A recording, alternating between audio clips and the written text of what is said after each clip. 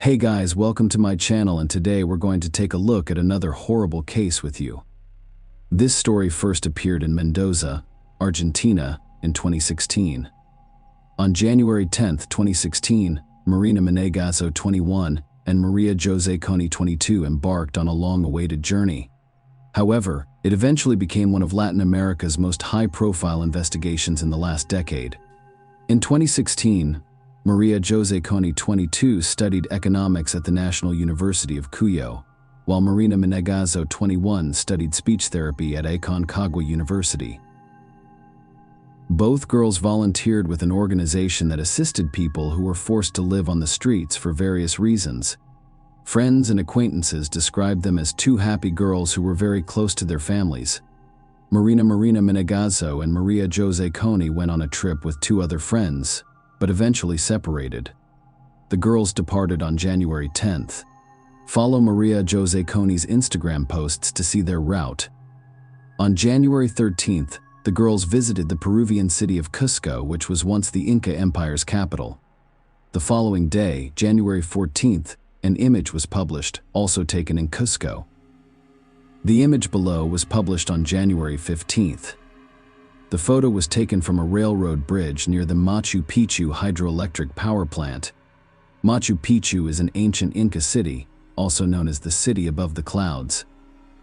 It is one of Peru's most famous attractions and is on the UNESCO World Heritage List. According to the girl's Instagram activity, she spent several days in the area. On January 18th, Maria shared two additional photos from that location. On January 19th, the girl posted this image as a goodbye to Cusco. 4 days later, on January 23rd, the girls had already arrived in Ecuador. Maria shared a photo from Montanita Beach for the next 10 days. The girls first traveled along Ecuador's coast before heading into the interior. On February 4th, Maria shared an image from San Antonio, and on February 6th, a photo from Bonobos. On February 10th, Maria shared a photo of all four girls. The journey that began on January 10th was coming to an end, and it was a farewell post as two girls from this company returned home to Argentina. Maria Jose Coni and Marina Menegazo had about 10 days of vacation and were not in a hurry to return home. Instead, they returned to Montanita, which marked the beginning of their relationship with Ecuador. On February 22nd, Maria shared a photo of herself and Marina. This was the last post on her Instagram account. On February 22nd, the girls contacted their families in Argentina. They said they'd be home soon. On February 25th, they had to take a bus from Ecuador to Lima, Peru, spend the night at a friend's house, and then fly from Lima to Santiago, Chile's capital. They would then travel by bus to their hometown of Mendoza, Argentina. At the same time, the girls informed their relatives that they would be difficult to reach by phone for a few days due to a poor signal. Relatives became concerned when they were unable to contact Maria and Marina for several days and saw no activity on their social media accounts. Marina's sister was the first to raise awareness about this case on social media.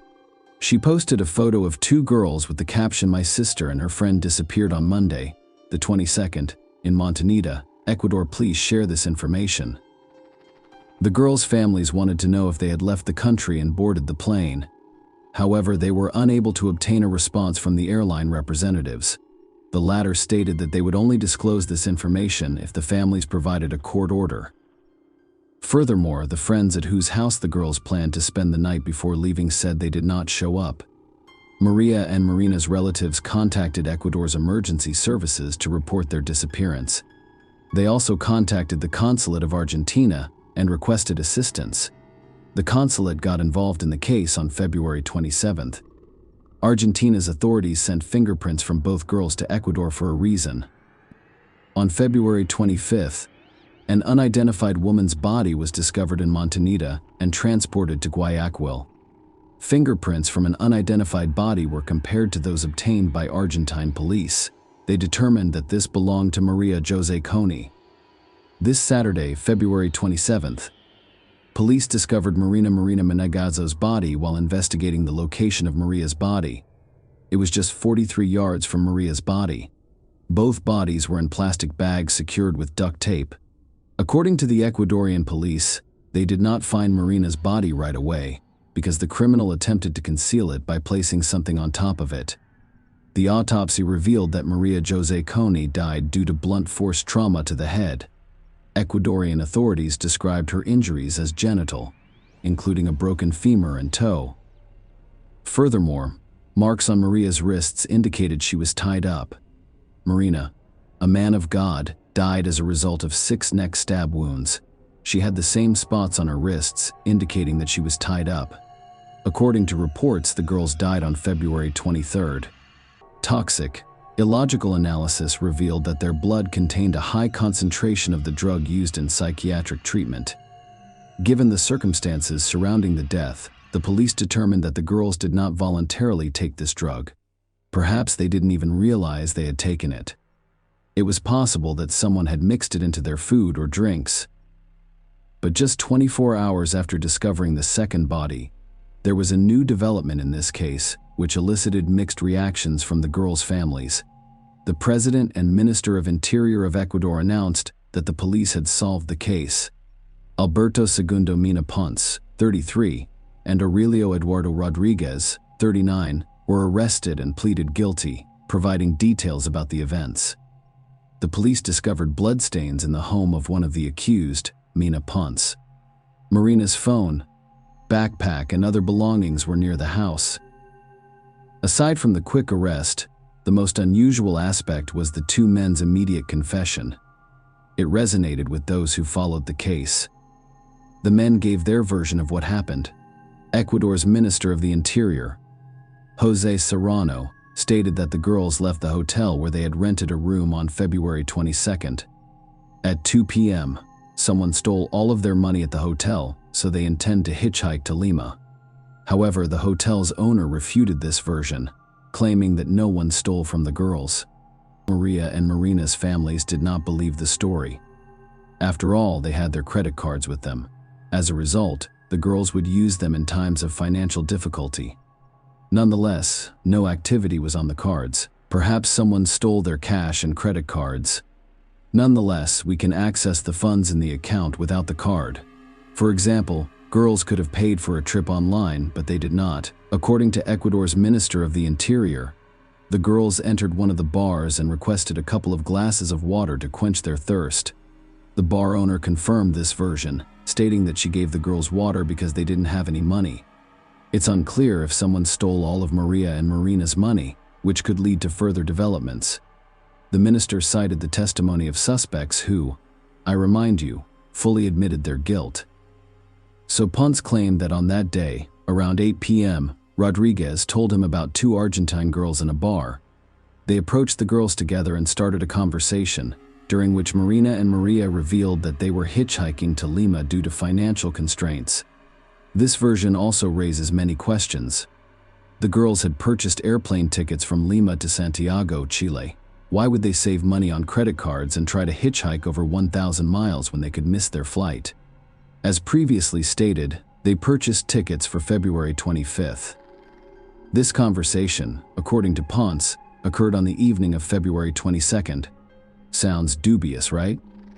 However, witnesses discovered by the local police confirmed all of these strange versions, as it was already late and the girls needed a place to stay the night but didn't have enough money for a hotel or hostel. Ponce invited them to spend the night at his house. The girls agreed, and the police located a taxi driver who confirmed driving Marina, Maria, and Ponce to the home. This image depicts the house where Ponce lived next, as reported by Ecuadorian authorities. Ponce returned to the bar and began drinking alongside Rodriguez. Marina and Maria were alone in the house during that time. The heavily inebriated men returned home around 2:30 a.m., but Maria and Marina were not present. The police discovered that the girls went to a store near the house to purchase soda. The exact type of drink is unknown. The police found another witness who confirmed this, a store cashier. If this is correct, it means the girls still had some money. Ponce testified that when the girls returned to the house, he remained in the room with Maria Coney, while Rodriguez was in another room with Marina Menegazzo. Ponce attempted to persuade Maria Coney to intimacy, but she refused and fled the house. Then he grabbed a stick and hit the girl on the head, killing her instantly. At the same time, he heard a scream from another room. When he entered the room, he discovered that Rodriguez had taken Marina Men of Gaza by surprise. Rodriguez immediately left the house, and according to Ponce, he began planning how to dispose of the bodies. Ponce attempted to clean up all traces in the house, wrapping the bodies in plastic bags and duct tape. In the afternoon, he borrowed a cart from someone he knew and drove them to a wasteland near the ocean shore, about 440 yards from home. Let me reiterate that everything mentioned is the official version of the Ecuadorian authorities. At the same time, it was unclear where the marks on the girl's wrists originated. There was also no explanation for the toxic, illogical analysis that claimed both girls' blood contained traces of a powerful drug. Given the circumstances and inconsistencies in the case, the girl's family began to question the version presented by Ecuadorian authorities. They believe the case is related to human trafficking and that Ecuadorian authorities were covering for someone. Marina and Maria's families had multiple reasons for doubt. First, the girls ran out of money but did not use their credit cards. Second, they were under the influence of drugs. Only 3 witnesses saw Maria and Marina that day: the bar owner, a taxi driver, and a cashier who allegedly sold them soda. The town had 5,000 residents. Furthermore, the families were perplexed as to why the bodies were discovered 2 days apart, despite being 43 yards apart. Maria and Marina sought assistance from Ponce and Rodriguez, which appears unusual.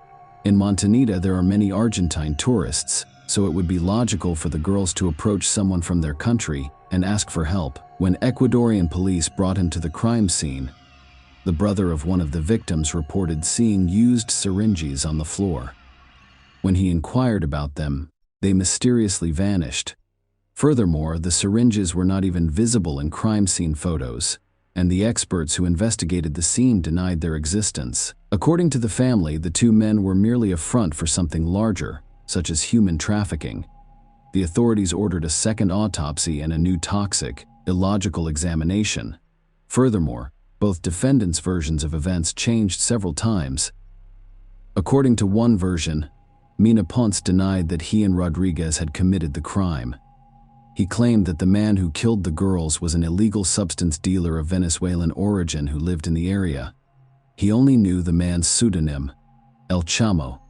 This man has been detained by the police. However, the latter stated that he had nothing to do with what happened and was willing to take a polygraph test or provide a DNA sample. He wanted to prove he was not in that house at all. Several DNA samples were discovered at the crime scene, including DNA from Mina Ponce, DNA from the 2 deceased girls, and several unidentified samples.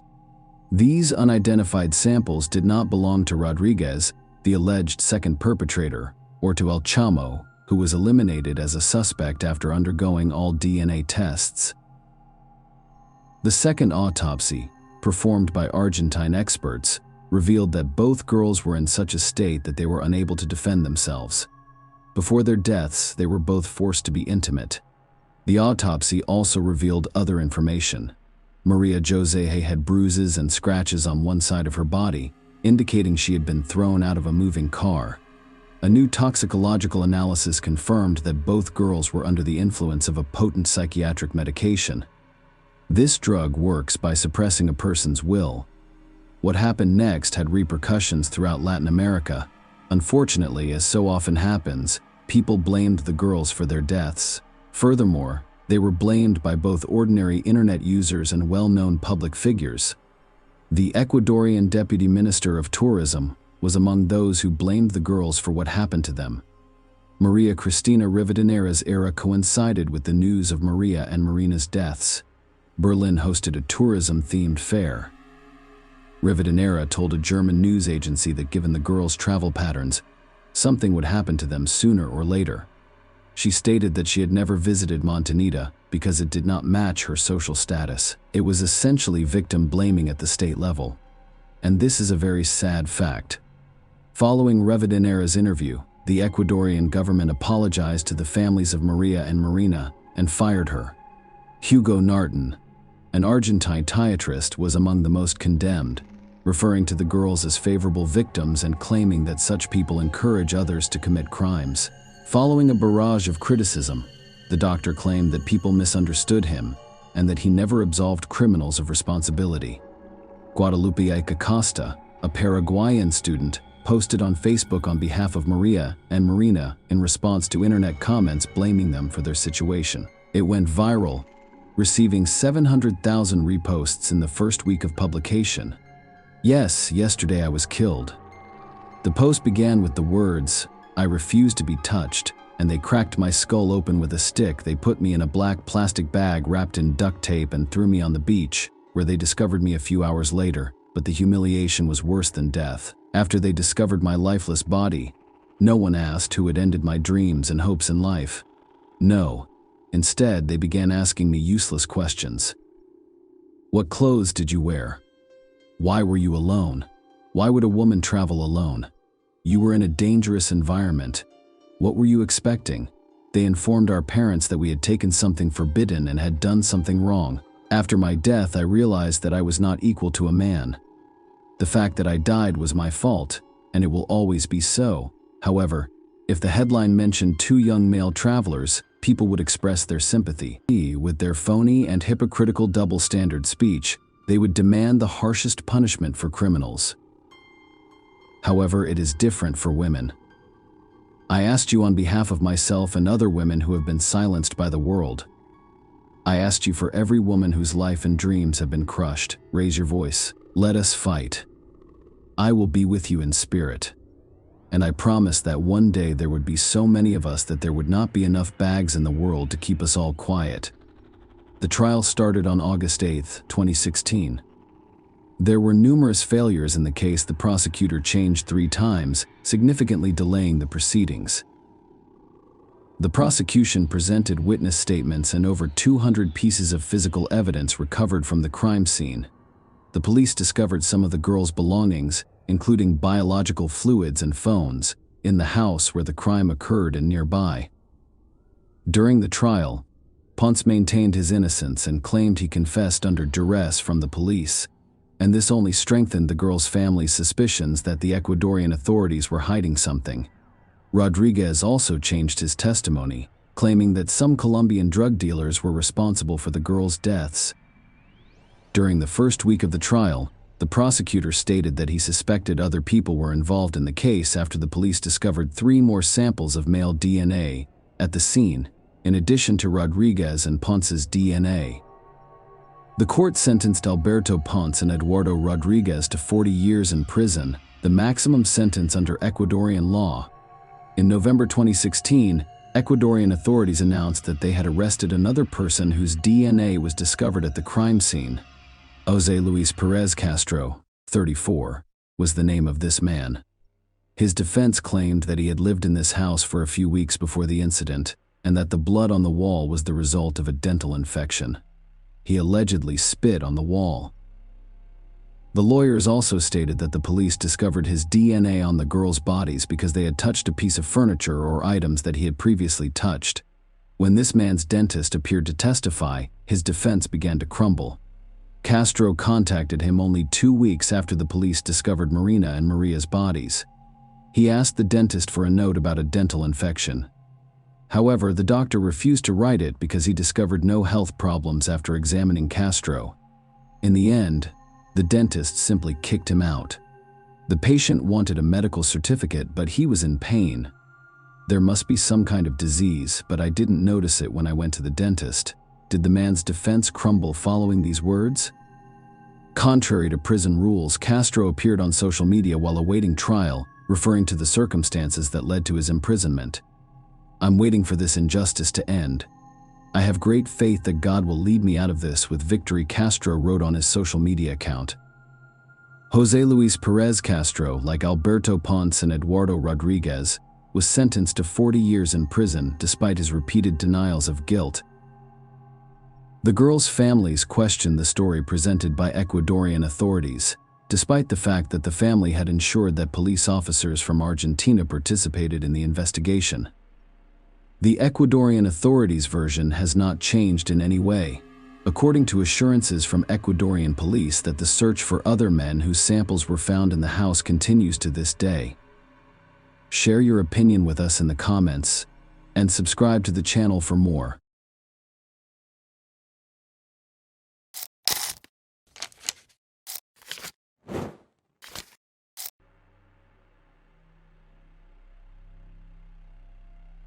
Hey guys, welcome to my channel, and today we're going to take a look at another horrible case with you. In this video, we will discuss what happened in 2021. Ashley Wadsworth, 19, was filled with hope when she left her family home in Canada for the United Kingdom. She flew over 4,000 miles to meet the man she'd been chatting with online for years. In this video, we'll look at how online dating can end. Ashley, born on July 25, 2002 in Vernon, British Columbia, was the youngest of Kenneth Wadsworth and Christy Gendron's two daughters. Ashley intends to pursue further education after graduating from high school. She enjoyed spending time with her family and friends. Everyone adored her. The girl brought joy to others. Ashley was an avid traveler who enjoyed art, skiing, swimming, tennis, and other outdoor activities. Vernon, located about 270 miles northeast of Vancouver, has a population of approximately 43,000 people. Ashley wanted to leave this place and visit other cities and countries. Most importantly, she wanted to visit the United Kingdom. This was not a spontaneous dream. Ashley did not have a smartphone when she was 12 years old, unlike her peers. As a result, she used the family laptop to monitor her friends' and classmates' social media activities. She knew it wasn't unusual to add dozens of friends and send messages to people she didn't know. In 2015, a Vernon friend introduced her online to Jack Seppel, an English boy. Ashley was 12 years old at the time, while Jack was 16. She had always been interested in the world. The fact that Jack lived on another continent piqued her interest in him. He was like a portal to faraway and unknown places. At the time, Jack lived with his mother in Chelmsford, a city of approximately 180,000 people located an hour's drive from London. Ashley was a very outgoing individual. Jack, on the other hand, appeared to be more withdrawn. It appeared that his primary interest was social media. Their 3.5-year age difference did not seem unusual because they were pen pals, but over time they grew closer. They spoke every day, and after about 2 months, Ashley began mentioning Jack in conversations with her parents and older sister Haley. Ashley's parents, Christy and Kenneth, are divorced. Their relationship with their children, on the other hand, remained unchanged. Ashley's mother was wary of the developing relationship, fearing that someone else was hiding behind the teenagers' photos. Christy relaxed after Ashley and Jack began FaceTiming in the family living room. She occasionally even greeted Jack. The woman liked his English accent, but Christy expected her daughter's interest in him to fade. However, the girl fell in love. For 7 years, Jack and Ashley communicated via text and FaceTime. They occasionally quarreled and stopped communicating. However, these periods were brief. Jack sent Ashley various gifts, including clothes, teddy bear jewelry, a purse, and sometimes money. Because of the 8-hour time difference, his face and name became familiar in the Wadsworth household. Ashley had to get up before dawn to speak with Jack, and the latter stayed up late at night waiting for the call. Ashley and Jack eventually shared a common dream. They wanted to meet in person someday, but for the time being, they were just images on a screen for each other. When Ashley turned 15, she asked her mother if she could pay Jack a visit. Christy's response was negative. She couldn't believe her 15-year-old daughter would travel to a foreign country to meet a man she had never seen before. Of course, Ashley was disappointed by the refusal, but she did not give up and said she would go when she reached the age of majority. As they grew older, the couple began to argue more frequently. The most common reason for this was jealousy on Jack's part. He was afraid Ashley would start a relationship with one of her Vernon peers. Ashley tried to persuade Jack by saying she loved him, but he was extremely jealous. Ashley would sometimes block Jack during their disagreements, making it impossible for us to contact her, but that did not deter him. He set up new social media accounts to text her or contact her sister and friends, knowing they would tell Ashley about it. Some of her friends believed Jack was obsessed. Ashley, on the other hand, was always quick to defend Jack, claiming that he was incredibly passionate. Jack's relationship with other girls was sometimes the source of their disagreements. They would stop communicating during such times, but they couldn't go without each other for too long. Ashley's mother claims she constantly compared her other boyfriends to Jack. In addition to his fascination with social media, Jack was a tattoo enthusiast. In October 2018, when he was almost 20 and Ashley was 16, he got a new tattoo, which he proudly displayed. He had her name written on his arm. That was how Jack hoped to demonstrate his dedication and seriousness of intent. He sometimes called Ashley, and his future wife, Christy Gendron, said the tattoo was too much. She forbade her daughter from getting a tattoo with Jack's name, but Ashley claimed she never considered it. The relationship with Jack became increasingly turbulent. Even from a distance, he exhibited some controlling behavior. Ashley's age may have caused her to overlook this. During one of the arguments, he ran a knife over his tattoo of Ashley's name. At the time, she thought it was an insane way to tell her he loved her. At the same time, she began concealing certain aspects of Jack's behavior from her loved ones. In 2020, Ashley was 18 years old when she received several phone calls from women Jack dated and frequently quarreled with. One of them informed Ashley that Jack would not let her out of the house and asked her to speak with him and calm him down. Jack occasionally dated other women, but he never kept it a secret. Perhaps she just thought so. Ashley was a teen girl who had no idea Jack was a skilled manipulator or that his behavior was abusive. She had intended to end her relationship with him several times, but he always sincerely apologized, saying she was the only girl he loved. Ashley was spiritual and discovered God through the Church of Jesus Christ of Latter-day Saints. She was baptized Mormon in April 2021. Ashley began working part-time, as soon as it was legally permitted. She worked for McDonald's, Burger King, and several other companies. The girl received her own money, and her first purchase was an iPad.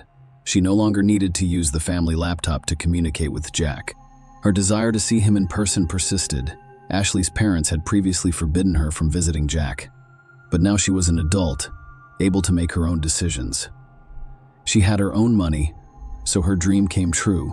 The girl obtained a 6-month tourist visa and booked a flight to London. Ashley, 19, said her goodbyes to her family on November 12, 2021, and was taken to the airport by her father. Her parents were understandably concerned about her, but they could no longer stop or persuade her. I figured the worst-case scenario was that she'd leave, they wouldn't work out, and she'd return home and set her mother Christy up. Ashley sent a Snapchat message to her family while waiting for the plane to depart. "I'm on my plane," and she said it's huge. After 7 years of online communication and 10 hours on a plane, the couple finally met in person. It was an exciting experience for both of them.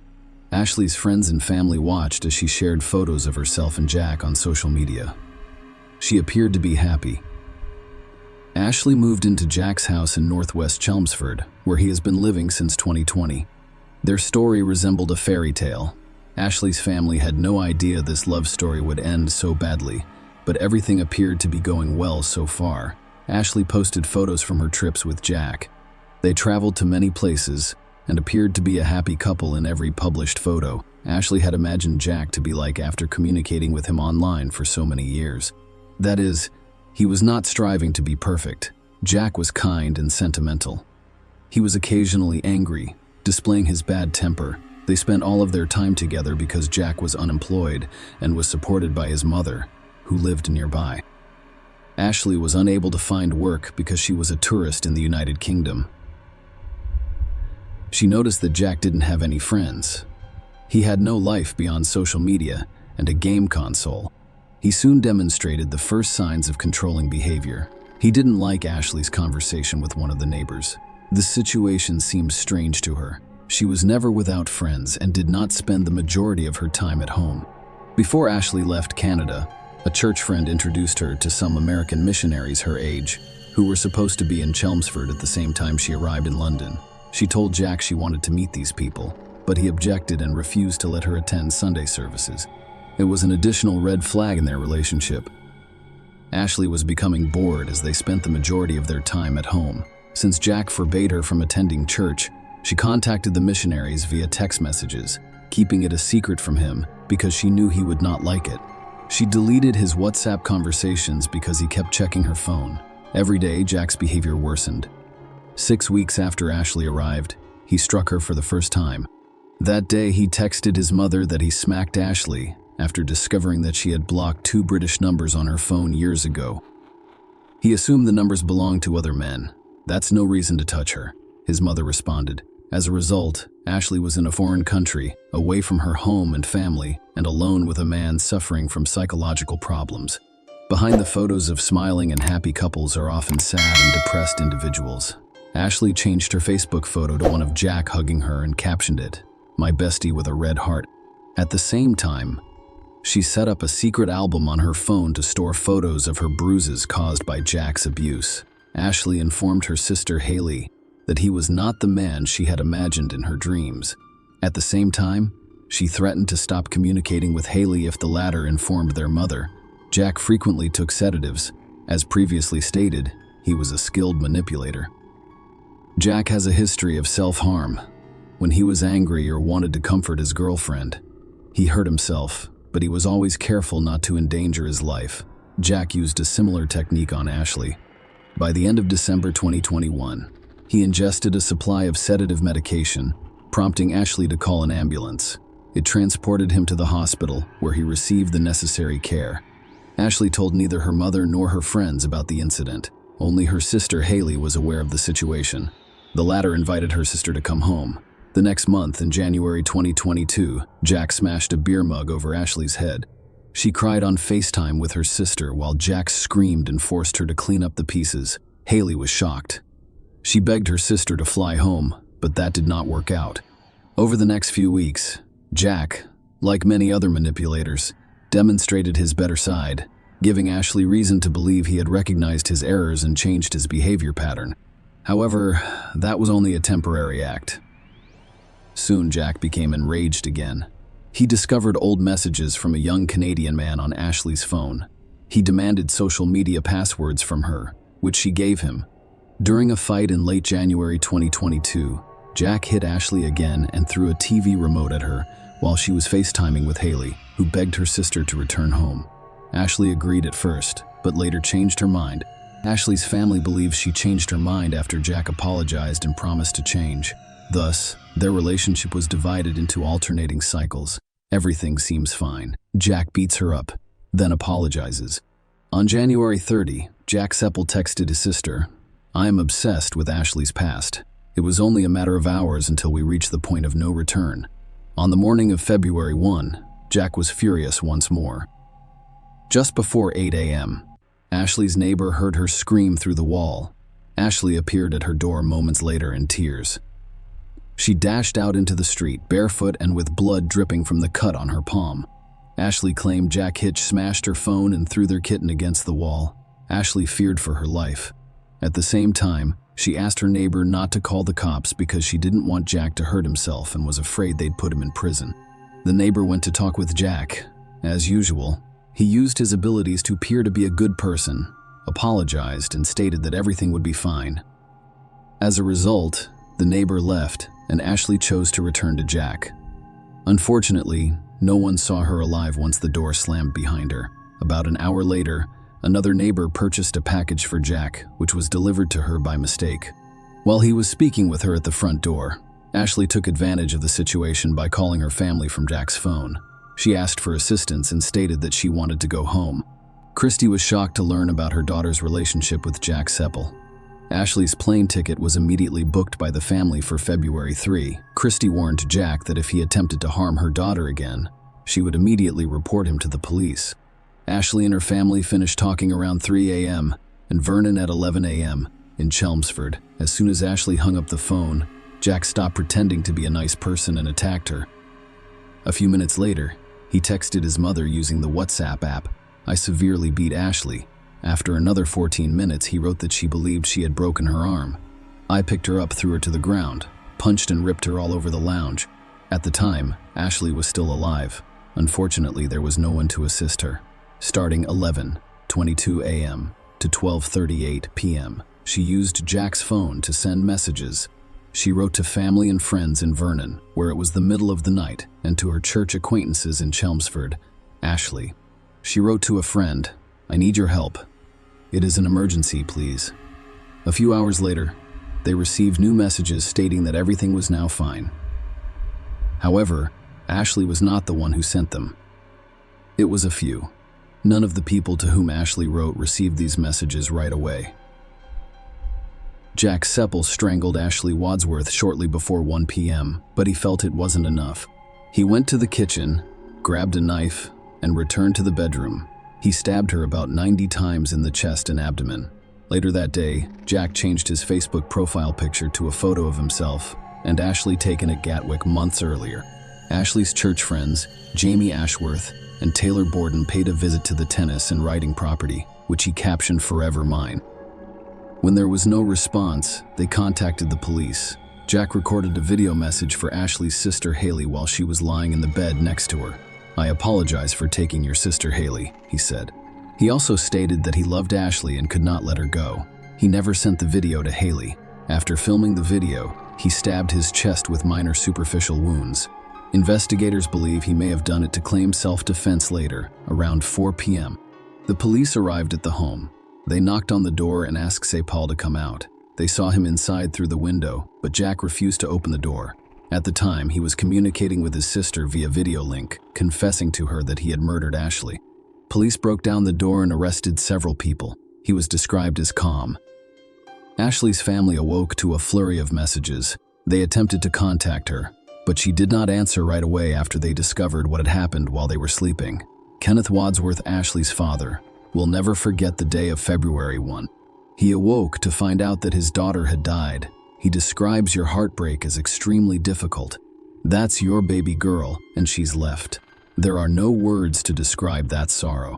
Kevin went to the UK with his wife, Charmaine, to handle the paperwork and collect Ashley's body. Aside from the enormous grief felt by her family at home, the Chelmsford community mourns her loss as well, despite the fact that many of them never met her. They held vigils in fields near where she was killed, with flowers, balloons, and candles to honor her memory.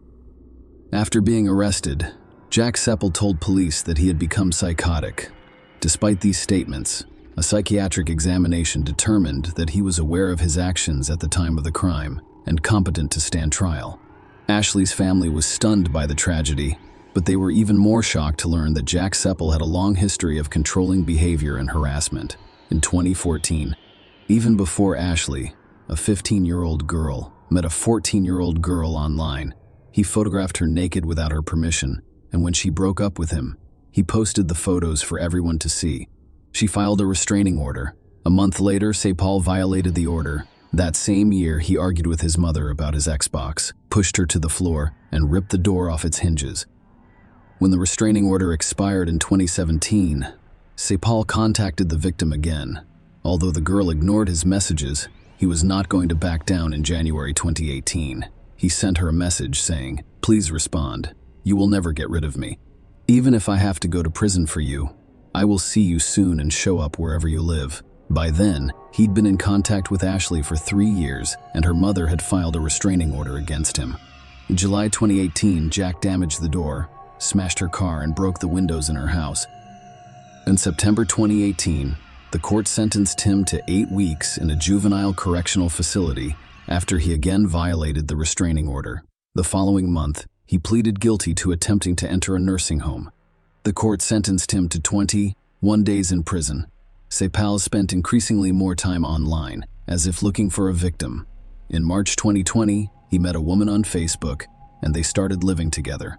This woman quickly recognized that he was a dangerous man. He was extremely jealous, and his actions were unpredictable. When she said she was leaving him, Jack grabbed her throat and locked her in the house, but she managed to escape through a window. Another similar incident occurred, but with a different woman. Sepal had committed 12 crimes in total, with domestic violence accounting for the majority of them. We had no idea about his history. I feel like I threw her to the wolves. Ashley's father stated that Kenneth and Christy want others to learn from their daughter's story. If something does not feel right, take action. If you have a gut feeling that your sister, friend, aunt, mother, or daughter is involved in such a situation or relationship, call the police and intervene.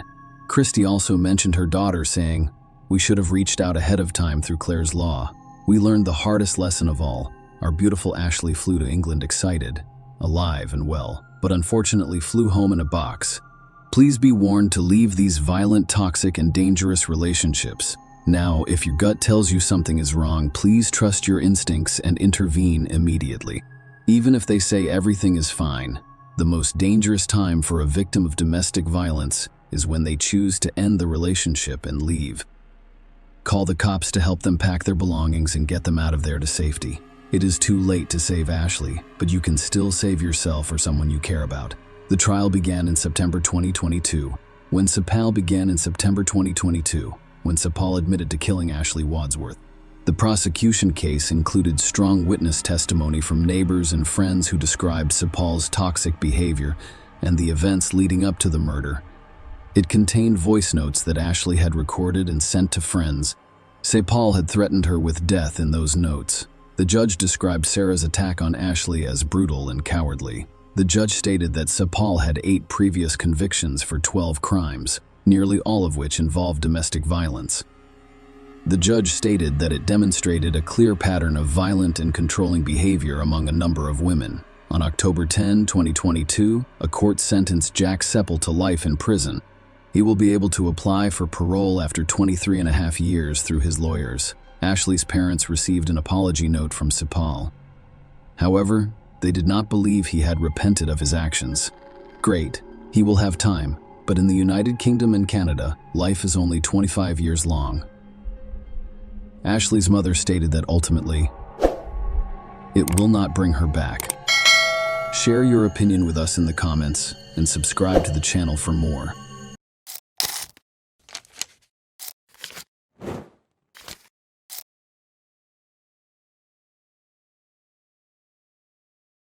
Hey guys, welcome to my channel, and today we're going to take a look at another horrible case with you. One summer day, in 2014, the New York Police Department received an unexpected call from a woman who wanted to speak with the detective working on the Shell Collin case. Deborah Holmes called and urgently requested a meeting with the investigators after learning such shocking news. They hoped that this unexpected call would help thaw the long, stagnant investigation into a tragic loss, which had been stalled for 5 years. It was about the tragic death of Shel Danishevsky, which caused a stir in Manhattan on New Year's Eve 2010. Shel Collin grew up on the West Side, surrounded by Orthodox Jews. Her family's deep roots in this close-knit community shaped her upbringing. Shel's transition from a happy childhood to a successful adulthood was marked by her love of learning and academic excellence. This thirst for knowledge eventually led her to a prestigious asset management degree, which opened the door to a successful career in the Swiss banking industry. Her rapid rise in the financial world saw her managing multi-million-dollar portfolios for clients in 1998. Despite a successful career in one of the world's wealthiest cities, Shel felt unfulfilled. She had a stable financial situation and a loving family. However, her dream of starting her own family and becoming a mother remained unfulfilled. In February 1998, you were determined to change your fate. Shel attended a Jewish singles event aimed at assisting those looking for a significant other. There, she met 26-year-old Rod Kovlin, a fellow banking professional. The young couple shared many common interests, both motivated by a desire for success and stability in life. Their connection was instantaneous and profound. The relationship blossomed quickly because they complemented each other perfectly, disregarding the significant age difference. Shel and Rod were inseparable, sharing every moment together. They were so in love that they decided to marry soon after meeting. Despite the fact that some acquaintances thought Rod and Shelley had made a hasty decision, everything felt right. The happy couple soon welcomed 2 beautiful children, a boy and a girl, to complete their family. On New Year's Eve, 2009, the Kovlin family's idyllic life was shattered by a tragic accident that killed Shel. At first, the police thought it was a freak accident. They were convinced it was only that early on December 31. At the Manhattan police station, 2 officers are finishing up their night shift and were having coffee to talk about their holiday plans. However, the peaceful atmosphere was abruptly disrupted at 7:30 a.m. An urgent phone call. Rodney Kovlin. In a frantic state, he informed the officers from the Upper West Side of strange occurrences, including the discovery that his ex-wife, Shel Danishevsky, was dead in her bathtub, submerged in blood-stained water. Emergency services hoped Rod could help save the victim. Following the operator's phone instructions, Rod pulled her out of the water and attempted resuscitation, but it quickly became clear that saving her life was not possible. Shel's body remained cold and motionless. A distraught Rod wrapped her in a blanket he found in the bedroom and waited for the police to arrive. Thus, on December 31, 2009, Manhattan witnessed a heartbreaking event in Rod Kovlin's life. The police responded quickly to the incident. Upon arrival, they quickly assessed the situation and cordoned off a major street in Manhattan. They were greeted by a luxurious home just a few steps from the city park. The Upper West Side was known for its safety, so officers assumed Sheil Danishevsky's death was another tragic case of self-harm. When they entered the apartment, they discovered children's toys scattered throughout, which was not surprising given the upcoming holiday. They then went to the bathroom, where a woman's body was wrapped in a blanket by her husband. Rod had just pulled the body from the water, as evidenced by the bloody water in the tub and the wet floor. There was a bleeding wound on the back of the Shell's head. The officers surveyed the bathroom and discovered an open cabinet door with a torn hinge, implying that the woman may have slipped and torn it off while attempting to hold on to the door. Forensic experts arrived shortly after and performed a thorough examination to rule out any other potential causes of the tragic incident. After a thorough examination, they determined that there was no break-in or signs of a struggle. Investigators were increasingly inclined to believe that Shell's death was an accident. The detective working on the case decided to speak with family members. During their questioning, it was revealed that Sheil and Rod's 9-year-old daughter was the first to discover her mother's body, and she was traumatized and shocked by what she saw. The girl was able to tell the police officer exactly what had happened. It turned out that the night before, she and her younger brother had slept in their mother's bed, which is quite common. When she woke up in the middle of the night and noticed her mother's absence, she went to find her and discovered the horrifying scene in the bathroom. The terrified child immediately contacted her father for assistance. Rod and Shell had recently separated, and he had moved to a new apartment on the same floor of the same building. To get to his apartment, he only needed to cross the corridor. The girl called her father, who was nearby and arrived right away. When he entered the bathroom, he removed Sheila's body from the water and called for help. The girl's account was exactly what Rod had described, confirming the theory of an accidental death. The police informed Shell's relatives about the tragic incident, which shocked everyone. The autopsy and forensic examination were scheduled the day after the body was discovered. However, surprisingly, it never occurred. When the medical examiner called the investigators to begin the examination, he was surprised to learn that, despite the necessity, the procedure would not be carried out. This perplexed the examiner, who wondered how this could happen. A rabbi from the synagogue had intervened.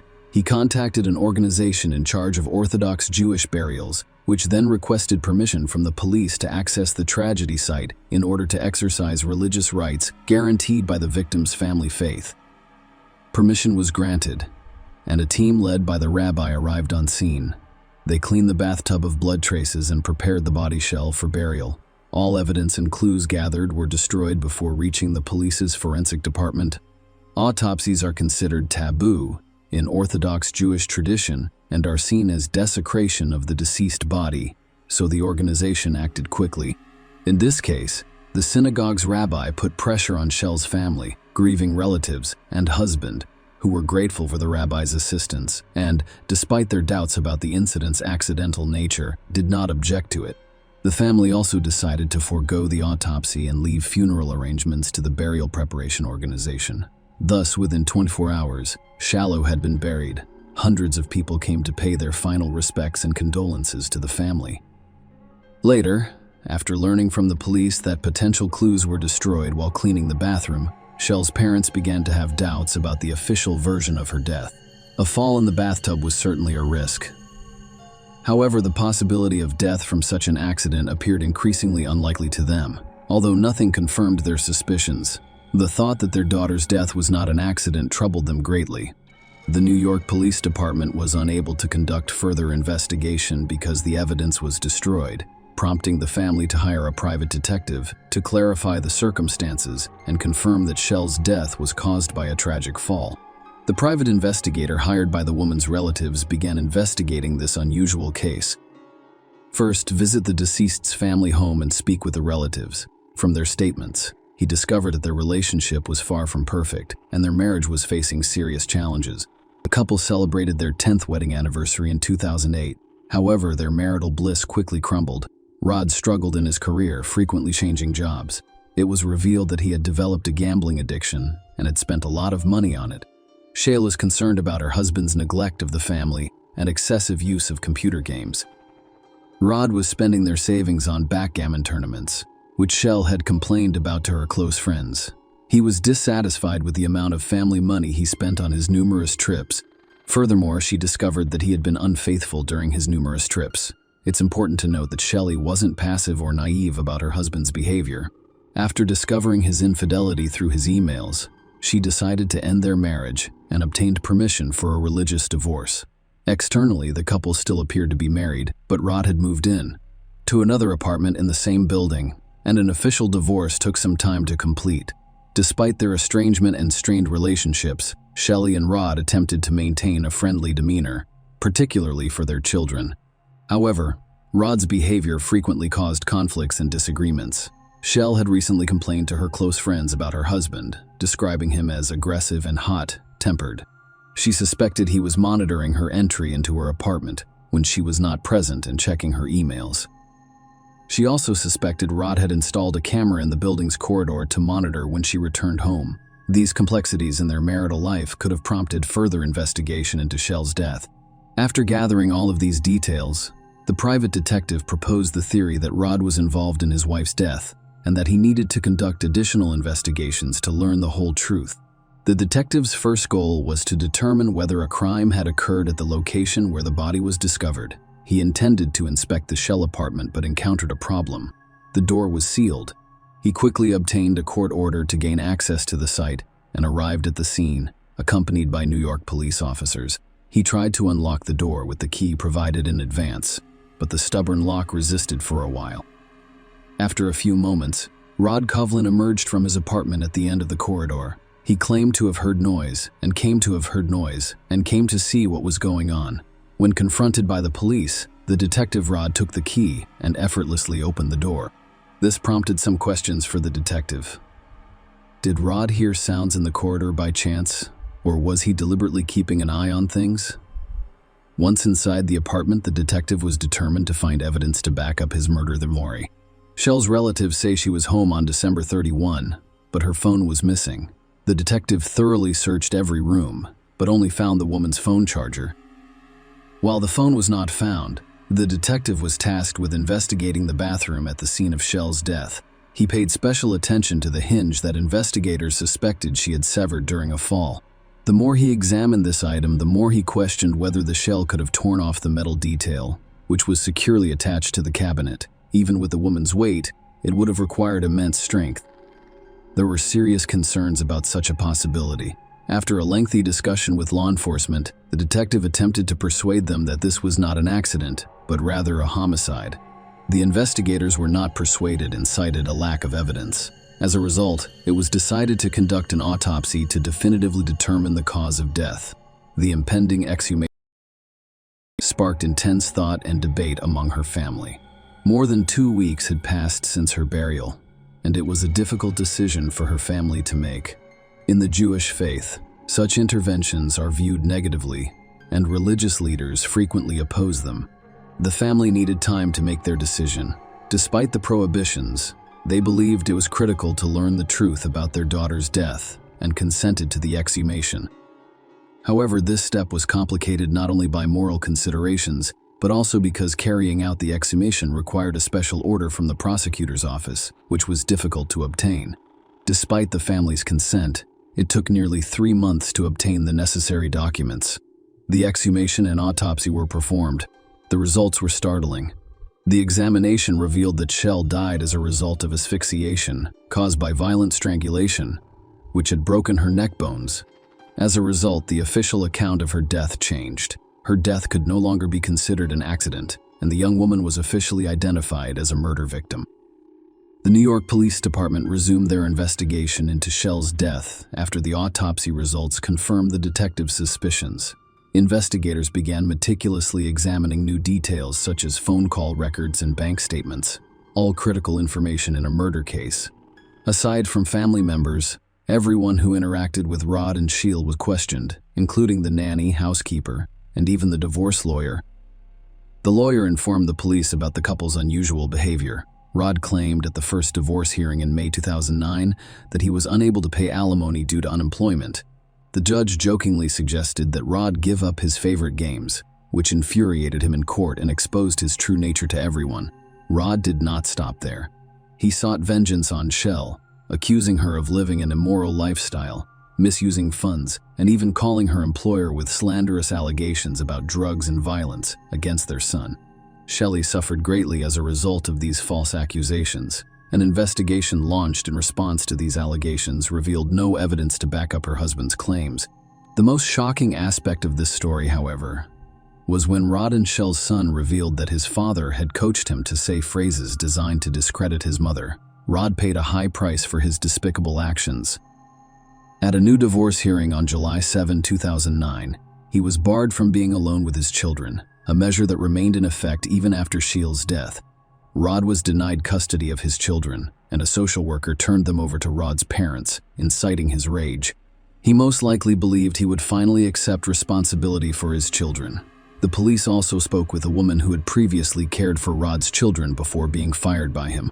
She provided the detectives with intriguing information. It turned out that on December 30, Shelley had an expensive keratin hair treatment worth several $100s. After treatment recommendations included avoiding moisture and heat exposure for several days, which precluded bathing or showering. This begs the question of why Shelley would risk damaging her hair by disregarding these recommendations. Investigators suspected that Shell did not take a bath on the day she died. However, their conclusions lacked direct evidence and were insufficient to charge anyone with murder on their own. Detectives also looked at the building surveillance footage where the couple lived. On the day of the murder, they noticed Rod's unusual behavior. At 4 a.m., he left his apartment dressed as if he was going out. He returned after some time. The night watchman at the building's entrance, who was interrogated, found Rod's early morning departure unusual because he had never left so early before. The watchman remembered Rod asking if he needed anything, to which he said no. However, Rod returned a few minutes later with chocolate bars and offered them to him. The investigators believed Rod's actions were deliberate in order to create an alibi for himself. Rod was now the primary suspect, and the investigators' task was to prove his guilt using any means necessary. Their main question was what possessed Rod to murder his wife during the investigation. Despite 2 divorce hearings, Shelley and Rod remained legally married, which meant that without a will or divorce, the property would automatically go to Rod. It amounted to more than $5 million. Another critical point was that on December 31, 2009, Sheila scheduled an appointment with her lawyer to change her will, intending to exclude her husband. This was undoubtedly a blow to Rod, providing a motivation for the crime. Rod's potential loss of $5 million was undoubtedly a motivating factor. Because he was already a suspect, all of Shell's assets were transferred to a secure account pending further investigation into his involvement in the crime. It was obvious that if Rod had been monitoring his wife, he would have known about her meeting with the lawyer to remove him from the will. Investigators suspected Rod of installing spyware to track his wife. Shell was also seen returning home around 8 p.m. on surveillance footage. The night before, they were talking on the phone, which was never found after the crime. Now that they had confirmed that the phone was in the apartment, they decided to conduct another search of the crime scene. When the investigators returned to the apartment, they didn't have to search long. They couldn't believe their eyes when they saw Shell's phone calmly lying on her bedside table, plugged into the charger. No one noticed the device in this location during the initial search by the New York police or the examination by private detectives. Furthermore, during previous searches, investigators photographed the room, but the phone was not on the bedside table. There was only one explanation. Rod had returned the mobile phone to the Shell-sealed apartment. It was unclear whether this was a foolish mistake or a deliberate taunt to the investigation. Rod was called in for questioning, but he had already retained a lawyer who advised him to remain silent. The investigators had to look for more evidence of his involvement. When police examined Rod's phone records, they discovered frequent calls to a number registered in Jacksonville, North Carolina. Deborah Holmes, a married mother of 3, owned the phone number. She was 14 years older than Rod. They met at a backgammon tournament 5 months before Shell's murder and had a passionate affair. The lovers met at backgammon tournaments and later played online together. The investigator saw an opportunity to find a leakhead and called the woman to ask her some questions. To their surprise, Deborah explained that her lawyer had advised her not to speak with them. Faced with another refusal, law enforcement officials decided to inquire about the attorney's name. It turned out to be the same lawyer who represented Rod Kovlin. The police's last hope was to find compromising messages or electronic correspondence between Rod and Deborah. They hoped to find these on Shield's newly discovered phone. Unfortunately, every message has been professionally deleted. Even expert programmers were unable to retrieve the data. Rod had meticulously planned everything, apparently mocking the authorities. Days turned into months and years, and it was clear that Rod Coughlin was avoiding justice. Perhaps the crime he committed was perfect, but the rabbi's cleanup of the bathroom, which removed all traces of blood and other evidence, was crucial. This action destroyed all potential DNA, fingerprints, and fibers, complicating the investigation, which became increasingly drawn out. Rod never admitted to his crime, and a lack of evidence prevented the case from proceeding to trial. 5 years had passed since the investigation into Shield's death began. However, no arrests had been made. After years of fruitless searches for clues and evidence linking Rod Coughlin to his wife's death, the suspect's mistress unexpectedly came forward. Following her phone call, the police invited her to the station, where Deborah Holmes arrived immediately. It turned out that she and Rod had split up a few months before, prompting her to call the police. What she told the investigators over the next 3 days shocked them. Deborah had a lot to reveal. She informed them about Rod's plans for custody of his children. Rod was still a suspect in his wife's death and had no custody rights over the children, so he couldn't access her money. Rod was willing to do anything to seize her. She had left millions and devised a heinous plan. Coughlin intends to persuade his 15-year-old daughter to stage an assault, then accuse his father, Rod's father, of the offense. This would land the grandfather in jail, resulting in him losing custody of his grandchildren. Rod hoped his daughter would accept his plan in exchange for money. Meanwhile, the criminal was regularly withdrawing money from the only account he had access to, which Shelley had set up for their children's education.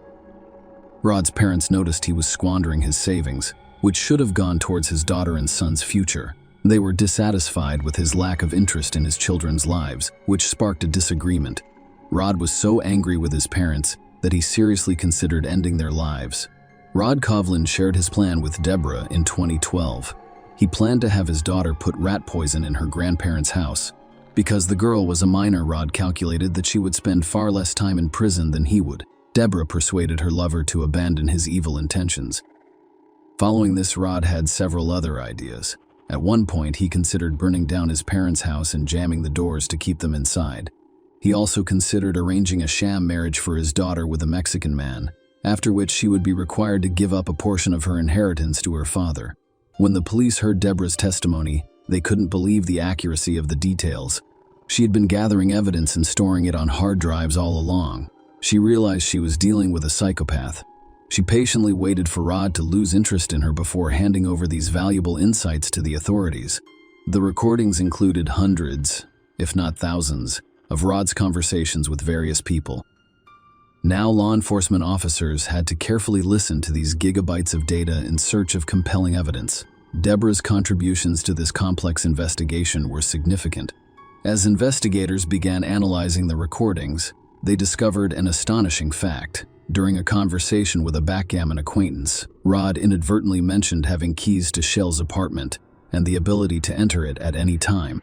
These hard drives proved to be a valuable resource for the police, containing hundreds of case-related materials. Investigators discovered Rod was plotting against his own daughter, intending to blame her for the mother's death.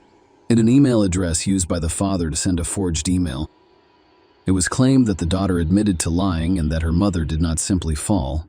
According to the fabricated story, they had an argument in the evening, and she pushed her mother into the bathroom. Thanks to all of the information gathered, the police finally had enough evidence to charge Rod Coughlin with his wife's death. On November 1, 2015, Rod Coughlin was arrested. Shield's family awaited the trial of their daughter's assailant, but victory was not guaranteed. The charges were circumstantial, and a skilled attorney could raise doubts in the jurors' minds. The detectives continued their investigation, gathering new information and meticulously verifying all evidence. Soon, irrefutable proof came from an unexpected source. While in prison, Rod Coughlin told a fellow inmate about his wife's death. He described his actions in great detail, even mimicking the gesture he used to strangle her. The police requested surveillance footage and discovered that it perfectly matched the autopsy results. This was direct evidence of Rod's guilt. almost like a confession. The trial lasted 7 long weeks. During this time, the jury heard Kovlin's heinous plans, which included murdering his wife, targeting his parents, and framing his own children. The jury was appalled by his cold-blooded and deceitful behavior. It took them 2 days to reach a final decision. Rod Kovlin was found guilty in March 2019 of the deaths of Shelly Danishevsky, his wife, and his children's mother. Despite the lack of direct evidence, he received a life sentence with the possibility of parole. After 25 years, Shayla Kovlin was a successful and determined woman seeking simple family happiness. However, a ruthless, greedy monster crossed her path, claiming not only her life, but also that of her children and loved ones. Deborah Holmes' determination brought this tragic story to justice. The criminal was sentenced for his heinous actions. Deborah's bravery most likely aided not only in obtaining justice, but also in preventing potential future crimes. Rod Kovlin will never again harm his family or the people of New York. Share your opinion with us in the comments and subscribe to the channel for more.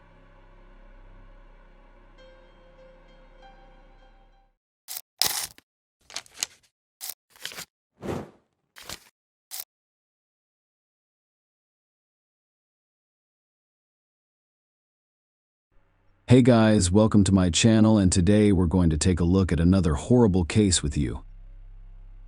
In this video, we will discuss what happened in 2021 in Georgia, United States. Mariam Abdulrab was heading home after a shift at a bar. She arrived at her house but did not have time to enter it. What happened to her had a significant social impact. Unfortunately, Mariam was one of those whose deaths prompted the authorities to recognize that the laws against certain groups of people were insufficiently harsh. Georgia enacted Mariam's law before the criminal appeared in court, and the case was only recently resolved. Mariam Abdulrab was a 27-year-old bartender at the Reverie VR bar in Midtown Atlanta. Her co-workers and loyal customers adored her. Mariam was an outgoing individual who could always strike up a conversation. That is how her best friend, Alicia Kim, described her. She is the most compassionate person in the world. She would literally hand you the shirt off her back. She was a daughter, younger and older sister, girlfriend, and best friend. She worked in the service industry. She was aware that waiters and bartenders also rely on tips, so she's always been very generous with her own money. Mariam and her boyfriend, Jerry Antoine, lived in the park in Atlanta on August 13, 2021. She finished her night shift around 5 a.m. and drove home. She had to drive about 5 miles on a route she was familiar with. Unfortunately, nothing went right this time. When Mariam arrived at her house, another car pulled up behind her. She did not have time to go inside. Someone kidnapped her in front of her boyfriend. Jerry Antoine called the Atlanta Police Department's 911 operator to report a kidnapping. He stated that his girlfriend was kidnapped in front of his home at 501 Borough Street. He described the kidnapper's vehicle as looking like a Ford Escort or a Jeep. Antoine was shocked and distressed by the incident, repeatedly asking for assistance and expressing concern for his girlfriend's safety. Jerry Antoine gave his contact information and stated that he witnessed the kidnapping. He described seeing his girlfriend being forced into a black SUV by a man wearing a security shirt and wielding a gun. The operator instructed Antoine to remain calm and asked him a series of questions to learn more about the incident. Antoine confirmed that his girlfriend had called him 5 minutes prior to her arrival. He heard commotion outside, looked out his window, and saw the kidnapping taking place. The operator confirmed Jerry Antoine's address as 501 Borough Street South. Antoine mentioned that he was attempting to track his girlfriend's location using his phone but was unsure if she had dropped it. The operator assured him that a unit would be dispatched to his location soon to provide additional assistance. Shortly after that 911 call, police officers crowded the area where Mariam had been abducted. The authorities attempted to take all necessary steps to resolve this case because the chances of finding the girl dwindled with each passing minute. Nobody knew the criminals' motivations or what they were up to. In terms of motivations and so on, I do not know. Deputy Chief Charles Hampton Jr. told reporters immediately following the incident. Alicia Kim, Miriam's best friend, posted these words on one of her social networking pages. "My best friend was kidnapped last night at her home in Grant Park. She currently works as a bartender at Reverie and previously worked at Mother's Church. If you've met her, you know she's an amazing person. After her shift, she went to a gas station and someone followed her home. And as she approached her door, she was taken. Please send me any videos you may have of her from last night. If you see her in any vehicle, please contact the authorities." Detectives attempted to identify the abductor. According to one version, Miriam was a random victim who the perpetrator encountered at a gas station. Investigators discovered CCTV footage that captured the moment of the abduction. Miriam arrives at her home and exits the car, as seen in the video. A moment later, another car approached the house. The driver exits, grabs Miriam, and leads her to the vehicle. The car then disappears, backing away. Everything happened in a matter of seconds, and it was terrifying. Miriam was practically at the door of her home when she was kidnapped in cold blood. While the police were speaking with Miriam's boyfriend, 911 received 2 additional phone calls from the same area. The woman informed the operator that she had heard at least 4 loud bangs, which she believed were gunshots. About 5 hours after Miriam's kidnapping, another man called 911 and gave critical information. About 5 hours after Miriam's abduction, the woman who called 911 reported hearing what she thought were 4 gunshots. Later, another man called 911 from the corner of Lakewood Avenue South and Terrace Way South, near an abandoned house. He requested police and ambulance assistance, mentioning that the location was across the street from the Boys and Girls Club and near an Exxon gas station. He explained that the abandoned home was boarded up. The caller, Robert Dixon, described seeing a Caucasian woman lying face down near a mailbox while walking his dog. He described her clothing and appearance, noting that she appeared unconscious and could be a teenager or in her early 20s. He stated that he had not touched her and was unsure whether she was breathing. He was concerned about the lack of movement from her chest or back, as well as the presence of blood around her upper body. The dispatcher told him to wait for paramedics and offered reassurance.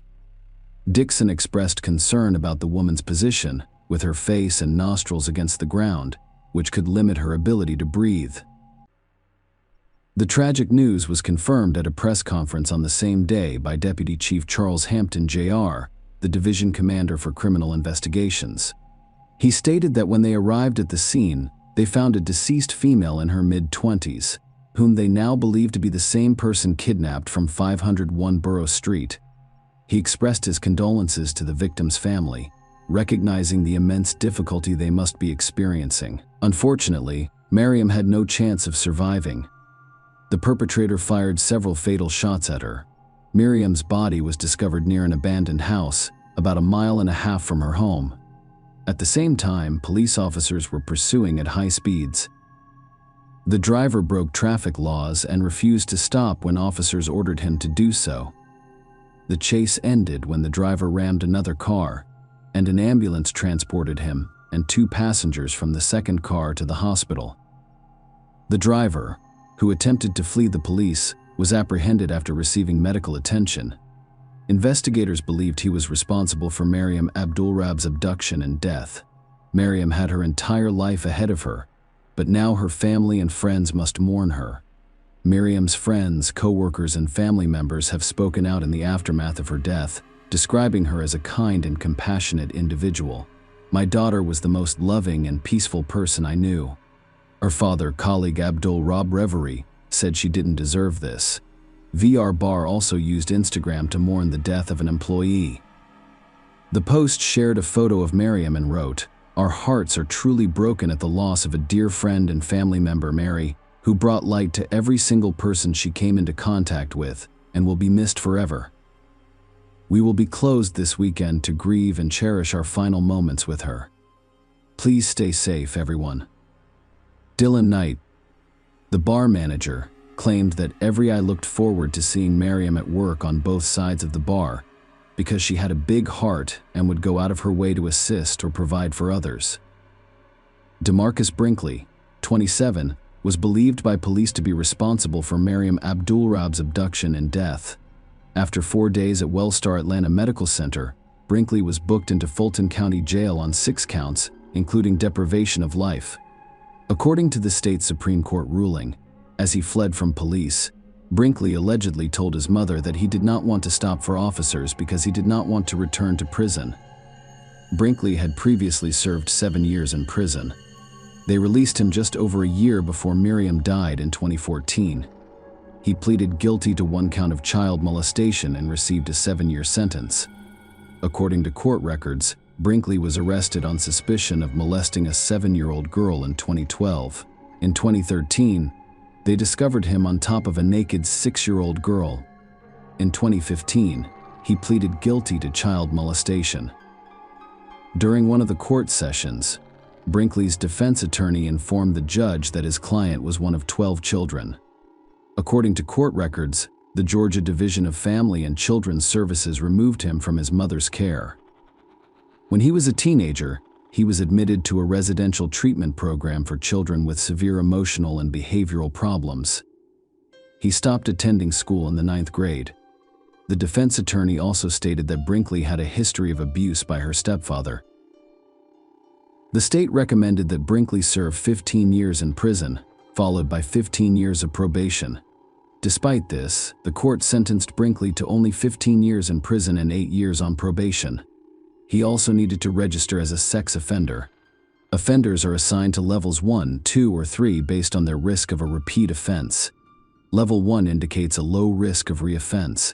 Level 2 indicates a moderate risk of reoffense. Level 3, or sexually dangerous predator, has a high risk of reoffending, whereas some states level sex offenders on the day of sentencing and Georgia levels sex offenders after they are released from prison. Thus, after being released from prison in 2020, Brinkley was required to register as a sex offender, but he never received a risk level assessment. That's why Miriam's brother, Ali Abdulrab, thought there were ways to prevent what happened to his sister. "What happened to my sister was avoidable." Ali stated that it had broken my family. She was simply overjoyed. She always had a way of making people feel special. She was finally becoming the woman she aspired to be, and everyone around her could tell she was getting ready to live her dream life. Ali Abdulrab stated that it still does not appear real. It's still difficult to talk about. Brinkley has dealt with a wide range of state officials throughout his life, from judges in the courtroom to mental health counselors. Ali Abdul-Rab believes that his sister would still be alive today. If any of them handled his previous convictions differently, Miriam's family has advocated for changes to state laws to prevent similar crimes in the future. While DeMarcus Brinkley was still awaiting trial in May 2023, Georgia's Governor, Brian Kemp, signed legislation imposing new restrictions on convicted sex offenders. House Bill 188, also known as Miriam's Law, improved ways to track these individuals. The law requires sex offenders who have not undergone a risk assessment to wear an ankle monitor. After receiving their assessment, the most dangerous offenders are required to wear the monitor throughout their probationary period. Lower-level offenders may have them removed if approved by the State Department of Community Supervision. Her brother, Ali Abdul-Rab, stated that love always wins. The love Mary left behind played a significant role in the passage of this law. It will play an important role in preventing similar crimes to Miriam's. I believe it will save lives. There may be more DeMarcus Brinkleys out there. Ali stated that we don't want this to happen to anyone else. We immediately wondered why this guy was out walking freely in the first place, and we hear he works in security. This is insane. Ali said it hurt even more knowing that this guy slipped through the cracks in our system. DeMarcus Brinkley reached an agreement, pleading guilty to several charges during the trial in November 2023. On December 5, 2023, the court sentenced him to life in prison with the possibility of parole after 30 years and an additional 15 years. Miriam's family was dissatisfied with the verdict, which is understandable. A criminal with a long track record may be able to leave prison one day. Michael Sidon, Mary's brother Ali, and Abdul-Rab responded to the plea agreement reached by prosecutors and his sister's killer in a text message to Channel 2. We weren't pleased with the outcome of the sentencing. After all of this time waiting for a trial, DeMarcus Brinkley decided to plead guilty in the hopes of being granted parole one day after serving his life sentence for 30 years plus 15. Despite hearing the details of everything he has done in court, they still allow him to have the one thing that will make his time in prison a little more bearable. In these situations, it is easy to place the blame on the criminal. But the reason my sister was murdered in the first place was that a judge in court did not accept the prosecution's recommendation for his previous charges of sexually assaulting 2 children. The ruling in this recent case is all too familiar, and it appears that the judge's only goal is to make everyone happy. More so for the criminal defense attorneys, who I'm sure will take this as a victory. I understand that their role is to promote fairness and justice for their clients, but at what cost? The criminal justice system, as I understand it, is a never-ending cycle of injustice and reconsideration, particularly for potential victims and those who suffer. Our family believes it is not fair to the children whom this monster has harmed. It wasn't fair to my sister, who had her entire life taken from her. Mariam Abdulrab is more than a crime statistic. She is a real person with real family and friends who care deeply about her. The defendant will spend the rest of his life in prison and away from our community, where he has proven himself to be a serious threat to the public. According to District Attorney Fonnie Willis, nothing can be done to restore Mary Ann's life, which was tragically taken away from her, her family, and her friends.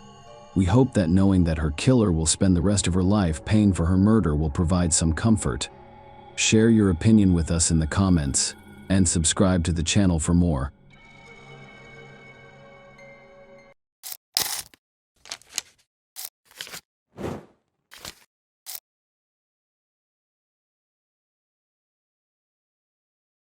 Hey guys, welcome to my channel, and today we're going to take a look at another horrible case with you.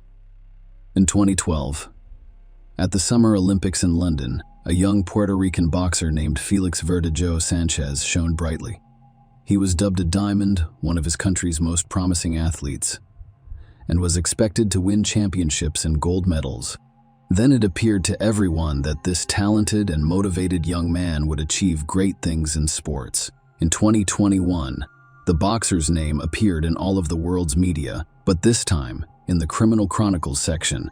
This story is about a teenage attachment that turned into an addiction and resulted in a terrible tragedy, as well as how the author of the main knockout of 2014, who was praised and promoted by 2-time Olympic champion Vasily Lomachenko, nearly received a death sentence, but was eventually sentenced to life in prison.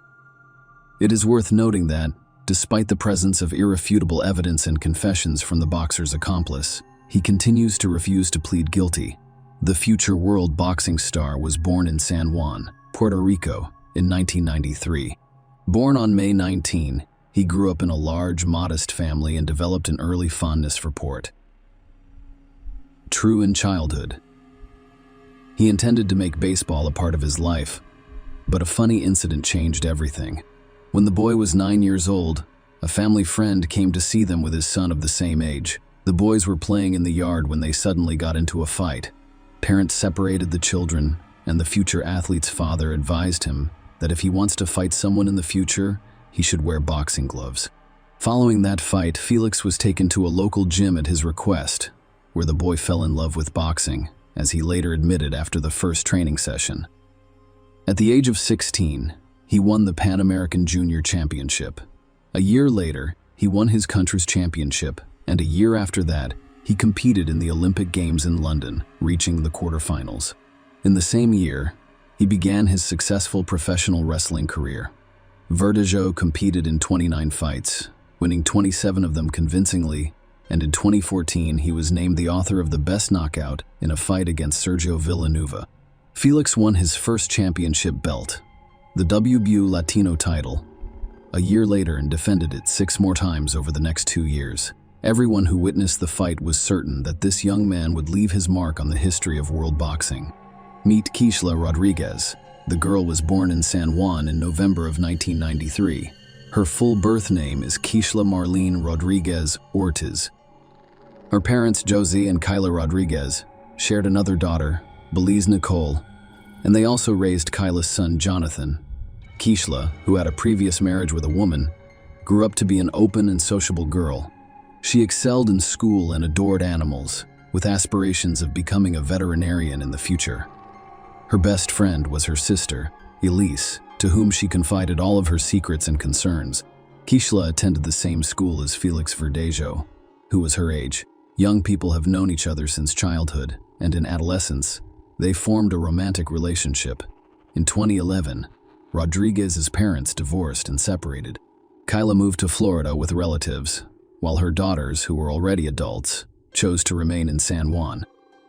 Despite the fact that each of the sisters had long since lived their own lives, they remained in close contact and informed each other of everything that happened to them. At the age of 18, a promising boxer who had already competed in the Olympic Games had an affair with a young schoolgirl and aspiring model named Elisa Maria Santiago Sierra. At the time, the girl was only 14 years old and still in school. Even so, she had big plans for the future with a promising and world-renowned athlete. In addition, Eliza's parents were not opposed to the relationship. Felix, an attractive and talented boxer who has always had a large fan base and is on his way to becoming a star, was literally bathed in the rays of fame and surrounded by female attention. He did not pass up the opportunity to write a novel or have a side affair. In addition, despite his serious relationship with Eliza, he continued to meet with his school friend Kishla, whose sister barely informed her mother Kayla Rodriguez, who was aware of the affair and did not approve of it. In addition, the situation was very unclear. On the one hand, Eliza considered herself the only woman, while the athlete's great love was planning their wedding and making long-term plans for their future together. On the other hand, Kishla was aware that the lover had a fiancé, but Felix refused to let her go. Furthermore, he was her first great love, and the naive girl secretly hoped to be the one. In 2016, the boxer married Eliza, who was barely 19 years old at the time. Eliza was already a well-known model, with tens of thousands of social media followers, and had recently opened her own beauty studio for eyelash extensions. In August of the same year, just a few months after the wedding, the athlete was involved in a serious car accident while rushing on his motorcycle. He was rushed to the hospital with serious head injuries, bruises, and lacerations. His trainer, Ricky Marquez, was concerned that his talented charge would go off the rails at the peak of his career. Despite the disappointing prognosis, Felix recovered quickly and returned to the ring. In September 2019, the boxer posted a photo of himself with Elise, who was pregnant for a long time, on his social media profile. In the photo's comment, he wrote, "Soon I will meet my daddy's princess," and a month later, he announced the birth of a daughter named Miranda Verdejo Santiago. The young man in public appeared to be a devoted husband, a caring father, and an excellent family man. But, hidden from his wife, he continued to meet with Kishla, who refused to let go. As Eliza later admitted, she suspected her husband was cheating on her. But every time he made a tearful vow to leave his mistress, Kishla tried to end the painful relationship, but Felix refused to let her go. She had no other men because the boxer threatened that if he discovered that Kishla had someone who was unsuitable for her and her chosen one, Kishla, who had fallen in love with Verdejo since high school, would continue to love him despite everything. Rodriguez, as planned, decided to devote her life to animal care and accepted a position at a veterinary medicine and aesthetic center. Colleagues described her as conscientious, hardworking, and responsible. She lived with 2 dogs and a cat, which he adored. In 2020, Eliza discovered her husband's correspondence with several mistresses, including Kishla. The wife scandalized her husband and threw him out of the house, threatening to file for divorce and forbidding him from seeing their daughter. Eliza's threats had some effect. Furthermore, the athlete's career at the time was in serious decline, with unnecessary problems that he didn't need for a while. He stopped seeing Rodriguez, but Felix refused to let her go. Kishla attempted to control almost every step after a few months of secret visits, and in April 2021, she discovered she was pregnant. She purchased a rapid test from the drugstore, which only confirmed her fears.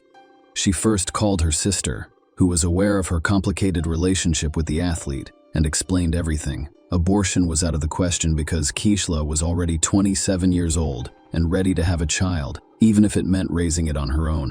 A few days later, Kishla broke the news to her child's father, hoping in her heart that he would accept it, but Felix was not pleased, to say the least. He became enraged and told his mistress that she should see a doctor. and if the pregnancy was confirmed, she would need to have an abortion.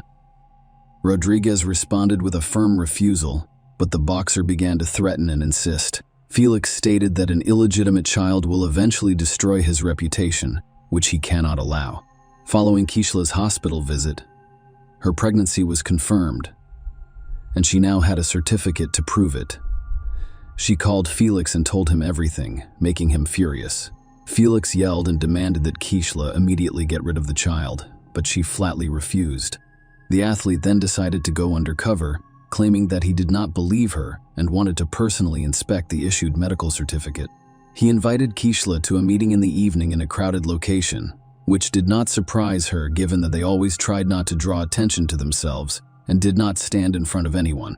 A few days before the meeting, the boxer visited his old friend, Luis Antonio Cadiz, who worked in a local machine shop and had connections to the criminal underworld, selling illegal drugs.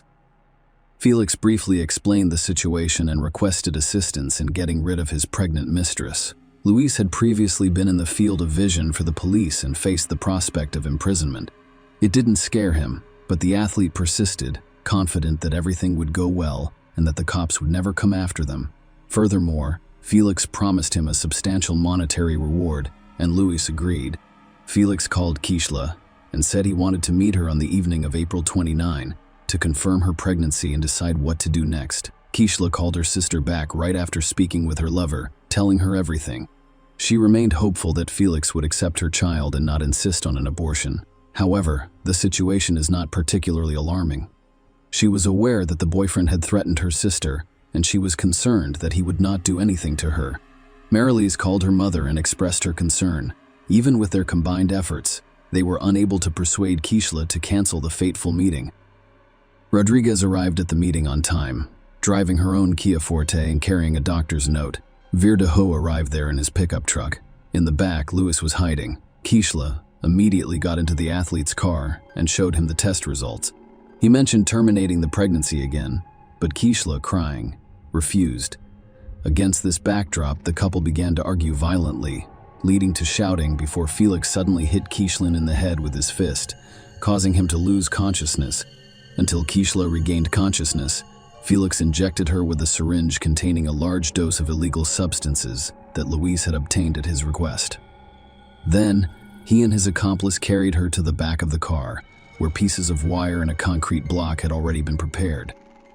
The men tipped Rodriguez up, attached the load, and then covered her with a tarp to ensure that no one saw anything. Felix then returned to the pickup truck while his accomplice took the wheel of the cashless vehicle. They drove together to the bridge that crosses the San Jose Lagoon. It was almost deserted at night, and the men made certain no one could see them through Kishla, who was still alive in the water. However, they decided to fire a few test shots in pursuit, using the firearms they had brought with them, so that the victim would not have a chance. After finishing the massacre, each of the perpetrators returned home. Kishla and his co-workers were the first to become concerned when she failed to appear at the Veterinary Medicine and Aesthetic Center the following day. Kishla has always been a responsible person who would never skip work without informing anyone. Because she didn't answer the phone, it was decided to call her sister and find out what happened. After several unsuccessful attempts to contact her sister, she went to her home. No one answered the door, but Marilise had a spare key, so she was able to enter without difficulty. However, she was met only by hungry animals who hadn't eaten in nearly 24 hours. Berelise was already panicking because she realized something terrible or irreversible had happened to Kishla. She immediately called her mother, told her everything, and then informed the police about her suspicions and threats against her sister. She also called Felix, but he said he had spent the previous evening and night at home with his family and had not attended any meetings. The missing girl's mother boarded the first flight from Florida to San Juan. She suspected that her lover had taken her daughter to a private clinic and paid for an abortion without her consent. Kyla didn't want to consider the fact that cash flow was no longer viable. The first step was to question the missing girls, their neighbors, and co-workers, but they saw nothing suspicious and were unable to provide any useful information for the investigation. In parallel, messages about Rodriguez's disappearance were posted on popular social networks with requests for responses from anyone who knew anything about her fate or current location.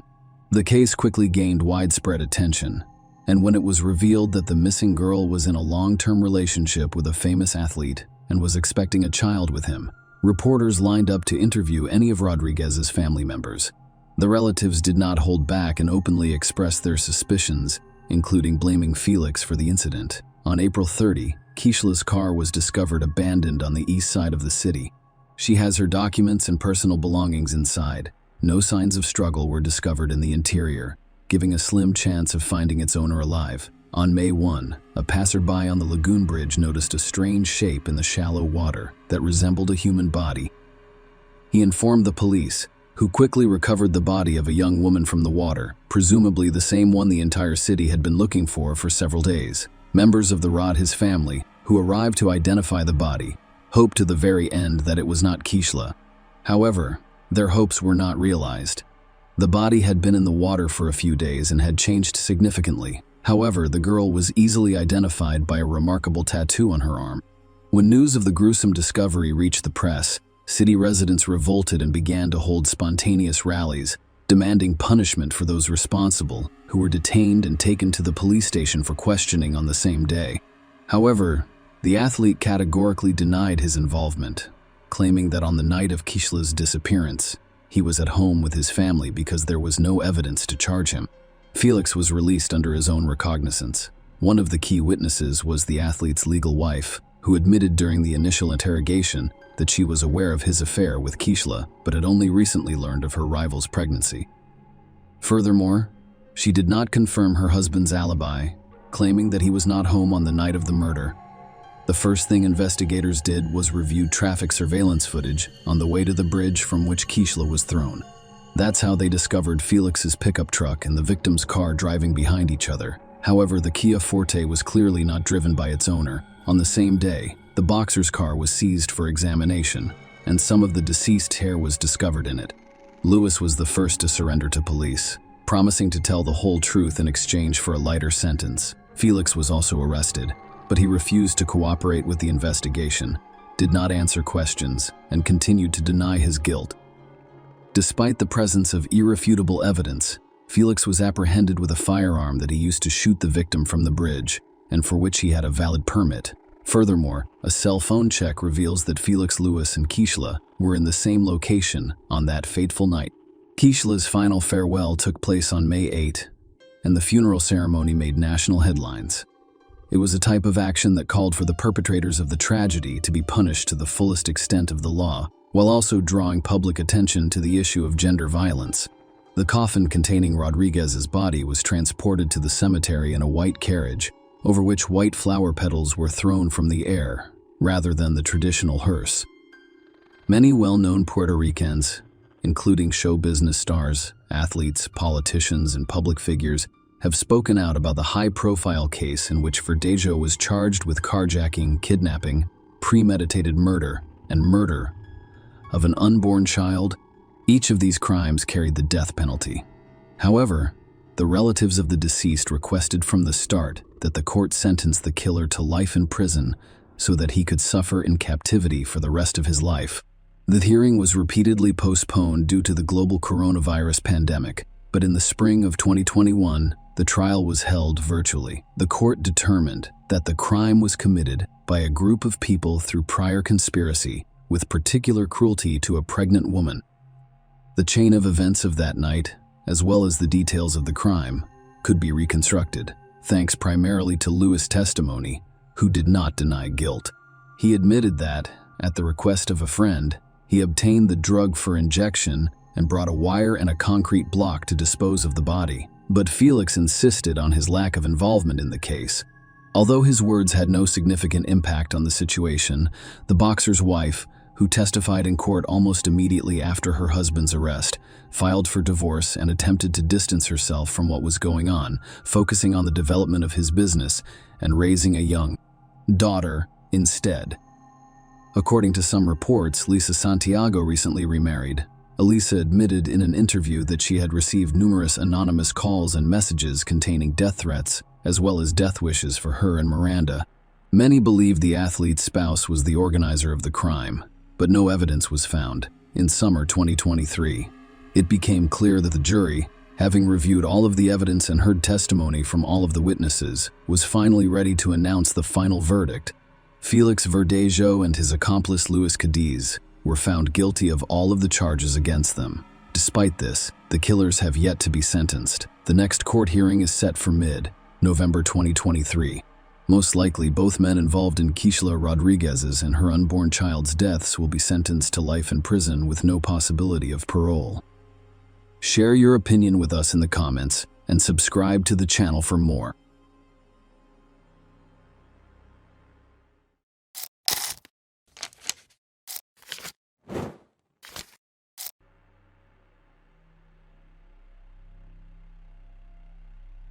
Hey guys, welcome to my channel, and today we're going to take a look at another horrible case with you. Pike County carnage. The crime committed against 8 Roden family members became one of Ohio's most notorious and complex cases. Overnight, the motto "all for one, one for all" proved fatal for each family member. Only minor children were spared from the widespread violence. The investigation spanned 10 states in the United States, and detectives conducted over 600 interviews, resulting in approximately 700 witness statements. Several theories were proposed, including self-harm retaliation by illegal drug dealers and cult sacrifices. Attorney General Mike DeWine suspected local residents of withholding critical information. The investigation appeared to have reached a dead end until a solution appeared on the surface. As it turns out, the most complex situations are frequently rooted in simplicity. This story shows how familial bonds turned into a bloodbath.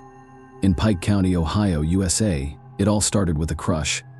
Hannah Mae Roden was 13 when she met Edward Jake Wagner, who was 18 years old. The young man asked her to the prom. They became inseparable after that evening, and their relationship elicited mixed feelings. Unquestionably, the love that grew between them was visible to the naked eye. On the other hand, the age gap raised numerous questions and concerns. However, the young couple's parents did not interfere with their relationship. After all, everybody was young once. Over time, the Roden and Wagner families began spending weekends and parties together. Love was passionate and carefree. Hannah announced her pregnancy at the age of 15. Jake was overjoyed when he heard the news. He anticipated how excited his family would be about the new addition. Wagner highly valued traditions and lineage, which is why he adored his children, who represented the continuation of their lineage. Even ancestral names were passed down through generations. Jake's father was named George Wagner III, and his brother George Wagner, for the Rodens, had a more straightforward, less ostentatious approach to children. However, this did not diminish their family values. Hannah's parents, Christopher and Dana Roden, remained close and united after their divorce. They adored their 3 children and worked tirelessly to ensure their well-being. Unlike Wagner, the Rodens had a modest income. Christopher, 40, worked as a handyman at the Big Bear Lake family complex. Dana was 37 years old and worked as a nurse's aide at a youth rehabilitation center. Nonetheless, they instilled humanity and diligence in Christopher Jr. Hannah and Clarence Frankie were overjoyed with the arrival of little Sophie. To commemorate her birthday, a large party was planned. Soon after, Jake suggested that Hannah move in with him and his family, claiming that it would make their lives more comfortable. Living in a trailer makes it difficult to argue this point. His logic appeared sound, but Hannah declined. By then, she had a better understanding of her partner and saw the invitation as an attempt to limit her independence. Furthermore, the caring and attentive young man had developed suspicion and aggression. Jake had used physical aggression on several occasions, and his rough behavior soured Hannah's feelings for him. Her refusal became a source of contention for Wagner. Now, both Sophie's parents were determined to gain full custody of the girl. The families started advocating for their own interests. Driven by his desire, Jake threatened his beloved after she refused to sign a document transferring custody rights to him and his brother. In a fit of rage, he intended to message her, stating that if necessary, he would take the daughter by force. If you truly loved her, you would not be able to resist. He claimed that you would have given her up long ago to be raised in a safe environment. For some reason, he thought the Rodens were a danger to Sophie. Such conversations continued for 2 years, during which Jake became increasingly tyrannical. Hannah grew tired of being in complete control and ended the relationship in March 2015. Furthermore, she had learned something alarming. Jake's brother, George IV, had taken custody of a son by threatening the boy's mother with a weapon. This confirmed that the Wagners saw moral and physical coercion as acceptable ways to protect themselves and their daughter from this unscrupulous family, and the young Roden decided to distance herself. She intended to raise her daughter alone while working as a nurse's assistant and finishing school. The situation deteriorated when everyone learned of Hannah's second pregnancy.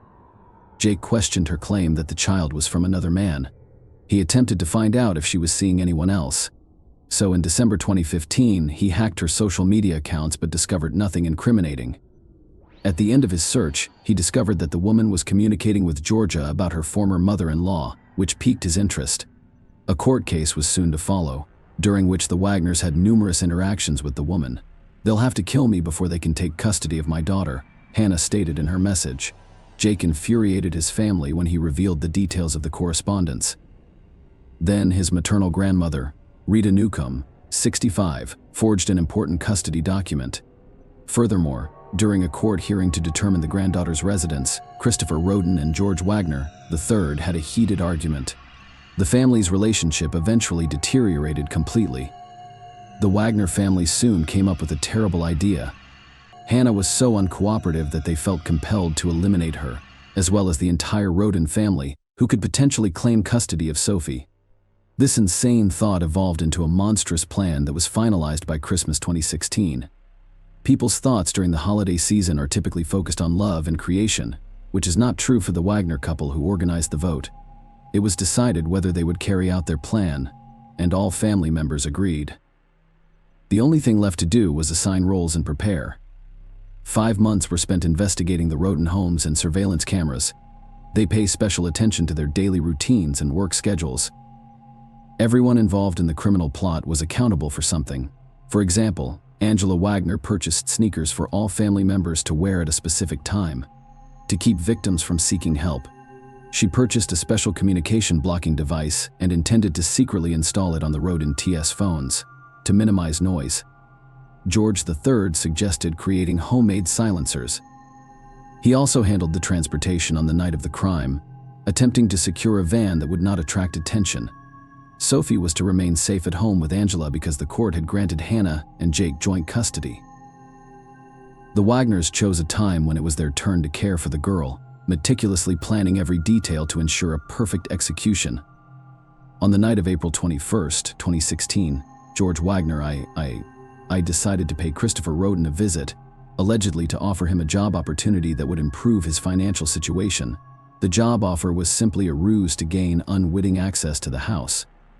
Roden Sr. opened the door in the morning of April 22nd, 2016. At approximately 8 p.m., Bobby Joe Manley's sister, Dana Roden, entered Christopher's trailer. She has done this every day since he offered her a job. Bobby cared for the Roden family's animals. She noticed someone inside, which was unusual for the time when everyone was going about their business. Christopher and his cousin Gary, 38, lay in a pool of blood inside the trailer. The men lived together in horror. She picked up the phone and called emergency services, reporting what she had seen and requesting assistance at 4077 Union Hill Road. Barbie, shocked, went to the homes of her other relatives. She gave a loud knock on one of their doors. Soon, a 3-year-old boy named Clarence Roden appeared. She asked where his parents were, but he did not respond, instead pointing to the bed. Entering the house, she screamed at the sight of Clarence, 20, and his wife, Hannah Hazel. The couple had died, and their 6-month-old baby was alive but splattered with his parents' blood. Following Bobby's 911 call, the police went straight to the given address. As they approached the road and property, a neighbor stopped them. Sensing trouble, he requested that the officers check additional addresses of the family members. He was correct. In the third trailer, police discovered bloody bodies. The victims were identified as Dana. Hannah is 19 years old and Christopher is 16. The attackers spared Hannah's youngest child, a baby girl who was only a few days old. Another victim was discovered later, Kenneth, the elder Roden's brother, aged 44, who lived a 15-minute walk away from the others. By 2 p.m., 8 victims had been identified: Christopher, Dana, Clarence, Hannah Hazel, Christopher Jr., Hannah Mae, Kenneth, and Gary. The only survivors were small children, a 3-year-old, a 6-month-old baby, and a newborn only 4 days old, as well as 2-year-old Sophie, who was at the Wagner's home at the time of the incident. After examining the bodies, police concluded that all of the victims had died in their sleep from gunshot wounds. Detectives eventually pieced together the events of that night. The patriarch of the family was awake when the attackers broke into the house, as evidenced by a wound on his right arm.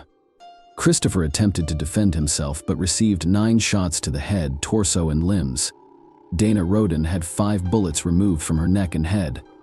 The remaining members of the family were killed by gunshot wounds to the head. Gary was shot 5 times. Christopher Jr. was shot 4 times. Clarence and his wife Hannah were shot 3 times each. Hannah Mae was shot twice and Kenneth was shot once. The assailants fired 32 shots in total, including some posthumously. In addition, bruises were discovered on some of the bodies, indicating physical abuse. Because no one in the vicinity heard anything, investigators concluded that the perpetrators used silencers, indicating a well-planned and executed act. The victims were clearly not at random. Someone sought vengeance on the entire family. During the search, police discovered 5 different types of Remington shell casings, as well as an unused bullet from another gun model. Furthermore, the scattered nature of the trailers suggested that more than one person committed the crime. Leonard Manley, Dana's father, claimed the criminals were aware of the Rodens well, or the dogs would have been barking all over the pike. The question of who would dare to commit such an act kept police officers busy. The Attorney General's office contributed more than $20,000 to the Roden family's funeral. The deceased were interred in multiple stages. Gary was the first victim, buried on April 28, 2016, in South Shore, Kentucky. Hannah Hazel followed him, and her farewell was held on May 1st in the village of Otway, Scioto County, Ohio. The other victims were buried on May 3rd in West Portsmouth, the same county. Many locals came to bid the family farewell and pay their respects. The surviving children were placed in the custody of relatives. A wave of panic swept through the neighborhood. The police urged the Rodens' relatives to exercise caution and advised all Pike residents to stay away from their homes at night. The cold-blooded mass murderer enraged residents across the state, who demanded that the investigation's findings be made public and the perpetrators apprehended as soon as possible. Jeff Ruby, a Cincinnati businessman, offered $25,000 for information that could help arrest and convict those responsible for the murder, but he later declined the offer. The investigative task force working on the Roden case included over 100 people. Following the funerals, as part of the investigation, 3 trailers belonging to the deceased family were towed away. The next day, several more vehicles met the same fate and were transported to a secure facility. This was done to protect the deceased's personal belongings while also preserving evidence. Following the investigation, the family's cars and farm equipment were scheduled to be returned to the victims' relatives. Forensic experts joined the investigation. Trailers were meticulously inspected. However, no DNA from the suspects was discovered in any of them.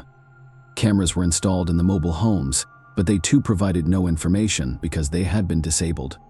The perpetrators meticulously planned every detail of the crime. It appeared that there were no significant leads until detectives discovered one. 3 crime scenes in one location yielded approximately 200 cannabis plants. Officers suspected the cannabis was grown for sale rather than personal use, prompting speculation about the involvement of Mexican drug traffickers. However, the amount of cannabis discovered was insufficient to support an attack by an entire cartel. In January 2017, a close relative of the Roden family was arrested for drug trafficking, which was deemed an unrelated incident. Leonard Manley claimed that his daughter had no involvement in the cannabis operations. "They're trying to drag Dana through the mud, which I don't like," he asserted. Some family members confirmed that Christopher and Kenneth Roden, the older brothers, grew marijuana, but they were unaware of any large-scale production. The theory of a family feud over illegally obtained funds was also refuted. Along with the prohibited substances, specialized equipment for breeding chickens for cockfighting and cages with fighting cocks were discovered at the Roden TE. It quickly became clear that illegal cockfighting was not the cause of the homicides. Months passed without uncovering the true motive for the crime. On April 13, 2017, local authorities announced that there was insufficient evidence to make any arrests. Nonetheless, prosecutor Rob Young stated that the investigation was ongoing, implying that they had some leads they were not yet ready to share. Another year passed, and the second anniversary of the mass murder received little attention, with no coverage in the local press and no sheriff or prosecutor attending the memorial service. The community concluded that the investigation had unexpectedly stalled. On May 12, 2017, a SWAT team raided a home in Pike County, about 10 miles from the crime scene, initially looking for suspects but later revealing that they were gathering evidence. Detectives also searched a house in Adams County that Jake Wagner once owned, but had sold by June 20, 2017. The investigation shifted the spotlight to the Wagner family: 26-year-old Jake, 27-year-old Georgia, the third, 47-year-old Georgia, the fourth, and 48-year-old Angela, who lived 15 miles away from the victims. The Wagners relocated to Kenai, Alaska, citing difficulties in settling in the area. They claimed to have loved the road and their family, and that their deaths caused them great grief. Rob Young's words from a year ago proved correct, as the investigation had made a breakthrough and was now looking for information from the public on the Wagners' discussions about firearms, ammunition, vehicles, and so on, 2 years earlier. It wasn't long before the suspects, desperate for money, returned to Ohio, where detectives had gathered enough evidence to make arrests, including proof Jake had hacked Hannah's account. During the examination of the Wagner family's devices, search queries for guardianship were discovered. It was also discovered that Angela had bought sneakers for the entire family just a few weeks before the crime. The tread pattern on one of these matched that of one of the trailers. The officers believed Angela was the mastermind of the horrific scheme, with Jake serving as the primary executor. According to the investigation, all family members were involved in the criminal act. On November 13, 2018, the Attorney General announced the arrest of the Wagner couple and their sons. They were charged with planning and carrying out life-ending procedures. Angela's mother, Rita Newcomb, is 65 years old, as is Frederick Wagner. George III's mother was also arrested. They were charged with perjury and obstructing justice. Rita Newcomb underwent handwriting analysis in 2019, proving her involvement in the forgery of Sophie's guardianship document. Later, to avoid imprisonment, she agreed to a plea deal. The charges against Federica Wagner were dropped in June 2019. The other Wagner has remained incarcerated after refusing to cooperate with the investigation. They denied any involvement in the Rodins' deaths and expressed sorrow for their loss, hoping that the true perpetrators would be apprehended. However, on April 22, 2021, 5 years after the tragic incident, Jake decided to reach an agreement with the prosecution. The agreement stated that he would reveal details of the crime in exchange for all family members receiving life sentences rather than the death penalty. Wagner Jr. admitted to killing 5 out of 8 people. He pleaded guilty to 23 criminal charges, including 8 counts of aggravated crime. The remaining charges were burglary, conspiracy, illegal possession of dangerous ammunition, and forgery of evidence and documents, interception of telegrams and oral communications, unauthorized use of property, obstructing justice, participating in corrupt activities, and engaging in unlawful intimate relations with a young woman. He stated that eliminating the mother was the only way to ensure custody of his daughter. By killing Hannah, he felt compelled to do the same to the other Rodins, fearing they would seek vengeance and refuse to give up the girl. Angela was the next person to stand trial. On September 10th, she pleaded guilty to conspiracy to commit aggravated felony, robbery, and evidence tampering. She also agreed to testify against the remaining defendants. In exchange, the charge of killing a person was dropped. Angela was sentenced to 30 years in prison. The trial of George Wagner started on August 28, 2022. The man denied any involvement in the crimes and claimed he was completely unaware. In contrast, the prosecution argued that he was involved in the planning, execution, and concealment of the crimes. Georgia IV was ultimately found guilty of 22 counts and sentenced to life in prison without the possibility of parole. The trial of George III is scheduled for February 2024. Despite the fact that his entire family has been convicted, he maintains his innocence and will most likely face the same fate as his older son. This person's harmonious relationship ended in tragedy. Wagner's collective madness is beyond comprehension and forgiveness. Their actions rendered 3 children orphaned. What happens to Sophie when she grows up and realizes what happened during their struggle for custody and a false sense of security? Wagner deprived the young girl of loving parents, relatives, and a peaceful existence. Share your opinion with us in the comments and subscribe to the channel for more.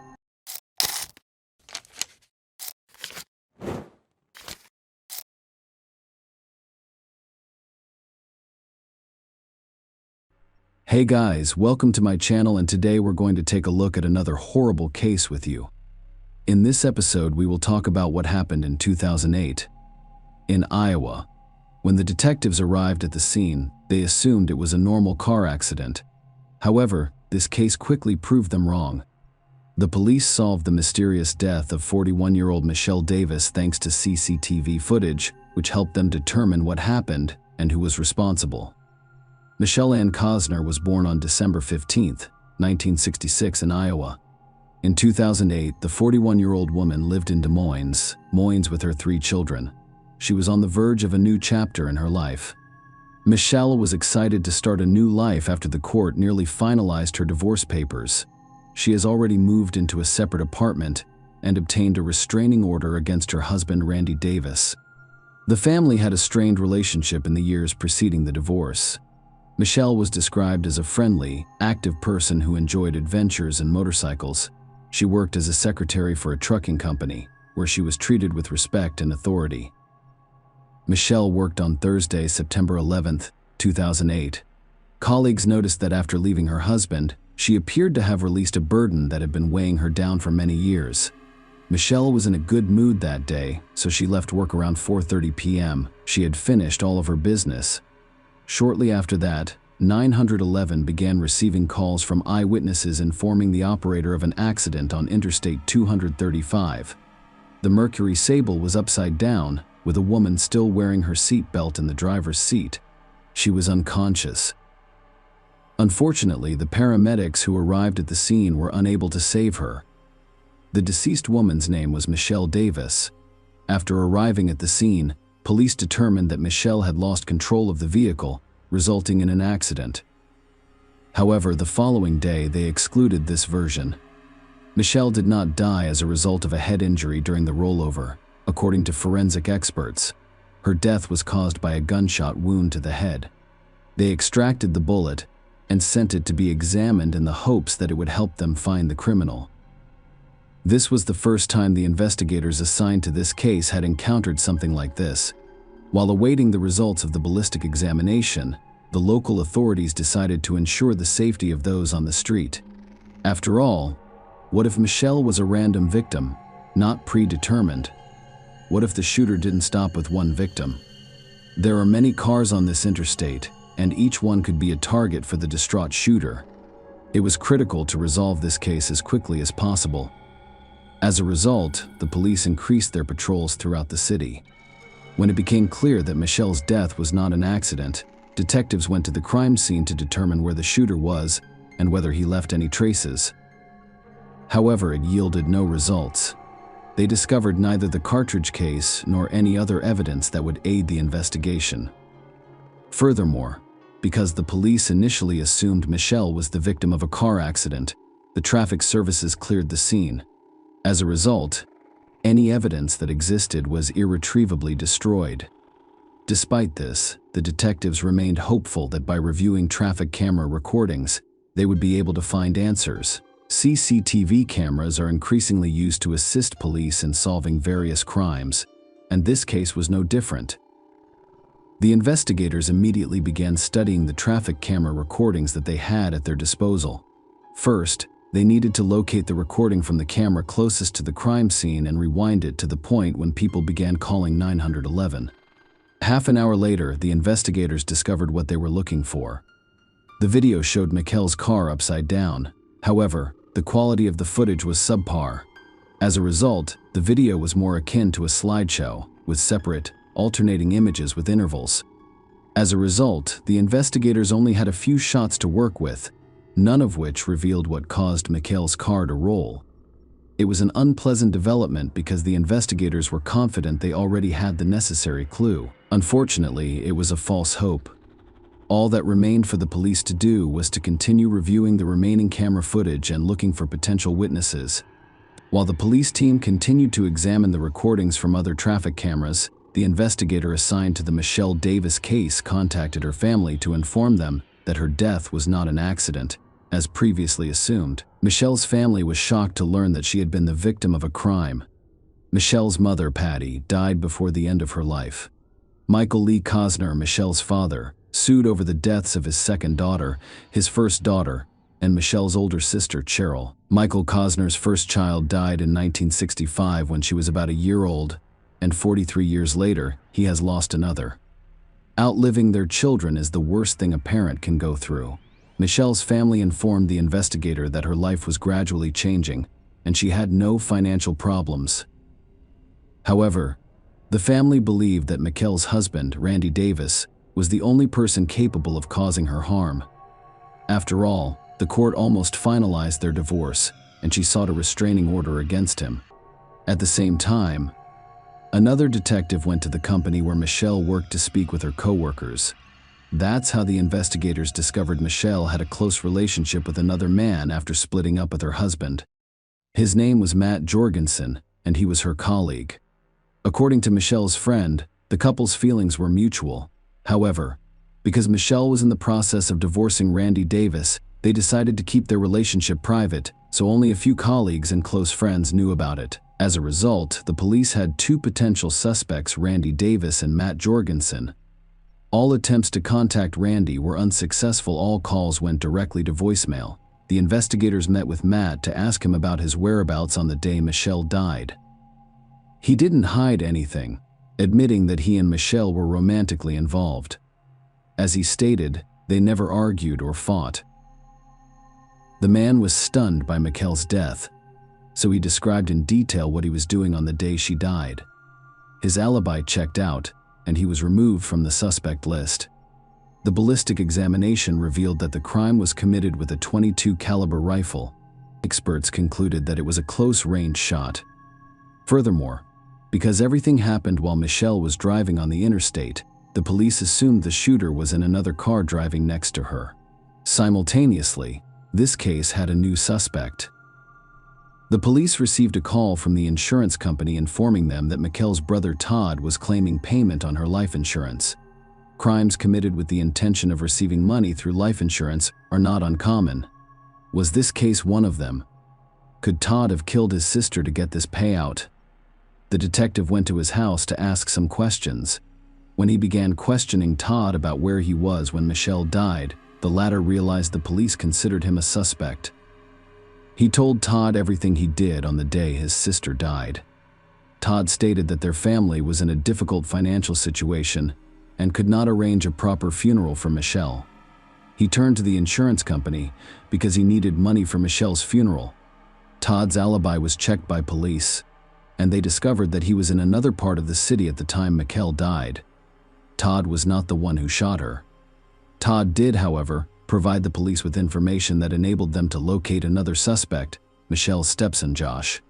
When Michelle married Randy, he already had a son from his previous marriage. Josh had already reached adulthood when Michelle died. He was a Marine who had returned home from the Army shortly before Michelle was fatally injured on the road. Josh knew how to use weapons, which made him one of the suspects. The police began investigating whether Josh had a motive for committing this crime. Meanwhile, the police got another clue. A woman said she was driving on Interstate 235 on the same day. At the same time, Michelle's vehicle rolled over. She saw a red pickup truck, most likely a Ford F-150, whose driver swerved from one lane to another. It appeared that he was chasing someone. The woman described the driver as an adult white man wearing a baseball cap, and that is all she could see. This new information seemed significant, so the investigators started looking into it. They looked at traffic camera footage again, but this time they were looking for a red pickup truck, and the woman was correct. The video showed a red pickup truck following Michelle directly from her workplace. However, the police were unable to see the driver's face or the red pickup truck's license plates due to the poor video quality. After reviewing the footage from other cameras, the investigators concluded that the red pickup truck was driving along the same route as Michelle, following her every move. It wasn't a coincidence. Furthermore, as Michelle approached the scene of her death, the pickup truck was close behind her. This information suggests that the criminal fired the decisive shot while driving, with a few suspects in mind. Detectives quickly discovered Michelle's husband, Randy Davis, had a red pickup truck. Detectives immediately went to his home. Randy was not at home, but his son Josh was present. He was a Marine who knew how to use weapons professionally and had access to his father's car. Josh told detectives that on the day Michelle died, he went shopping with his sister before returning home and spending the evening watching TV. He described Michelle's divorce from his father as arduous because, among other things, she wanted half of the house's value. Josh also stated that his father came home around 5:30 p.m. Josh's story did not seem convincing on that particular day. Furthermore, this conversation revealed that he may have a motive for committing the crime. Josh was very upset when his stepmother decided to take a portion of his estate during his divorce from his father. However, these were only assumptions without any physical evidence, and no evidence means no arrest or charges. While Michelle's family prepared for the funeral, police looked for new leads. The police began searching all of the shops and gas stations along the route from her workplace to where she died, hoping to find more surveillance footage a few miles from the trucking company where she worked. The police discovered another crucial piece of footage for the investigation in a store. While the surveillance camera was inside the store, it was still recording in the parking lot. On September 11, 2008, at around 4 p.m.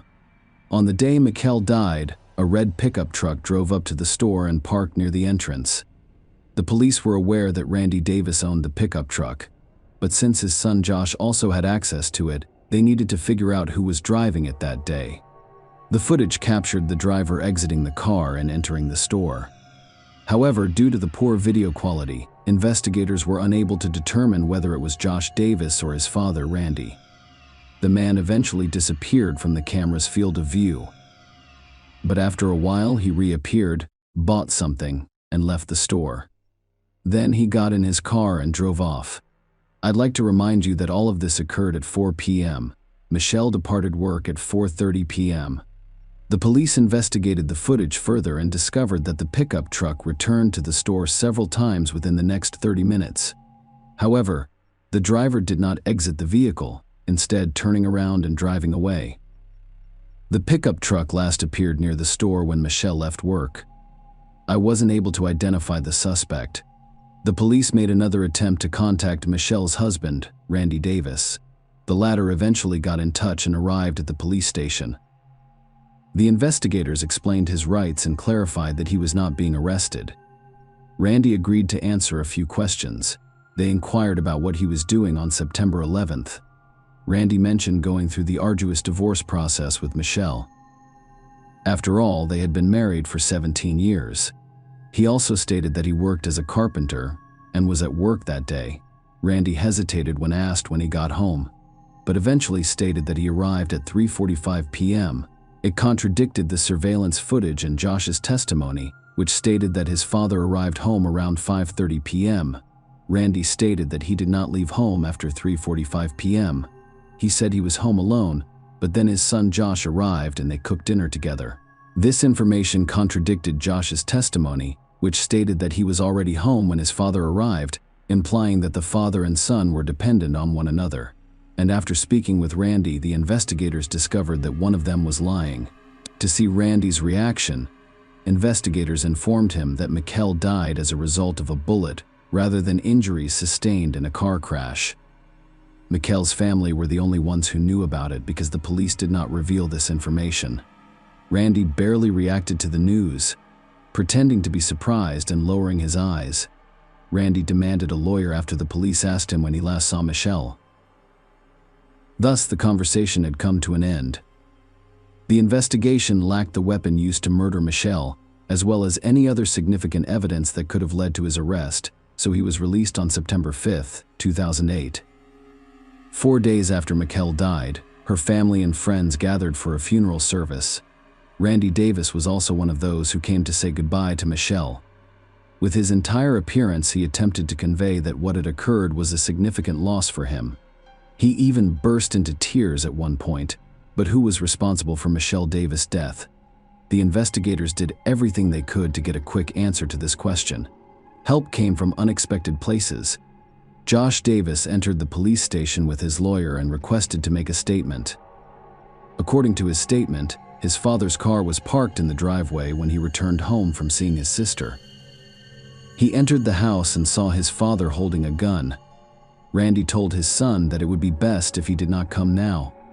Josh said he understood what his father was up to. He tried to stop him, begging him not to do anything he would later regret, but Randy got in his car and drove away. He returned and drove the car into the garage. Josh went to the garage, where his father admitted that he had shot Michelle. Randy Davis was upset when his wife filed for divorce and decided to sue him for a portion of the property. He couldn't accept it and decided to take drastic measures.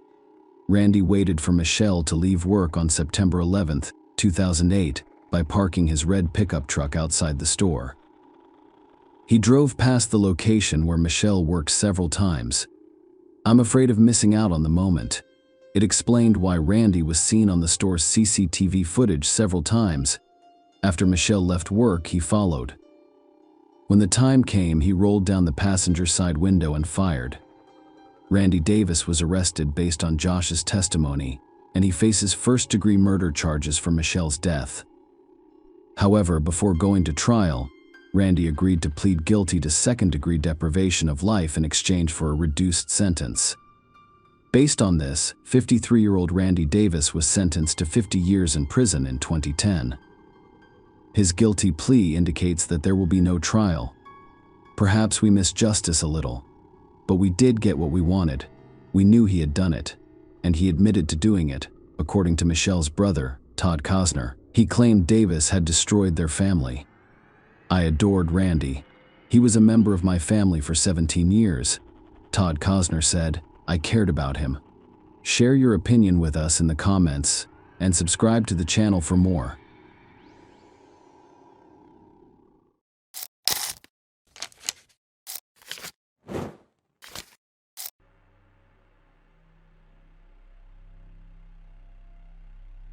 Hey guys, welcome to my channel, and today we're going to take a look at another horrible case with you. On the eve of Christmas, a young woman was abducted from the apartment where she lived with her boyfriend. An unknown criminal tied up the young man and took the young woman out through the back door, disappearing without a trace. The police were unable to identify the perpetrator and the caveman for 36 years until an unexpected truth came to light. Leslie McCrae was born on April 14, 1968, in Jacksonville, Florida.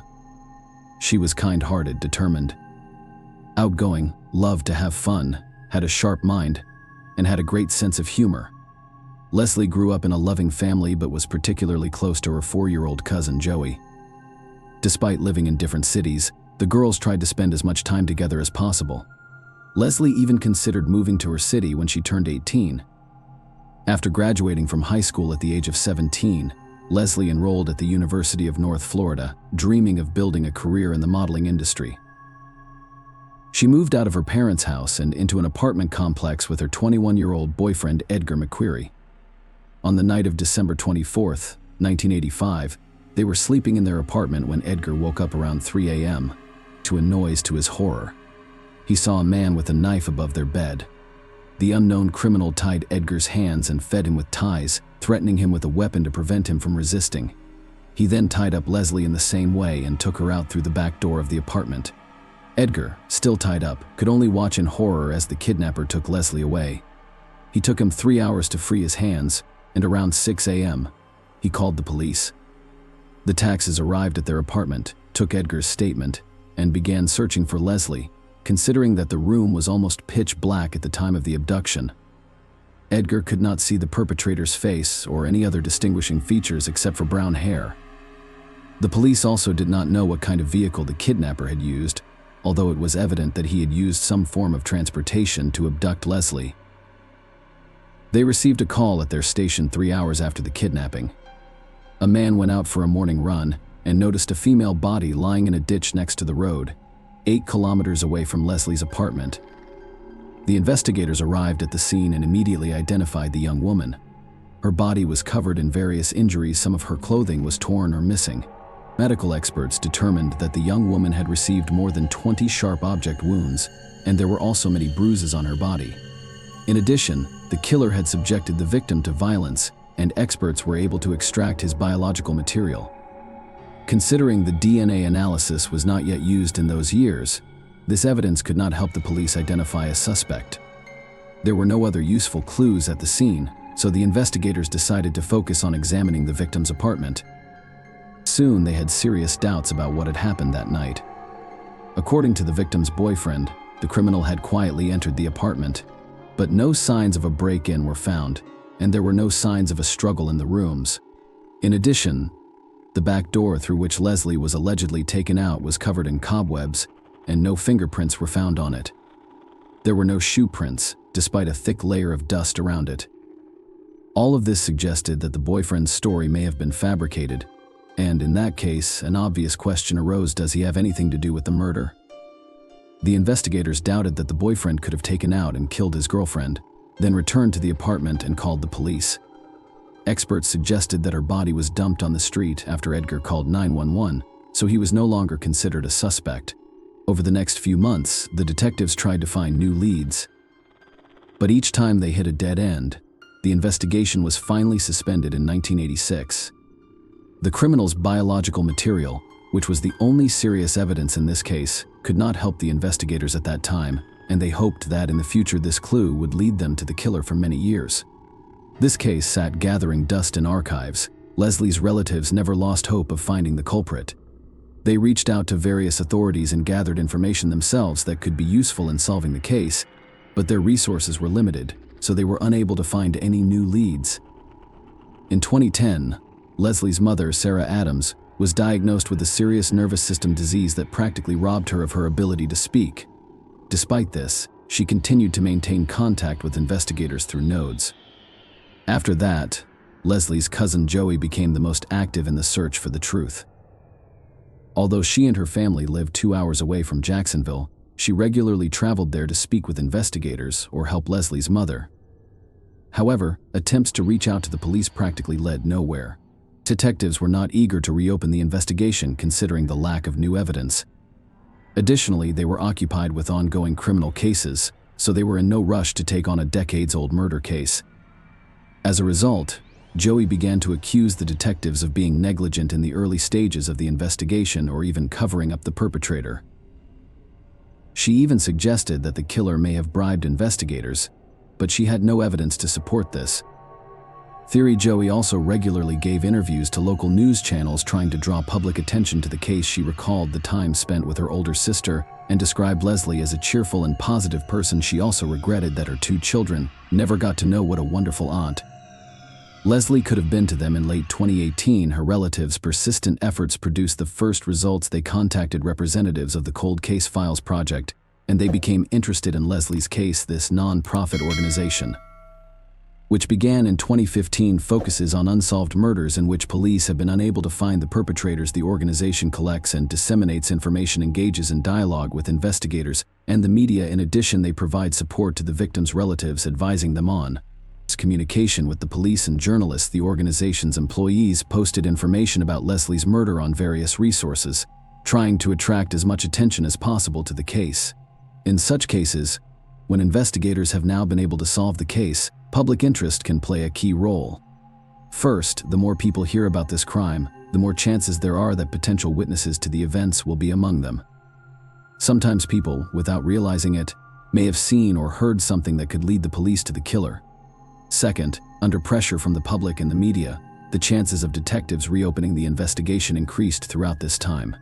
They had the perpetrator's biological material, but wanted to study it. They needed to reopen the case, which police officers often do not do due to a lack of personnel or funding. The organization worked together with Leslie's relatives for several months, and they really managed to draw attention to this case. They wrote in the news and talked about it in reports and in June 2019, representatives of a popular local TV channel contacted the family. They offered to record a large-scale interview in which relatives could talk about Leslie and their years-long attempts to seek the truth. Her cousin and mother accepted the offer and met with journalists. They told them about who Leslie was as a person, showed her photos, and were dismayed by the fact that the police had not been investigating the case for over 30 years. In addition, in the interview, relatives mentioned they believed that the boys Leslie mentioned were her killers, and in their opinion, her story about a man with a knife was not trustworthy. The boy himself could have killed her. But the journalist decided to cut this moment out, as Edgar was not a suspect in this case, and there was no evidence against him. Representatives of the TV channel contacted the sheriff's office hoping to get some additional information, but the police refused to comment. They referred to rules that prohibited them from discussing with journalists cases that were not currently under investigation. Leslie's family was disappointed with this outcome, but they were not going to give up. Joey continued to write letters to investigators demanding that the case be reopened, and ultimately it paid off. The family was able to organize a meeting with law enforcement representatives, and detectives indicated their intention to revive the investigation. The Leslie family was interviewed again, and the police began to re-examine the evidence. In April 2020, they sent biological material from the victim's body to a laboratory, and soon experts extracted a DNA profile that was entered into the FBI's national database and immediately received a match. Almost 35 years later, the investigators finally had a possible killer's name. He was 58 years old, David Nelson Austin. After studying his biography, the detectives found many interesting moments. His DNA was in the FBI database, not just by chance. Since 1991, the man has been serving a sentence for 2 sexual crimes committed in 1988 and 1990. At that time, he lived in Michigan, where he moved from Florida. Detectives determined that at the time of Leslie's death, he was living in Jacksonville and was 24 years old. 2 months before the murder, he attacked a mentally disabled young woman and attempted to assault her, but he failed. The man was arrested, but the justice system treated his act very lightly. Austin received no serious punishment and remained free. In addition to this, he had a whole series of less serious crimes, including drug possession, disturbing the peace, and more. Detectives had no doubt that he was behind Leslie's murder and began preparing the case for trial. Gathering all the necessary materials in early 2021, they went to the Michigan prison to interrogate Austin. For the first time, the man denied his involvement, but no one was going to believe him on his word. Investigators took his DNA sample to directly compare it with the biological material found on the victim's body. This had to be done as part of the standard procedure, and the result was expected to be a complete match in August 2021.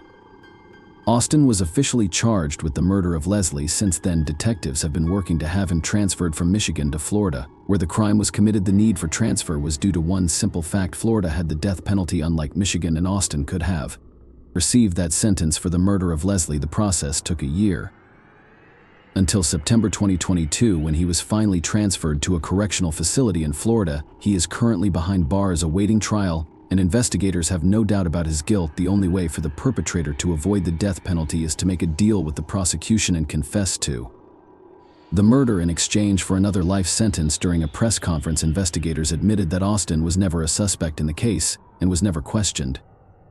According to them, the man did not leave any clues that the police could use to pursue him, and DNA analysis was impossible at that time. Furthermore, his DNA was only added to the FBI database in 1991. 6 years after the murder, Joey also gave an interview in which she said that she had always believed that Leslie's boyfriend was the killer. It was only after investigators revealed the real perpetrator's name did she realize that Edgar was also a victim in the story. It is expected that she will be the main witness in the trial. Leslie's mother said she forgave her daughter's killer, which surprised her family members, but they all respected her decision. Interestingly, Austin has a son named Owen whom he has never met. Nevertheless, they regularly communicated via email.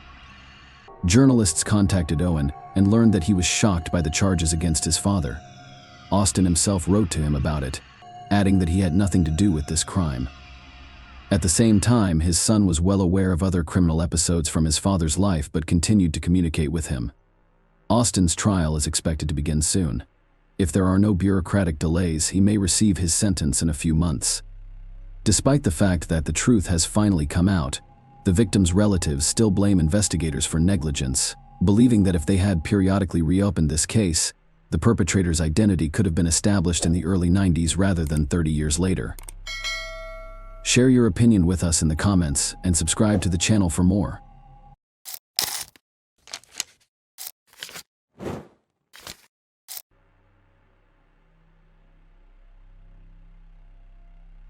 Hey guys, welcome to my channel, and today we're going to take a look at another horrible case with you.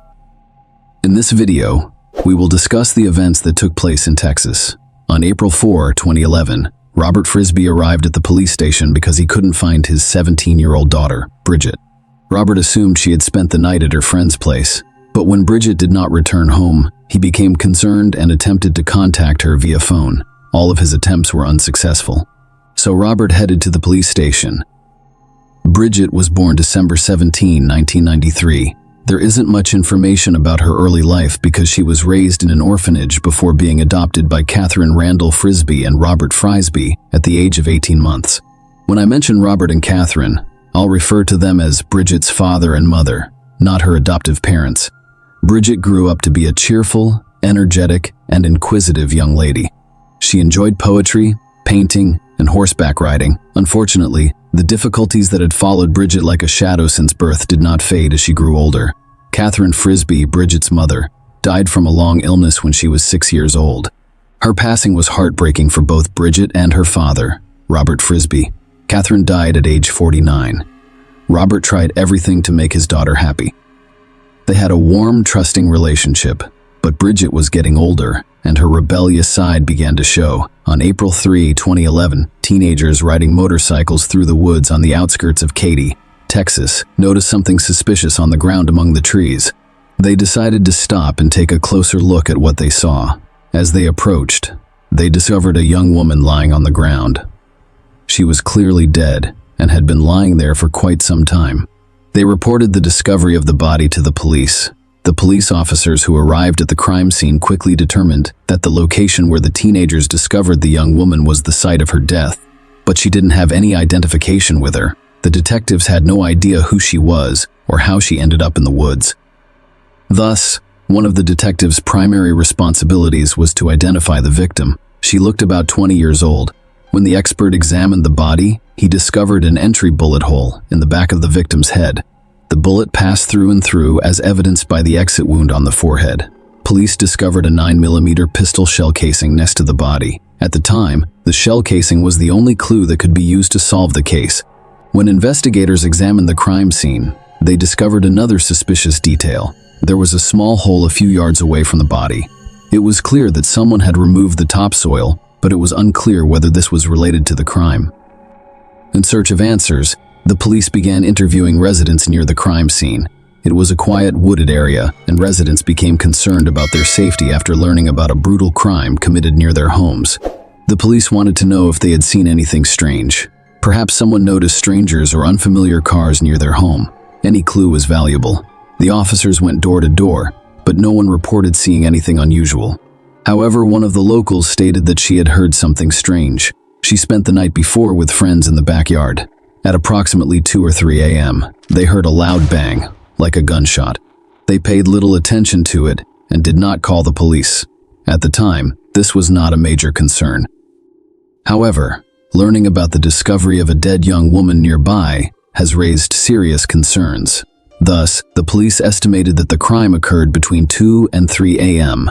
No other residents have provided significant information to the police.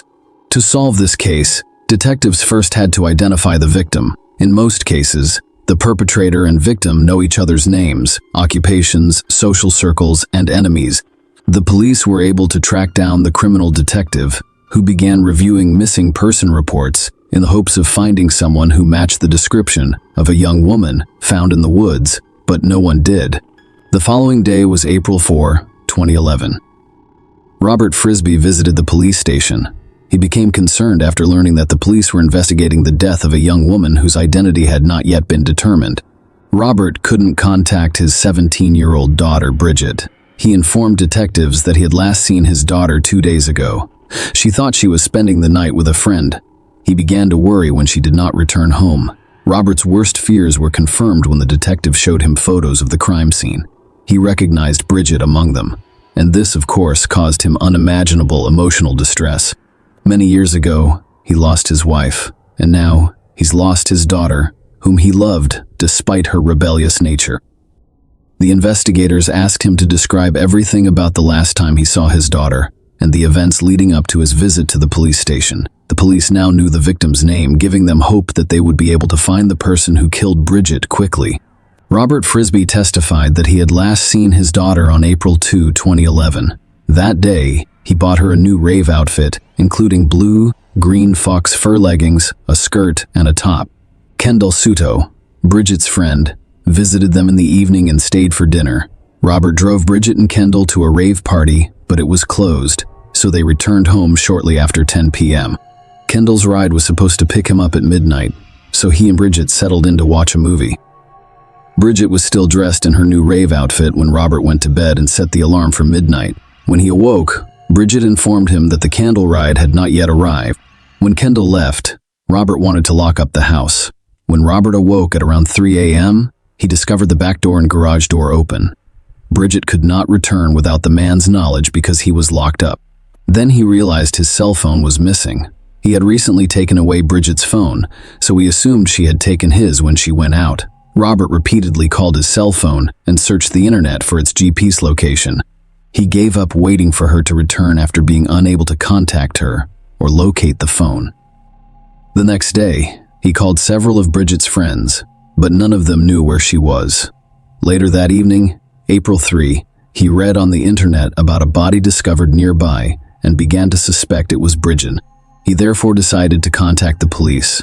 Thus, based on Robert's information, investigators had their first potential suspect, Bridget's friend, Kendall Suto. But Robert Frisby didn't think Kendall could hurt Bridget. He claimed that only one person could have personal motivations to harm her, Bridget's ex-boyfriend, Jonathan Larson, with whom she had a complicated relationship, became the second potential suspect. Bridget's boyfriend, Zach Richards, was also considered a suspect by investigators. They needed to know what these three people were doing and where they were during the crime. The first person investigators decided to speak with was Bridget's friend Kendall Suto, who was at Frisby's house and may have been the last person to see her alive. Kendall had no prior issues with the law. When the police called, he agreed to meet with them. During a conversation with detectives, he admitted to watching TV with Bridget on the night she died. However, Kendall allegedly left Frisby's house shortly after Bridget's father went to bed. He denied involvement in Bridget's death, claiming they were friends, and he had no reason to harm her. The man was prepared to provide the investigators with any assistance they required. He mentioned it while he and Bridget were watching television. She was upset due to a disagreement with her ex-boyfriend, Jonathan Larson. They were together for several months, but the relationship was troubled and they eventually split up. Investigators checked Kendall's alibi, which appeared to be confirmed. Nonetheless, he was not removed from the suspect list because the case was still unclear. Next, the investigators decided to approach Jonathan Larson, whose name they had already heard from several people, in the hopes of catching him off guard. They showed up at his house without warning. However, they were not expecting a pleasant surprise. The house was empty. Larson's family apparently left the house quickly. The most surprising thing, however, was what the investigators discovered outside the windows. The front door and walls were bullet-ridden, as was revealed 3 weeks prior to the police visit. Someone fired all of those bullets at Larson's family home in a drive-by shooting. The police department investigating the murders was unaware of the shooting because no one was injured. When someone shot the house, the owner called the police, but the case remained unsolved. The police only had shell casings and bullets, but they had no idea who was responsible for them. After interviewing the neighbors, the investigators discovered that the next day after the drive, they shot Larson and fled because they felt unsafe. Detectives were now investigating whether Bridget Frisby's death and the shooting at her ex-boyfriend's house were connected. Let me remind you that Bridget's body was discovered on April 3, 2011, and the drive-by shooting happened 3 weeks ago. On March 14, Jonathan Larson was identified as the primary suspect, so the police began searching for him. During the investigation, police went to Bridget Frisby and Jonathan Larson's school. The school administration stated that Jonathan had not attended school in several days.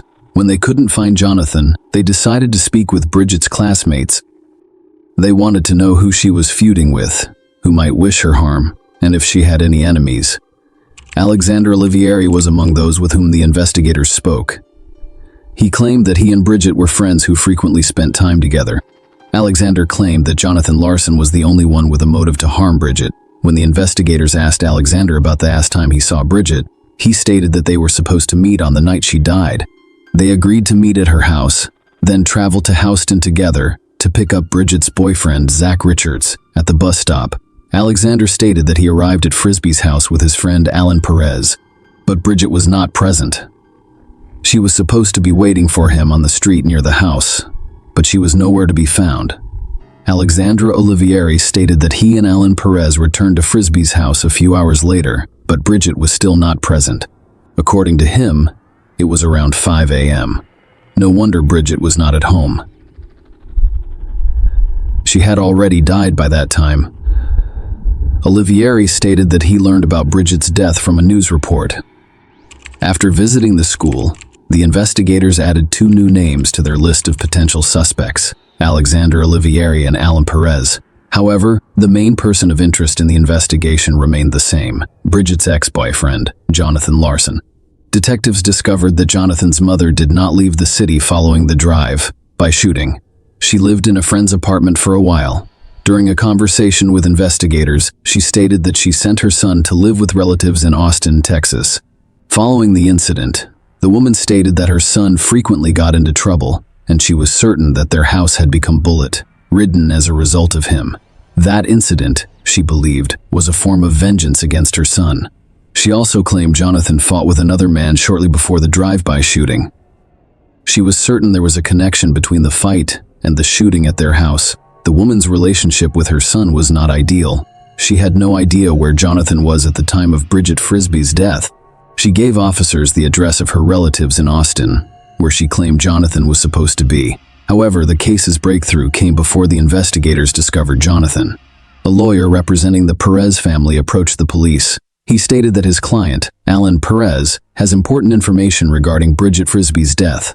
When the investigators spoke with Bridget's classmate, Alexander Olivieri, they learned the name Alan Perez.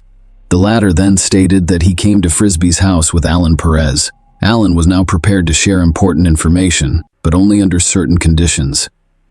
He was willing to discuss Bridget's death in exchange for an immunity agreement.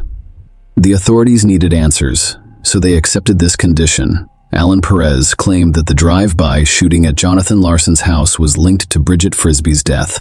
This shooting occurred just 1 week after Jonathan and Bridget split up. Alexander Olivieri, 17, whom investigators had previously spoken with at school, assisted Bridget in exacting revenge on Jonathan and firing the shots at the house. Perez and Olivieri met in high school. They joined the National Guard together, but when Olivieri returned from basic training, he began attending a new school. According to Perez, Bridget was one of Olivieri's new friends at his new school. Perez testified that Bridget had been bragging about participating in a drive-by shooting with a friend, and that Olivieri later told Perez that he was the shooter. Specifically, Olivieri told Perez that Bridget drove, and he shot at her ex-boyfriend's house with his Hugo semi-automatic rifle. Perez testified that Olivieri approached him for a favor on the evening of April 2, 2011. Olivieri explained that he wanted to punish Bridget for informing friends about the drive-by. He wanted Perez as a backup. Olivieri told Perez to bring a weapon. Perez arrived carrying a .380 caliber pistol and dressed in a green military uniform, mask, and gloves. Olivieri carried a 9mm Beretta pistol in a shoulder holster beneath his jacket.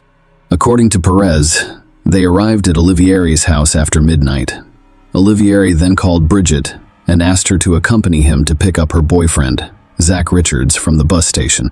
Bridget declined, citing her busy schedule. Olivieri went to Bridget's house and instructed Perez to hide under a blanket in the back of his Suburban. Olivieri informed Perez that he wanted to get Bridget into his car. That's why Perez had to sit under the covers and remain silent. Perez was supposed to follow them from a distance once they arrived at their destination and exited the vehicle. Bridget was leaving on her four-wheeler to meet friends when they arrived at her house, so they left. They went looking for her again a little later, and they found her pushing her four-wheeler because it had run out of fuel. Olivieri requested her assistance in locating a cache of random items. She initially declined, but he eventually persuaded her to go with him. Bridget parked her four-wheeler and got into the passenger seat of the Olivieri Suburban. Perez was still hiding in the back of the car, under blankets. Olivieri returned to the same neighborhood where he and Bridget had conducted the drive by shooting. They got out of their car. Perez waited a minute before following them. Perez spotted Olivieri carrying a shovel and leading Bridget with a flashlight. Olivieri pointed out a spot and instructed Bridget to begin digging. As she bent over to dig, Perez noticed Olivieri reaching into his jacket, pull out his gun, place it against the back of Bridget's neck and fire. Perez testified that he was shocked because he expected Olivieri to threaten her with the gun, but he had just shot her. Olivieri ran towards Perez, who cursed at him for a while. Olivieri told Perez to shut up and run towards the car while he got his shovel, flashlight, and Bridget's cell phone. Then they left the crime scene and drove to Perez's house. Before they reached their destination, they smashed Bridget's phone with a shovel before hitting it. After this, they drove home to Olivieri. They moved everything from the Suburban into Alexander's room. According to Perez, he and Olivieri arrived at the bus station around 4 a.m. to pick up Bridget's boyfriend, Zach Richards. Perez invited Richards to spend the night at his house, so the three of them drove to Perez's home and went to bed. They told Richards nothing about the crime. Olivieri informed Perez that they needed to be each other's alibis. When questioned by police, Perez had to explain that he stayed at Olivieri's house, hung out, watched a movie, and then they went to pick up Richards together. Alexander Olivier persuaded him that saying the same thing and providing each other with an alibi would not put them in danger. Olivieri also told Perez that he was going to get rid of the gun he used to kill Bridget. Bridget was upset because Jonathan Larson, with whom she was in a relationship, cheated on her. Olivieri offered to exact revenge on him by shooting at his home. However, he had not anticipated what would happen next. Bridget failed to keep the drive a secret, which concerned Olivieri. This incident may put an end to his plans. He wanted to be a military man, but now his dream was hanging by a thread. That's why he went to great lengths to keep Bridget quiet. He decided that the only way out of this situation was for Bridget Frisbee to die. During the investigation, the police heard the name of Bridget's boyfriend, Zach Richards, several times. So they decided to speak with him. They wanted to know whether Richards would confirm Alan Perez's testimony, or if the latter was attempting to absolve himself of responsibility. The situation seemed perplexing. Bridget's boyfriend Richards testified that in March 2011, Alexander Olivier Airy said he was going to deal with something, grabbed his AK-47 and left with Bridget in her car. Later, Olivieri told Richards that he shot at Bridget's ex-boyfriend's house from her car as she drove by. Olivieri told Richards that he participated in the drive-by as a favor to Bridget and simply because he could. Richards testified that Bridget continued to brag about the shooting, and Olivieri confronted her and told her to stop telling people. On April 3, 2011, Olivieri agreed to drive Bridget to the Houston bus station to pick up Richards around 1 a.m. When Olivieri did not show up, Richards took a ride to Denny's and finally called Olivieri at around 2:30 or 3 a.m. Olivieri informed him that he was at home, but would come pick him up. Alexander finally arrived several hours late, and Perez accompanied him. When Richards inquired about Bridget Olivieri, he stated that he attempted to contact her and visited her house, but she was not there. Richards stated that he went to Bridget's house after sleeping for a few hours. Her father answered the door and explained that Bridget had been out all night, and he had no idea where she was. Richards spent the next few days attempting to locate her through friends before learning of her body's discovery. Richards told the investigators that he had previously visited the woods, which have now become a crime scene, with Bridget and Olivier. According to him, Olivieri was familiar with this area, and it was not unusual for him to carry a weapon at all times. Thus, everything pointed to Alexander Olivieri being responsible for Bridget Frisbee's death. 4 days after her death, police issued an arrest warrant for Olivieri. Given that the suspect possessed a variety of weapons and was proficient in their use, the police requested assistance from SWAT teams in apprehending him. After the surveillance team confirmed that Alexander Olivier was at home, the SWAT team began their work. Fortunately, they did not have to use weapons, and Olivier surrendered without resistance. He was calm and emotionless. He understood why he was arrested, but he denied having any involvement in Bridget Frisbee's death. Alexander's father, Samuel Olivieri, agreed to a search of the house and car. The police discovered neither the AK-47 nor the Beretta, but they did find an instruction manual for a 9mm Beretta pistol. It matched the shell casing discovered at the crime scene. In Olivieri, police discovered a blanket, a shovel, a rifle, and shotgun shell casings, as well as trace evidence samples such as fibers from the passenger seat and floorboard. Ballistics testing revealed that the shell casing from the Suburban match was recovered during the drive by shooting at Larson's home. Fibers lifted from the car's passenger seat matched Bridget's new Rave Fox fur outfit, which she was wearing when her father last saw her on the night of April 2. During his trial, Alexander Olivieri claimed that he did not see Bridget on the night she was killed.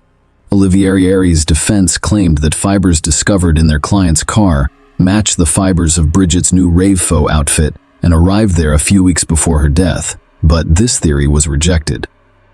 During the trial, Robert Frisby provided a credit card statement that showed Bridget's outfit was purchased on April 2, 2011. She died several hours later. It showed that Bridget was undoubtedly in Olivieri's car before her death, implying that he was lying when he claimed he hadn't seen her that night. The court saw a video posted on YouTube in 2010, approximately a year before Bridget died. It was called Me and My Beretta 9mm.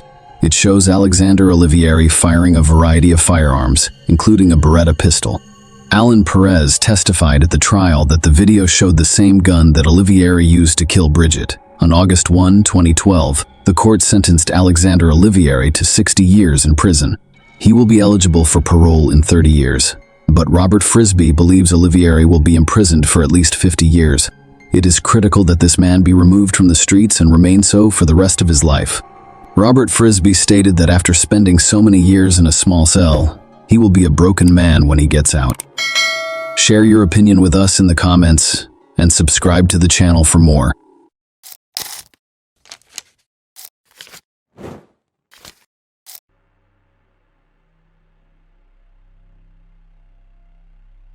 Hey guys, welcome to my channel, and today we're going to take a look at another horrible case with you. Gloomy love.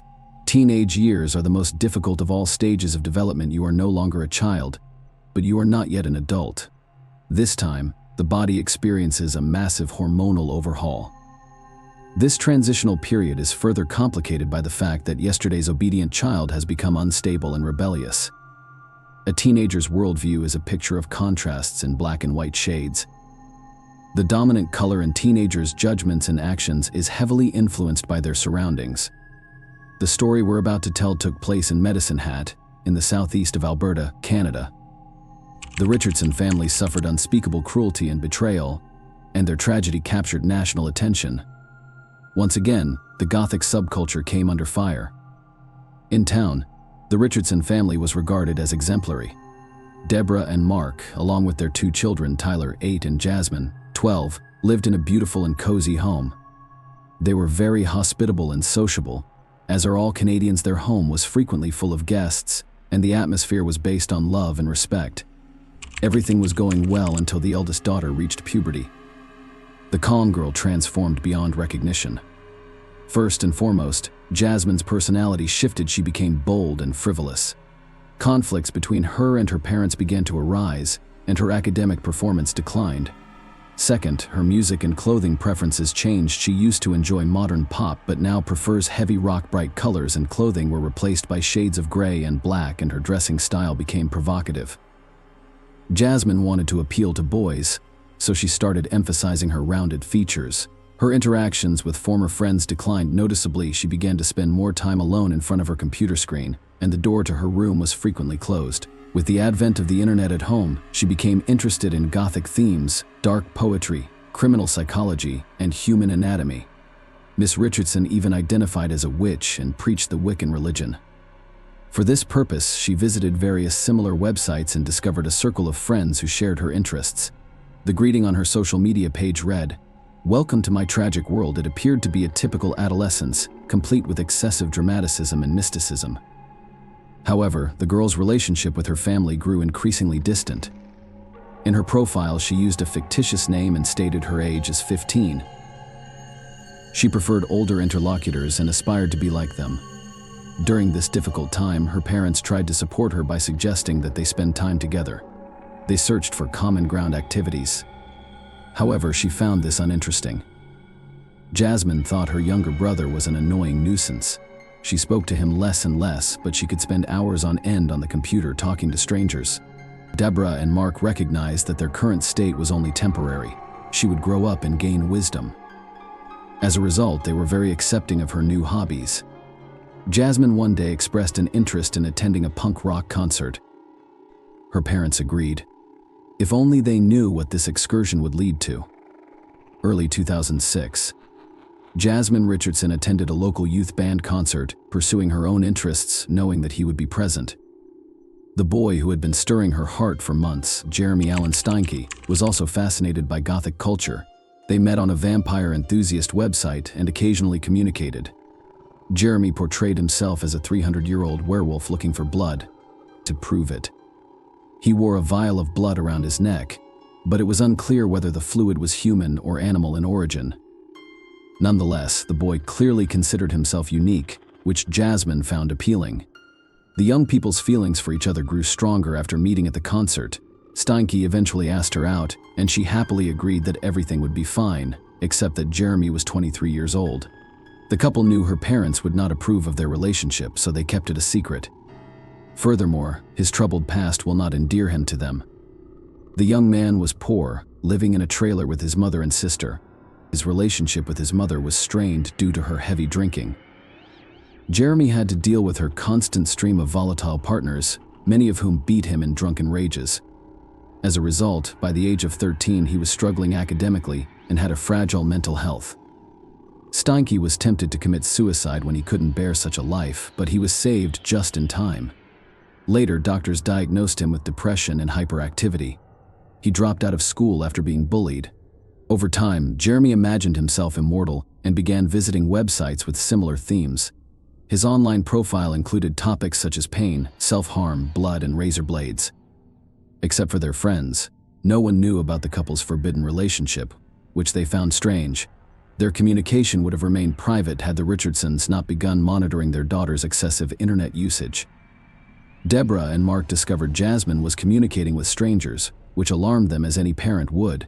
They therefore decided to remove the computer from the girl's reach.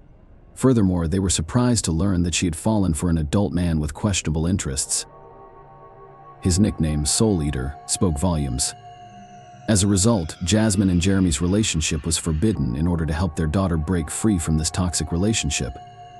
Deborah and Mark saw two psychologists and sincerely believed that counseling would improve their parent-child relationship. It worked out well for them. Jasmine demonstrated compliance and appeared to be returning to normal life, as if everything was behind her. She received her computer back. This became Richardson's final fateful decision, resulting in their demise. Saturday, April 22, 2006. Mrs. Richardson was getting ready for bed when she heard a noise in the basement. Rats again, she thought.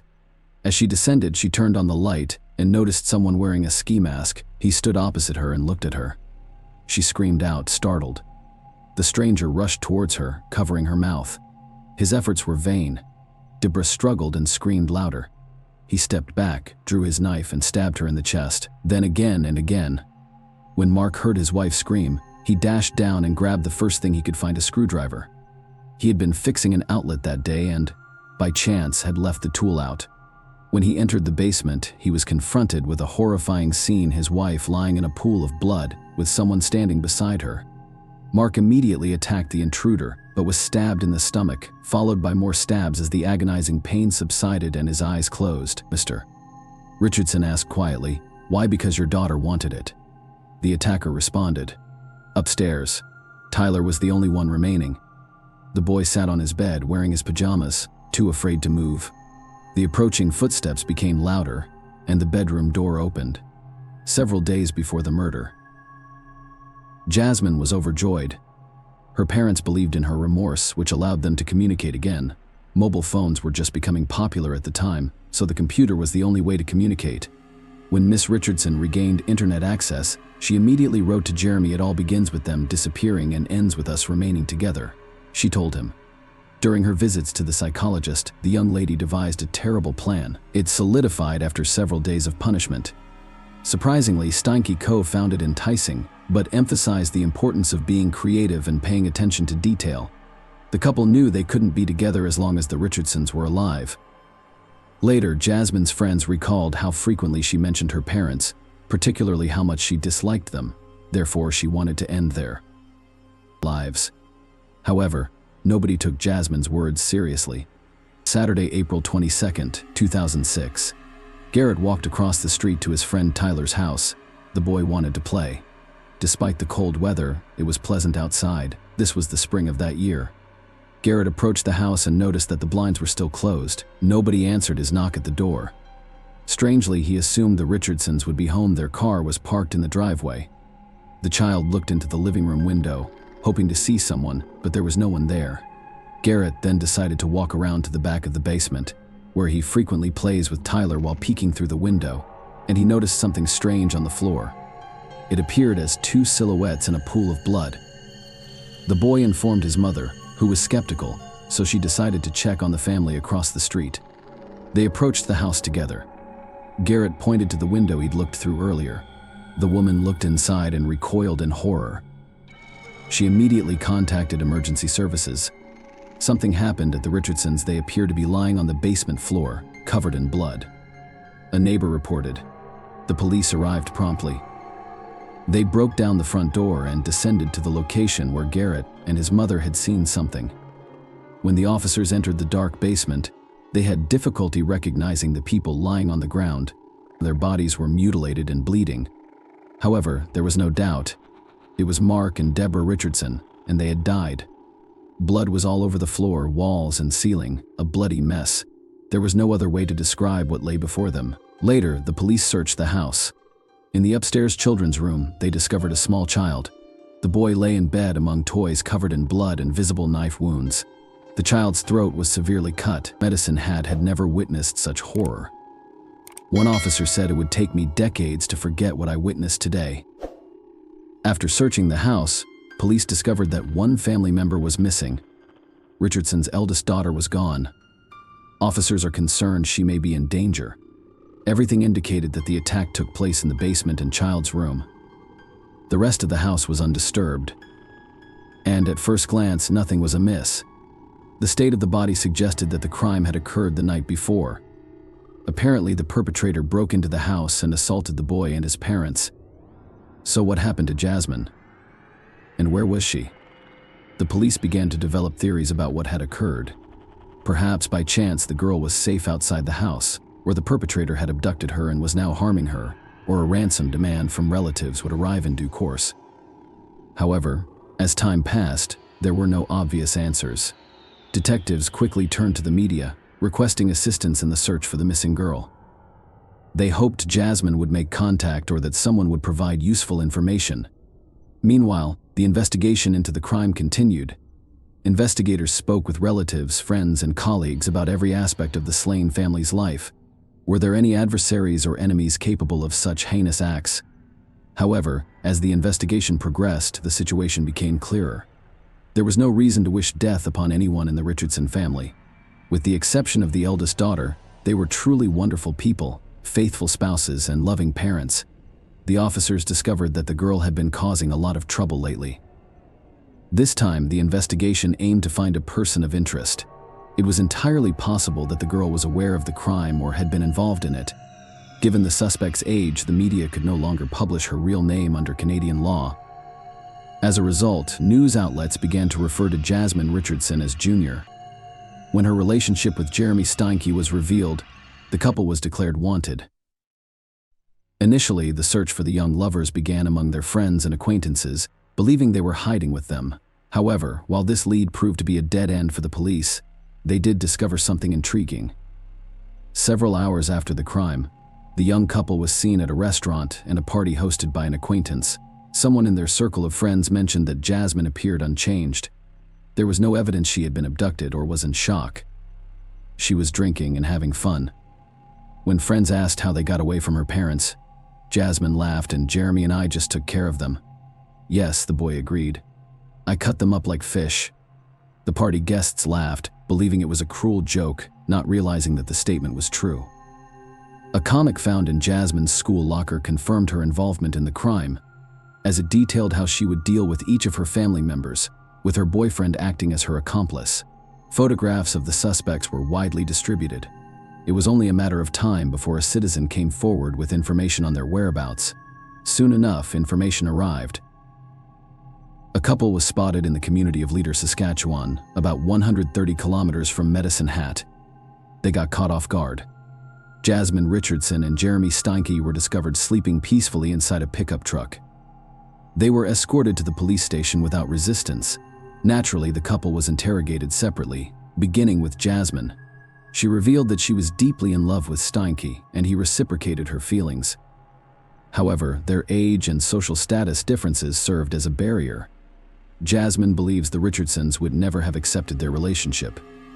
As a result, Jeremy committed the ultimate act of love. He ended her parents' lives, giving them the opportunity to be together. When detectives asked if Jasmine was involved in the crime, she replied, "I wasn't home when it happened. I wasn't sure what had happened. When I found out, I accepted it. I loved Jeremy so much that I ran away with him."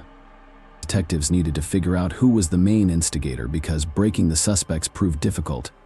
The investigation employed a cunning strategy.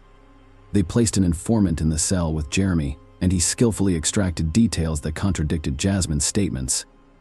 Jeremy admitted to the informant that the plan to end her parents' lives was Jasmine's idea. He wasn't initially supportive, but he agreed after they discovered the forbidden love and took her computer. "I cared for Deborah and Mark Richardson, while Jasmine looked after her younger brother on her own. She begged me to leave Tyler for her.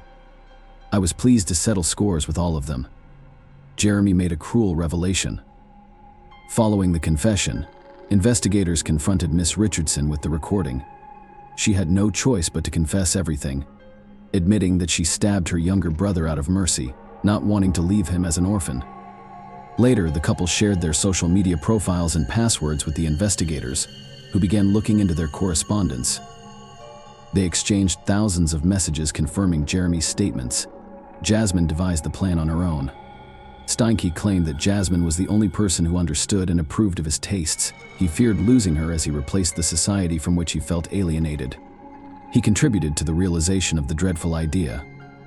"I want to cut their throats. They will regret what they have done, especially when I know they're gone. They will pay for the insults.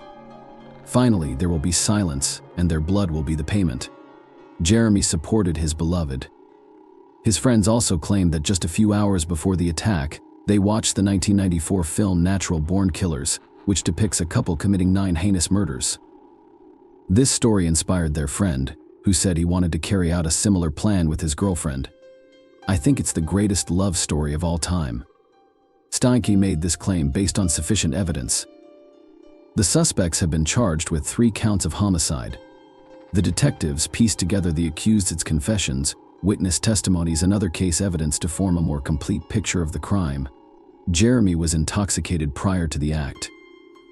Jasmine led him inside the house and directed him to the basement, where he assaulted her mother.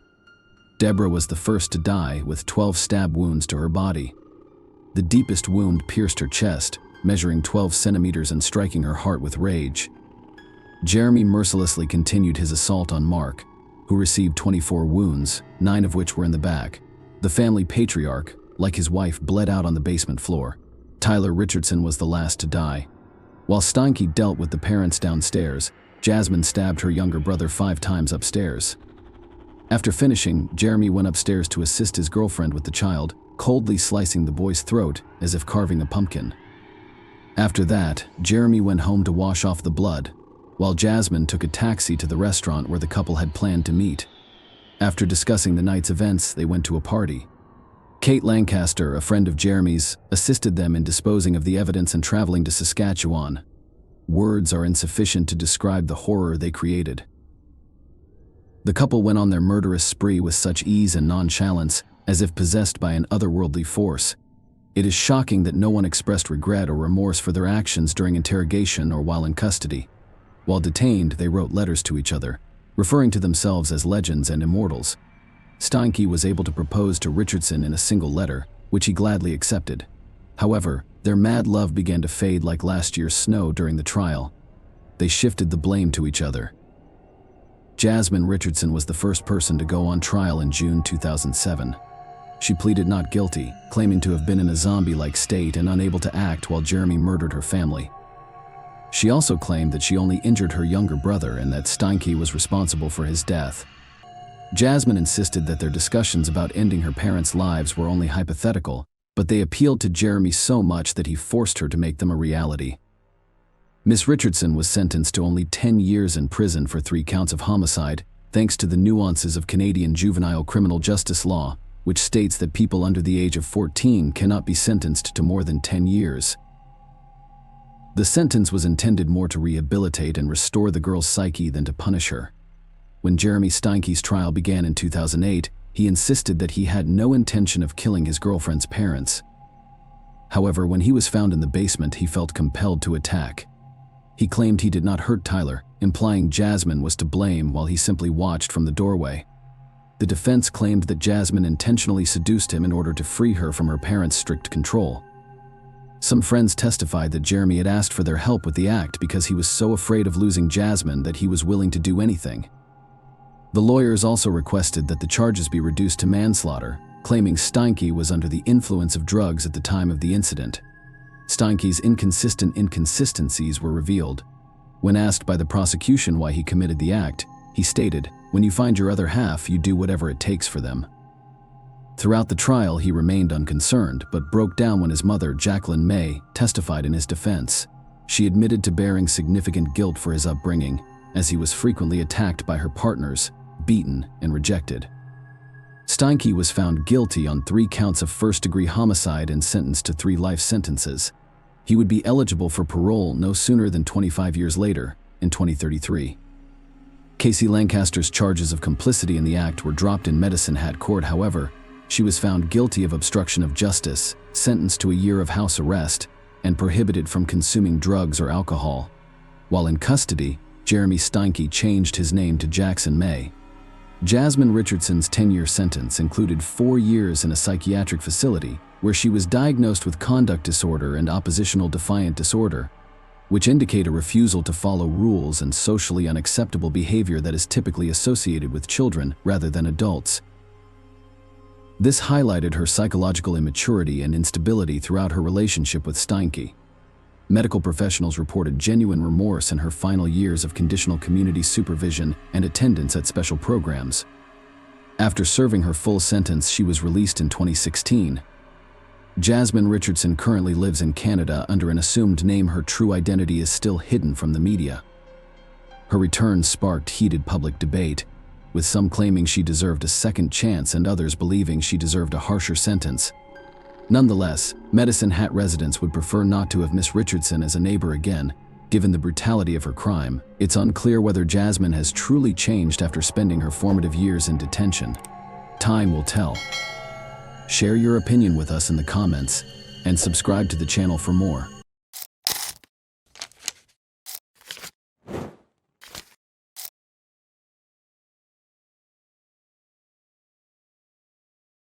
Hey guys, welcome to my channel, and today we're going to take a look at another horrible case with you.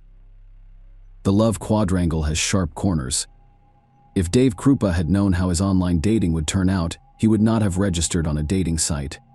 He would have continued to live his old life with his girlfriend Amy Flora and their 2 children. Maybe he would have legalized the 12-year relationship after all, especially since Amy and Dave remained close friends after their breakup. They took periodic vacations with their children, fulfilling their parental responsibilities to perfection. That was in 2011. And by the summer of 2012, Dave was ready to begin a new relationship. Only the man was not looking for a commitment and preferred to remain single. He wanted to meet women who were open to a casual relationship and did not have long-term goals. With these thoughts, he went to a dating site where everyone is looking for something unique. The modern world has brought with it new technologies that allow you to communicate at a distance, avoiding many nuances, the awkwardness of the first acquaintance, the appearance at the same time, and the fear of being rejected. Meeting someone you're interested in has become much easier. It is sufficient to select the intended partner based on a set of characteristics specified by him in the questionnaire. Leaving the house for this is unnecessary. However, who is hiding behind a cute avatar profile is unknown, and whether he corresponds to those features that describe him. And the true goals of dating are not always voiced in advance and discovered later in the relationship. Carrie Leah Farver was born on November 30th, 1974, in Macedonia, Nebraska, USA. She had previously failed relationships. Her son, Max Maxwell, was raised entirely by her. Initially, the child served as both a reward and a challenge for her. Despite her strong feelings for the baby she wants, she spent a month in bed, deep in depression. Kari's mother, Nancy Rainey, cared for the child despite her difficult relationship with the child's father. Unsettled living conditions contributed to the appearance of a young, 20-year-old woman in such a heightened psychological state. Doctors eventually diagnosed Farver with bipolar disorder. People with this diagnosis are like two halves of the same coin. The individual experiences extremes. His mood becomes either too good or too bad. Euphoria, increased efficiency, and extreme friendliness give way to depression, bitterness, impotence, and other negative emotions. The disease severely disrupts a person's normal life. However, in the early 2000s, Kari's doctor discovered an effective treatment for her, allowing her to live a normal life. The question of whether she wanted to settle her personal life is rhetorical.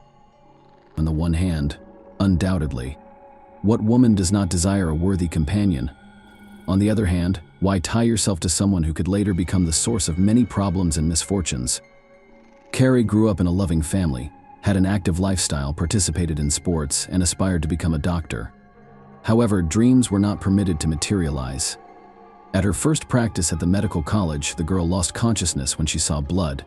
As a result, she decided not to put her own or her patient's health at risk. She studied to be a programmer. In the fall of 2012, Kari was offered a good job in Omaha, a neighboring city. She couldn't pass up the opportunities that lay ahead of her, so she accepted the offer. Since Max was in middle school, he did not want to leave his familiar surroundings and relocate with his mother. He continued to live with his grandmother in Macedonia.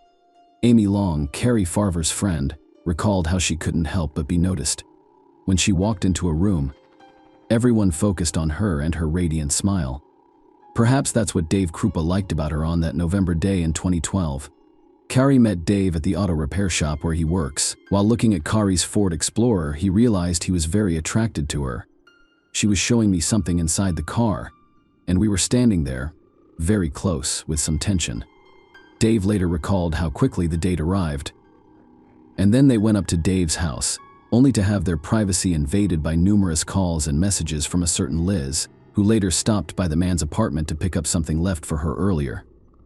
David informed Kari that this was his former partner, Liz Goliar, whom he met on a dating site about 6 months ago and had been dating for a while. He also explained that the woman was extremely clingy, which was the cause of their breakup. Kari was very understanding, so she was not surprised when she noticed another woman in the man's apartment. After all, everyone has a unique handle on this suitcase from the past that occasionally makes itself known.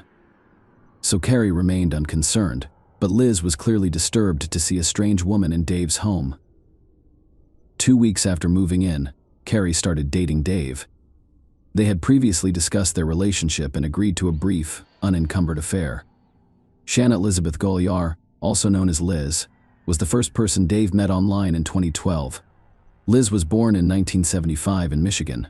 Dave liked her at first. She claimed that she was not looking for a serious relationship, especially since she was a mother, and that she should spend the majority of her time with her children rather than men.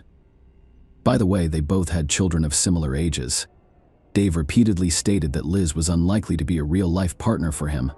She wasn't well-read or educated, which was important in a man-woman relationship. They had few topics of conversation, and the relationship was more focused on the horizontal. Liz became curious about what Dave was doing in her absence and who he was seeing, but the man repeatedly reminded her that they were in an open relationship and she shouldn't be concerned. Dave also told her that she could do whatever she wanted and that he did not stop her from dating other men. However, Liz appears to be dissatisfied with this. She began to pester Dave more and more. Liz was most envious of Dave's children and their mother, Amy. She couldn't understand how they maintained a warm relationship after their breakup. Liz's actions eventually drove Dave away. Then Carrie appeared on the horizon. Carrie was beautiful and intelligent. Dave could talk to her for hours and they agreed on everything. I felt as if I had hit the jackpot. Dave claimed, and Liz, sensing that the man was drifting away from her, began to remind him of himself through increased activity. She texted, emailed, and called. He wasn't about to stop seeing Carrie or anyone else for her. Carrie and Dave started spending more and more nights together. Dave allowed himself to do this because it was convenient for Carrie to get to work, and he liked her company. Carrie pretended she wasn't looking for anything serious and was simply enjoying herself. In December 2015, Liz was shot. The woman probably guessed who it was. Fortunately, the wound did not prove fatal. This cannot continue any longer. I need to do something about it. Liz reflected. On November 13, 2012, I will leave for work. Carrie kissed Dave and agreed to see him later. It was the last time he saw her at 9:45 a.m. The contents of a text message from Carrie caught Dave off guard at work. She texted him that she wanted to live with him permanently. Kropp was very perplexed by the correspondence. He couldn't understand Farver's abrupt shift in mood. They had agreed beforehand that they would not rush into a relationship. They were as happy as they were today. However, the message conveyed a different story. Dave gently replied that he was not prepared for such a change. Kari's counter message was unpleasant. A lot of profanity. He explained the message. I wasn't sure what to think. I was shocked. When he returned to the apartment, he discovered that all of Kari's belongings that she had brought him were gone. Apparently, that is why he believed the woman had abandoned him. The same day, Carrie deleted him from her Facebook friends list. That appears to be the end of it. However, Dave began receiving text messages and emails from Carrie multiple times per day. They contained curses and threats that would ruin his life. There were so many of them, and everyone was rude. Carrie also failed to show up for work, which was unusual given her reputation for punctuality. Kari Farver sent strange messages to Dave Krupa, her mother, and her 15-year-old son. She wrote that she had found a job in Kansas and planned to take Max with her, but she wants to be alone right now because she is worried about her failed romance. In May 2013, Carrie in her Facebook profile published a lengthy post titled, "I've answered enough questions to prove to everyone that I've had enough. You can either believe I'm your daughter, mother, sister, and lifelong friend, or just leave me alone. I left of my own free will, and all I can think about is how everyone was criticizing me for doing what I had to. I do not miss it. I really don't want to go home right now. I am a grown woman, and if I want to leave the house, I can. So when I'm ready, I'll come home. I apologize for simply walking away after causing harm to everyone. Time has passed." However, Carrie never showed up. The woman's mother realized something was wrong with her daughter when she missed her own birthday, Max's birthday, and other family gatherings. The last straw was her father's funeral. After a while, Liz Goliar began receiving messages from Carrie. She insulted and humiliated the woman in them, and some of the messages included a threat to avoid Dave. Liz decided to contact the man so that he could explain her friend's strange behavior. He informed her that he was in the exact same situation. Carrie bombarded him with messages and emails. They've got it. The woman accused her ex-lover of all sins, referred to him as a lecturer, and promised vengeance for all the pain he had caused her in response. Sometimes the messages were ominous, informing her of Dave's current activities. Dave and Liz grew closer as a result of their shared situation. He felt even more guilty about the inconvenience he'd caused her. Carrie's constant messages became increasingly threatening. The text was illogical and filled with grammatical errors. Kari's mother insisted that her daughter had never been angry and that she had always written letters and other documents properly. Carrie was meticulous about spelling and style.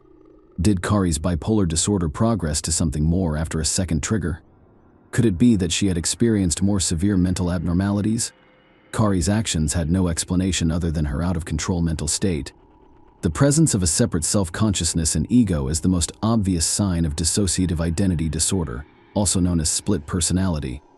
At the same time, each of them has a unique memory, thinking style, and even tendencies toward specific actions.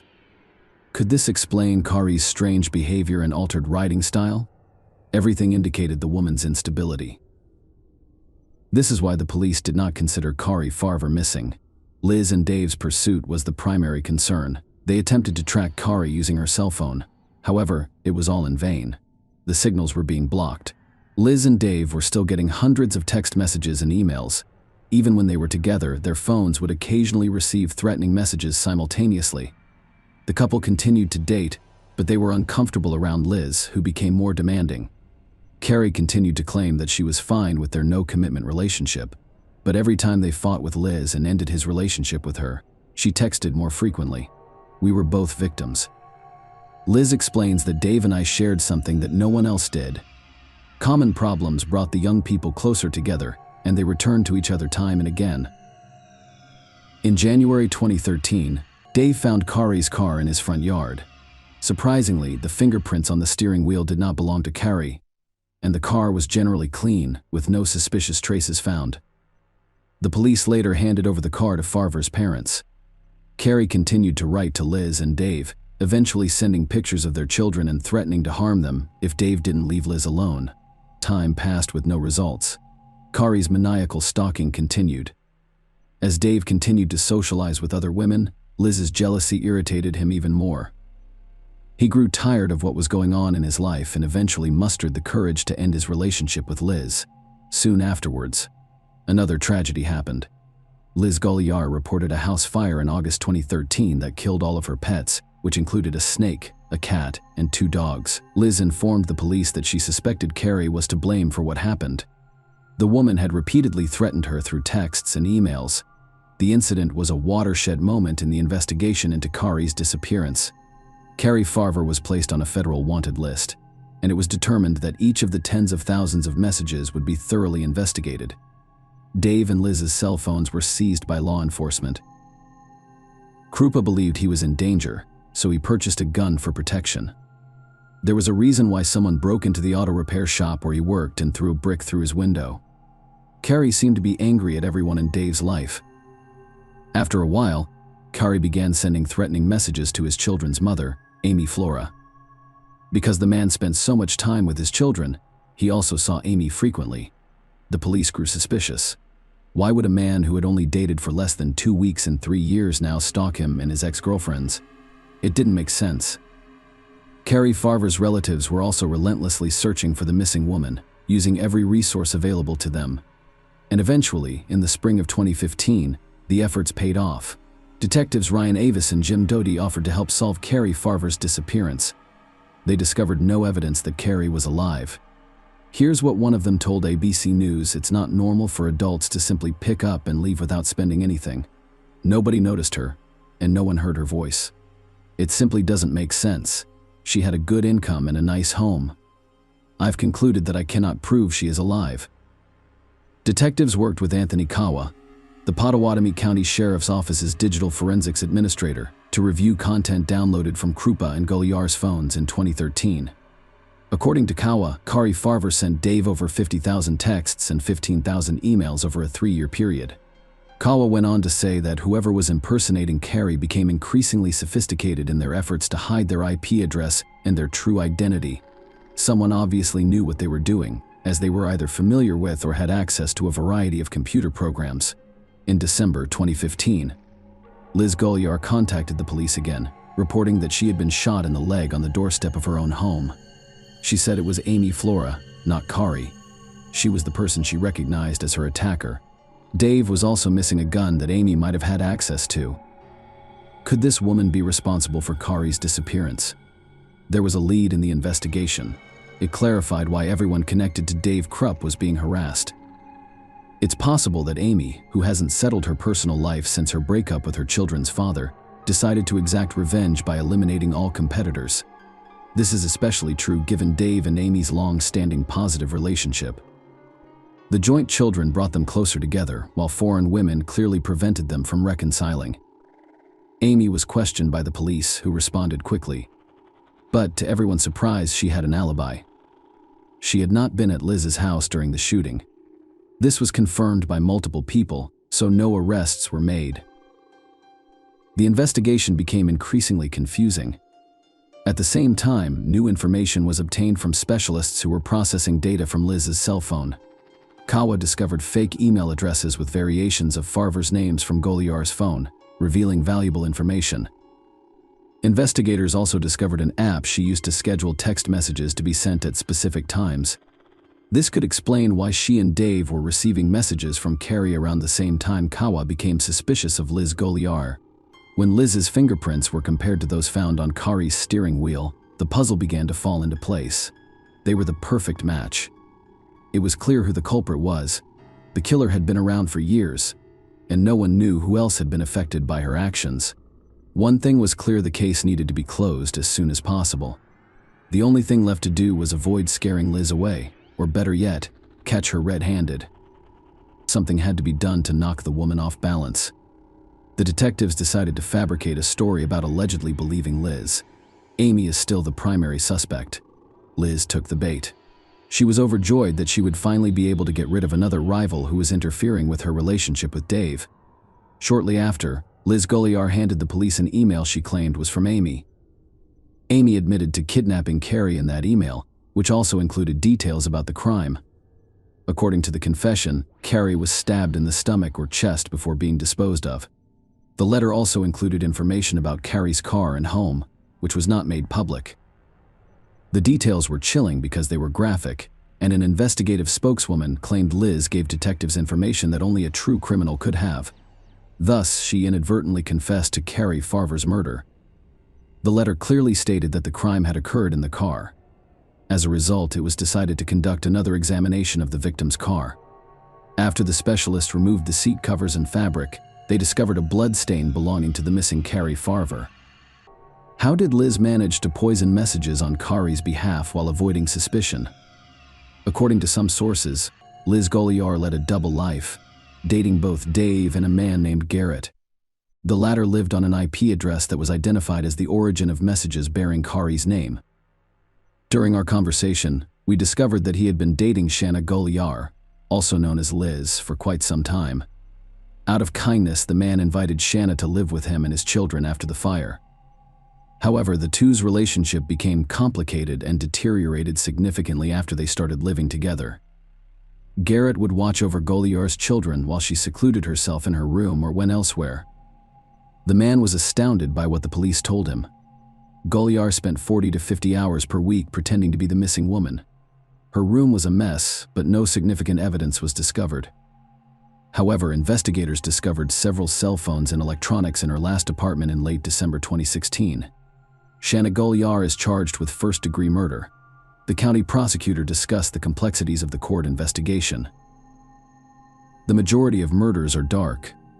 This crime was so bizarre that it would take some convincing to believe it happened. There is no way anyone would have let their dog die in a fire they started themselves. There is no way anyone would have shot themselves in the thigh. However, Shanna Goliar did it to avoid suspicion. James Martin Davis, Shanna Goliar's attorney, hoped the case would fall apart because it relied primarily on circumstantial evidence. Kari's body was never discovered, nor was the crime weapon. Goliar never confessed. There was no evidence that Carrie died at all. The defense team chose a mistrial, which means that a judge, not a jury, will determine Shanna's guilt. Mountains of complicated electronic evidence were presented alongside physical evidence. However, the prosecution insisted that the amount of blood found on Kari's car's passenger seat was consistent with a stabbing confession obtained from the IP address where Shanna lived. Investigators were able to establish Shanna's direct involvement in Kari's murder. Deleted images, including a photo of a human foot with a Chinese symbol tattooed on it, were recovered from a tablet in Dave's possession after analyzing the memory card she was using at the time Carrie went missing. The foot clearly belonged to a man who had died many years before. In addition, Carrie had a similar tattoo.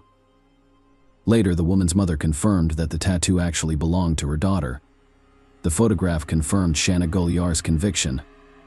The judge convicted her of first-degree murder and sentenced her to life in prison with no possibility of parole. He stated that Carrie Farver did not disappear voluntarily. It is extremely unfortunate that she was murdered. Authorities believe Shanna was murdered. Carrie allowed her body to decompose before burning the remains to eliminate any trace of evidence. She decided to get rid of her rival, most likely out of jealousy. After disposing of her, she purposefully took her cell phone to make Farver look insane and regain Dave's trust.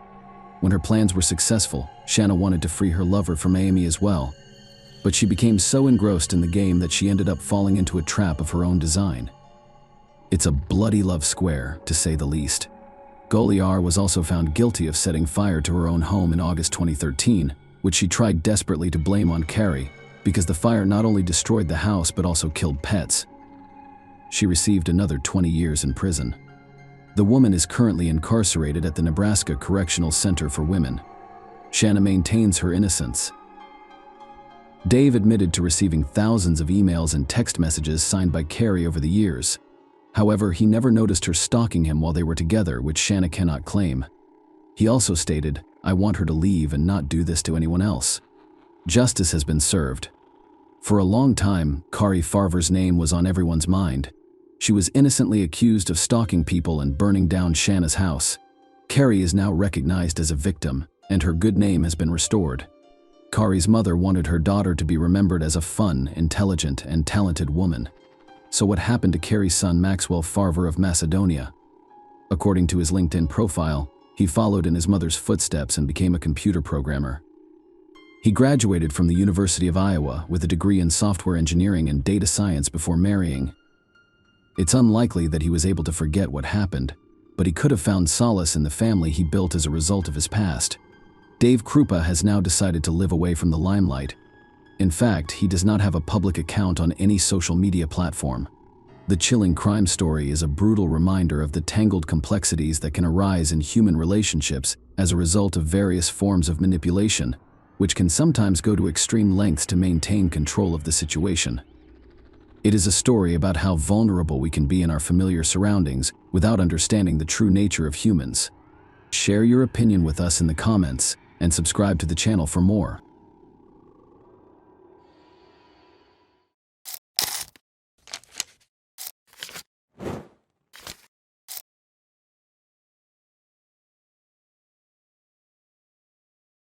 Hey guys, welcome to my channel, and today we're going to take a look at another horrible case with you.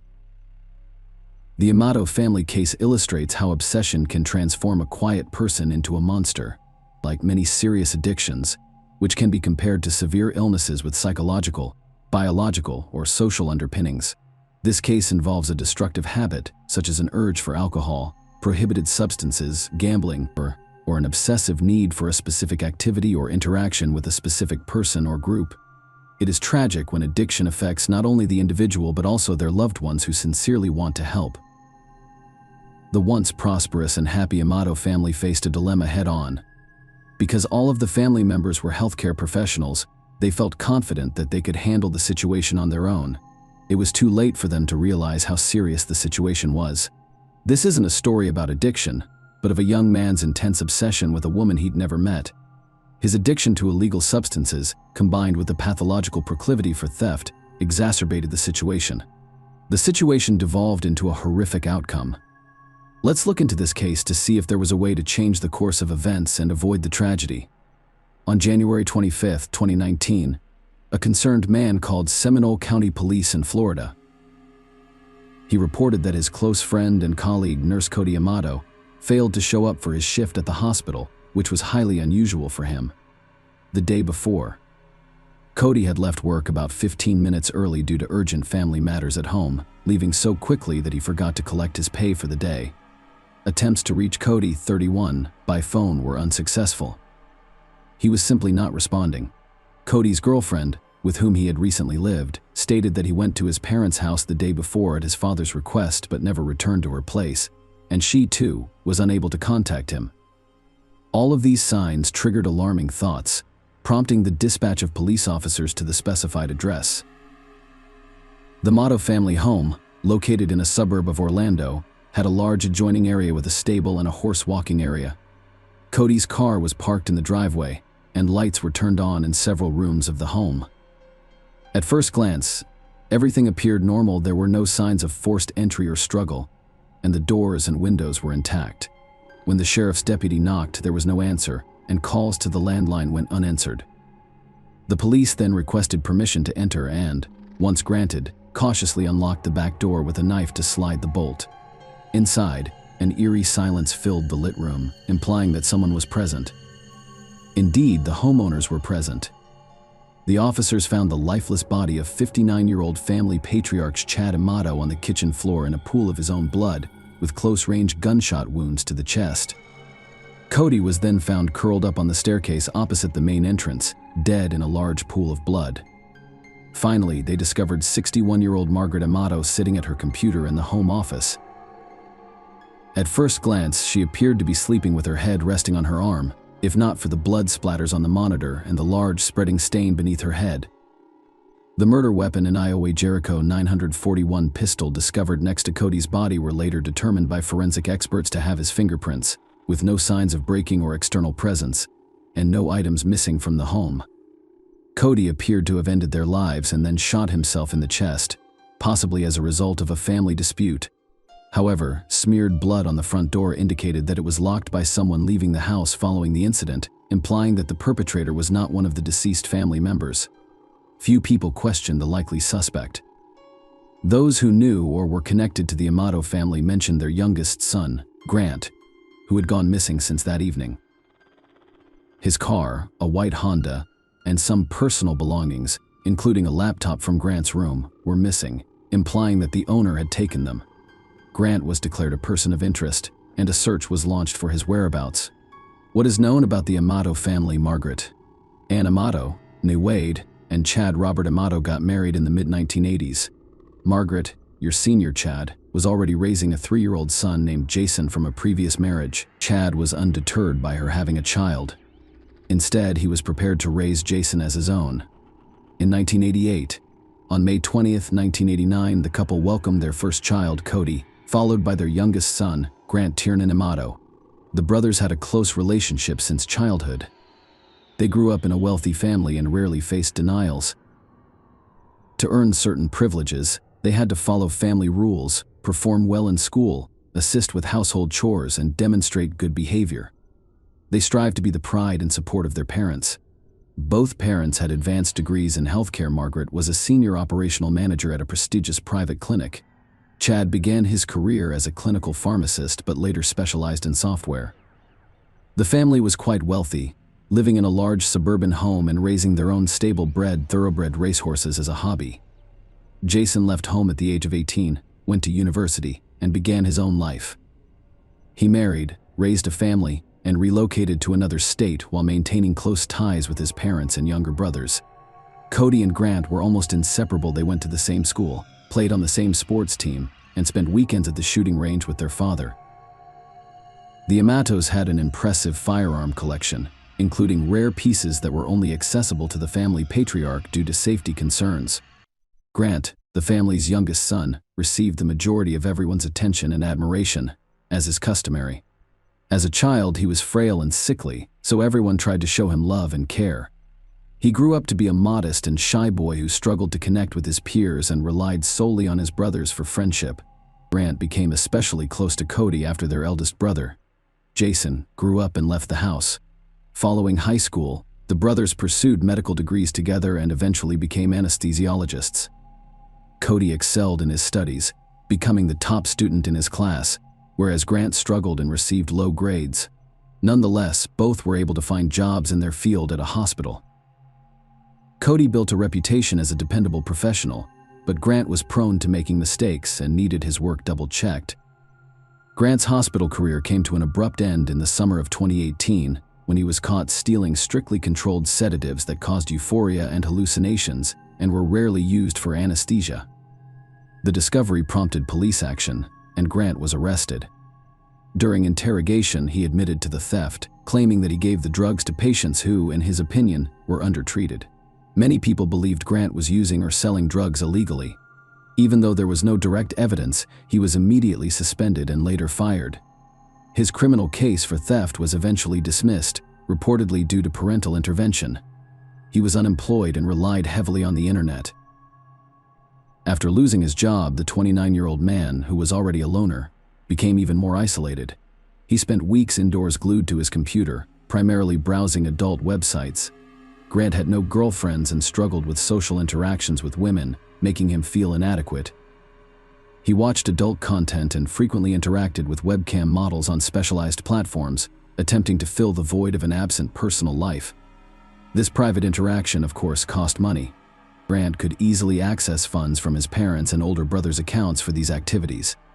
This obsession quickly developed into an addiction, exacerbated by irregular alcohol consumption. But Grant seemed content with his lifestyle, relying on his family and spending their money without contributing anything in return. Eventually, his father issued an ultimatum: find a job soon or leave home and lose all financial support from his family. Grant promised his father that he would resolve the issue, but he had no intention of seeking employment. He stated that he would become a streamer, earning money by broadcasting video games.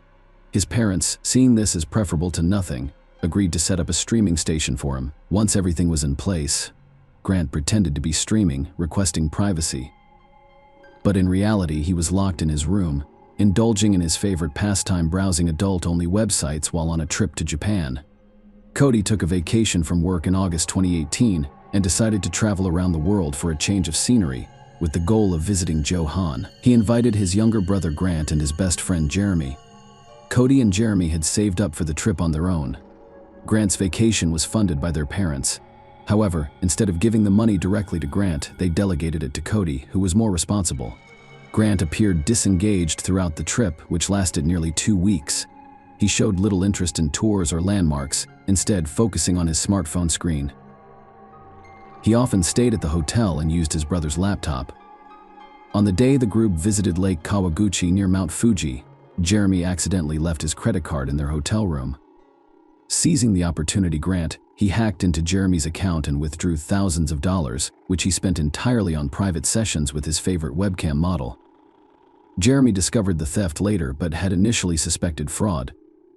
He was unable to identify the perpetrator and continued to investigate the incident after returning home, unaware that Grant was involved. Sylvia releases his lava. Now, Sylvie, let's get to the most intriguing part: the identity of the mysterious webcam model. Grant became obsessed with a website where Grant paid for private online interactions with various women. He met the stunning Sylvia and expresses his love for Ova from Bulgaria. Also known as Sylvie, she captivated him with her striking appearance, confidence, charisma, and passion. Sylvie made Grant feel special, loved, desired, and distinctive. He began to believe that her feelings for him were genuine and that they could form a real relationship. Brand was convinced they were in a relationship, and he needed to separate this fiery brunette from her other admirers. He spent hours and thousands of dollars every day to make sure she didn't have time for other men. Grant also showered her with gifts such as expensive lingerie and jewelry, which she wore during their video calls. Desperate to impress Sylvie Grant, she constantly made up stories, losing touch with reality. He claimed to live alone in a large house, own a profitable business, and could afford to lavish her with money. He supported his claims with money transfers, initially sending a couple of $1,000, $10,000, and even $100,000 as birthday gifts. Naturally, his parents were aware of his lavish spending because he was using their accounts. At first, he explained that it was an investment in his own online project to build an audience. However, Chad and Margaret soon realized their son was lying. A scandal escaped the rehab clinic, and a serious family feud broke out at home. The patriarch demanded that the youngest son pack his belongings and leave right away, but his mother and Cody stood up for him. The family recognized Grant's severe internet addiction. However, they were perplexed as to how he had spent nearly $200,000 from their accounts. A thorough search of his room revealed vials containing potent substances. Grant explained that he used them to avoid going insane. The parents announced that they would deactivate his accounts and send him to mandatory drug and internet addiction treatment. Grant responded by declaring that he was tired of everything and wanted to end his life. He then dashed out of the house, jumped into his car, and drove off at high speed in an unknown direction. Later, it was discovered that Grant had gone to his aunt and uncle's house, crashed through their fence, and hit the garage wall. Knowing about the turmoil in the Tomato family, his relatives sympathized with him and offered him a place to stay until things settled. He readily agreed, but the next day he robbed his kind-hearted relatives, taking thousands of dollars from their accounts to pay for interactions with Sylvie. When Grant's aunt and parents met, they asked her not to contact the police, promising to resolve the situation and return the stolen money. That same day, Chad personally went to their house and took Grant, who desperately needed help. Chad, Margaret, and Cody realized that reasoning with him was pointless. And if he left home, he was likely to commit theft again. They then presented the Grant with a different ultimatum: either go to a rehabilitation clinic for addiction treatment or face jail time for theft. Grant reluctantly agreed to enter the clinic, where he would spend 2 months free from temptation. He was admitted to the medical institution near the end of December 2018. A grown man's little secret. While Grant was in treatment, his parents checked his computer and discovered that he was spending thousands of dollars each day from their family accounts. They discovered the profile of Sylvie, the woman who had a profound impact on their son. After reviewing their correspondence and discovering hundreds of recordings of their intimate private online interactions, which were treasured and frequently revisited, the comatose decided to inform Sylvie that her admirer, who had showered her with money and gifts, was not a businessman but an ordinary unemployed man suffering from drug and internet addictions. They also stated that the funds transferred to her were stolen, potentially exposing him to criminal charges. However, Sylvie remained unconcerned for her. It was simply a job, and she had no intention of returning the money. Grant abruptly returned home on January 5, 2019, only a few weeks into his treatment, having completed less than a quarter of the required rehabilitation program. He had fled the clinic, where he was known for his complete lack of cooperation. Grant tearfully promised to change his life and find work, but he threatened to commit suicide if forced to return to the rehab facility. His parents agreed but imposed strict rules. Grant was prohibited from using the computer. He had to adhere to a strict schedule, and all of his earnings were closely monitored. He was also given a part-time job at a local grocery warehouse. For about 3 weeks, Grant appeared to comply, leading his parents to believe he had matured and overcome his addictions. However, everything changed on Thursday, January 24, 2019, when Grant persuaded his mother to let him use the laptop briefly to check his email and post his resume on the internet. He hopes to find a more challenging job than his current warehouse position. Margaret trusted her son and let him use the laptop, making a fatal mistake. Naturally, Grant attempted to contact Sylvie, only to discover that his parents had already written to her, revealing the truth about him. He saw it as a betrayal. Furthermore, his parents had humiliated him in front of the only woman he loved, and they had to pay the consequences. The brutal dismantling of the family. Remember the previously mentioned home firearms collection? Chad had kept it in a large, special safe with a key he didn't trust. However, Grant was aware of another gun stored in his parents' bedroom, which his father always kept loaded, and he chose to use it. His mother was working on the computer in the home office when her youngest son quietly approached her from behind and shot her in the back of the head. Her body position indicated that she did not have time to turn around or understand what was going on. Next came his father, who was about to return home from work. Chad was confronted with Grant as soon as he entered the kitchen and was shot twice in the chest. Grant tensely considered his next move, devising an even more monstrous strategy. He decided to frame his own brother Cody, the only person who had ever defended him, assisted him, and been his best friend. Cody had already moved out of the family home and was living separately with his girlfriend. To bring Cody home, Grant used his now deceased father's phone to send several messages requesting that he return immediately, because something terrible had occurred. He didn't elaborate, knowing that this information would be enough to make his brother rush home from work. The Grant calculation was correct, and Cody did arrive, even leaving work early. When he entered the house, he only made it to the bottom of the second-floor staircase before being shot and collapsing. Cody did not die instantly.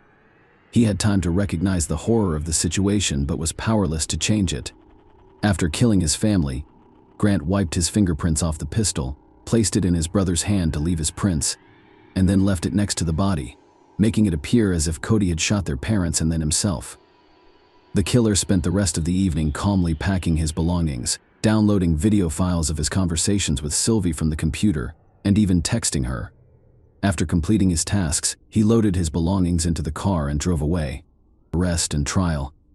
It took police just over a day to find and arrest Grant, who was hiding in a small roadside motel in Orange County. He was not surprised, rather disappointed that he had been discovered so quickly, but he vehemently denied any guilt. During his interrogation at the station, he told unbelievable stories about his father's extreme cruelty, alleging mistreatment of his mother and brother. Grant also discussed his father's attempts to separate him from his beloved girlfriend Sylvie, with whom he claimed to share true and pure love, following the events at their family home on the evening of January 24, 2019. His account was unclear and inconsistent. He suggested that his father and brother got into a fight. Cody grabbed a gun and killed Chad, with Margaret being an unintentional victim.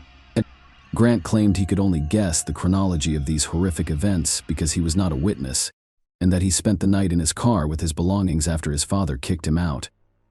In the morning, he claimed he simply drove away, unaware of the tragedy that had occurred at home.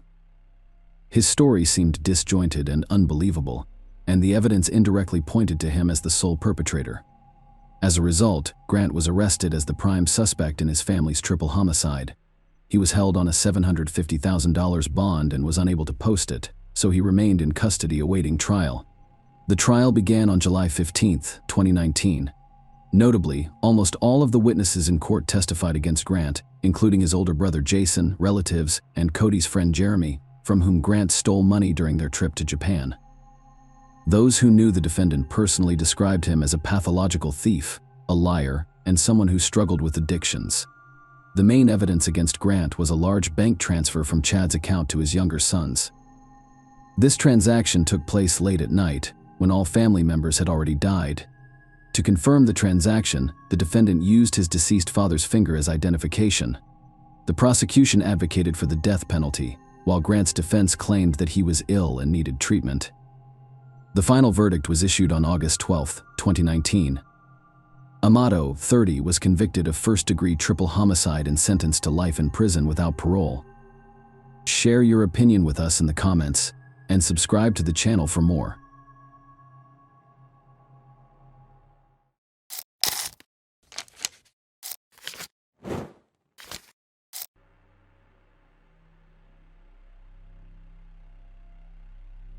Hey guys, welcome to my channel, and today we're going to take a look at another horrible case with you.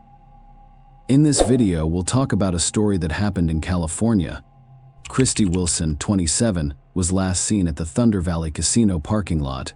It was the early morning of October 5, 2005. Wilson had a brief phone conversation with her boyfriend, Danny Burlando, on the evening of October 4th, assuring him that she would return home soon, but she then vanished mysteriously. It took the authorities 15 years to figure out where Christy went. Christy Lynn Wilson was born on January 10, 1978, in San Jose, California, USA. She graduated from Gunderson High School and earned a business degree from California State University, Chico. According to her mother, Deborah Wilson Boyd, and stepfather, Patrick Boyd, she was an outstanding athlete and student. Christy graduated from college and found a job she liked at a tech company near Sacramento. In her spare time, she enjoyed playing blackjack at a nearby casino, where she eventually met her boyfriend, Danny Burlando. Christy's family and friends described her relationship with Danny as quite harmonious. They appeared to be a good couple with a promising future, but their relationship began to deteriorate after they moved to Sacramento together. Christy had numerous bruises on her body, but she refused to discuss their origins. Christy struggled at work, in addition to her personal issues. She lost her job as a result of the high-tech crisis and had to relocate to San Jose to live with her parents.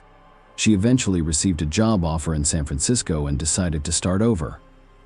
Christy went to Sacramento on October 4th, 2005, to pick up the last of her belongings. But 2 days later, Danny Rolando called Christy's parents to say she had vanished. He claimed to have contacted all jails and hospitals, as well as all of her friends, before calling them. The police have also been informed of Christy Wilson's disappearance. According to Danny Christy, he arrived at the apartment on October 4th. That night, he ate dinner with his family while Christy visited the Thunder Valley Casino. It was the last time he saw her. Danny's family disliked Christy, so it's not surprising that he attended a family dinner alone. Christy's family did not like Danny either. Christy's bruises on her body indicated that Danny had abused her. Christy's stepfather, Patrick Boyd, loved her as if she were his own daughter. And when he learned about the domestic violence, he was furious. Patrick wanted to confront Danny, but Christy's mother, Deborah, stopped him. Danny Burlando was 31 at the time. He used to work as a car salesman but quickly lost his job. Christy went missing about a month ago. After hearing her scream loudly, her neighbors called the police. When the police arrived, they discovered that Christy and Danny had fought, but there were no repercussions because they quickly reconciled. Obviously, Danny was the first person detectives suspected after Christy disappeared, and the fact that he waited nearly 48 hours before reporting his girlfriend missing to the police only added to their suspicion. What if he used this time to destroy all evidence? However, Rolando cooperated and allowed investigators to examine his phone records, credit card transactions, computer, apartment, and car. Although he was a suspect, there was no evidence of criminal activity on his part.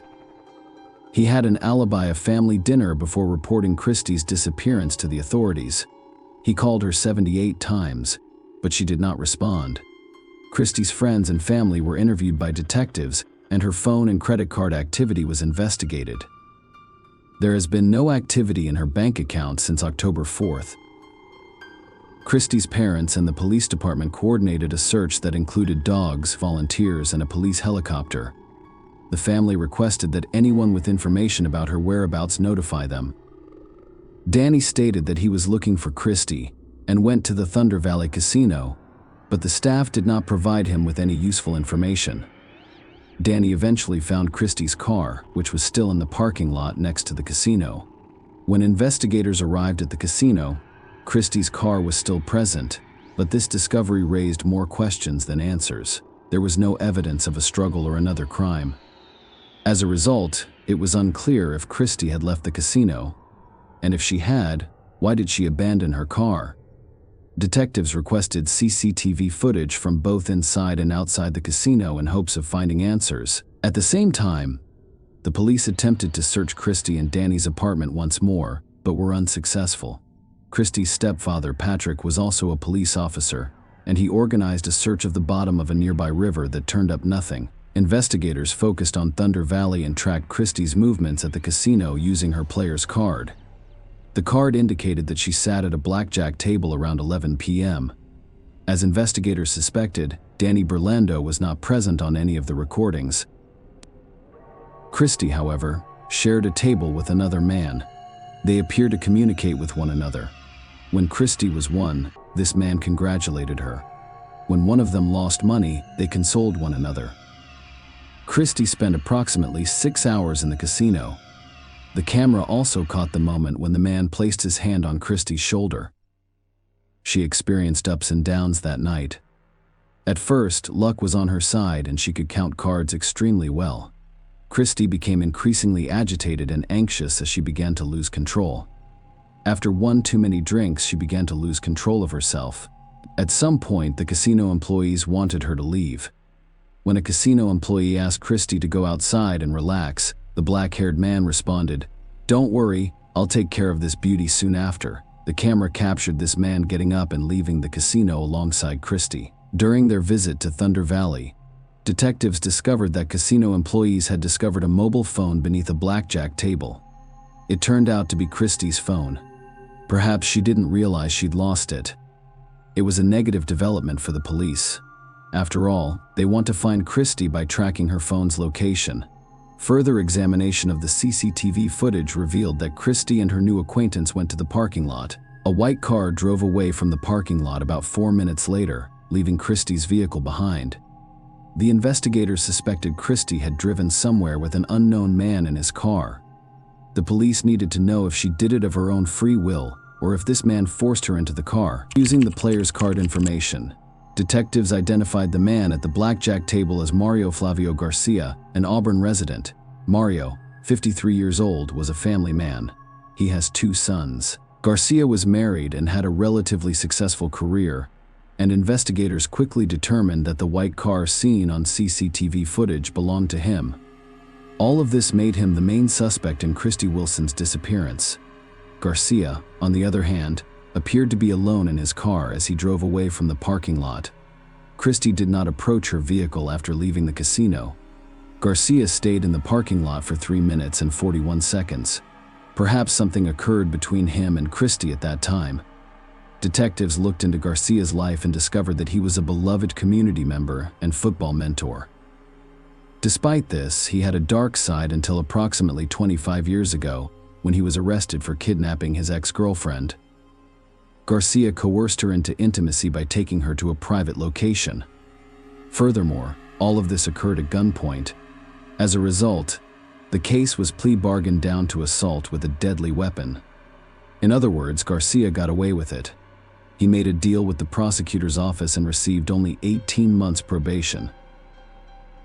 However, Garcia was of interest to the police in other cases as well. Garcia began dating Lynette Smith a few years after his ex-girlfriend was attacked.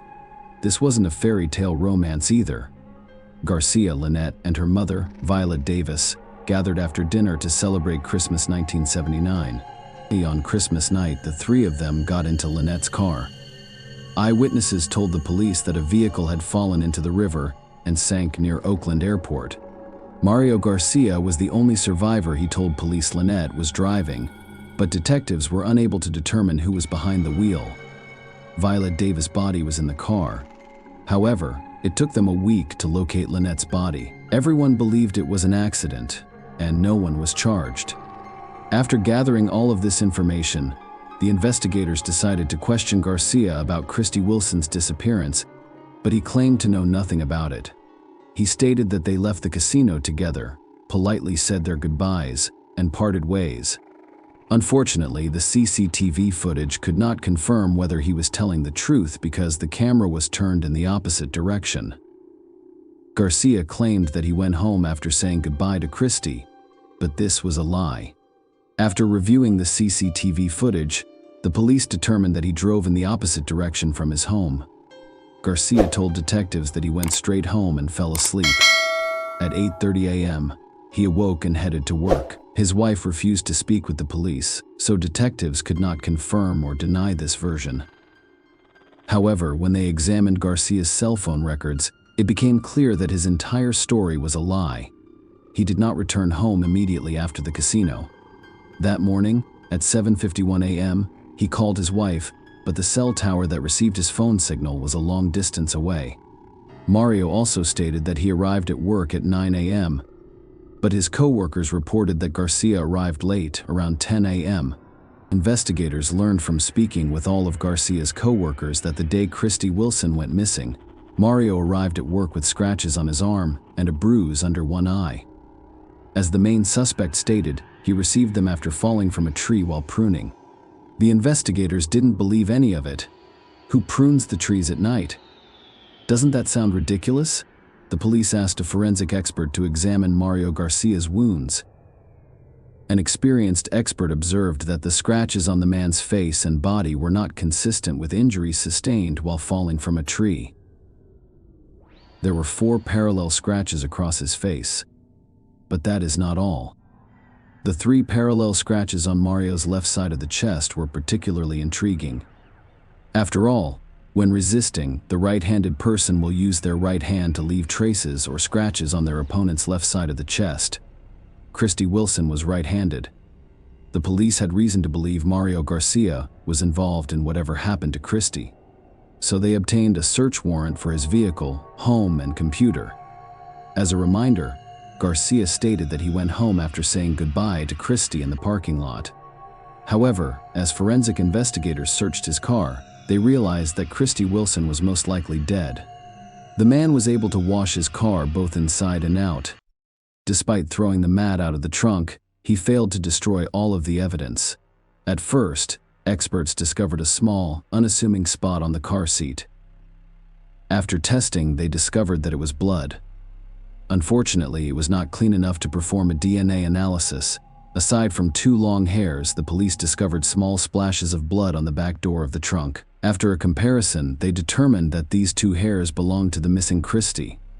Following additional testing, the police reached a different conclusion. The bloodstains contained Mario and Christy's DNA. This evidence contradicted Mario's claim that they separated in the parking lot. Everything pointed to a fight between Garcia and Christy. Detectives discovered that he was looking for forensically toxic, illogical data after reviewing his search history. He also used a website that described the drugs that can be slipped into drinks during a date. Investigators assumed Christie was a random victim. They sat at the same table, and Garcia may have slipped something into her alcoholic beverages. However, the police needed to find Christie to prove it. They conducted an extensive search for Christie's body on Garcia's 5-acre property. However, they were unable to discover any new clues. Despite the absence of Christie's body, police arrested Mario Garcia, who was charged with kidnapping and murdering Christie Wilson. Despite the fact that all evidence pointed to his guilt, the man maintained his innocence. The trial started on September 11, 2006. Prosecutors presented compelling evidence that Garcia met Christie at the blackjack table, left the casino with her, attacked her, killed her, and hid her body. At the trial, Garcia asked why the DNA on the door, purportedly belonging to Christie Wilson, was the only thing found. Why wasn't the DNA of my son's wife and the other people in the car found? I cleaned everyone else's DNA except Christie Wilson. Hey, that was the only thing they found. So, how did it arrive there? He hoped to persuade the jury that the police had planted evidence in his car. I suppose I'm supposed to ask for mercy, forgiveness, and remorse during this hearing. However, I am not going to do that. Innocent. Garcia stated that after hearing both sides, the jury found Mario Garcia guilty on January 11, 2007. The court gave him a life sentence of 59 years.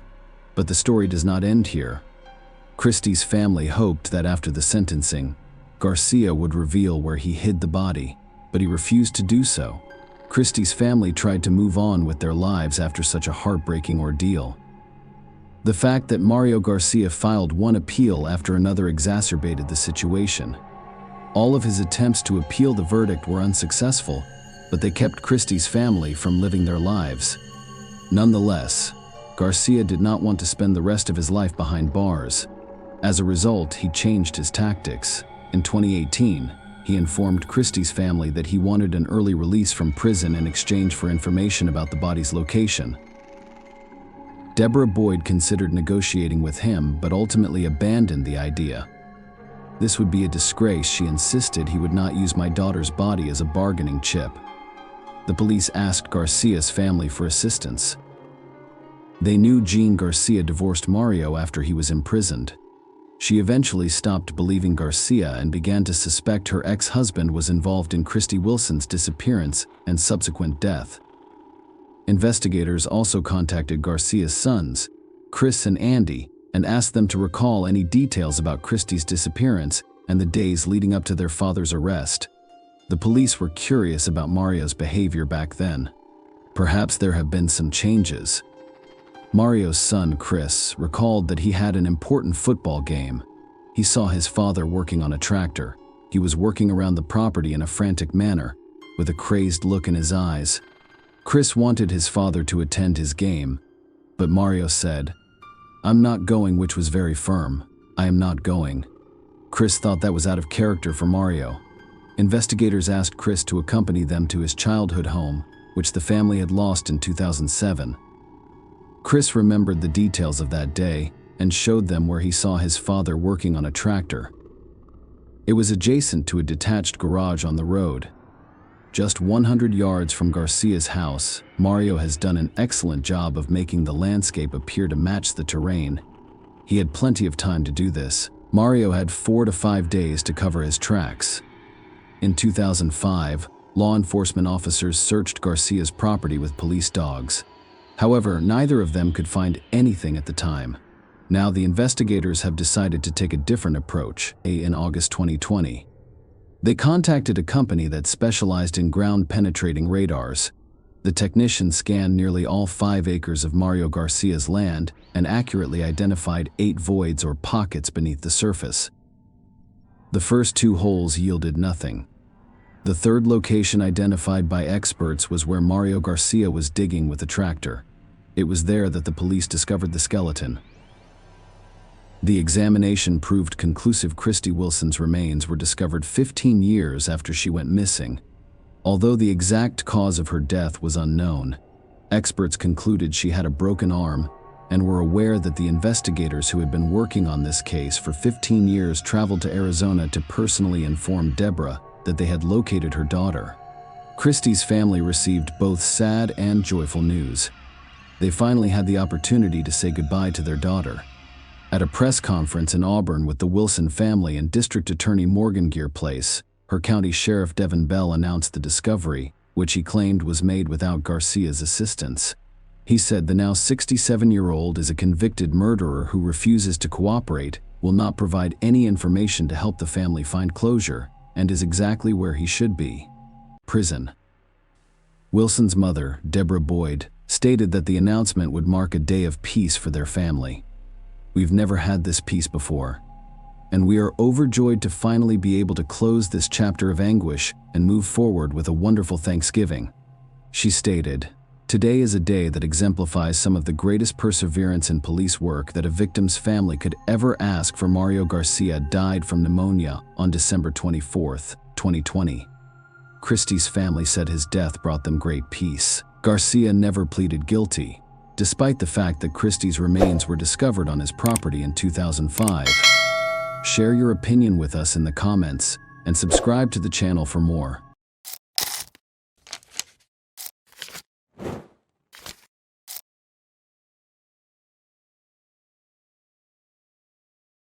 Hey guys, welcome to my channel, and today we're going to take a look at another horrible case with you. The summer of 1985 in London was sunny and warm, with a strong sense of nature and tranquility. However, at 3:30 a.m. on August 7, Jeremy Bomber, heir to the White House farm, received a sudden phone call at his home. The young man, barely awake, answered the phone, wondering who could have called him so early. On the other end of the line was his foster father, whose voice was unusual. He was clearly in panic, and Jeremy couldn't understand his father's words. He tried to concentrate and figure out what had happened.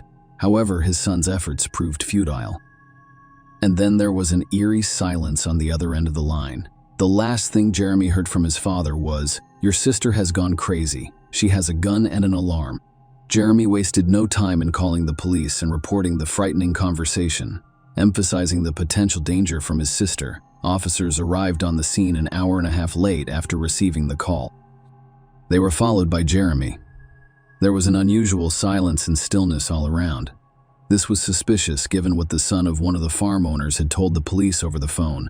Because it was suspected that weapons were involved, the English police chose not to rush inside, as was their professional practice. The effectiveness of such actions can be debated endlessly, but it is ultimately up to the English authorities. When they arrive on the scene of call, they are usually unarmed and do not interfere with the situation, instead waiting for it to resolve itself or for a special unit to intervene. The police officers kept their distance from the house, while Jeremy remained close by.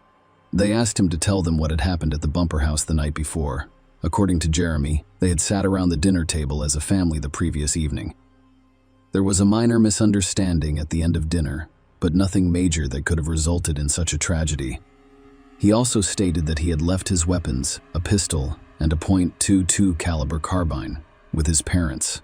Both weapons were serviceable and loaded. A special team arrived on the scene and discovered that all doors and windows in the house were locked, with the exception of the window in the master bedroom on the first floor. They spent 2 hours using a loudspeaker to communicate with someone inside the house, but all they heard was a dog barking. It had been nearly 3 hours since the first police officers arrived on scene. At 8 a.m., the SWAT team finally entered the house, where an eerie silence reigned. The group carefully moved around the first floor, inspecting each room. As they approached the kitchen, they saw chaos, including an overturned chair on the floor.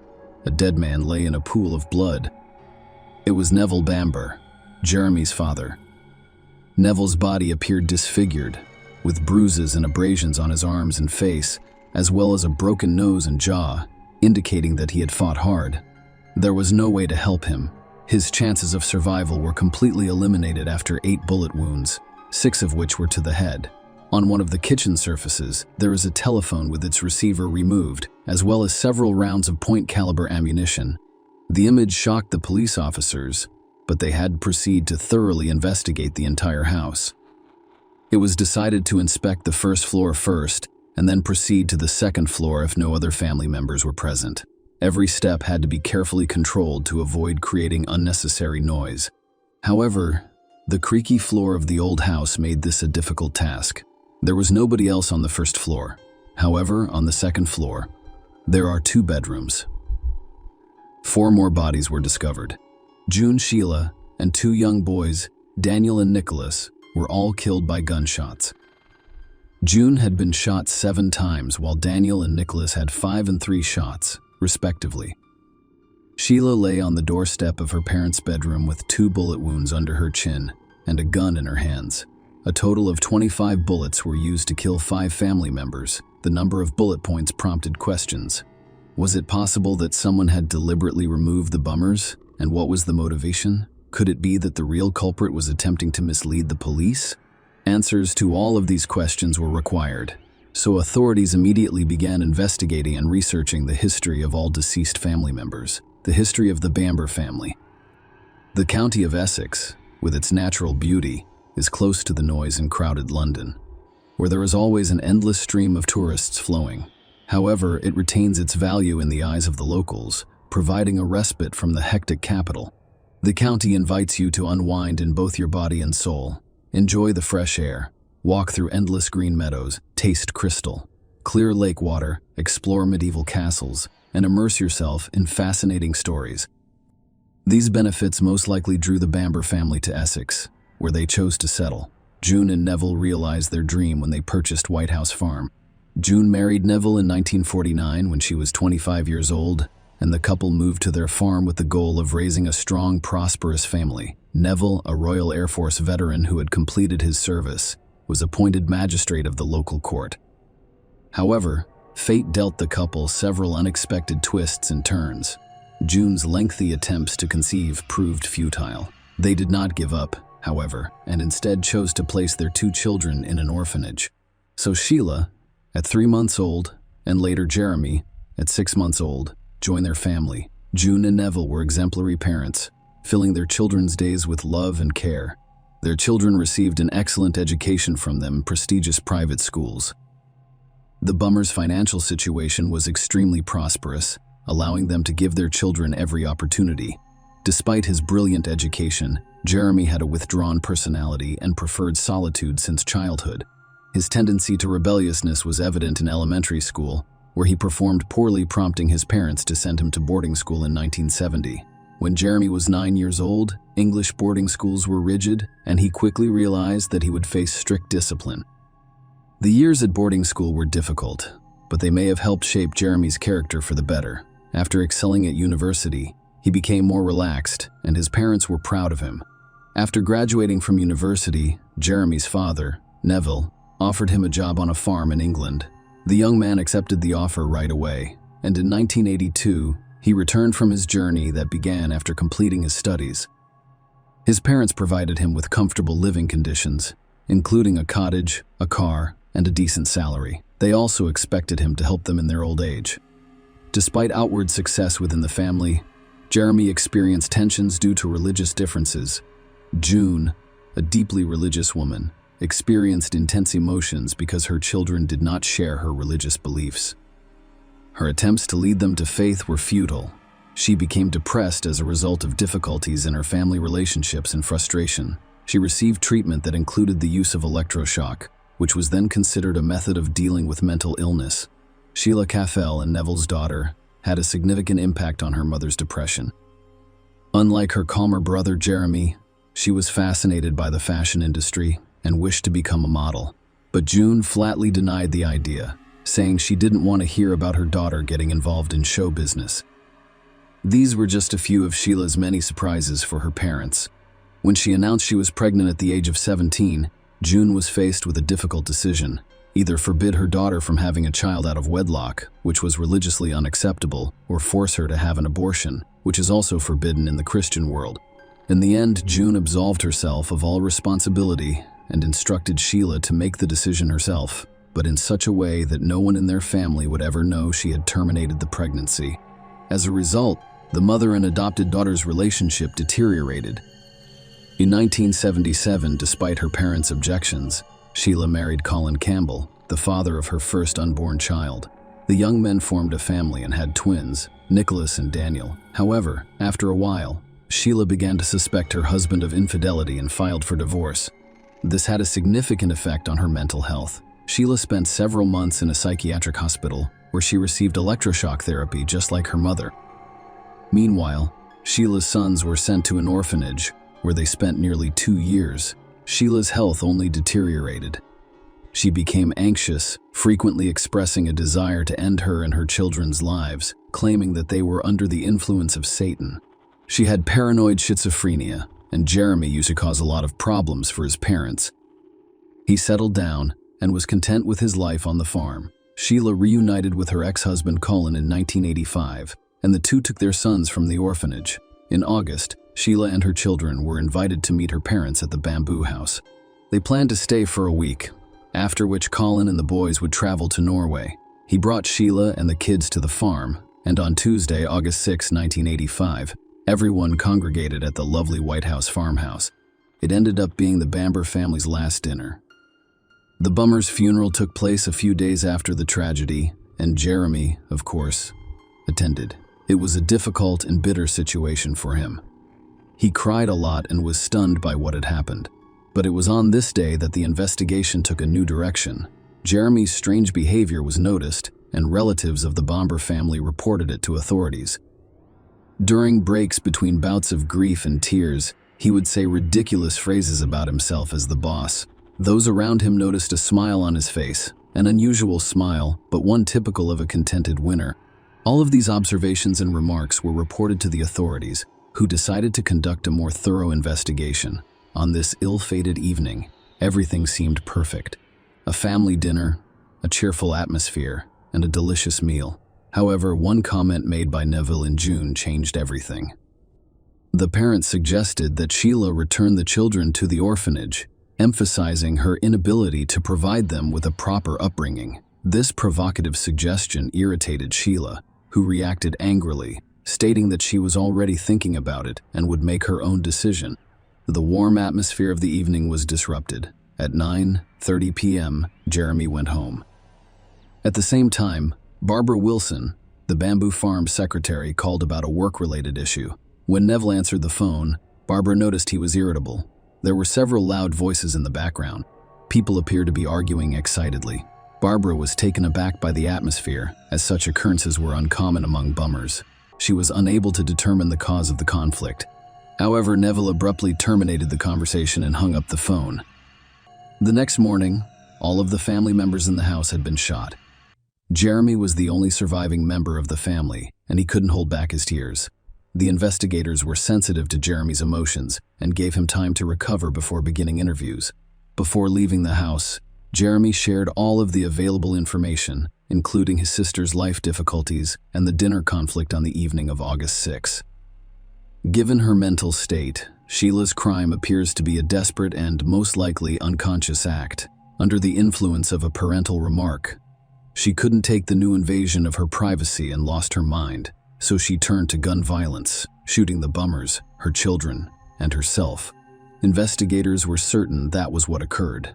During an inspection of the house, it was discovered that the crime that destroyed almost the entire family was committed by the Bambers' mentally unstable adopted daughter, Sheila. This was demonstrated by the weapon discovered lying on her body, pointing upwards toward her chin. The detective's subsequent actions appear absurd. The police decided to clean up the house and organized an unusual process of burning the bloody bedding and carpets on which the bodies were lying. The police wanted to rid Jeremy of the horrible memories of what had happened, and the weapon found at the scene, which could be used as evidence, was picked up by the officer with his bare hands. To avoid jumping to conclusions when reopening the investigation, the scene needed to be thoroughly examined. The first step was for detectives to inspect the weapon. Several people's fingerprints were found on the barrel, including the investigator, who appeared to pick up an important piece of evidence without gloves. The presence of Sheila and Jeremy's prints raised no questions. Jeremy confirmed that it was his hunting gun. He'd bought it legally. Sheila's fingerprints as a suspect in this crime were quite expected.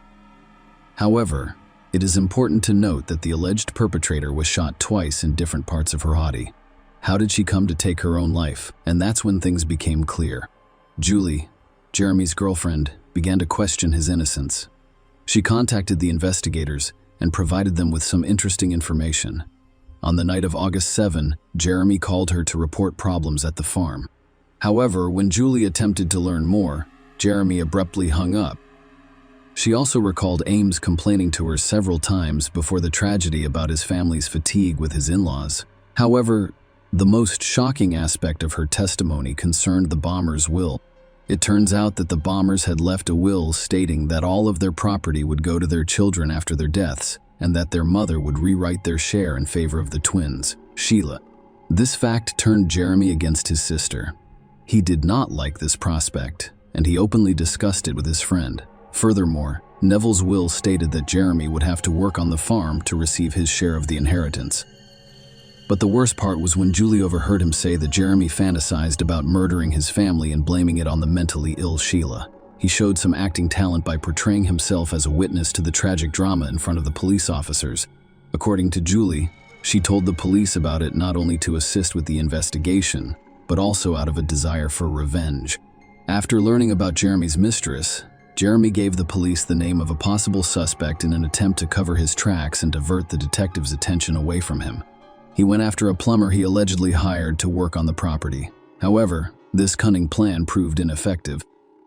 The plumber was discovered and interrogated, but his alibi was strong. The plumber not only did not understand why he was being questioned about the crime, but he also provided clear evidence that he was not present at the time of the incident. As a result, the suspect list was reduced to just one: Jeremy Bamber. Despite his temporary detention, the lack of concrete evidence resulted in his release. Furthermore, the police did not limit his travel abroad. Although it was known that following the inheritance, Jeremy's financial situation had improved significantly. Soon, he had left England for a vacation in central France, and a few days later, he easily sold his father's car. Jeremy's cousins demanded that the theory that Sheila murdered her family be reconsidered. They went to the police and the media, and the deputy director of the CID once ordered the Bamber cousins to leave his office when they asked him to consider that James Bamber had orchestrated the entire thing. After that, one of the brothers decided to investigate the scene in secret from the others. His strong doubts about Sheila's involvement in the murder prompted him to seek additional evidence. By then, Jeremy had gotten the keys to his parents' house and was living there alone. His cousin made it through the door and around every corner of the house, hoping to find new evidence, and his search was fruitful. In one of the closets, he discovered an unexpected item: a silencer for a .2 carbine with bloodstains. It was something that prompted him to draw new conclusions. The weapon's length, including the installed silencer, indicated that the assailant would be unable to turn it on himself and shoot himself. This implied that Sheila could not have been involved in the crime. After being shot twice and bleeding, she would not have been able to remove the silencer and hide it deep in the closet. But, assuming she fired without this additional device, a new question arises: why were there bloodstains on the end of the silencer? Thus, it only confirmed that it had been installed on the carbine at the time of the crime.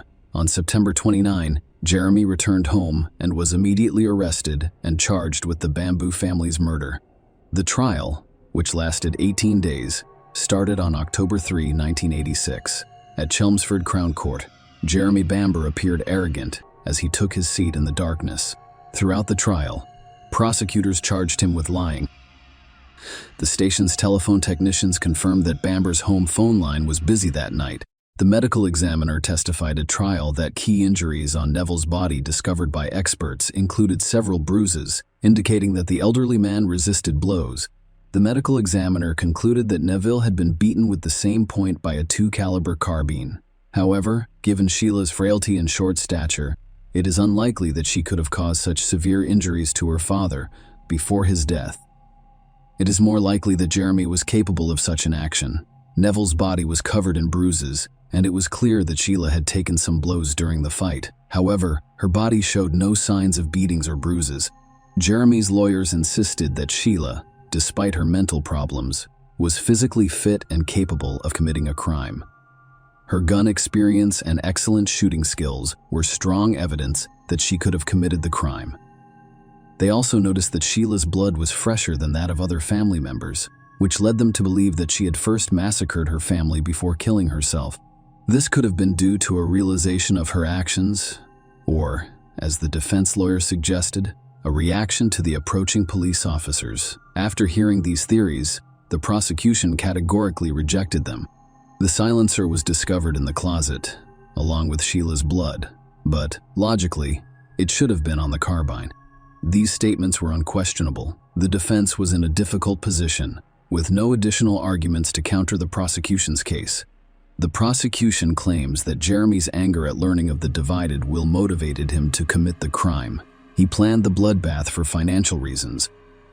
On the day of the incident, the housekeeper saw Sheila and noticed nothing unusual about her behavior the day before. 2 employees had seen her with the children and reported that she was happy and adequate. Barbara Wilson, the farm clerk, testified that she called Neville around 9:30 p.m. and believed she had ended an argument. Barbara reported that Neville was upset and appeared to hang up in frustration, which he had never done before. In her opinion, he was a calm man.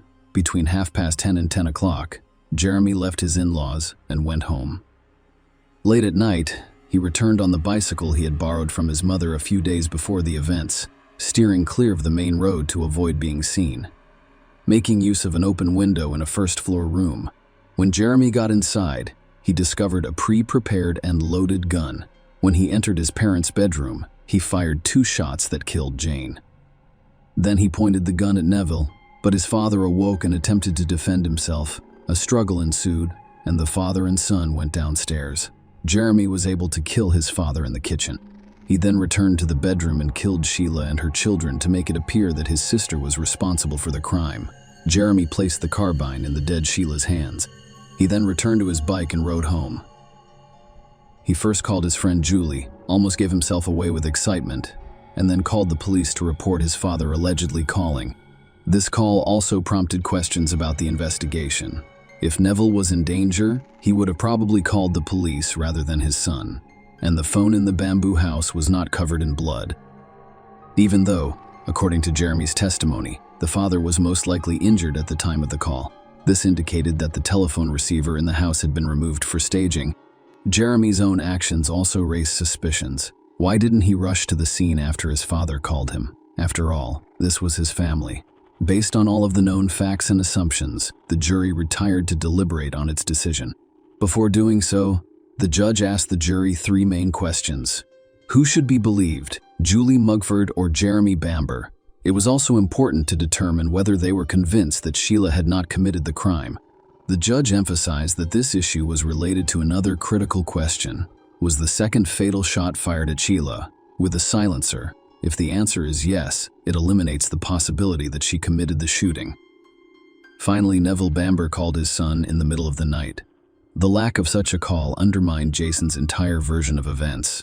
On October 28, after more than 9 hours of deliberation, the jury unanimously found Jason Bamber guilty by a majority vote that was close to the minimum required for conviction. He received 5 life sentences in prison without the possibility of parole. Douglas Hurd, the Home Secretary, ruled in 1988 that Bamber should not be released. The case remains a source of contention, despite the lack of direct evidence proving Jeremy Bamber's guilt. He is serving his sentence, and there is speculation that a miscarriage of justice occurred, with his sister Sheila Bamber insisting on his innocence through appeals. His lawyer claims that the judgment was skewed due to Jeremy's aggressive behavior in court. Jeremy Bamber believes there is no evidence of his guilt, and there are numerous unexplained points in the case. Tests on Sheila's hands were not performed. There was police misconduct at the scene, and Jeremy's ex-girlfriend may have retaliated. Bamber requested a trial, which was held in 1991, but much of the physical evidence was destroyed by a police officer in 1996. Jeremy's defense team described it as a disgrace. In 1997, a DNA test revealed the presence of Sheila and June's blood in the silencer, but the results were complicated and ambiguous. In 2012, gun experts from the US and UK argued that the injuries on the bodies were inconsistent with the use of a silencer. In 2015, Jeremy Bamber filed an appeal requesting that all evidence be turned over to the defense under the guise of a lawyer, for which he was sentenced to 14 years in prison for fraud. seeking evidence of his innocence. Bamber created websites to discuss the case and offered a large reward for evidence that could overturn his conviction. The Bomber family's conviction. The Bomber family's case continues to draw public attention, raising questions about the verdict's accuracy. Share your opinion with us in the comments and subscribe to the channel for more.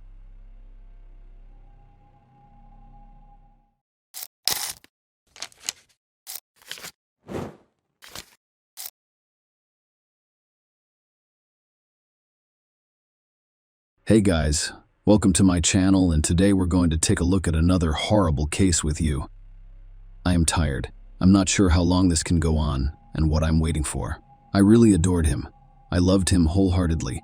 Yes, I was too young a girl when we married, when we stood in front of the altar, and his parents were damned when I swore to God that I would love him forever and that only heaven would forgive us. Why can't I return it? Do I have to torture myself day after day just because I made those promises? I have not loved him in a long time. Just as he does not love me, he only loves himself, his parents, and our kids. But who will love me in my darkest moments? I feel as if God has abandoned me. How else could he have given me to this family, for which I have nothing, who only remembers me when they need something? Summer, clean it up. Summer, take out the trash. Damn it. Can you stop stomping your feet so loudly? I'm sick of it. I have to tell Will everything. Take the kids and leave this house. But who is going to let me leave? Especially with the kids. Will's father won't let me leave the house. I just hope I stay alive. Summer Inman wrote this entry in her personal diary, which she kept hidden from her husband and his parents. This diary was the only place she could express her thoughts without fear of being judged or punished. In 1983, a new evangelical church named Tabernacle of Faith opens in Logan, Ohio, a small American town of only 40,000 people. None of the residents had ever heard of it before. David Oyedepo, the church's founder, traveled to the town from Nigeria and told the congregation that he had an 18-hour meeting with God during which the Almighty told him that it was time to preach and pray to free the world from the devil's oppression. David Oyedepo was a very charismatic preacher. That is why the Tabernacle of Faith Church became so popular in Logan. Bill and Sandra Inman met in this church. Bill was already 18 years old at the time, and he played musical instruments in church on Sundays. Sandra also went to church with her parents. Sandra recalls that the young musician parishioner admired her parents, and they did not hesitate to allow the young people to perform at a wedding. A year later, Bill and Sandra welcomed a son. Will was born when his parents went to church, and when he was 17, he, like his father, met in the Tabernacle of Faith with a 15-year-old Summer Cook. Only with marriage were young people in no hurry, waiting until Summer was 18 years old. In 2004, Will's parents insisted that the young people move in with them following their wedding. Summer, of course, did not like this idea, but her husband was completely reliant on his father and could not go against him. So she left her parents' house and moved in with the Inman family. That same year, another watershed moment in the Inman family's history occurred. Bill starts his own flock and transforms the family garage, which was previously used as a workshop, into a self-proclaimed church. According to the Summer Inman diary, Will's father has changed dramatically. I literally do not recognize him. Tonight at family dinner, he told us that he hears God's voice and has dreams, and that he wants to share this revelation with others for their own good. Will appears to realize that his father is becoming a religious fanatic. I've seen him roll his eyes, but what can he say to that? Yes, some people enjoy Summer. Bill Inman's idea may appear unrealistic, but locals flocked to his garage in droves. They prayed, listened intently to their leaders' speeches, and even gave donations. In 2005, Will and Summer had their first son. They named him Alex. However, right after the baby was born, everyone realized that their family was in serious financial trouble. The women were forbidden from working anywhere. They were forced to do only housework, and adults and one infant cannot survive solely on donations from parishioners and Will's occasional part-time jobs at a family council. Bill stated that they were moving to Florida and would be doing construction work while the women stayed at home and raised baby Alex, according to their summer diary. Nothing changed with the move to Florida until his father went missing at work, and Sandra and I stay at home with Alex all day and night until he grows up and can live on his own. I do not think I can wait for that. I've concluded that it is impossible to make a lot of money in Florida. Bill Inman decides to return to his home state, but due to non-payment of taxes, their house and Logan are taken away, and the court prohibits their subsequent redemption. So they relocated to a rented house in the countryside in Vinton, not far from Logan. Their summer also saw the birth of 2 daughters, Kelly and Elena. Based on my summer diary, we still don't have any money. He wants me to have 12 children for him. I occasionally laugh in his face, which he takes offense to, and he even stops speaking to me. In 2010, Bill Inman, the current leader of Tabernacle of Faith Church, and his wife Sandra established Mercy Ranch, a nonprofit organization. A brilliant idea strikes him. On behalf of the church, he will construct a home for orphans, widows, and homeless people. However, there was no funding for the idea. However, the new leader found a way out of this situation. He organized a lottery in which the winner would receive $200,000, and the remaining 99 people will receive equally valuable prizes. The remaining funds would be used to build Bill's dream house. Bill ran television and radio commercials, and he initially went door to door asking residents to participate in the charity lottery. The results were stunning. Bill Inman managed to raise $1 million. The grand prize drawing was scheduled for September 2010, but, as you might expect, no drawing took place in September. Similarly, it did not take place in October or November. Bill Inman simply defrauded those who trusted him, and he had no plans to return the money to anyone. During this time, Will's father hires Adam Peters to do their landscaping and other household chores. Adam sees Summer all the time and develops sympathy for her. What he doesn't realize is that Summer and Will are experiencing a relationship crisis. Nonetheless, he perseveres and shows interest in the young woman. After a while, some people file for divorce. She took the children and went to see her parents. And for the first time in her life, she got a job as a bank cleaner. Unfortunately, due to her early marriage and constant confinement in the Inman home, she had no education or work experience beyond raising children. Summer did not expect to get a higher-paying job, but deep down she was even happier because for the first time in many years, she felt independent and no one told her anything. Despite her resentment of Will, she did not mind her father seeing the children as much as he saw fit. She believed that the children needed their father just as much as they did their grandparents. Indeed, despite his tyrannical nature, Bill Inman treated the children with affection and cared enough to deny that this was foolish. One day in December 2010, a bailiff arrived at the Inman home and ordered the family to leave due to non-payment of rent. Someone found out about it, so she went over to the house to pick up everything she hadn't had time to pack when she moved in with her parents. It was terrifying to arrive at a house where she was now considered a traitor, so she asked Adam to help her with the packing. When the Inman family discovered that Summer had arrived with her new lover, they refused to let anyone enter the house. They hurled curses at them and promised to burn all of Summer's belongings in the backyard. Even the police were powerless to intervene. They attacked and even beat up an arriving officer, while Adam, horrified by what he had witnessed, vowed to find and kill him. That same day, Summer decided to file a report against her husband. She emphasized that nothing will ever be the same. He didn't gain complete control over her until after the wedding. Her calls, texts, and emails. He even had control over her lunchtime, including how much he needed to eat, how long he needed to shower, and how much time he could spend outside. Periodically, he even took her phone away, and Summer could be out of touch for a week, including with her own parents. He also told her that he wanted to find a second wife, and without hiding for the summer, he signed up for dating sites where he posted intimate photos of himself and openly corresponded with other women. Summer frequently wrote in her diary about wanting to divorce Will but being afraid. The fear was understandable. Will had warned her repeatedly that if she divorced him, he would shoot her. The police returned to the Inman home after taking a statement from a terrified Summer who had been hiding her fear for years. When questioned, he admitted that he had taken his wife's phone away from her, but only so she wouldn't talk to her lover 24 hours a day.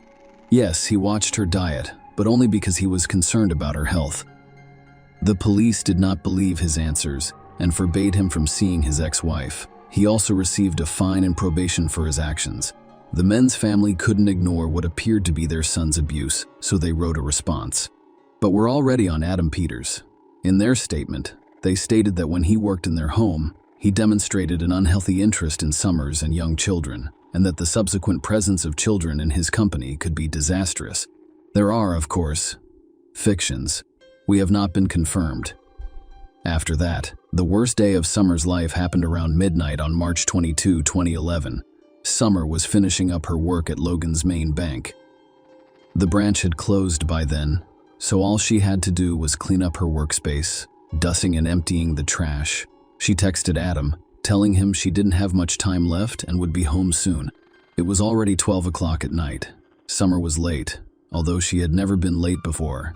Adam was becoming increasingly concerned. There was no telling what this was up to. Peters chose to meet Summer. By then, the doors to the ward were locked. There were no lights in the windows, indicating that Summer had not arrived. Adam walked around the building, but saw no one.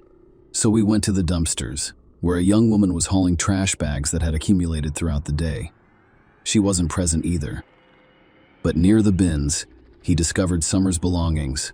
Her purse, cell phone, and red jacket were all in the grass, a little farther from her belongings. There was no time for hesitation. He immediately dialed the police's phone number. The police arrived, searched the belongings, knocked on the bank, and interviewed the security guards, who stated that Summer had left over an hour ago, and they had not seen her again. In the glow of the police car lights, 3 individuals approached. As it turned out, they had witnessed the kidnapping. The 2 women were out for an evening jog when they noticed a white Ford pull up to the bank cleaner's house. When the woman screams, 2 men in black masks rush out and push her into the back seat.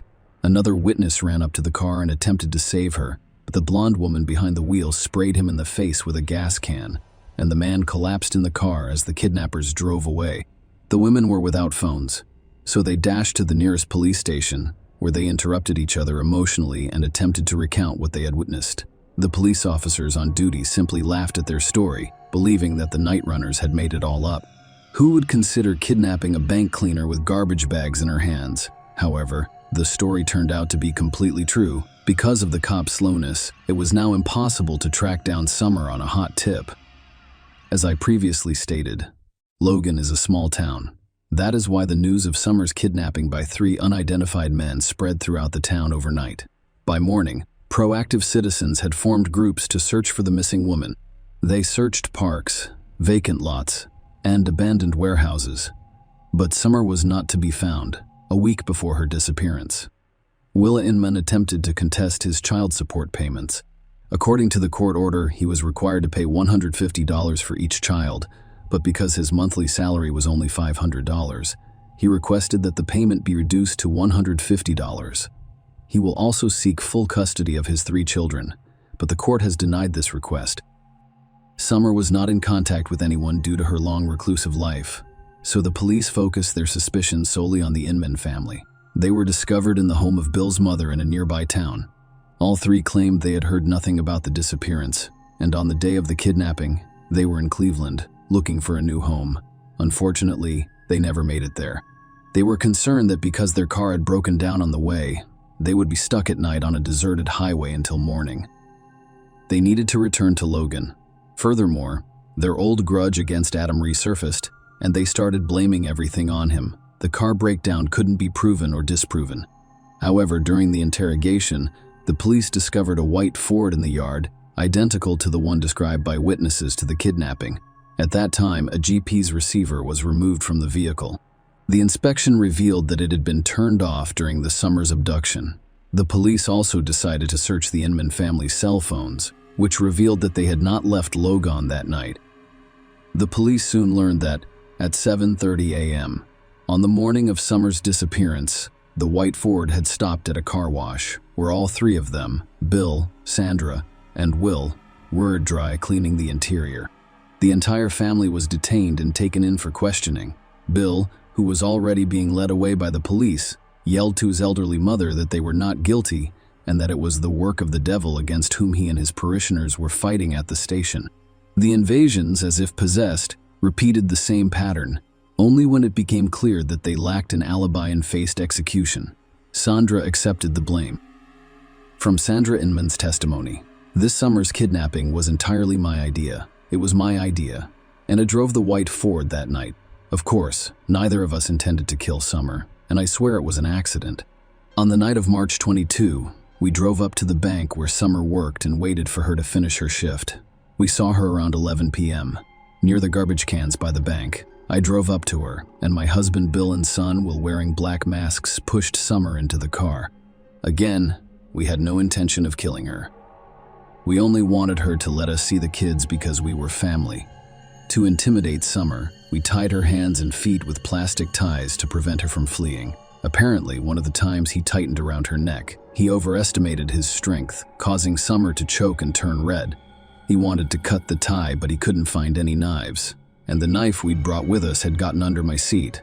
When he finally found it, it was too late. Summer had died.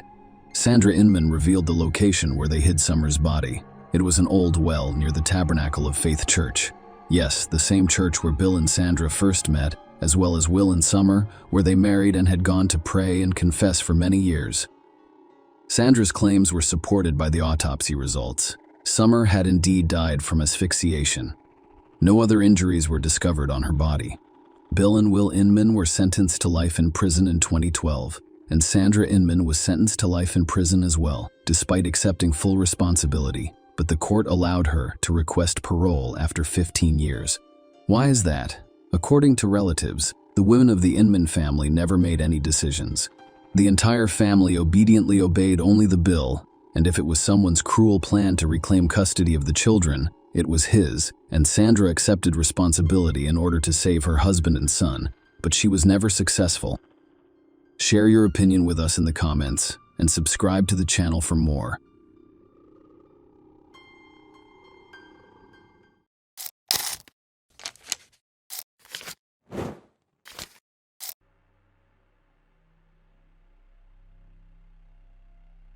Hey guys, welcome to my channel, and today we're going to take a look at another horrible case with you. Life in an orphanage is not ideal. You do not have your own corner, you do not have your own time, and if you can't fight back, you'll be beaten up by those who've been around for a while. Amanda and Anna Marie McClure are a little luckier than the rest. When there are two of you, the chances of fighting back rise. Aside from these juvenile aggressors targeting loners, the sisters were content to be alone and did not attempt to make friends. They hoped their stay in this hell wouldn't last long. Their mother would soon learn that their father had been imprisoned, so the girls were placed in an orphanage and taken away as soon as possible. It's impossible not to learn that their father, Larry McClure, was imprisoned. It was widely covered on television and in newspapers for a long time. Time has passed. Days progressed into weeks. As the weeks turned into months, we realized we could forget about returning home. One day, the sisters rescued Meredith, a newcomer, from being bullied. The girl lived with her addicted mother, who was extremely thin, terrified, and flinched at the slightest rustle. She arrived at the shelter after her mother died of an overdose. Meredith was also afraid to call the emergency services, so she stayed with her body for a few days. When a friend came to visit her mother one day, she called emergency services from a payphone to avoid getting involved.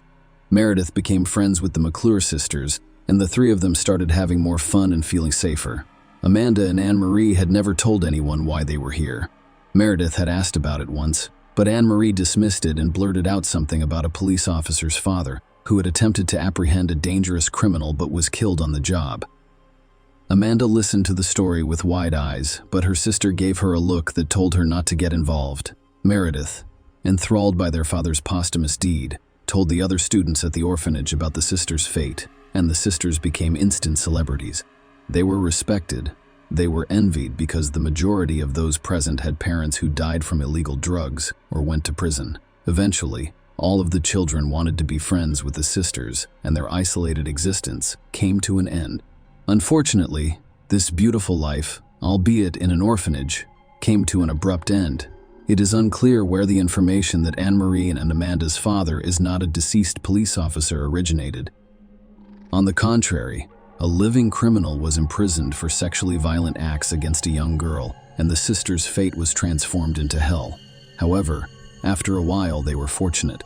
Fortunately, two different families decided to adopt the girls nearly simultaneously, giving them the opportunity to begin a new life. However, the connection between them had already broken and been lost. There is no information about the sisters' life or foster homes.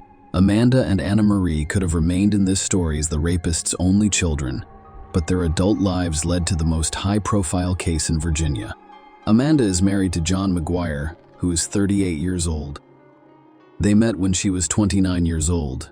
Amanda's adoptive parents began to worry that she would be a loner for the rest of her life. Her psyche suffered as a result of her lack of biological family, as well as her mother's betrayal. The foster parents breathed a sigh of relief when Amanda revealed to them that she had a young man with whom she planned to marry.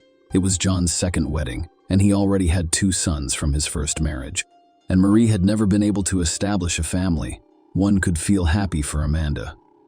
She could have a strong, loving family. John was a very positive person. What could be said against it?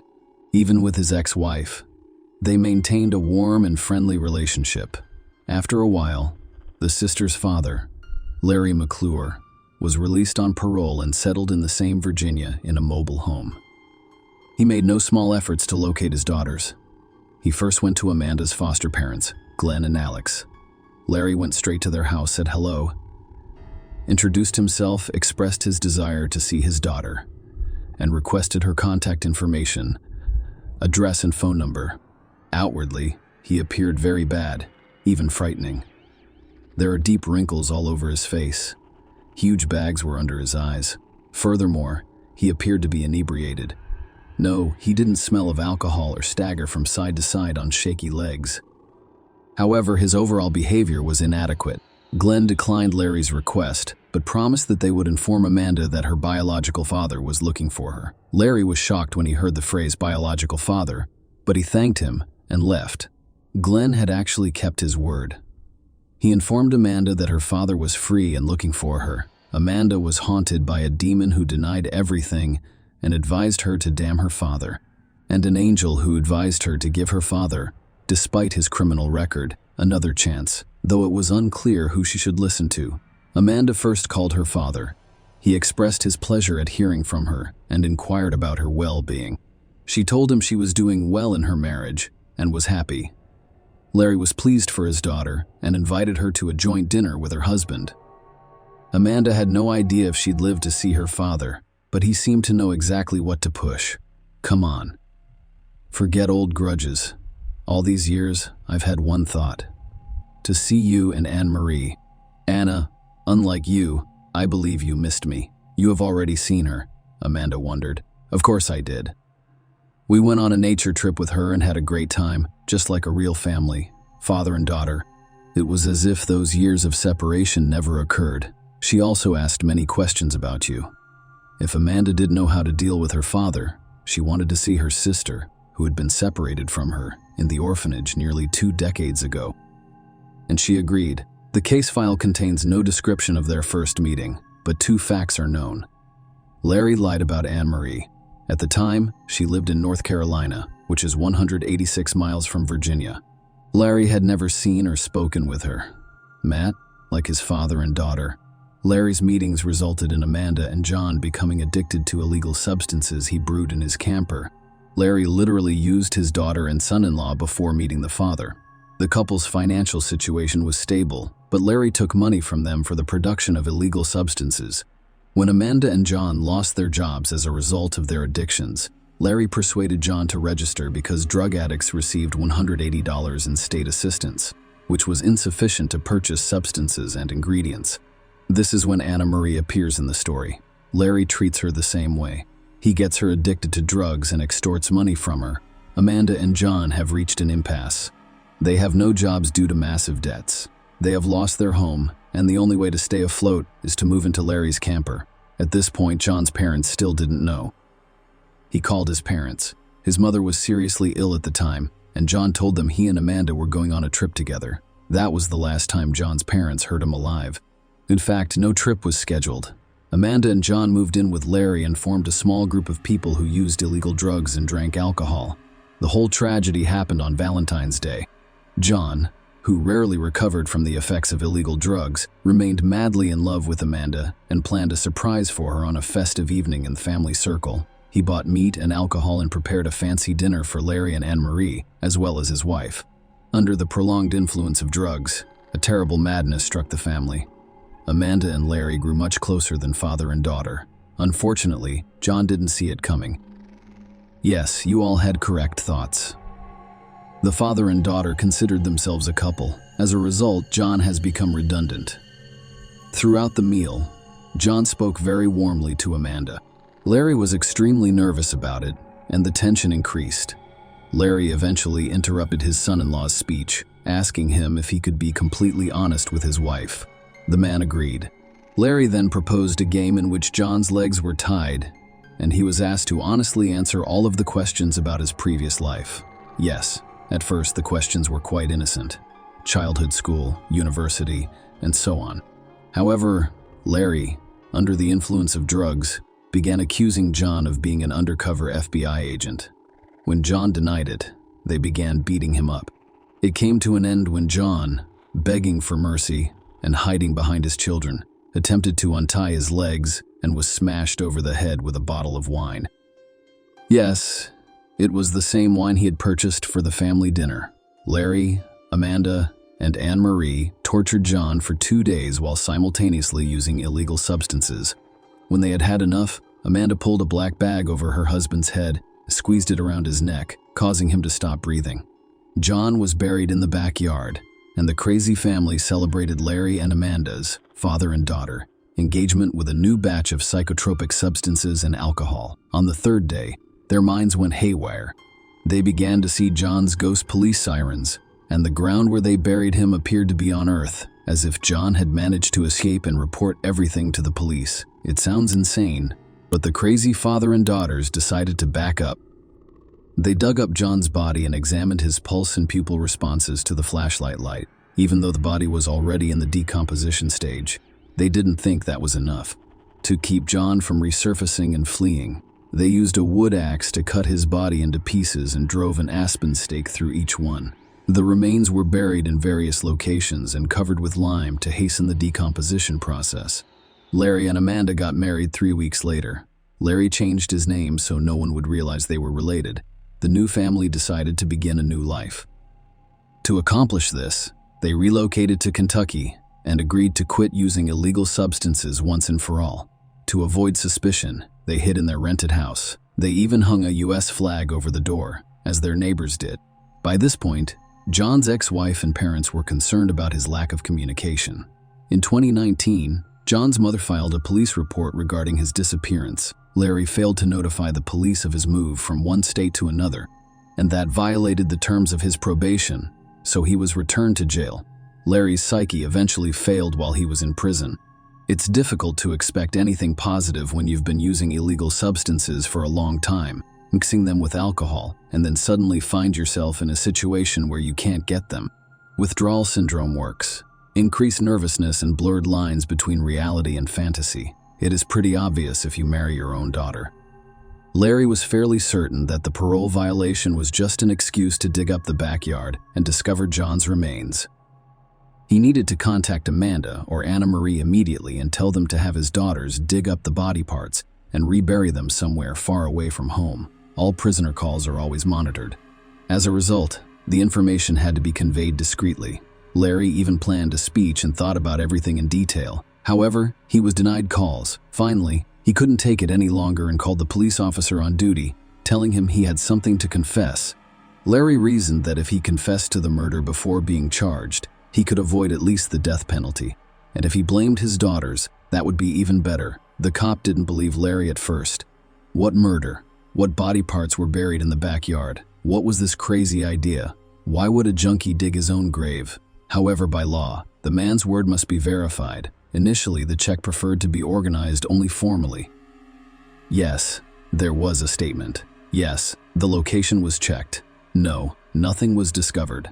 However, it was discovered that John was truly missing, and a police detachment was dispatched in case Larry's residence was a source of concern. On the ground, they discovered traces of the lime that Larry had mentioned. The criminal's words were then confirmed in their entirety. The McClure sisters were arrested immediately. Amanda and Anna-Marie were shocked and couldn't believe that their father, someone else, and their husband had confessed to such a brutal murder. They were even more shocked to learn that Larry attempted to transform himself into an innocent sheep. and his testimony indicated that his daughters were responsible for John's death, with him acting as an unwitting accomplice. Then each member of the family began to save their own skin and persuade the police that it was only him in this terrible story, an accident. It was especially difficult for John's family in this situation. In fact, there was no body, just remains. These remains had to be recovered from the criminals, transported to his parents, and buried in a closed coffin.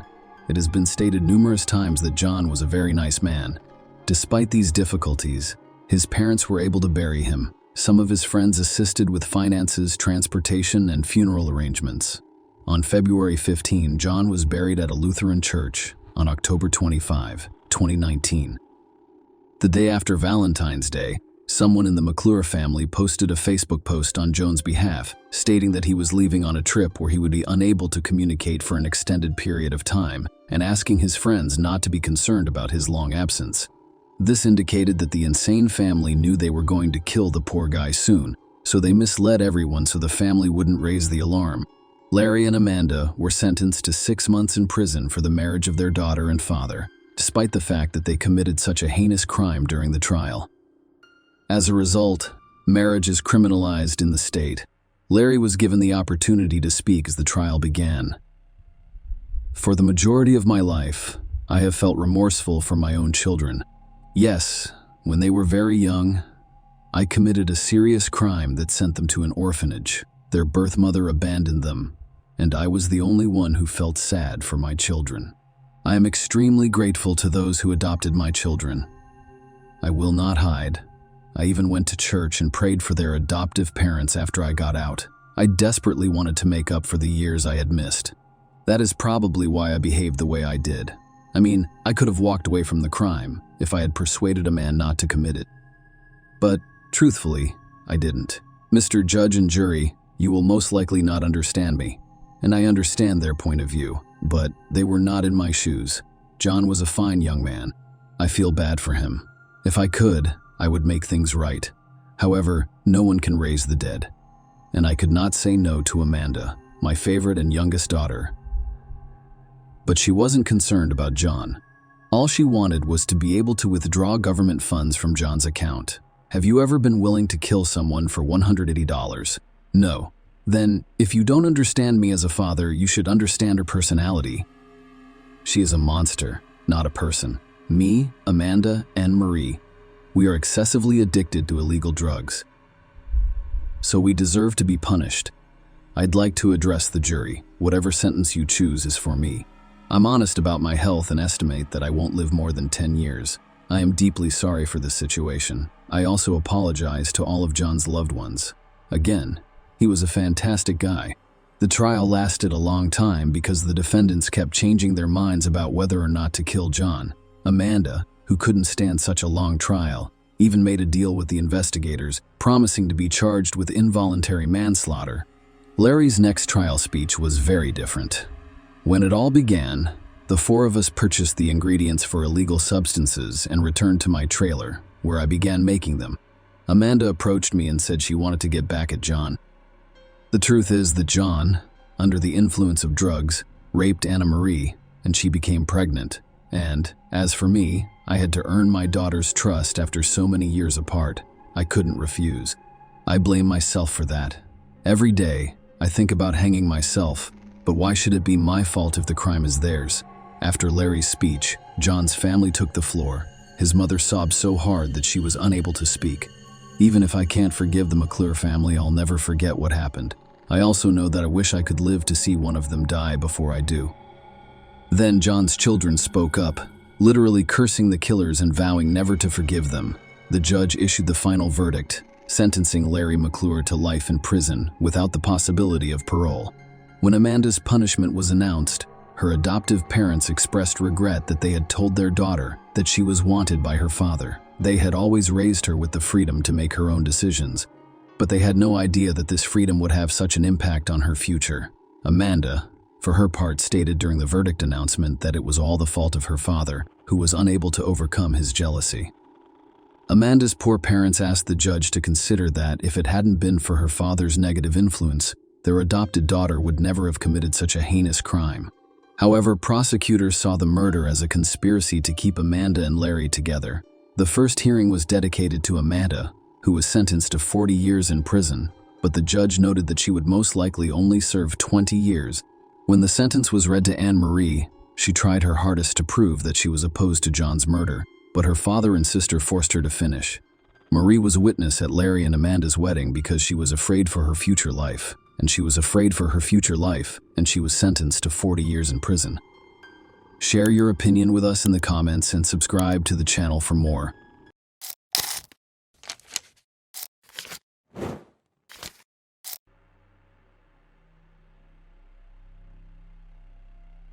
Hey guys, welcome to my channel, and today we're going to take a look at another horrible case with you. In this video, we'll look at a story that happened in Pennsylvania in the year 2017. On June 28, 2017, witnesses began calling 911 to report a car accident on one of the highways. When police arrived on the scene, they discovered a Chevy Malibu that had gone off the road. Unfortunately, the driver, Bianca Robertson, 18, did not survive. However, her death was not an accident, as initially assumed. Bianca Nicole Robertson was born on October 17, 1998, in Pennsylvania. She graduated from Bayard Rustin High School in Westchester with all A's. Bianca was a member of the Black Student Union at Rustin, where she also received several awards and was on the honor roll her senior year. She received a 4-year merit scholarship to Jacksonville University in Jacksonville, Florida, and plans to major in criminal justice and become an FBI forensic agent. She has previously been a Girl Scout, a cheerleader, and a basketball player. She studied flute, violin, clarinet, and guitar. She was also an artist. Bianca, who lived with her mother and maternal grandmother, Josephine Perry, was excited to experience the freedoms and challenges of dorm life. Her mother explained that, unfortunately, all of her plans failed. On June 28, 2017, Bianca, her mother and grandmother went shopping at Walmart. Bianca was preparing to relocate to Florida and looking forward to a new chapter in her life. After purchasing everything, Bianca and her family went to the parking lot. They all got into separate cars. They intended to meet at home later, but her mother and grandmother had other plans, and Bianca immediately returned home. She had to drive approximately 10 miles. Bianca was very familiar with this road. However, this was the young woman's last car ride. About 10 minutes after she left the Walmart parking lot, witnesses to the accident began calling 911. The first responders arrived at the scene right away. Bianca Robertson was the driver of the Chevrolet Malibu. The paramedics were unable to help her, and she was pronounced dead on the scene. At first glance, Bianca's head injuries appeared to be the result of a severe blow when the car veered off the road. Many people driving along the highway at the time of the accident came to a stop near the scene before the police and ambulance arrived. After interviewing eyewitnesses, the police discovered one crucial detail.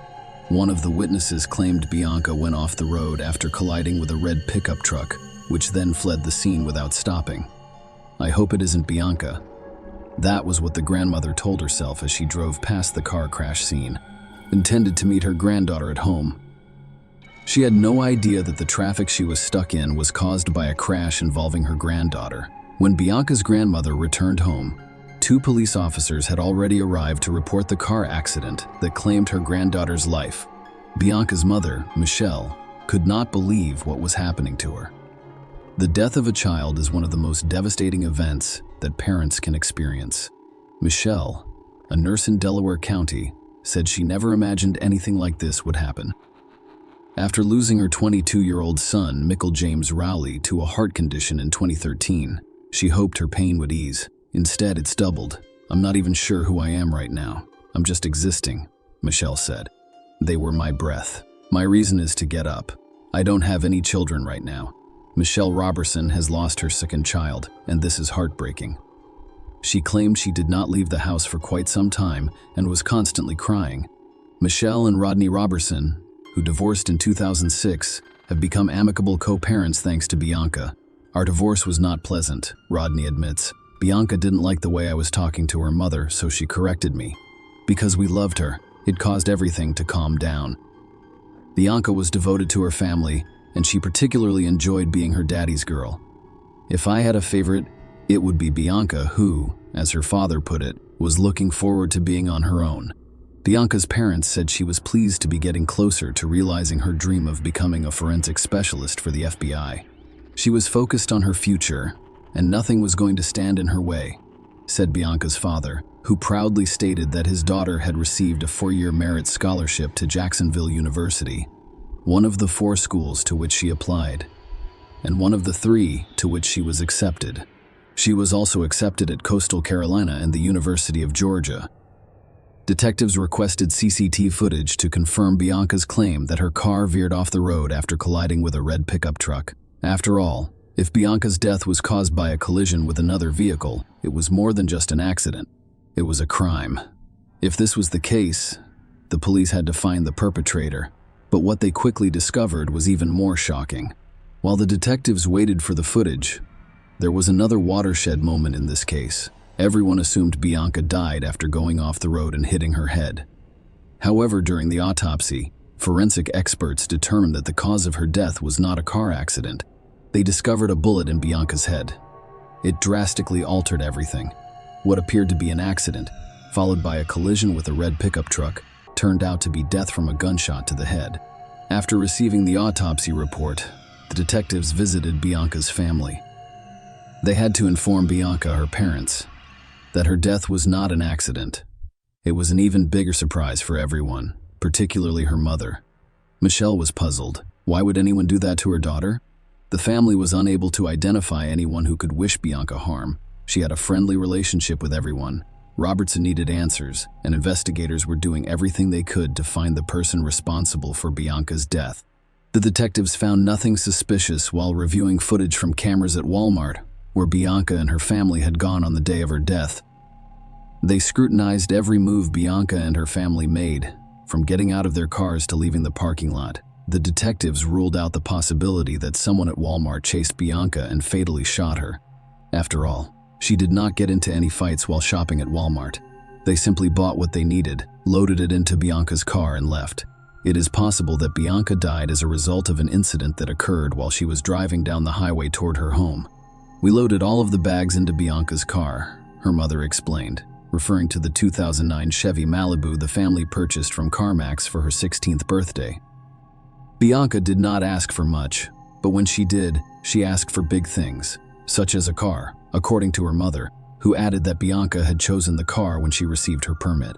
"She got what she wanted," Michelle Robertson stated. "I do not call it spoiled, I call it loved." But Bianca was willing to work for her goals. She got her first job at McDonald's at the age of 15.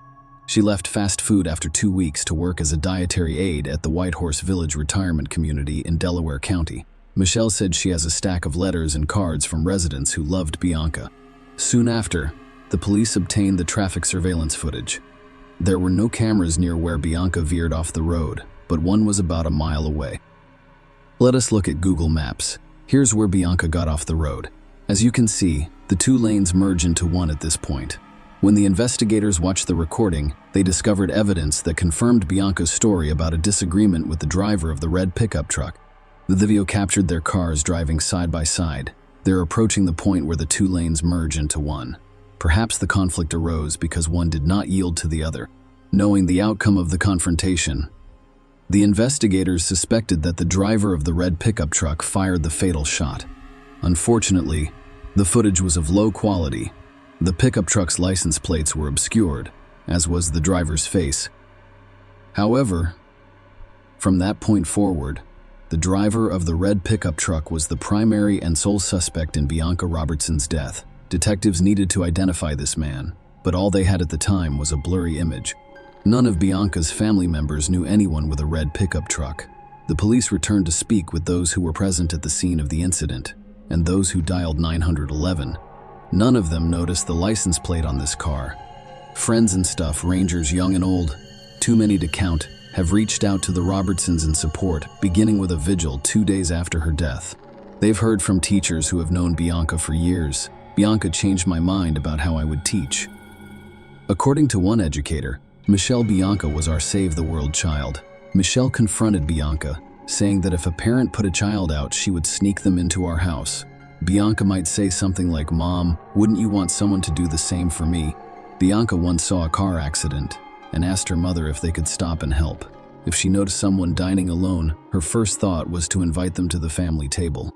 The investigators determined the direction of the pickup truck's movement after the incident by reviewing recordings from cameras located further away from where Bianca's car crashed. They needed a higher quality recording to determine the car's make, model, and license plate. The police also asked the media to spread information about the red pickup truck, hoping that the public could help identify its owner. Detectives determined that following an incident, the driver of a red pickup truck turned onto Paoli Pike. They began walking around the neighborhood, visiting houses and shopping centers. I was looking for cameras that could have recorded the pickup truck. They discovered one surveillance camera, and the footage was of high quality this time. While analyzing the recording, the detective noticed a red pickup truck driving down the road about 5 minutes after witnesses called 911 to report an accident involving Bianca Robertson's car, but the license plate could not be seen.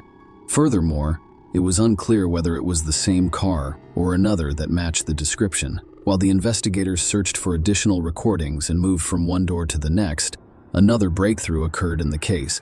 2 days after the incident, a woman called the police and said she had seen the car they were looking for.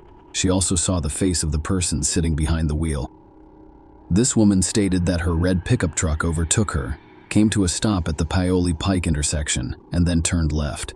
This information was critical to the investigation because it limited the search area. Furthermore, it indicated that the pickup truck in this video was not the vehicle they were looking for. It was simply a similar-looking truck. The woman who contacted police assisted the forensic artist in creating the suspect's sketch. She described him as a white male between the ages of 25 and 35, with brown hair and a stubble beard. The police were hoping that someone would recognize this person and report it to them. They presented the suspect's sketch to Bianca's family. However, they didn't know anyone who resembled the sketch. The investigators also began to suspect that Bianca's death was a hate crime. Knowing that the red pickup truck had turned left at this intersection, the detectives went around the shops and houses on this street, hoping to find a high-quality recording that could answer some questions. Soon, they discovered what they were looking for. The owner of the house, which is less than half a mile from the intersection, provided the police with a recording from a surveillance camera pointed at his driveway. After calculating the approximate time it would take to get there from the crime scene, the police quickly located the required vehicle. Although the footage was of higher quality than the previous one, the angle of view prevented law enforcement officers from identifying the vehicle or the driver. The police worked hard to find another recording from the camera at a closer distance, and luck was on their side. Although they couldn't see the license plate, they did notice the car's distinguishing features. The vehicle had a sticker on the right side window, a vertical dent on the passenger door, and damage to the hood. These distinguishing characteristics could greatly simplify the search for this vehicle. The police wanted to expedite the process. As a result, they used the media to request assistance from the general public. They offered a $5,000 reward for information that could help them locate the truck or its driver. The investigators were confident that someone would recognize this particular vehicle.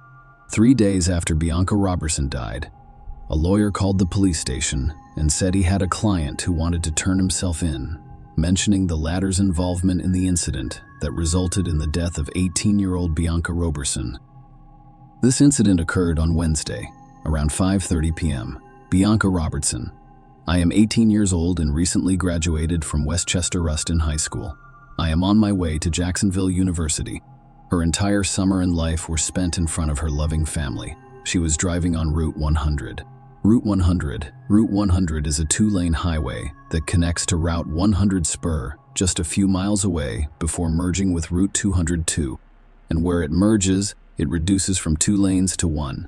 That is the same merge that people in southeastern Pennsylvania perform thousands of times per day. People all over the world do this without issue. But last Wednesday, as Bianca was merging from 2 lanes to 1, a man in a red pickup truck joined her, and they were jockeying for position, which irritated him. So he pulled out his gun and shot Bianca in the head. The driver of the red pickup truck was identified as David Desper, 28, of Pennsylvania. He arrived at the police station with his lawyer. Desper refused to testify but consented to a search of his home. He also told them where his pickup truck was. Desper was arrested and charged with killing Bianca Robertson. The police found the pickup truck at the location indicated by Desper stickers on the side windows, and the rims made it clear that it was the vehicle they were looking for. During a search of Desper's home, investigators discovered the gun used to shoot Bianca Robertson in the head. The police were certain they had found the culprit. However, the motive for this crime was unknown. On July 7, over 800 heartbroken family, friends, and community supporters gathered at St. Paul's Baptist Church in the borough of Westchester, 25 miles west of Philadelphia, for her homegoing service. During the funeral service, a church banner read patience, kindness, goodness, gentleness, and self-control. Among those who paid tribute were her brothers, officials from Bayard Rustin High School, where she had recently graduated as Chief Admissions Officer at Jacksonville University, where she was set to enroll in the fall, and friends.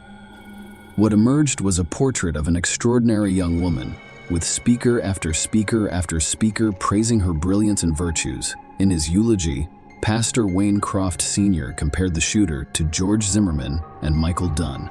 Zimmerman killed black teenager Trayvon Martin in Florida in 2012. Zimmerman was acquitted of murder in 2013. In 2012, Dunn fatally shot Jordan Davis, another black teenage male, in Florida. A verbal altercation over music in the teenager's car escalated when he fired shots into the vehicle while it was driving away. He was convicted and sentenced to life plus 90 years in prison. The black community is unconcerned about whether Bianca's murder was motivated by rage or racism. All we know is that we have lost another bright young black star. The pastor announced that another good sister had passed away. At the September 2018 trial, they asked David Desper to explain his motivation for committing the crime. Instead of responding to this question, he asked for forgiveness from the Robertson family. Bianca's parents were not looking forward to confronting her alleged killer.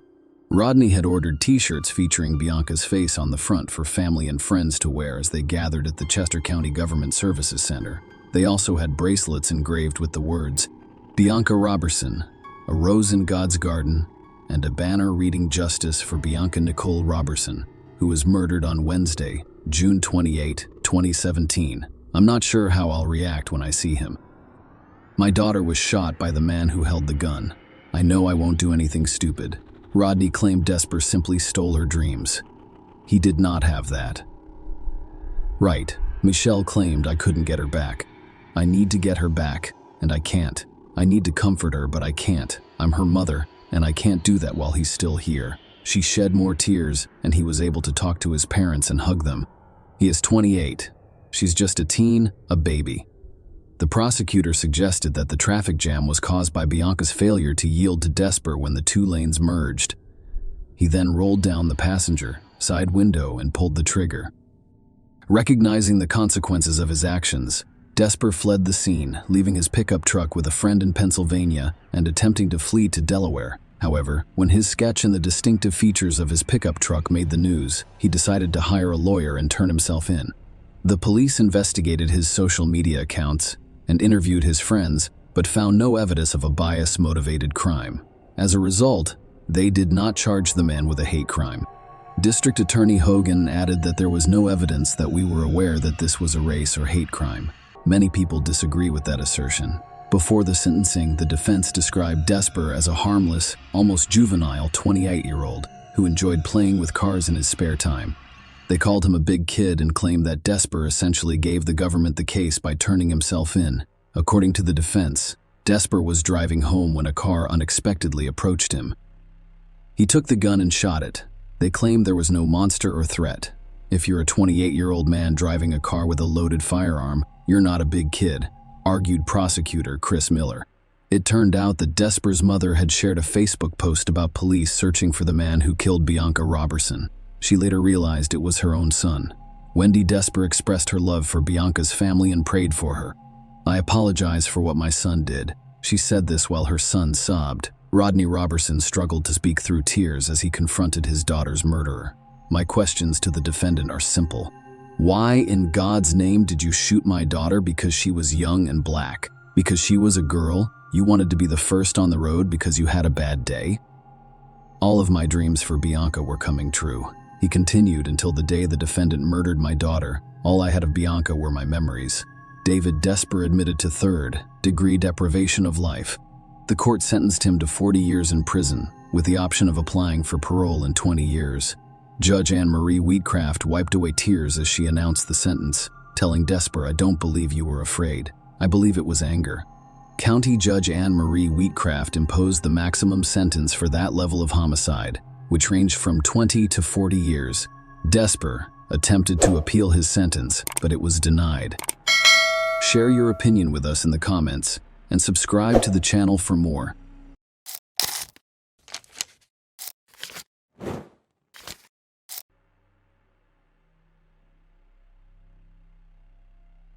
Hey guys, welcome to my channel, and today we're going to take a look at another horrible case with you. The Sumner family case has been buried alive. The worst betrayal is that of a loved one who has enjoyed unending love and trust. Despite the pain, bitterness, resentment, and disappointment, many people manage to cope and continue with their lives.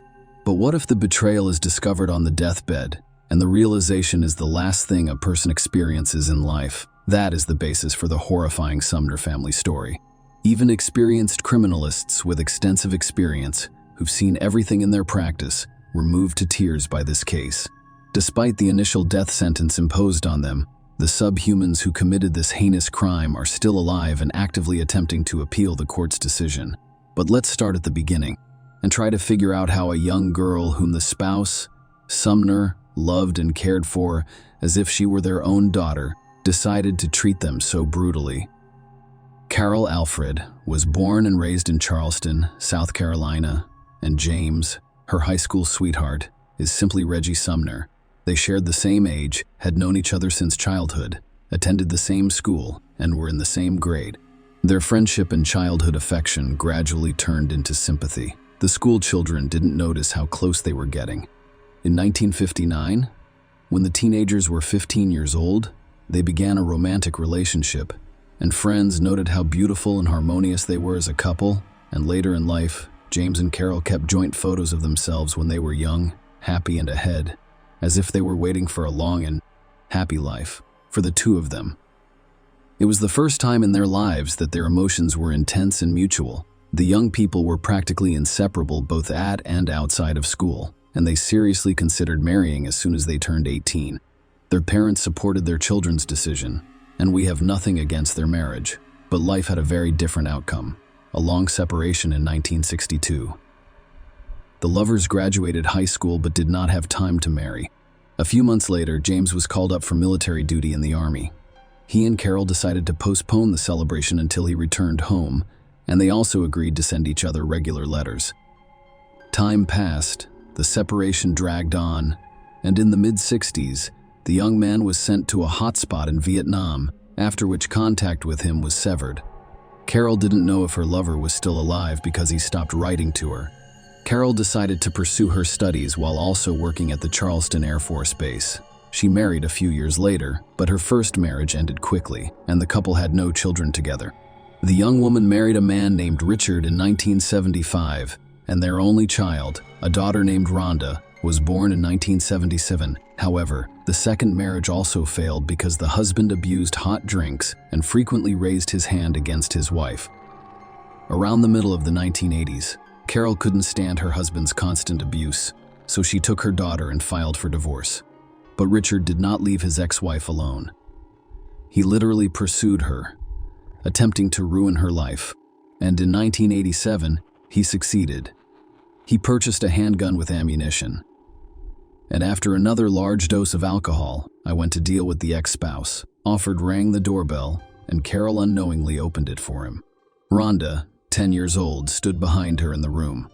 However, the presence of his daughter did not deter the drunken father, who pulled out a gun and shot Carol several times right in front of the child.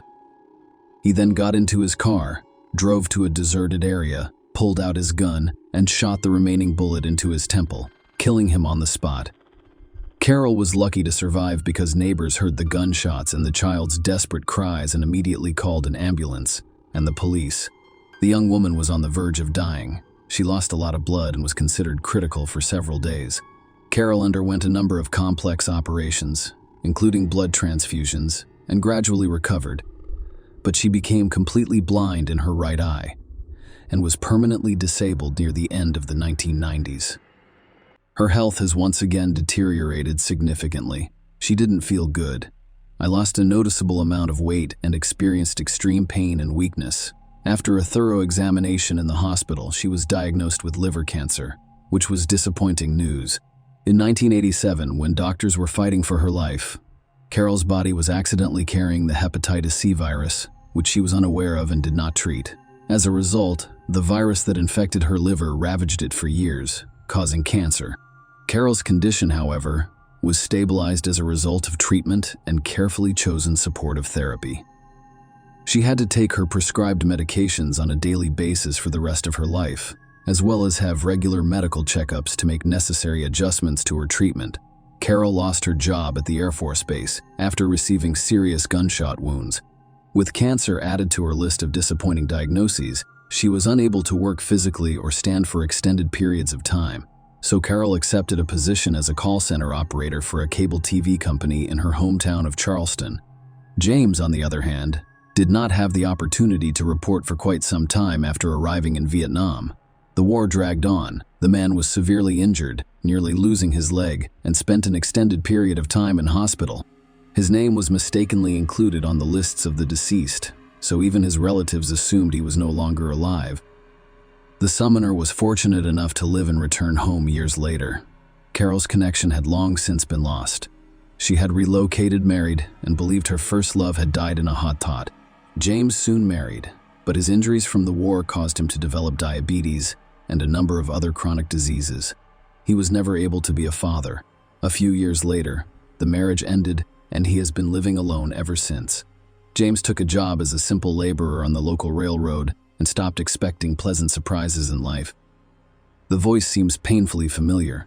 Carol was going about her business as usual in the fall of 2000, answering phones and advising customers. When the young woman answered another such call, she recognized a voice that sent shivers down her spine. She recognized her first high school love right away, but she was afraid of making a mistake because she assumed James had died. Carol answered all of the customer's questions before suddenly turning to him and saying his full name. There was silence on the other end of the line, and the man inquired timidly about how she knew his name. Carol burst into tears in response, revealing that she was the girl he had dated in high school and had once planned to marry. For the next few minutes, they both cried into the tube, unable to say anything. They then discovered that they still lived in their hometown and agreed to meet the following evening at the meeting. According to Rhonda, 38 years later, her mother returned home from work that day, excited, looking like a lovesick schoolgirl, and talking nonstop about James. Carol prepared for the date the following day by trying on dresses and applying her hair and makeup. Carol realized she was no longer the youthful beauty. James Sumner remembered her as such, but she wanted to look good and reclaim her former lover's heart. It was an exciting meeting for both of them, as the couple had not seen each other in 38 years. They talked about everything in the world and couldn't stop. They talked about their lives' ups and downs, failed marriages, work, health issues, and how happy they were when they were together. Their old emotions flared up again. James and Carol were eager to make up for their lost years. They began to see each other daily. And after only a few weeks, they decided to move in together and begin living together. 5 months later, Carol married and moved into her husband's home in the Riverland Terrace neighborhood. Family life and disruptive neighbors. The couple first lived in their hometown of Charleston, South Carolina. They were in love, happy, involved in the details of daily life, and reverently cared for each other because they were both young and had health issues. James has known the Cole family for many years, and they live next to the couple. Stephen, the head of their family, had previously fought in Vietnam, was severely injured, and was confined to a wheelchair. Natalie, his wife, went missing at work and did not return home until much later, preferred to spend time with friends in a bar. Tiffany, their daughter, was left to her own devices from a young age, frequently hanging out on the street with nothing to do and no money for even small pocket change. Tiffany was still in high school and in good spirits when James and Carol first moved in. Carol immediately sympathized with the neighbor girl. She genuinely felt sorry for the schoolgirl, who had been rejected by her own mother, Carol, for 5 years in every way possible. Tiffany invited her to join her family for lunch and dinner, which were both delicious. She would occasionally buy the girl clothes and even give her money for minor expenses. Carol treated her as if she were her own daughter, showering her with affection and attention. When the Sumners decided to sell their car brand, the Chevrolet Lumina minivan, Tiffany asked if she could pay in installments. Because the girl had no money and needed the car, the couple agreed to give her the vehicle for next to nothing. The agreed upon amount was ridiculous, divided into a dozen payments spread over a year, a forced relocation, and a mysterious disappearance. In early 2005, the Sumners decided to relocate to the sunny state of Florida. It was a forced measure because both spouses' health had deteriorated significantly, and doctors recommended that they relocate south and closer to the ocean. They were both retired at the time, so they made the decision to make a significant life change. Carol and James sold their spacious Charleston home and purchased real estate in Jacksonville, Florida's largest and most populous city. They also bought a new Lincoln Town Car. The couple was overjoyed and settled into a new environment, making plans for their future lives together. Carol called her adult daughter Rhonda every day, telling her about her life and sharing her thoughts and plans. As a result, the girl was surprised and excited one day in June 2005. Her mother did not call or respond to her calls. At first, Rhonda pushed the negative thoughts away and hoped that everything was fine with her mother and husband and that they would call her soon. The following day, however, the situation remained unchanged. Rhonda called her mother on James' cell phone every half hour, but the phones were no longer operational, and the answering machine on her home phone went off, but all messages went unanswered.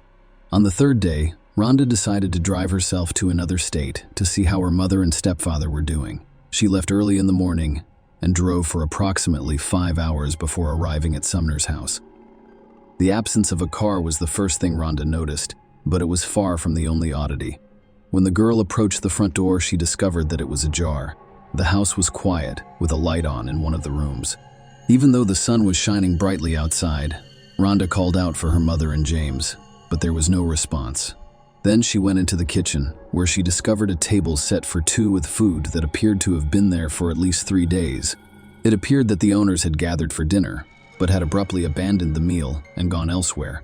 In addition, the house itself was a complete mess. With items strewn about and some doors and cupboards left open, it appeared that something had been searched for. But what was it, and who was it, and who was it on the couple's bedside table? Some medications were essential to them. There were their mother's cancer pills, which he took 3 times a day, as well as a bottle of insulin, which James took hourly. In addition, the couple's cell phones were completely dead. Rhonda realized that without their medications and cell phones, her mother and stepfather would be unable to leave the house, let alone for an extended period of time. So she immediately called the police to report the incident. Strange imposters. The couple in their car were promptly added to the wanted list, and Carol and James' bank cards were blocked the same day. The first few days of the search produced no results, and neither the Sumners nor any witnesses on the trail could be located. However, on June 12, several events occurred simultaneously, allowing the police to track down the criminals. First, a man called one of the banks, identified himself as Mr. James Sumner, and complained that his card had been blocked and he was unable to withdraw cash. When the bank employee checked the card information, he immediately suspected something was wrong. He offered Mr. Sumner to personally contact the nearest bank branch to resolve the issue. However, almost a few minutes later, the man hung up from the same number. However, in another bank, a woman named Mrs. Carol Sumner called and reported a similar problem with the card being blocked. When asked to come to the bank in person, she flatly refused, claiming that she couldn't do so due to health issues, but was in desperate need of money right now, and asked for access to her savings, which was of course denied. The information about the calls, as well as the recordings of the calls themselves, were immediately turned over to the police the same day. They were played to Rhonda at the station, who confirmed that the voices were not her mother's or stepfather's. This was obvious from the start, as both spouses were in their 60s, and their voices sounded too young. The police assumed that the imposters were directly responsible for the Sumners' disappearance. They either kidnapped the couple and held them captive or killed them. The missing couple's car was discovered abandoned on a deserted road in a wooded area a few days after being extorted for information about bank accounts and cards. There were no signs of blood or struggle in the cabin. Experts discovered hair and sweat marks in the trunk, which turned out to be both spouses. When the police investigated the couple's bank transactions, it became clear that they had been kidnapped in the trunk of their own car, and there was little hope of finding them alive. It turned out that money had been deducted from their card several times after the summoners stopped contacting their daughter. After reviewing the ATM surveillance footage, it was discovered that the money was withdrawn by a young man who could not be identified. In addition, a request was made to trace all calls from the number used by the imposters to call the bank. The SIM card was purchased without a contract with prepaid time shortly before the spouses disappeared. It was not possible to determine the buyer's name in this case, but it was discovered that on June 6, a call was placed from this number to a car rental company. As it turned out, a guest at one of the hotels rented a Mazda RX 8 in the name of Tiffany Cole, and it was in this car that an unknown young man later drove to Adams and withdrew money from the Sumner's cards. He deducted $1,000 from the woman's card and nearly $3,000 from her husband's card. Investigators discovered that they had previously mentioned a Mazda RX 8 parked at a hotel in Charleston, thanks to beacons installed in all rental cars to track their location. A capture team was immediately dispatched, and they literally broke into the room where the attackers were resting, celebrating their impunity. Young thugs. The room was literally littered with packages and receipts from different stores. Clothing, gadgets, video games, cosmetics, perfumes, and a large quantity of expensive alcohol were among the items purchased. A girl and 2 guys were inside, clearly unprepared for police arrival. Tiffany Cole, 23, her boyfriend Michael J. Jackson, 24, and 19-year-old Allen Wade were all present. Handcuffs were snapped around the young men's wrists, leaving them looking surprised, confused, and even scared. All 3 were taken to the police station and separated into different rooms for questioning. However, at first, they pretended not to understand the accusations or simply remained silent. A search of the room revealed Sumner's bank cards, the couple's laptop, some of Carol's jewelry, James's expensive coin collection, the keys to their Lincoln Town car, and pawn shop receipts in the name of Tiffany Cole. Following several hours of interrogation, Mrs. Sumner and Tiffany were able to pawn some of the stolen jewelry and spend the money with friends. Tiffany was the first to speak after the irrefutable evidence discovered in the hotel room was presented. The girl sobbed and claimed that she and her friends robbed the elderly couple but did nothing else, before fleeing and spending other people's money. She also admitted that they had another man with them, 19-year-old Bruce Kent Nixon, whom they paid $300 for assistance and never saw again. As it turned out, Bruce agreed to go to the crime because they promised him a specific amount. After that, he spent all of his money on illegal substances. The guy was easy to find because he lived in Charleston and had no intention of fleeing or hiding. He was arrested right at his parents' house for a careless remark and a devious plan. Bruce realized the consequences of his crime and agreed to cooperate with the police in order to avoid the death penalty.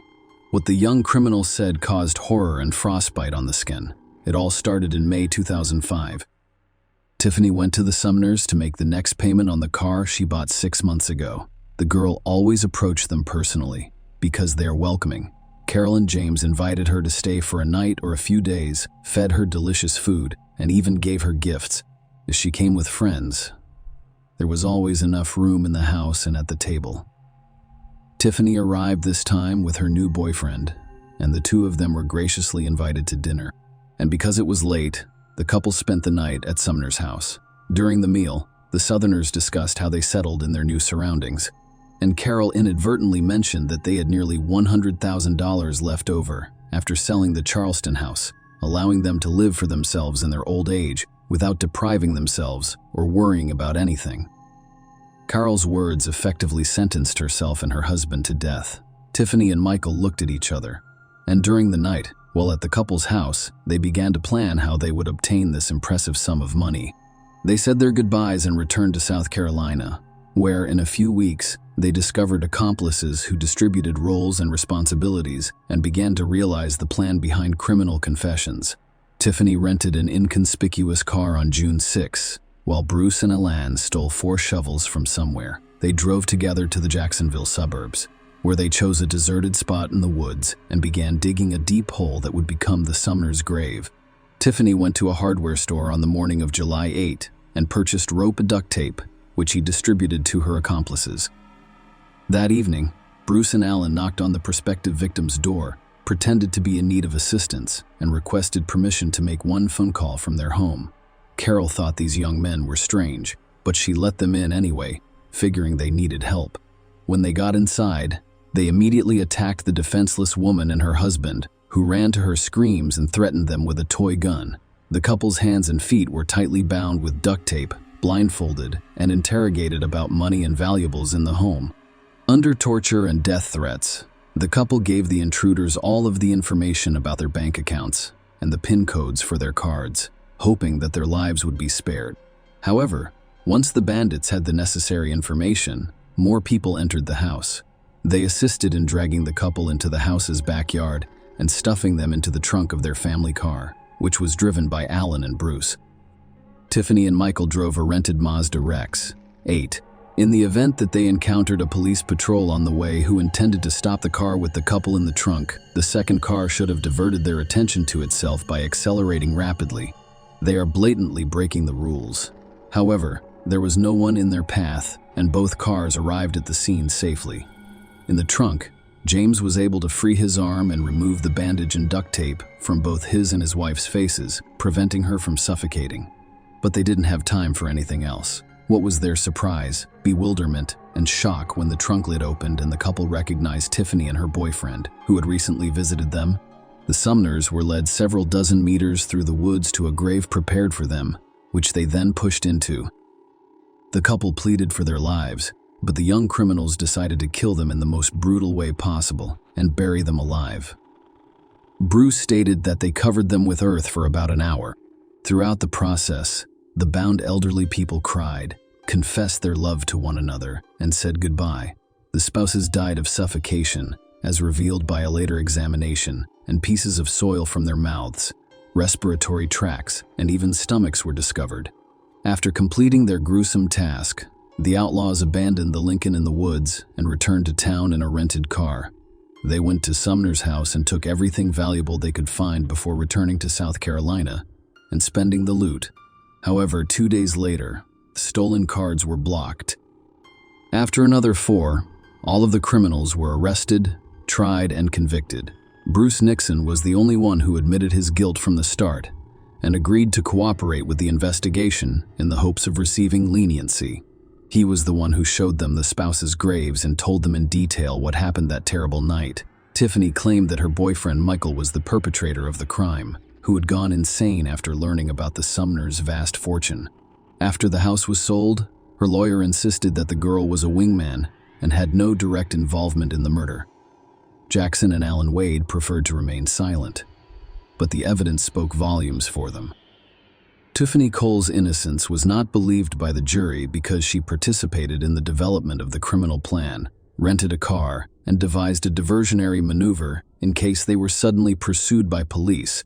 They assisted in digging the spouses' graves, and after renting stolen items from the pawn shop, they were eager to spend the money. This was demonstrated by a large number of photos she took wearing the purchased clothes and in a limousine rented by the criminals to celebrate their success. As a result, Bruce Nixon received a life sentence with no possibility of parole. Jackson, Tiffany, and Alan Wade received the death penalty. Criminals filed numerous appeals and grievances, but they were all denied, and the sentence remained unchanged, with the exception that in 2023, 18 years after their heinous crime, the same death sentence was never executed. Share your opinion with us in the comments, and subscribe to the channel for more.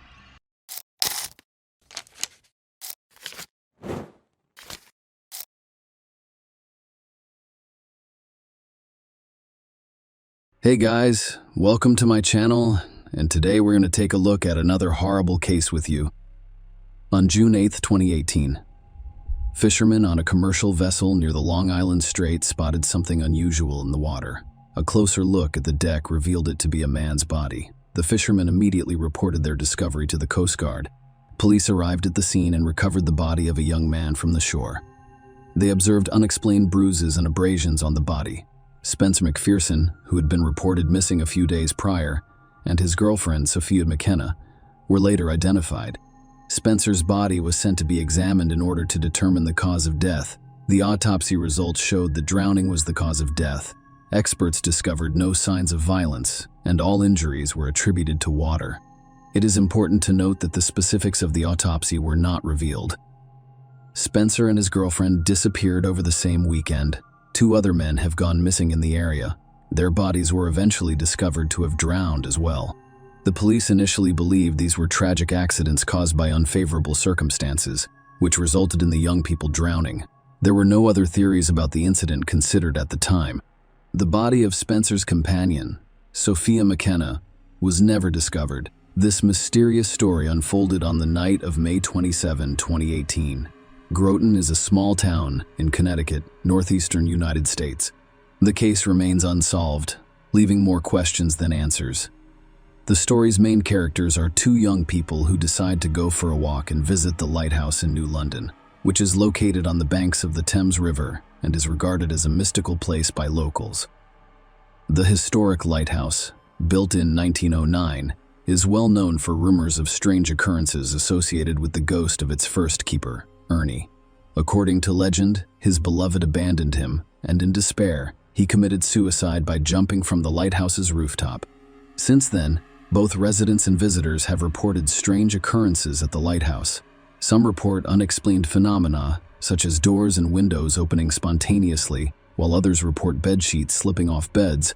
Sailors have reported radios turning on for no apparent reason and ships mysteriously unmooring from the shore. As a result, the lighthouse has become the subject of numerous television shows devoted to paranormal phenomena.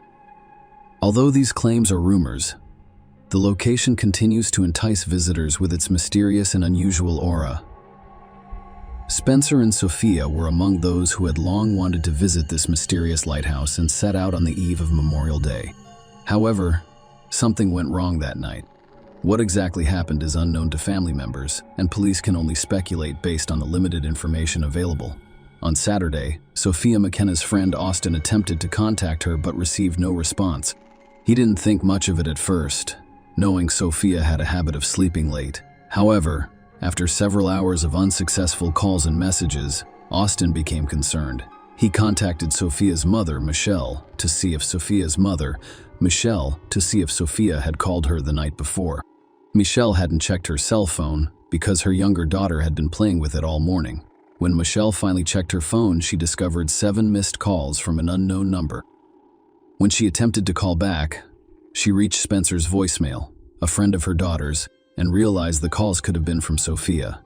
Michelle attempted to contact Sophia, but also received no response. Panic set in, and she and Austin immediately started looking. Austin called all of the local hospitals. Michelle filed a missing persons report, and the police contacted Spencer's family.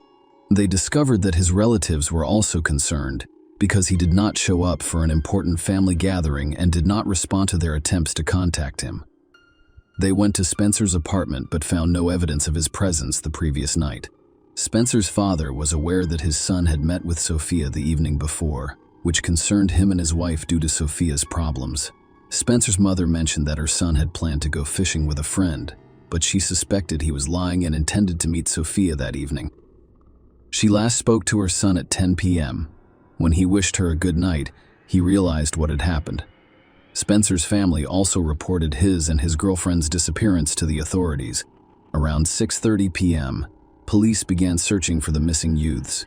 At the time, Austin contacted the sheriff, informing him that he knew where Sophia and Spencer had been the previous night. He explained that he knew this because he had let Sophia go there. Austin also mentioned that he came across a video posted by Sophia on Snapchat the night before. Sophia had taken the video with Spencer's mobile phone while they were on a boat heading towards the lighthouse. The footage captured the back of a young man rowing towards the lighthouse. Everything looked good, and they seemed to be having fun. Sophia later posted this video to her Snapchat account. Later, at 2 a.m., a photo of Sophia was posted on Spencer's chat. She was posing playfully against the concrete barrier of the lighthouse in the background, which was marked with a "Do Not Cross" sign. What happened just minutes after this photograph is a complete mystery. Spencer's mobile phone made the first call to Michelle Sophia's mother at 206,208, 5 minutes after the photograph was posted at 2:05 a.m. The last call was at 209. Michelle, who was asleep at the time, did not respond to any of the calls. There were no voicemail or text messages left, and the 911 service received no calls from that number that night. The photos and videos posted by the young people confirmed that they were at the lighthouse. As a result, the police immediately dispatched 20 Coast Guard units to the scene. The Coast Guard's firefighters and police conducted searches by air, sea, and land. The police made their first discovery on the university campus, Sophia's car. They discovered her cell phone inside the car. Meanwhile, on the same night, the Coast Guard discovered the t-shirt Spencer was wearing in the video. The police speculated that Spencer may have used it to anchor the boat to the shore. The search continued through the night and the next day. Soon after, a storm broke out, and state officials announced that the search for the young people would be halted until new leads or indications of their possible whereabouts emerged. This decision shocked their family and friends. However, they continued their own search efforts, posting pictures and disseminating information about Spencer and Sophia's disappearance throughout the city. They asked the public to report any available information. Despite the large crowds on the streets at the time of the young people's disappearance, no witnesses came forward. The family's search lasted several days. However, all the questions remained unanswered. What happened? Why was Sophia repeatedly calling her mother? Why didn't she leave a voicemail or contact the police? There were numerous speculations and assumptions. Could they have ingested something illicit? Indeed, they had violated the law by stealing a boat from campus and traveling to the lighthouse without permission. Sophia most likely feared being held accountable and therefore chose not to contact the police. She and Spencer had already run into legal issues a few days before. Spencer had been arrested for driving under the influence, and Sophia was facing charges for aggressive behavior. Perhaps for this reason, she chose to contact her mother rather than the police. However, it is unknown what other circumstances Sophia faced in her life. She may have been panicked and unable to think clearly at the time. People's reactions to such situations can be unpredictable. Meanwhile, detectives attempted to reconstruct the events of the day. May 26, 2018 began as a typical day. It was sunny and warm, and the upcoming weekend promised plenty of entertainment. The city was preparing to celebrate Memorial Day, a national holiday. Sophia had the day off, but Spencer was scheduled to cover a colleague's shift at 7 a.m. to 7 p.m. After that, the young couple planned to meet and participate in the city's festivities. Sophia and Spencer planned to spend the rest of the day together, including a visit to the mysterious lighthouse, which is known for its paranormal phenomena, which they were eager to witness for themselves. The details of what happened after Spencer's shift ended are unknown. It is unclear where they went, or if they met anyone, and there is no indication whether they drank. However, it was determined that Sophia parked her car at the University of Connecticut campus around 2 a.m. and, for some reason, left her cell phone in the vehicle. Perhaps she forgot about it, or it was out of charge, so she chose not to take it. The pair then illegally took a 14-pound sailboat with no master engine and only oars. They pushed it into the water and proceeded towards the lighthouse, navigating the rocky shores. Clearly, it was dangerous given the lack of safety equipment. Most likely, they were not afraid to embark on this journey because Spencer was confident in his aquatic abilities. He had been an excellent swimmer and boat handler since he was a child. That is all the investigators were able to gather about the events of that night. On Monday evening, while scanning the area from a search helicopter, the police discovered a white and blue sailboat stuck in the rocks, covered in dust. The vessel was 12 kilometers west of the lighthouse. According to 30 p.m., this was most likely the same boat that went missing from campus, possibly used by Spencer and Sophia. Although this was not proven conclusively, fingerprints were discovered on the boat, but they were never analyzed or the results made public to determine whether they matched the fingerprints of the young couple. There were also disagreements over the type of vessel used. Initially, it was reported as a kayak, but later information indicated that it was a white sailboat with a red inscription. In their search for clues, investigators thoroughly investigated Sophia McKenna and Spencer Mugford's backgrounds. Sophia McKenna was born on March 7, 1996, in North Stonington, Connecticut, around the time of the incident. She was 21 years old and lived in Groton, Connecticut, USA. She was Michelle's first marriage daughter, and she grew up with her younger sister Grace and older brother Justin. Sophia was very caring towards her siblings, whom she adored. Sophia was a happy and intelligent child with unique characteristics. She was active, full of energy, and lived a vibrant and fulfilling life. Her parents' divorce, which occurred when she was 6 or 7 years old, had a profound psychological impact on her life. Sophia was diagnosed with bipolar disorder in high school, which caused her to become depressed. This mental illness is characterized by extreme mood swings such as manic episodes or hypomania. Sophia experienced emotional lows such as depression, sadness, and melancholy, interspersed with manic episodes of euphoria. These mood swings could have an impact on her behavior and ability to think clearly. Sophia received medication and psychotherapy to help her symptoms. Unfortunately, there is no cure for bipolar disorder. It poses a challenge to both the patient and their family. Sophia's daily life was significantly impacted by her illness. Her behavior became unpredictable, and her life was chaotic. She had unstable relationships, and the people she interacted with frequently demonstrated complex behavior. Sophia and Austin met in 2015. She captivated the young man's heart right away with her bright and cheerful personality.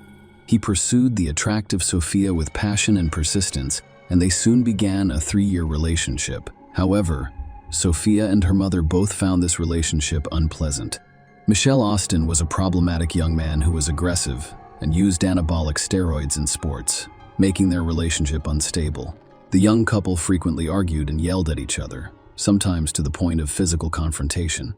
Because of her mental health problems, Sophia was usually the instigator of these conflicts. Austin's aggressive outbursts caused Sophia to sustain injuries that necessitated hospitalization on several occasions. Sophia discovered Austin's infidelity about a month prior to the incident and decided to end their relationship. They did, however, maintain sporadic contact. Despite her difficulties, Sophia attempted to move forward. She was a very attractive young woman, and she briefly worked as a model for a local company advertising their jeans. This helped her fund her education. She eventually graduated as a massage therapist and found work at the Red Door, an exclusive spa in a luxury hotel. It was here that she met Spencer Mugford, a 20-year-old colleague. Spencer, a native of Florida, was a sea enthusiast and experienced swimmer who worked as a sailing instructor. He came from a loving family with high expectations for his future.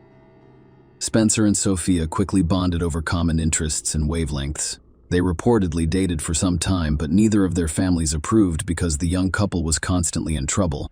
According to Michael, Sophia's mother, she was very concerned about Sophia's well-being, especially since Sophia and Austin continued to meet and consume alcohol on a daily basis. Sophia's relationship with Spencer eventually ended, and they decided to remain friends. The exact reason for this is unclear, but Sophia appears to have returned to her ex-boyfriend Austin. Despite this, Sophia and Spencer continued to spend a lot of time together, both at work and outside of it, including on their final day of searching, when a fisherman discovered Spencer's body.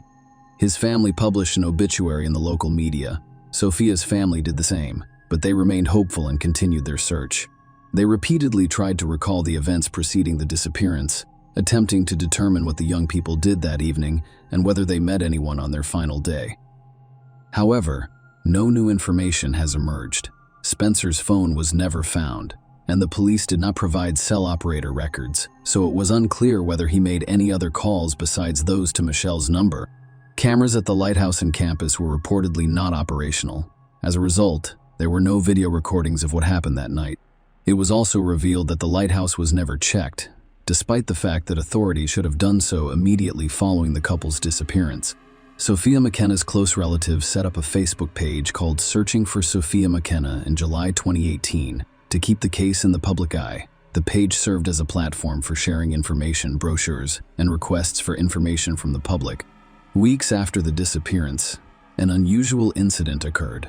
Michelle received a message from Sophia's social media account requesting money while the police were in possession of Sophia's phone. This message raised suspicions about a hacker's involvement. The investigations into Spencer's death and Sophia's disappearance came to a dead end. The police produced no conclusive findings. Unofficially, several theories about the incident circulated. One involved Austin, Sophia's ex-boyfriend, and his potential role in the young couple's disappearance.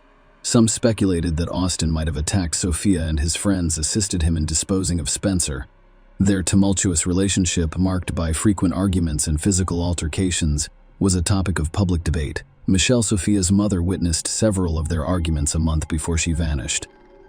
Serious issues arose when Sophia discovered Austin's infidelity on May 8, 2018, and ended the relationship in what could have been an act of revenge or a fresh start. Sophia dated another guy and brought him to her apartment. Austin, enraged, rushed to her apartment, where neighbors saw him banging and kicking the door and hurling insults at Sophia.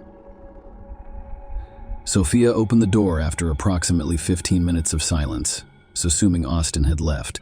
However, Austin was still present, attempting to push Sophia into the apartment. Fortunately, Sophia was able to close the door quickly. Neighbors heard him threaten to cut her throat if she did not open the door. When police and Michelle arrived, Austin was arrested. The next day, May 9, a court order went into effect. Sophia mentioned Austin's previous attacks in her statement and included photos of her injuries. She expressed concern for her safety due to his stalking. A restraining order forbade Austin from being in the same vicinity as Sophia. Sophia later felt guilty, and the restrictions were eased. Austin was no longer allowed to share an apartment with her. The man with Sophia at the time refused to reveal his identity and did not cooperate with the police. Michelle initially claimed Spencer was with Sophia, but later changed her statement. However, a colleague Sophia trusted confirmed that it was him. Sophia and Spencer's coworkers confirmed that they were in a relationship at the time of their disappearance, behaving as a couple both at work and outside. Witnesses also described a situation at the hotel in which Austin Sophia's ex showed up at her workplace and publicly threatened her. Nonetheless, Austin and his father took part in the search for the missing couple, using a private helicopter and distributing flyers with their images throughout the city. Austin claimed on social media that Sophia had been his girlfriend for 3 years and that she had no romantic relationship with Spencer, only friendship. Many people found it odd that this post seemed to emphasize Sophia's association with him rather than her disappearance. On July 10, Sophia's family and friends organized a memorial day for her. Austin went to the event with Michelle and later shared a now deleted message on social media. "Rest in peace, baby, we'll see you soon." These actions sparked concern among acquaintances. Austin told authorities that he spent the entire day with Sophia on May 26, and that they continued to meet despite the court order, even making plans for the following day. A friend of Austin stated that around 3 a.m., on the night of the incident, Austin texted Sophia, claiming to be at the gym with a friend. However, this was doubtful because gyms are closed at that time here. His family maintained that he was at home before going to the gym. An undisclosed witness claimed that Austin and his brother were invited to a party that day. Austin had planned to go, but later messaged that he was tired and would be unable to attend. This raises questions about Austin's whereabouts during Sophia and Spencer's disappearance. With no clear answers, Austin's acquaintances described him as temperamental, which may have been exacerbated by steroid use. There were rumors that Austin, his brother, and a friend had connections to the Groton police. In addition, a woman from Austin's family allegedly married the police chief, who was investigating Sophia's case and had received complaints about police violence. However, the credibility of these claims made by Austin's friend with a criminal record is doubtful. The following day, a YouTube channel dedicated to Long Island disappearances posted a video about Sophia. Austin deleted all photos of them together from his social media. This action caused confusion, especially since Sophia's fate remained uncertain. One theory is that Austin had found a new girlfriend and wanted to avoid any complications. However, the complete removal of all photos featuring Sophia appeared unusual. Furthermore, when Austin met with investigators just days after Sophia's disappearance, his involvement in the search seemed to wane. He appeared calm and composed, not visibly distressed by the loss of someone close to him. However, this is insufficient evidence to support any accusations against Austin. People respond differently to stress. One theory holds that Sophia was murdered to prevent her from testifying against Austin in a domestic violence case. Without her testimony, there would have been insufficient evidence, and the case could have been dismissed. This is precisely what occurred in the summer of 2018, when the case against Austin was dismissed. It's worth noting that Austin is not officially a suspect. This theory is still speculative, and the investigation continues. Another theory holds that Sophia and Spencer may have encountered dangerous individuals at the lighthouse. It was a busy day due to the holiday, but witnesses either forgot or didn't think the information was important, so no one reported it to the police. Sophia's mother speculated that her daughter had been kidnapped or a victim of human trafficking, but there is no evidence or ransom demand to back up this claim. The police also considered the possibility of an accident caused by reckless actions or decisions. The young couple set out in an unprepared boat, without life jackets, into strong currents. When they arrived at the lighthouse, they anchored the boat using Spencer's t-shirt. They took photographs before realizing the boat had drifted away, relying on his swimming experience. Spencer may have underestimated the water's low temperature. The darkness, which can distort distance perception, may have led him to believe the boat was closer. Physically exhausted from his workday and the swim to the lighthouse, Spencer might have drowned. Sophia tried to call her mother for help after realizing she couldn't see or hear Spencer. In desperation, she may have jumped in to assist Spencer and drowned as well. Sophia is not a strong swimmer, so she is unlikely to jump into such conditions. However, under the influence of alcohol, she may have made an irrational decision. It's also possible that she was walking on the narrow ledge of the lighthouse, trying to find Spencer when she stumbled and fell with her phone, being swept away by the current and drowning. These theories remain relevant, though others exist. None is the official version, and there are no suspects or perpetrators circulating primarily on social media. Sophia's family and friends continue to look for her, desperate to find out what happened and where she is. In 2019, an independent detective discovered several bones near the shore and immediately reported them to police.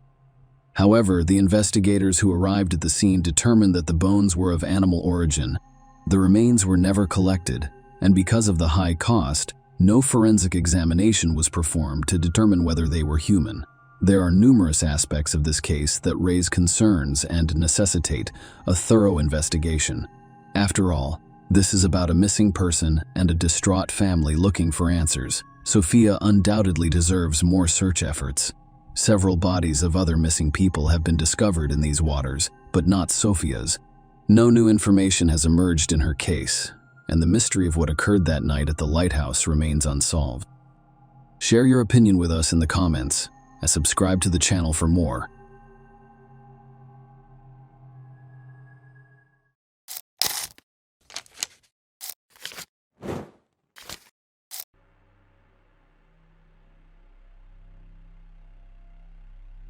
Hey guys, welcome to my channel, and today we're going to take a look at another horrible case with you. In this video, we will look at what happened in the US state of Georgia. Nobody has seen the 31-year-old Indiana lawyer since 7:17 p.m. On February 24, 2022, a surveillance camera captured her outside her mother-in-law's home in Johns Creek. The police and her family have made significant efforts to determine where Sierra went and what happened to her. Sierra Locklear of Cleveland, Georgia, was a cheerful and ambitious woman. Sierra wanted people to take her seriously. Her mother, Kelly Locklear, said so. She was tough. She followed in the footsteps of her mother, who was a paralegal. She became a lawyer. Sierra grew up in Georgia and aspired to live in Atlanta one day. Kelly, a Georgia native, claimed that Atlanta had always been her plan. To get there, Sierra had to leave Georgia. She attended the University of Tennessee for college before attending law school at Florida State University. Sierra eventually became a lawyer and specialized in insurance defense. Kelly described her daughter as following: she overcame and pushed through. Kelly also stated that she was happy, energetic, and loving. She was extremely motivated in her career. Sierra met Xavier Breland on Tinder in October 2020, and their relationship quickly took off. The couple married after 6 months. Sierra was already pregnant at this point. According to court records, Sierra assisted Xavier with his legal issues with his ex-wife. After some time, the newlyweds decided to relocate to Carmel, Indiana, to begin their new lives there. Sierra started working at a law firm and had a son named Jackson at the end of 2021. From the outside, Xavier and Sierra seemed like the ideal couple. However, their relationship problems began shortly after they met. Shelby Campbell, Sierra's cousin, said the couple's problems began after their first date. Ciara informed Xavier that she did not want to continue communicating with him, but her future husband was not the type of person who could handle rejection. Instead, if Xavier showed up uninvited to her apartment and sat near her door, he began sending her threatening messages because he noticed her with another man. Ciara threatened to contact the authorities if he did not stop. Finally, she gave him another chance. 6 months later, they were married. Shelby and Ciara were best friends who texted each other daily. Ciara expressed her feelings to her, stating that she was afraid of her husband. For example, one of her messages read, "Well, I'm struggling with it in a big way. I don't want to give up on someone I love and abandon him and our family. However, I believe that the behavior is deteriorating. So, if this is how things are now, how will it be in the future? Furthermore, he used to feel bad when he said ugly things. And lately he's not even sorry for his actions. He's blaming me for it, as if I did it because you forced me to." Ciara stated that her husband would be held responsible if anything happened to her. Shelby claimed she often told Ciara to leave her husband, but Ciara understood that if she was going to leave, she needed to do so strategically. Here is another screenshot of Shelby and Ciara's text conversation. Ciara was obviously afraid of her husband. Shelby Campbell stated that the texts she shared were only a few examples of what was going on between Ciara and her husband. She called the police several times. The police were called to her home in both Georgia and Indiana several times. Campbell stated that by the time the police arrived, she would have calmed down enough to tell him where she was lying. Shelby claimed that after one of those incidents, an investigator called Ciara's mother and informed her that he knew she was lying about what was going on when she called 911, and that he had seen the same pattern many times before. He was worried about what would happen to her. Ciara was preparing to leave her husband. She opened a secret bank account and transferred money there. The messages had a strong impact on the woman. Ciara stated that she loved her husband but couldn't afford to stay in the relationship. Her parents, Kelly and Nick Locklears, were aware that their daughter's family situation was far from ideal. They wanted Ciara to break up with Xavier and assured her that she could always return to a safe place, i.e., her home. Ciara's fateful trip to Georgia began when she and Xavier loaded their baby and large dog into Ciara's 2017 white Volkswagen Tiguan and drove 11 hours south. According to her family, Ciara arrived at her parents' home on February 19th. She spent the night with family members who hadn't seen her since she moved to Indiana. It seemed like a quick trip to see her family.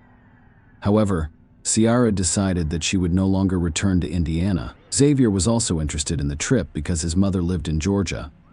However, he was unaware that Ciara would not return.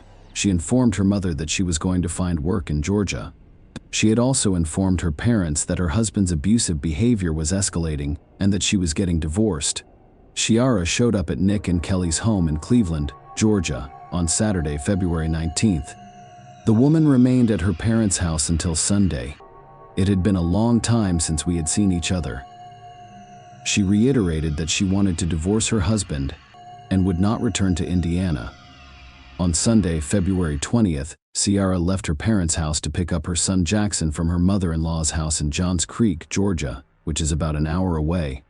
Shelby Campbell stated that one of the last texts she received from her cousin read, "I'm at Xavier's mom's house. He won't give me Jackson, so I'm waiting for him before I leave." On Monday, February 21st, at 11:17 p.m., Ciara texted her father Nick, "I'll be back in the morning if that's okay, of course." "It's okay. You don't need to ask," Nick responded to her. Nick stated that the next day, when he had not heard from Ciara, he attempted to contact her again, and she said everything was fine. She mentioned that she had felt a little sick. Nick said he contacted her again on Wednesday to see if she was feeling better. He did not get a response. He texted her again on Thursday, February 24th. No one replied. By Friday, the Locklears were concerned because Ciara had not responded, which was unusual. Then, on Saturday evening, February 26th, Nick received a call from an unknown Indiana number. "I didn't immediately panic because I assumed they were still in Georgia," Nick said. "So I responded, and they said it was the police, and that's when they informed me she was missing." The policeman stated that Ciara's husband had reported her missing. The family was shocked. They assumed Sierra was still in Georgia, even though she had not responded to their messages, which was unusual for her. Shelby Campbell is perplexed as to why he did not contact anyone to inquire about her safety. He did not contact anyone. He did not make us aware at all. After speaking with the Carmel police, Sierra's father called her, and Xavier answered. That is how Nick described his brief conversation with his missing daughter's husband. I asked, "If Xavier, tell me the truth. What is going on?" Sierra told me that if anything happened to her, you were responsible, so just tell me the truth. He then hung up, telling me to go to hell. Nick then called Xavier's father, who lived next to Sierra and Xavier in Carmel. The father responded, "No, I never saw her," as Nick had said. According to a press release issued on March 2nd by the Carmel Police Department in Indiana, Xavier Breland reported Sierra as missing to their office on Saturday, February 26, 2022. During the investigation, detectives discovered a video recording that showed Sierra's last known location. On February 24th at 7:17 p.m., she was at her mother-in-law's house in Georgia. Nothing unusual happens during the video. According to the official missing person report from the Carmel Police Department, Sierra left their home in the Brookstone Park of Carmel subdivision in Carmel, Indiana, shortly after 10 p.m. On February 25th, walked to the nearby store. She was reportedly wearing a black top and purple shorts in temperatures nearing 20 degrees that night. According to police, Sierra never arrived, and there is no surveillance video of her entering the store. They were also concerned because she had left her phone, work phone, and burner phone behind, along with her ID, credit cards, and 5-month-old son. Family members stated that she had a burner phone to contact them in an emergency. There was no evidence of Sierra's return to Indiana. Her family knew she wanted to stay in Georgia. Furthermore, Sierra would not have left without informing them. Even more suspicious was that she had abandoned her 5-month-old son. Her mother thought it all sounded absurd. Kelly LaClaire stated that her daughter confessed to her that the couple was having serious financial problems and accused her husband of being abusive to her and using their child as leverage to get her to stay with him. Kelly said she and her husband knew their daughter was dead after police called to report Sierra had gone missing, leaving her child behind. "She is definitely gone," Kelly said. "That was the first thing my husband said when police called after Xavier reported her missing, and the officer said she had left without bringing the baby. She refused to take a shower or let anyone else watch the baby." Kelly described Sierra as a devoted mother who lived to care for her son.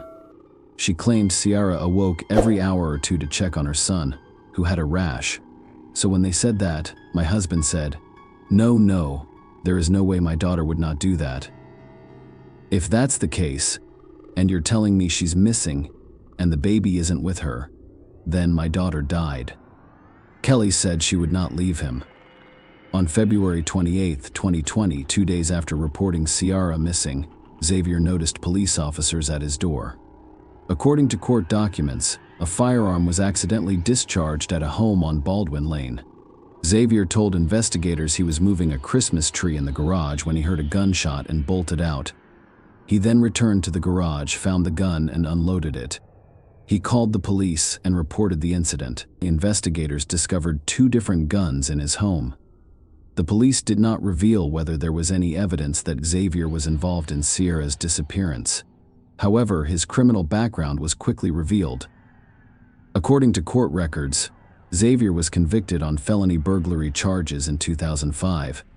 It was also unusual that Xavier reported his wife's disappearance only the next day, after she allegedly failed to return home after going to the store. A few days after the police received a missing person report, Xavier was identified as a person of interest in his wife's disappearance. They arrested him on unrelated charges. Police discovered that he had an outstanding warrant for aggravated stalking in Kuwait County. He was extradited to Georgia to face the charges. According to court records, he placed a tracker inside his daughter's stuffed animal to track down her mother, his ex-wife. The case arose from a custody dispute between the former couple. On Friday, 2 weeks after Sierra went missing, police volunteers, family, and friends searched several Johns Creek neighborhoods. Their focus was on neighborhoods along Medlock Bridge Road, where police suspected Sierra had traveled during her stay in Georgia. In addition to handing out flyers, the Johns Creek Police Department installed electronic signs at 2 locations along Kimball Bridge Road, requesting public assistance. They've also contacted several commercial electronic sign companies to help spread Sierra's image and information throughout Metro Atlanta. The family asked anyone who saw the white 2017 Volkswagen Tiguan with the Georgia plate RMB 5869. During that time, contact the police. The license plate of the vehicle was framed by the Florida State University Law School. The police said that forensic investigators searched the car for evidence and then released it.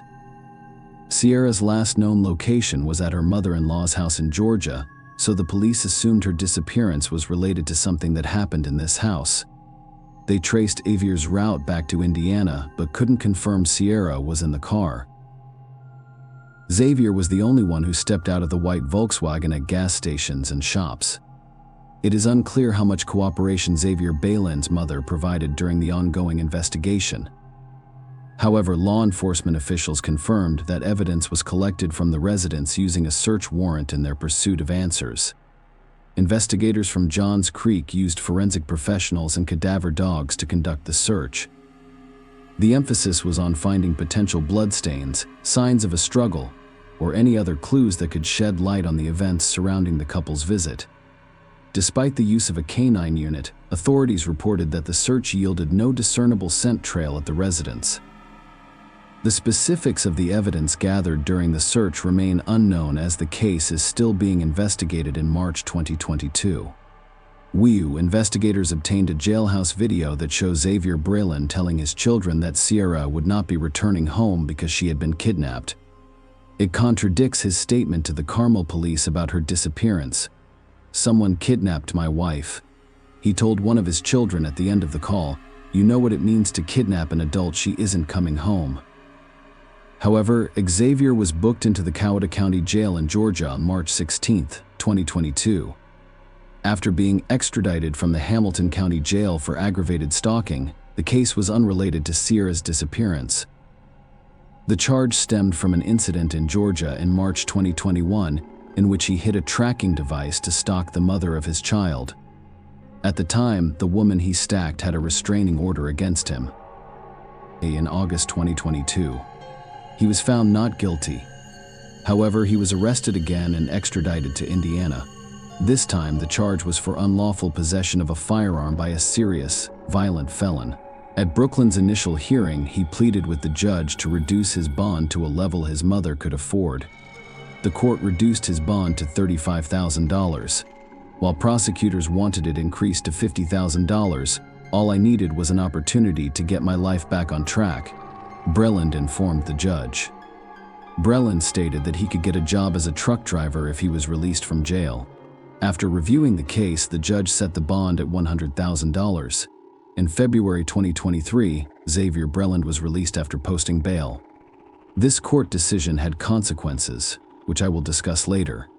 He was repeatedly interrogated about Sierra's disappearance but denied any involvement in it. His version is unchanged. She disappeared after going to the store. Several locations have been suggested for the search for evidence in Sierra Breland's disappearance. Georgia alone has over 85,000 acres of state parks, nearly 2 million acres of land managed by the United States Department of the Interior, and more than 300,000 acres of undeveloped land. Fulton County contains 440 acres of parks. There are also hundreds of thousands of acres of railroad and utility easements, both active and inactive. Georgia has 37,295,360 total acres. Approximately 15% to 20% are covered in vegetation. Sierra Breland and her husband drive through areas other than Tennessee, Kentucky, and Indiana. According to Johns Creek Police Lieutenant Gregory Todd Hood, if we knew her exact last known location, we would direct the investigation accordingly, without going into detail. Kelly Locklear stated that law enforcement has gathered evidence and statements from multiple states, but they are essentially pieces of a puzzle without a complete picture. Some items were removed from Xavier's mom's home. according to court documents from a civil case in which Xavier's mother sued Xavier's sister. Crime scene investigation removed the carpet and mattress from Xavier's mother's home on April 21, 2022, as part of their investigation. According to documents from the familial civil dispute, 5-month-old Jackson was placed in state care immediately after Xavier Breland's arrest on March 1. Sierra's parents, Nick and Kelly Locklear, have since been able to spend time with the baby and are working to bring him back to Georgia. Multiple organized searches have been conducted over the last year, some of which targeted specific areas, but no one knows what happened to the new mother. As investigators continue to piece together the facts, officers have been busy handing out flyers and even using electronic signs to raise awareness. The police describe Sierra as being 5 feet tall, weighing approximately 120 pounds, and having blonde hair. She has 3 small trees tattooed on her ring finger, a Florida State arrow on her left wrist, and a sunburst on her back left rib cage. The couple was driving a white 2017 Volkswagen Tiguan with the Georgia tag RMB 5869. The Florida State University Law School frame encircles the license plate. Anyone who saw her or her car in February is asked to contact the police. Xavier is the only person of interest that police have publicly identified since Sierra's disappearance, but no charges have been filed. Her family is adamant that he knows what happened to her, and that he is the only one who can provide the answers they require to find closure. Finally, let Sierra rest in peace. Kelly Locklear believes Sierra's body may be in Georgia, Tennessee, Kentucky, or Indiana. She is pleading with woodsmen and fishermen to keep an eye out in those states and to contact law enforcement if they have any information. Sierra's parents have now been granted custody of the couple's child, as I previously stated. If Xavier Breland was released on bail in a case involving illegal firearms, the trial was scheduled for December 28, 2023. But Xavier Breland did not appear in court, and his whereabouts are unknown. A rearrest warrant has been issued in his name, and law enforcement is working hard to find him. This latest development complicates the already perplexing case of Sierra's disappearance. The warrant describes Xavier Breland as a black man standing 6 feet tall, weighing 160 pounds, with brown hair and green eyes. The FBI has joined the search for the missing woman, but her body has yet to be found. This, combined with Xavier's recent disappearance, has resulted in numerous unanswered questions. Kelly Locklear, Sierra's mother, has publicly stated that she believes Sierra feared Xavier and had no intention of returning to Indiana with him. With both individuals missing, the case has become even more urgent. The trial for Xavier's gun charge has been postponed several times, and law enforcement and Sierra's family are now asking the public for help. They are looking for any information that can help them find Xavier and Sierra, in the hopes of shedding light on the strange circumstances surrounding their disappearances. Share your opinion with us in the comments, and subscribe to the channel for more.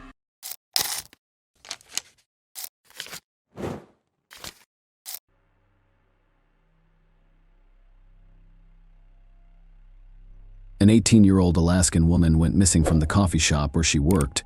Strange messages began to arrive from her phone, but the police and FBI were unable to find a single lead. They were able to uncover the truth after conducting a thorough investigation, but none of them could have predicted that they were dealing with one of history's most heinous crimes. Samantha Koenig was born on August 30, 1993, in Anchorage, Alaska, the state's largest population center known for its quiet, measured lifestyle, harsh climate, and vast expanses of snow-capped mountains. The girl adored animals and intended to pursue a career in the field after school. Her other option was to pursue a medical career. Samantha even considered joining the Navy as a nurse. In her free time, she worked part-time at a Subway restaurant and a Harley-Davidson dealership. When she was 18, she took on a part-time job at a small chain coffee shop downtown. Samantha was thrilled about the opportunity. First and foremost, the job was simple enough. Second, she had to work alone on her shift, so the entire process depended solely on her. Her boyfriend, on the other hand, was not as enthusiastic and was concerned about Samantha having to work through the night alone.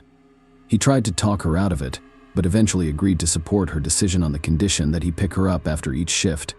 She assured him that the coffee shop was equipped with cameras and even had a panic button to call the police, despite the fact that it was in the middle of nowhere. It was a relatively deserted area. The city, like most of Anchorage, has a low population density, which means that even in the downtown area, there are empty streets. Samantha also had to work a lot during the hours of darkness because daylight hours in Alaska are limited during the winter. Samantha fell in love with the job and quickly mastered it. She'd been working there for a month by early February, and on the first of the month she was getting ready to finish her shift at 8 p.m., as usual. A customer arrived 5 minutes before the coffee shop closed and ordered a large Americano. Samantha prepared the drink and handed it through the window to the customer. He grabbed the glass and immediately pointed his gun at the young woman. An unidentified man in a ski mask threatened to rob her and demanded that the lights in the coffee shop be turned off. Samantha complied, and the intruder broke in through the window. A surveillance camera captured the entire incident, but those silent witnesses could not help her. She didn't press the panic button because she was afraid of the armed robber. Once inside the coffee shop, the perpetrator tied Samantha up and inquired as to where her car was parked. The young woman responded that she did not have one, and that her boyfriend would be there any minute to pick her up. The man then led her outside and toward his car. Samantha managed to escape and run while he looked around, but the perpetrator quickly caught up with her and grabbed her. Unfortunately, no one was on the street at the time, so she couldn't get help. The man stated that if she attempted to flee again, he would kill her. He then led the young woman across the street to his pickup truck and seated her in the passenger seat. The perpetrator had obviously planned ahead of time, as the license plates had been removed from the car. As he drove her to an unknown location, the man stated that all he wanted was a ransom from her family, and Samantha could then return home. He continued to hide his face behind a ski mask the entire time. The young woman begged him to let her go, explaining that her family did not have much money, but the kidnapper refused. At one point, he asked Samantha where her phone was. The young woman responded that she had left it at the coffee shop, which enraged the perpetrator. He needed the phone for his ransom plan, so he returned to the coffee shop, took the smartphone, and sent 2 messages to Samantha's boss and boyfriend. In them, the kidnapper stated on the young woman's behalf that she was tired and planned to leave town with friends for a few days. Samantha spent the entire time in his pickup truck. After texting, the kidnapper removed the phone's battery and resumed driving. He drove the young woman to an undisclosed location that resembled a barn and instructed her to sit quietly. The man threatened to kill her if she tried to scream. He also mentioned that he had a police scanner and that if she managed to call for assistance, he would know right away. The perpetrator demanded Samantha's credit card, but the situation was not so simple. The young woman stated that she shared a bank account with her boyfriend, and the card was in his possession. The man decided to steal it after learning the boyfriend's address and PIN number. He left the tied-up Samantha alone and went to retrieve the card. The young woman informed him that it was always in the guy's car. Once there, the perpetrator recognized the correct car and began breaking it open. The guy saw it from the window and rushed outside, but he was too late. The kidnapper took out the card and fled. On the way back, he stopped at an ATM to check the PIN number before returning to Samantha's house. Meanwhile, the young woman's family and boyfriend were panicked. The guy didn't believe she wrote the message, and everyone knew something had gone wrong with Samantha. However, at the time, none of them connected the credit card theft to the young woman's disappearance. The guy didn't think the events were connected in any way. Samantha's family contacted the police by nightfall, and the search began. Of course, the first thing they did was look through the coffee shop's camera footage, which revealed her abduction. The FBI soon became involved, but they were unable to find any serious leads. The perpetrator had clearly planned carefully for the kidnapping. Not a single detail that could help identify him was captured on camera. Meanwhile, the young woman's relatives, with the assistance of concerned citizens, raised the $41,000 they had promised for information on Samantha's whereabouts. The parents were constantly interviewed by local TV stations, pleading for any information about their daughter's whereabouts. Flyers featuring Samantha's photo and information about the reward circulated throughout Anchorage, but the police never received a single valuable witness. For answers, began checking on everyone Samantha knew, including her boyfriend and relatives. However, they quickly realized that none of them had anything to do with the kidnapping. Nearly a month has passed. On February 24th, Samantha's boyfriend received a new message from her phone number that read, "Connor Parkside under Albert's picture. Isn't she cute?" Investigators quickly realized it was about the local Connor's dog park and, along with the young woman's relatives, went there. After a while, they realized what the kidnapper meant. There was a booth in the park with various flyers, one of which featured a photo of a dead dog named Albert. The owners had placed this flyer on the stand to say goodbye to their pet, but the detectives discovered a plastic bag beneath it. When they opened it, they discovered a Polaroid photo of Samantha in the background, along with a February 13th newspaper and a typewritten letter in which the kidnapper demanded that $30,000 be deposited into Samantha's bank account. He threatened to kill the young woman if these terms were not met. The police and FBI quickly devised a plan to apprehend this thoughtful criminal. They instructed the young woman's father to top up the card in installments, forcing the kidnapper to visit ATMs on multiple occasions. He did exactly that. The man first deposited $5,000, and a few hours later, that money was withdrawn from an Anchorage ATM.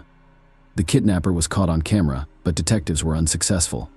The man wore a hat, a hood, glasses, and what appeared to be a fake beard and mustache.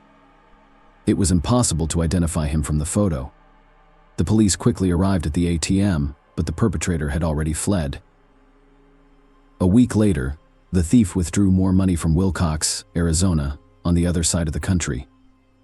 He traveled 6,000 miles to evade investigators, but they continued to track his movements. The next cash withdrawal took place in Lordsburg, New Mexico, only an hour away from Arizona. He then made 2 more withdrawals in different cities across Texas. Meanwhile, police carefully examined ATM photographs. They quickly realized the criminal had made a huge mistake. Wilcox had left his car in the camera's line of sight, so the detectives now knew the model of his vehicle. Of course, it was impossible to see the license plates in such a photo, but they now had something to work with. Investigators were concerned that the kidnapper might cross the border into Mexico, so all patrols were instructed to stop white Ford Focuses. A few days later, on March 13th, a Texas Highway Patrol officer observed a vehicle of that make in a hotel parking lot. A man sat behind the wheel. The officer decided to wait for him to pull out before following him. Soon, the man drove out of the parking lot and onto the highway. As soon as the driver exceeded the 3-mile speed limit, the patrolman ordered him to pull over at the curb. This was done to make the suspect less vigilant. If a dangerous criminal is behind the wheel, he may be armed and prepared to fight until the end. So the patrolman pretended that the reason for the stop was a minor offense. The driver of the white Ford was identified as Israel Keys, 34, of Anchorage. The police officer was immediately alerted and decided to search his vehicle, calling for backup in the process.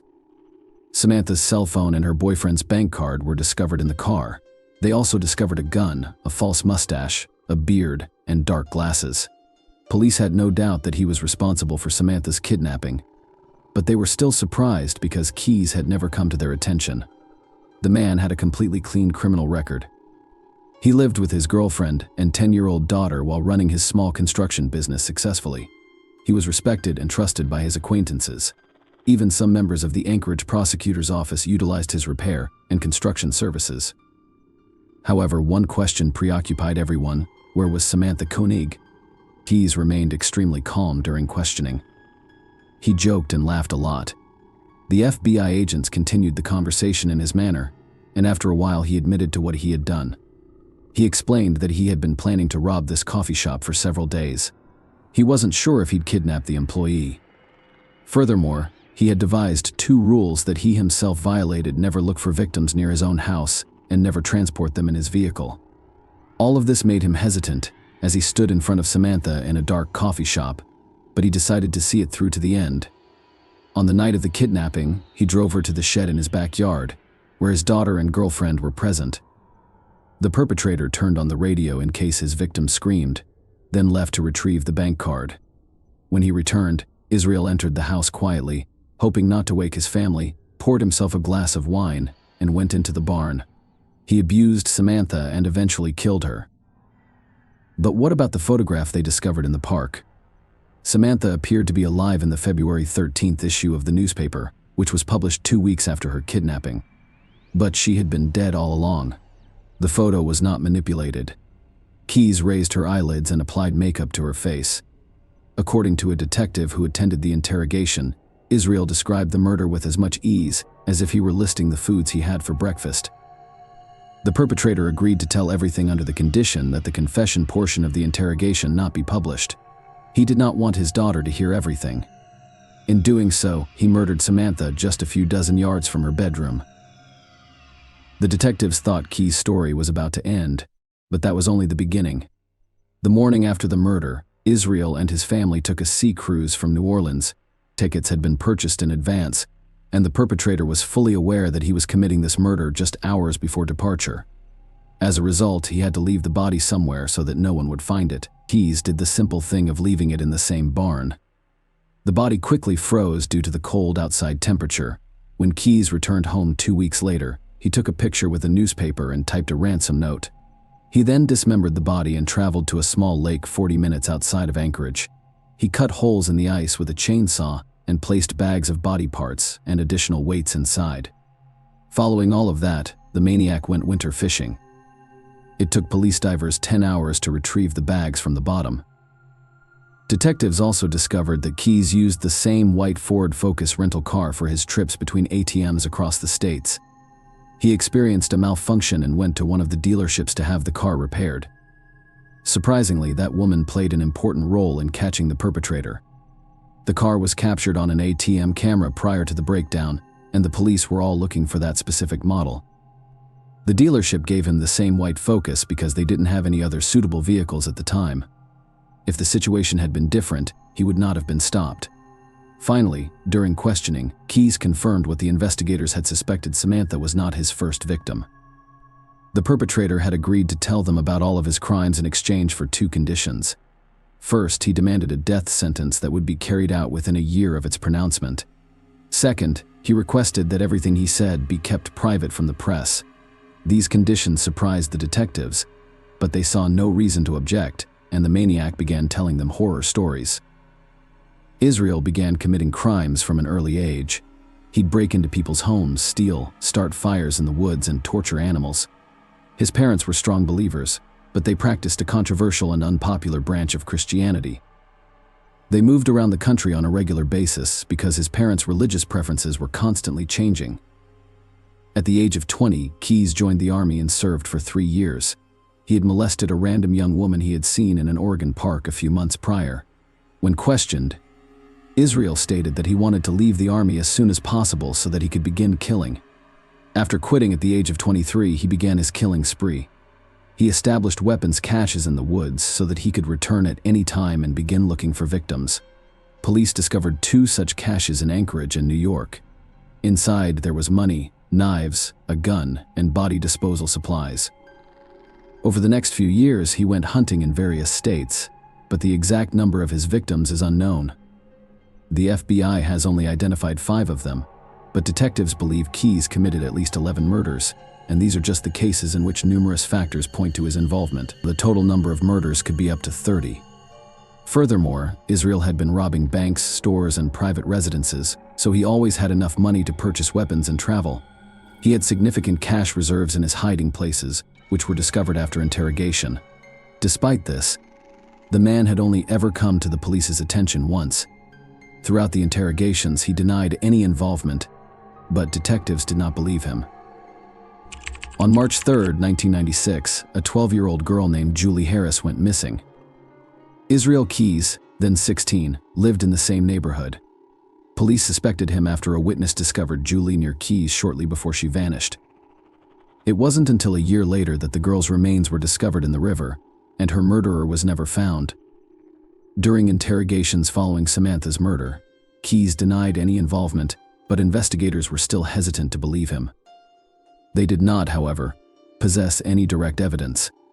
In a conversation with FBI agents, Israel admitted to studying serial killers since he was a child. His idol was Ted Bundy, and the maniac aspired to be like him. He had no remorse for his victims and proudly described how he managed to live 2 completely different lives. On the one hand, he was a decent family man and businessman. On the other, he was a barbaric murderer. The only indication of emotion was Keyes' request that the detectives keep the details of his crimes from his daughter. He also stated that he had never killed any children or anyone he knew, citing his own daughter as an example. The FBI agents did not believe this, but they were unable to demonstrate otherwise. They were all forced to admit that Israel was a highly intelligent maniac who had committed only one error in his entire string of crimes. The investigators hoped that he would confess to all of his atrocities, but this did not happen.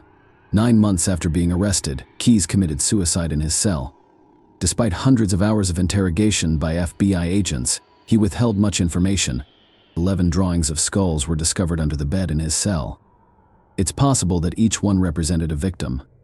The images of these drawings were not published until 2020.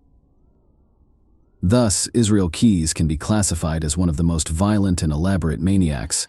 He maintained an impeccable reputation despite committing dozens of different crimes and always getting away with it.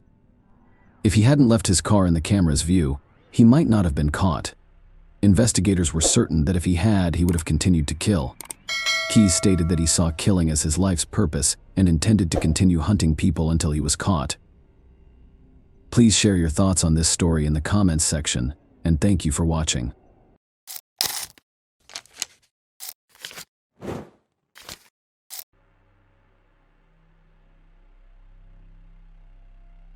Hey guys, welcome to my channel, and today we're going to take a look at another horrible case with you. In this video, we will look at the events that took place in California. Corey Desmond, 28, went missing in Redondo Beach while leaving her bartending job on Valentine's Day, 2009. A few days later, her body was discovered in a plastic trash bag on the side of the road and in Running Springs in San Bernardino County. The police had differing accounts of what happened. However, after a few months, the investigation came to a halt. The breakthrough came after a woman saw a billboard with a picture of Corey and called the police. Corey Desmond was born March 18, 1980, at the Torrance Memorial Hospital, and she was the center of attention from the start because she needed to fight for her life. She had to undergo multiple surgeries due to a hole in her diaphragm, and her chances of survival were only 20. Miraculously, she not only survived, but thrived.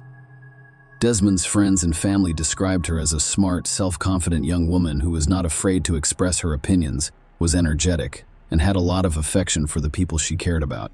Desmond graduated from North Torrance High School and later earned a master's degree in criminal justice from Long Beach State. Unsure of her life's purpose, she changed her mind and decided to become a teacher. Her goal was to educate autistic children. A week after her death, she received a notice in the mail that she had earned her teaching certificate. She was adored by many people, including her friends. She was sweet at times, but tough as nails. She could command a bar full of customers whenever she wanted, and all the while she was singing one of her favorite karaoke songs, like Black Velvet or These Boots Were Made for Walking, and was once again the center of attention. Corey's secondary family, which she formed while working in various establishments, kept her coming back regardless of what her family wanted her to do. In 2009, Corey worked in a bar. On Saturday, February 14, she worked a shift that ended at 9:30 p.m. She then went 2 blocks to the popular bar and street lounge. Corey was well known among the bar's employees because she had friends who worked here. She was captured on surveillance cameras assisting her friends at the bar. She left only after it closed around 2 a.m. Following that, none of her friends saw her again on Monday, February 16, at around 2:20 p.m. The San Bernardino County Sheriff's Office received a terrifying call approximately 100 miles from the bar where Corey was last seen. The driver paused to remove the snow chains from the wheels. The man noticed a strong, unpleasant odor as soon as he got out of the car. He suspected the source of the stench was an animal hit by a car, but he decided to investigate. Not far from the car, he discovered something strange. He noticed a black plastic garbage bag with a woman's body inside. In a panic, the man ran out into the road, stopping cars and asking them to call the police because his phone's battery had died. They identified the victim using fingerprints and a driver's license. Corey Desmond, 28, was the victim of a brutal attack. The woman died of strangulation. She had multiple bruises on her face and neck, as well as injuries to the back of her head. Corey attempted to fight back because she had several defense wounds. Although the exact time of death was unknown, medical experts estimated Corey was on the street for approximately 12:36 hours before the man's pants were unbuttoned and pulled to her knees. However, no evidence of intimate contact was found. The first conclusion that investigators reached was that the location where the driver discovered Corey's body was not the site of her death. The criminal disposed of her body by the side of the road, hoping it would take some time to be discovered. Before the man discovered her body, the rain had destroyed all possible evidence. The most difficult aspect of a police officer's job is breaking bad news to the families of the deceased or missing.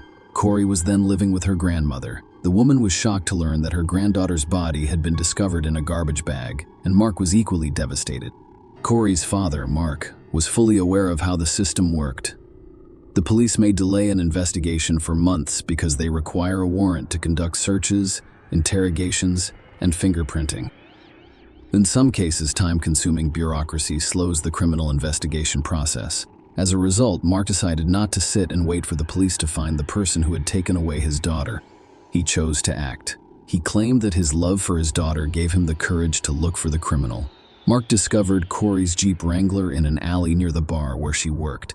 He also discovered that Corey had vanished on the night of February 15. Unfortunately, nobody knew about it. Grandma didn't panic because Corey was an adult who could spend the night with a friend or friends. In addition, she frequently worked late into the night and returned home when her grandmother was already asleep. Investigators searched the bar where Desmond worked for potential witnesses or leads. They spoke with other employees and learned that Corey had finished her shift at 9:30 p.m. and then visited another bar. Corey frequently did this because her friends worked at that bar and Corey would often pay them a visit at the end of the shift. She assisted at the bar or chatted with friends while sitting at the counter. In addition, it provided her with extra tips. Many bar patrons recognized Corey's face and mistook her for another employee. Surveillance cameras confirmed the visitor's words, capturing the girl assisting her friends at the bar. Unfortunately, a bartender's job entails more than just serving drinks and entertaining guests. After drinking alcohol, some people lose control of their emotions and behave inappropriately. Corey had the misfortune of meeting such a person that evening. According to eyewitnesses, she argued with a provocative man who bothered women and unceremoniously touched them, offering unflattering compliments. While everyone else remained silent and refused to confront this man, Corey stood up for the bar's customers. In other words, the girl told the man that he wasn't welcome there. The violent guest was furious but agreed to leave. Corey continued to assist her friends and serve drinks at the bar as if nothing had occurred. She consumed alcohol that evening, but it had no effect on her behavior. She left the bar alone after 2 a.m. with the intention of returning home. However, as we now know, a man discovered his lifeless body 100 miles from the bar the following day. Mark gave the police all of the information he could find. He appealed to everyone on television to report any relevant information for the investigation. Meanwhile, during a conversation with investigators, the police identified the man Corey had a disagreement with prior to her death. The man stated that he had no idea who Corey Desmond was. However, he did not deny having a heated argument with the girl in a bar on February 14. The man stated that alcohol made him uncontrollable, confirming that he was kicked out of the bar. He then went home to sleep. The suspect denied involvement in the crime. He agreed to a polygraph test and allowed the police to search his home and car. They carefully examined the suspect's vehicle. After all, there could have been traces like bloodstains, hair, or something from a quarry. The car was filthy both inside and out. Nonetheless, forensic experts found no evidence there. While searching the man's home, they discovered no evidence of his involvement in the crime. The investigators' last hope of catching the man in a lie was a polygraph test, which he passed without difficulty, answering all of the police's questions. In addition, his wife confirmed that he arrived home before 2 a.m. I immediately went to bed. Corey exited the bar around 2 a.m. This means that he was not involved in her death. As a result, the police removed him from the list of suspects, but there were no other persons of interest in this investigation. They investigated Korea's personal life to see if she had any enemies who could cause her harm. Investigators discovered another strange detail. The owner of the bar where Corey worked stated that she arrived that night and requested permission to use the restroom. But because the bar was closed, he declined the girl's request and advised her to return home. It was around 2:20 in the morning. What happened next remained a mystery because Corey never got in the car and did not return home. Investigators assumed she had been abducted or assaulted near her workplace. However, the bar's surveillance cameras did not capture this, and there were no witnesses on the street at that late hour. Corey died with a blood alcohol content more than 4 times the legal limit for driving. It was unclear whether she intended to drive or find another way home. Unfortunately, she didn't meet anyone who could help her that night. A month later, the investigation came to a dead end. The police investigated all versions and clues, but discovered no new suspects. Korea's father, Mark, was not about to give up. He rented 3 billboards along Artesia Boulevard in Redondo Beach. The billboards featured a photo of his daughter and the question, "Who killed Corey Desmond?" The man offered a $15,000 reward for any information that helped the police. "I'm going to leave them up there to let people know the guy is still out there." Mark Desmond said it might save someone to some extent. This story is comparable to that of Alexandria Camp. Roger, the latter's father, did everything he could to find the criminal, and billboards were crucial in solving the crime. If you haven't seen this story yet, please click the link at the end of the video. Corey's information was periodically displayed on 50 electronic billboards. Eventually, it produced results. When the phone rang at the police station in May 2009, Tiffany noticed one of the billboards featuring Corey's photo. "This woman helped the police solve this case," Tiffany spoke quietly. The woman was distressed and terrified. She rambled as if she didn't know where to begin. Finally, she focused and said, "Hello, my name is Tiffany. I believe my boyfriend, Tony Lopez Perez, murdered that bartender girl, Corey Desmond. Please check on him. He is behaving strangely, but I will tell you more when we meet." Tiffany called multiple times to set up a meeting with the detective. During their conversation in the park, the woman revealed her suspicions. According to her, on February 14, she and Tony planned a romantic Valentine's Day dinner. She spent the entire evening preparing for her date. Tiffany took the children to see their grandparents, went to a beauty salon, and purchased a new red dress. Tony enjoyed it when she wore red clothes. It drove him crazy. He was working that day but had to get home around 11:30 p.m. Tiffany waited for Tony almost all night. The woman attempted to contact him, but he did not return calls or messages. Tony returned home at 4:30 a.m., as if nothing had happened, and claimed he was too drunk to go home. He claimed he fell asleep in his car. Tiffany mentioned that Tony rarely cleans the interior of his car. However, after a few days, he purchased the entire set of cleaning supplies. He washed the car thoroughly without her assistance. The guy's behavior appears strange, but at the time, she didn't give it much thought. A few days later, Tony sold his white Dodge for nearly nothing and purchased another vehicle. He also changed his phone number for no discernible reason. A little later, they went on a joint trip to Big Bear Lake. They chatted the whole way, and everything seemed normal until Tony abruptly stopped the car on the side of the road. He turned to Tiffany and asked, "Do you think this dead girl, what was her name? The bartender was dumped here? I'm almost certain that the police found her body here." Tony Lopez Perez and Tiffany lived together for about 4 years. They had a 6-year-old son together but never got married. He was a hardworking individual who got along well with everyone. He has never had an issue with the law. Perez came from a large family of 8 siblings. Perez's parents grew up in the Los Angeles area, and he attended Manhattan Beach High School. Tony's absence on the day of Corey's death, cleaning and urgently selling the car, a strange trip, an equally strange comment about where the police discovered her body, a change of phone number, and strange behavior. Putting these facts together, Tiffany realized that Tony could have killed Corey Desmond. She did not want to believe it. The investigators decided to speak with Tony and went to his house to keep him from suspecting anything. Tiffany agreed to cooperate with the police and not tell him anything about the conversation.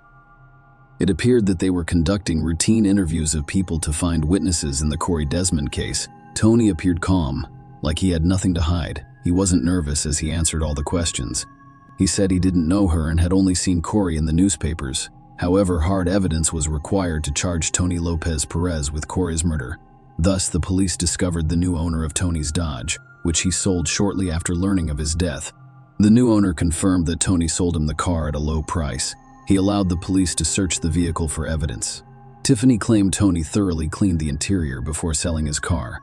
However, when the experts applied luminol and used an ultraviolet lamp, it became clear why Tony Lopez Perez sold his car. The interior of the car was lit up in bright blue. Tony was asked to come to the police station. They kept the discovery a secret from him in order to keep him from fleeing. He initially claimed he had never seen Corey, but later changed his story, saying he saw her near the bar and whistled at her. When the police noticed the man changing his testimony, they showed him photos of the car he had sold and informed him that they had discovered crucial evidence there. This time, Tony claimed to have seen Corey outside the bar standing under a streetlight. She lost consciousness and fell to the sidewalk. He tried to help her, but she did not recover consciousness.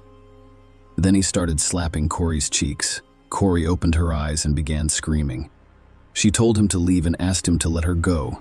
According to Tony, he became scared, put his hands over her mouth, and accidentally strangled her. Fearing that he would be blamed for Corey's death, he placed her body in the back seat of his car and drove home.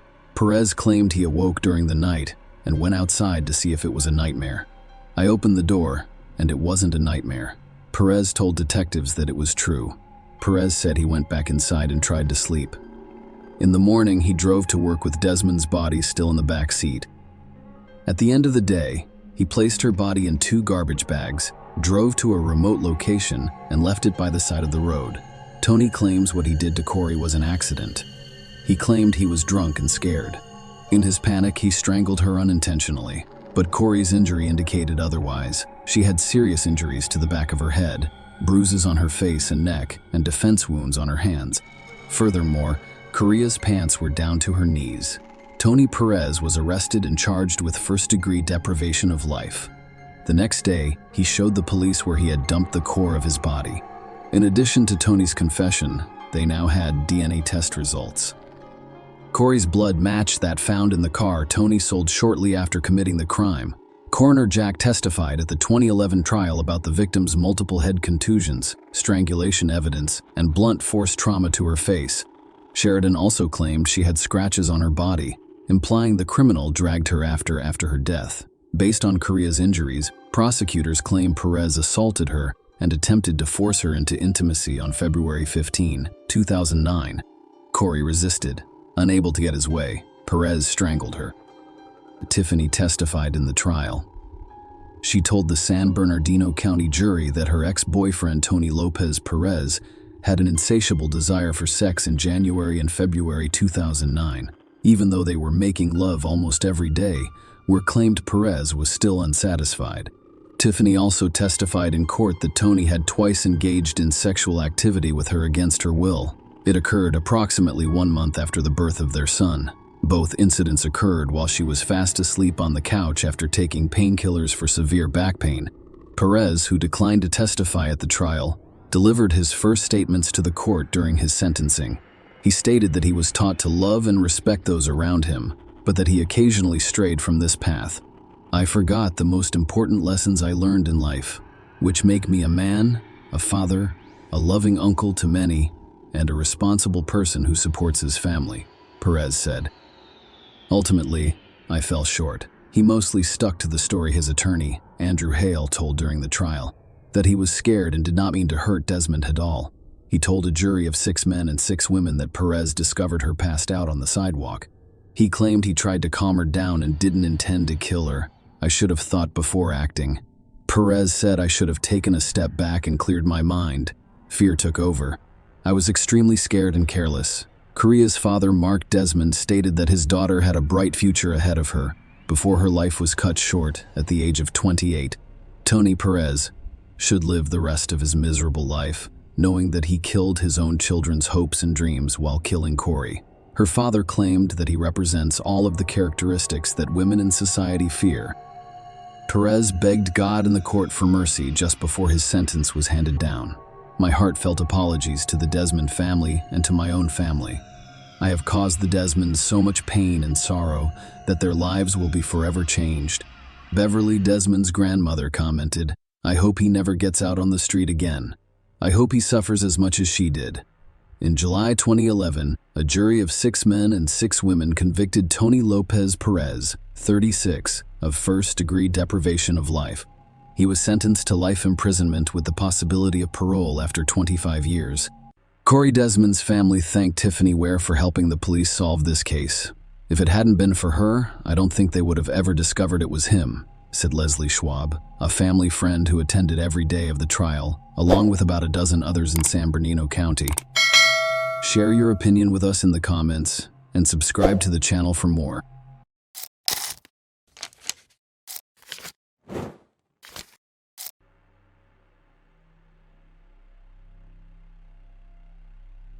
Hey guys, welcome to my channel, and today we're going to take a look at another horrible case with you. This story occurred in the Scottish city of Glasgow in 2015. Karen Buckley, 24, went to a nightclub with her friends on April 11th, 2015, and has never returned home. Karen was born in 1991 in Cork, Ireland, to John and Marion Buckley. Her family had 4 children, and she was the youngest and only daughter. Karen graduated from St. Mary's Secondary School in Mallow, where she was described as a kind and caring individual who was always eager to help others. Her desire to help others played a significant role in her career choice. Karen enrolled in the University of Limerick's nursing program after finishing secondary school. Her interest in occupational therapy led her to Glasgow, Scotland, where she enrolled in Caledonian University's master's program. Karen arrived in Glasgow in January 2015 and shared an apartment with 3 other female students who were also newcomers. On April 11, 2015, she and her flatmates visited a nightclub about 2 kilometers from their home. They arrived at approximately 11:45 p.m. and had a good time. Around 1 a.m., Karen informed her friends that she was going to the restroom and we'd be back shortly. She took her leave, leaving her jacket on the table where the group was seated. Her friends continued to have fun while she was away. They eventually realized Karen had been gone for a while and should have returned by then. But she didn't. Her friends looked for Karen in the club, but she was nowhere to be found. Attempts to contact her by phone also failed. Karen's friends suspected she had gone home. Although it was odd that she didn't tell anyone and left her jacket behind, when they got home, the friends realized their assumptions were incorrect. Karen wasn't present either. Karen's friends' only thought at the time was that she could meet someone at the club and leave with them. With this thought, the girls went to bed. When Karen's neighbors awoke around noon, they were surprised to discover that she had not returned home. Attempts to call her again produced no results. Karen did not respond to social media messages or log into any of them. Karen's friends had only known her for a few months, but they knew her behavior was out of character. They did not invent another version to reassure themselves, but instead went to the police and reported her disappearance, as well as informing the Buckley family of what had happened. The Scottish police deserve credit for launching an immediate search for Karen. Her disappearance was covered in the media and on television. Karen's parents asked anyone with information about their daughter's whereabouts to contact the police. Meanwhile, detectives obtained footage from cameras at the club where Karen was last seen. While reviewing them, police discovered that she had communicated with an unknown man 36 hours after her disappearance on April 13th. The man's identity was established, and he was brought in for questioning. Alexander Pacteau was 21 years old. He admitted that he did meet Karen that night and that they had returned to his apartment on Dorchester Avenue, which was about 3 kilometers from the club. He also revealed that they had been intimate with one another. Karen left around 4 a.m., despite his offer to stay until the morning. Alexander also stated that during their intimacy, Karen hit her head on the corner of the bed, causing a wound and leaving marks on the sheets. The police had a mixed reaction to this information. On the one hand, Pacteau appeared to want to be candid. On the other hand, he appeared to be anticipating the events and attempting to explain what the police might discover if they searched his apartment. On the same day, April 13th, a man called the police to say he had found a woman's purse. Upon investigation, it turned out that he had discovered it in the park near Alexander Pacteau's home, and it was Karen's purse. It held her phone and documents. This discovery gave those versions of events more credibility. Something may have happened to Karen after she left his apartment. Meanwhile, the search for Karen remained active. Hundreds of police officers searched parks, forests, bodies of water, and abandoned buildings for any clues that could aid the investigation. At this point, Alexander Pacteau was the only suspect in the eyes of the police. He was the last person to see Karen. Investigators did not reveal any details about their suspect and kept his name a secret. However, 2 days after Karen's disappearance, police searched his apartment and the surrounding area. Journalists learned about it. Reporters from one of the newspapers speak with other residents of the building. Alexander Pacteau's name has since become public knowledge. This is important, but we will return to it later. So the police obtained a search warrant for Pacteau's apartment. The first thing they noticed when they walked in was the strong bleach odor. They also noticed that his mattress did not fit the size of the bed. Small, dark red spots were discovered on the bed, and in the bathroom samples were sent for testing. The apartment also contained a toolbox and an abundance of cleaning supplies. A police dog was trained to look for body signals near Pacteau's car, while awaiting a search warrant for the vehicle. Detectives discovered that Alexander Pacteau had taken his car to a salon for cleaning the day before, but the service was reportedly of poor quality. During the search, the same small, dark red spots were discovered on the interior of the passenger door, and samples were sent to the laboratory. Karen's death became increasingly likely with each new discovery, but the search for her continued. As previously stated, journalists were able to obtain the suspect's name, and the following day, a photograph of Alexander Pacteau appeared on the front page of one of the newspapers. Surprisingly, this step by the press proved beneficial to the investigation.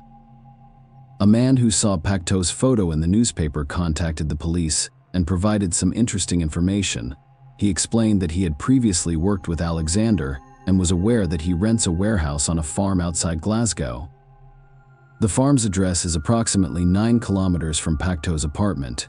Any leads were valuable, and the information gathered was investigated. The farm's owner confirmed that Pacteau rents a storage space from him for £10 per week. This is the location in the storage area. Inside, they discovered a 200-liter drum containing Karen's body, which had been dissolved in caustic soda. Caustic soda is an extremely reactive alkaline substance that can dissolve organic compounds. They also discovered a bonfire containing remnants of a mattress that Pacteau had attempted to burn. On the same day, April 15th, he was arrested as a suspect in Karen Barkley's case, despite the fact that he was aware of the substantial evidence against him. Pacteau confessed to being the one who killed Karen. However, he claimed that he did it in self-defense, citing the evidence discovered by the police and the suspect's testimony. An approximate timeline of events was created for the days Pacteau murdered Karen and attempted to cover his tracks. Karen left the club around 1 a.m. on April 11th, but the reason for her departure was unknown. Her friends claimed there was no argument between them, and Karen stated that she would go to the bathroom and return.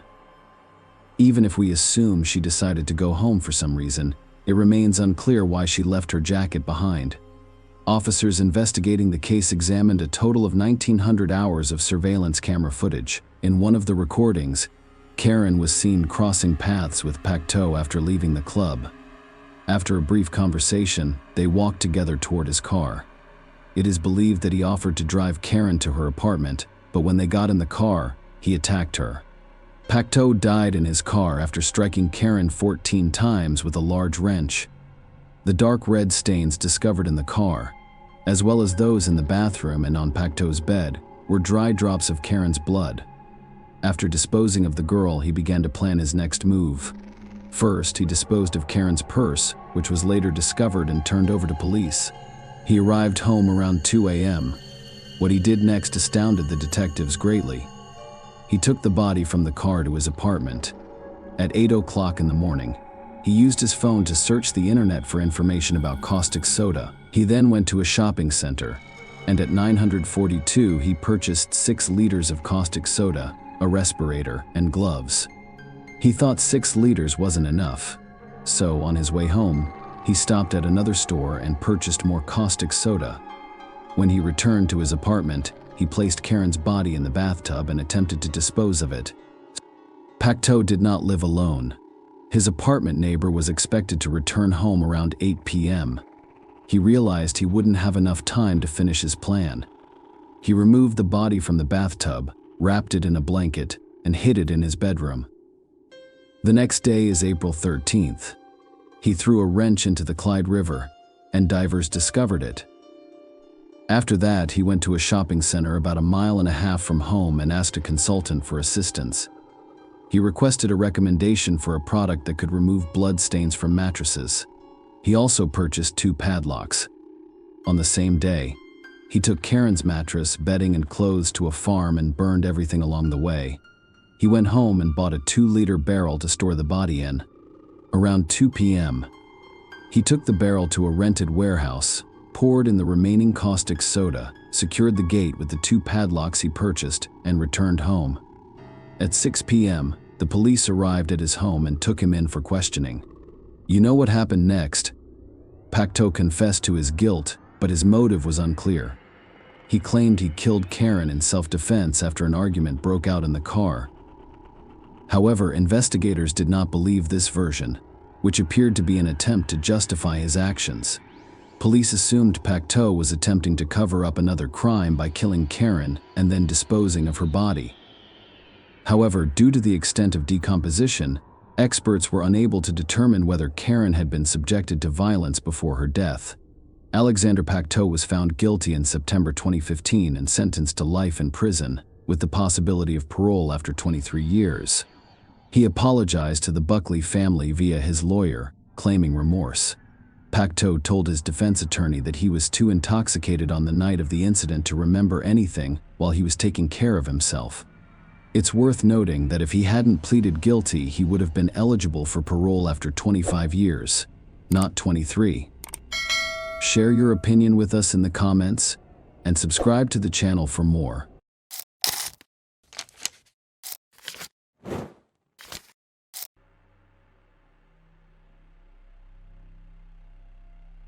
Hey guys, welcome to my channel, and today we're going to take a look at another horrible case with you. In this video, we'll look at what happened in England on Christmas Eve 2020, when 26-year-old Ella Edwards was with her friends at the Lighthouse pub in Wallasey Village on the Wirral. Rather than a Christmas miracle, Ella had to confront real evil. Unfortunately, that evening marked the end of the beautiful young woman's life. Ella Edwards was 26 years old in 2019. She was a dental nurse as well as a cosmetologist at Nova Studio Beauty Salon. Her colleagues and many clients adored her. Here's how Tim Edwards, Ella's father, described her. How can I describe her to people who don't know her? She was wonderful, beautiful, kind, generous, always looking out for others, particularly her family, bubbly, and always had a good laugh. She set her own goals and was achieving them with a positive attitude. On the evening of December 24, 2022, Ella and her sister went to the Lighthouse pub after flying from Dubai to spend Christmas and New Year's with her family. She was supposed to meet her friends, and their surveillance cameras caught Ali's evening activities. She was in a good mood, hugging her friends and smiling. They danced, sang, and had a great time. However, someone who valued themselves above all decided to ruin this evening. Someone who did not value human life. Police received multiple reports of a shooting shortly after 11:50 p.m. Soon, police officers surrounded the area. Someone had fired at least 12 shots at the patrons of the pub, where Elle was meeting friends. Sue Coombs, detective superintendent, told a news conference on Christmas Day. Tragically, the victim, a 26-year-old woman, sustained a serious gunshot wound to the head. She was taken to Arrow Park Hospital, but unfortunately died shortly after. Her family has been notified, and they are dealing with this tragic loss on a day that should have been spent celebrating with friends. It is still very early in the investigation. However, we do not believe that the victim in this case has been targeted. She was out enjoying Christmas with her sister and friends, which should have been a relaxing time. What her family is currently going through is incomprehensible. Witnesses described a gunman firing shots into the pub's front entrance before fleeing in a dark vehicle. Ella Edwards was the victim of the shooting. The police did not believe Ella was the intended target of the attack, which also injured 4 men. A 28-year-old man from a nearby Beechwood was treated for serious injuries, while the other men, aged 22 and 33, sustained non-life-threatening injuries. Elle's tragic death presented an unimaginable and heartbreaking challenge for her family. Tim Edwards awoke early on Christmas morning to the worst news any parent could ever hear. It didn't make sense to Tim. After all, he just spoke to his daughter a few hours ago. They discussed the meeting and decided to wrap Christmas presents together. Now the bereaved father sought answers, attempting to figure out how to go on. Meanwhile, the police were working tirelessly to apprehend and prosecute the criminal. They needed CCTV footage and witnesses who could share important information on Facebook. Merseyside Police Detective Superintendent David McCarran stated that we have a number of officers at Wallasey Village who are conducting extensive investigations to determine what happened and take immediate action. I would urge anyone who was in the lighthouse in Wallasey Village last night and witnessed the incident or has mobile or CCTV footage of what happened to contact us immediately, as they may have vital information for our investigation.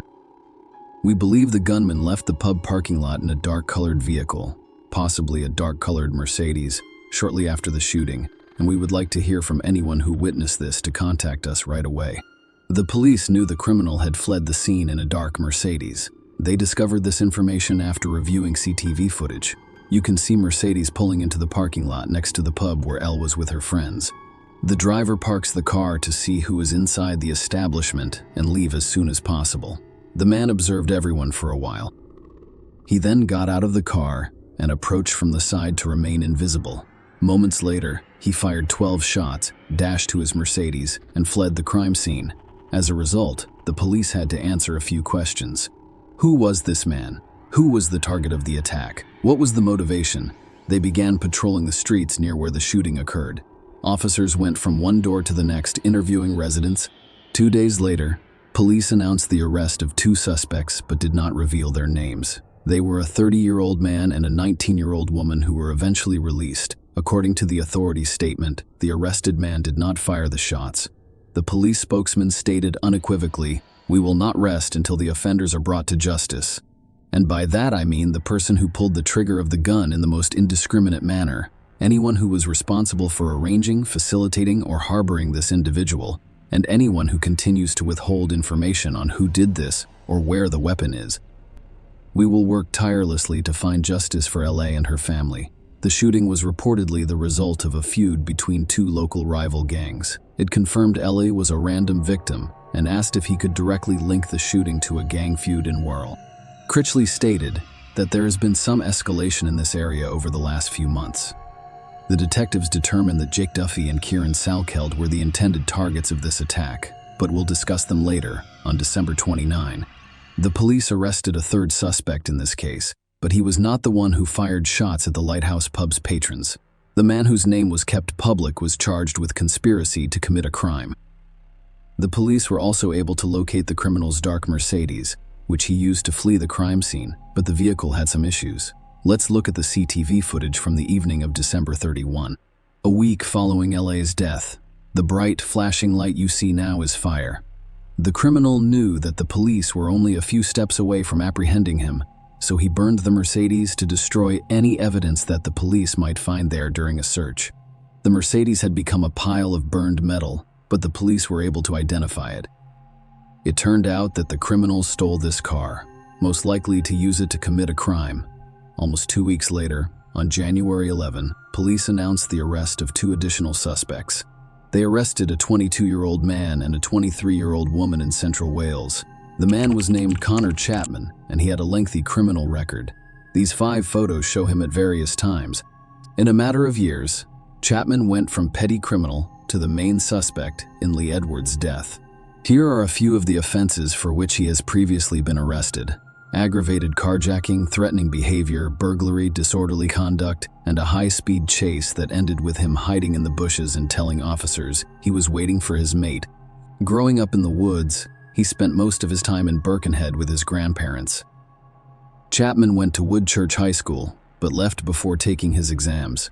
He first appeared in court in 2014 when he was around 14 years old for shoplifting. In 2016, the young man faced criminal charges for being on enclosed property and driving a stolen car.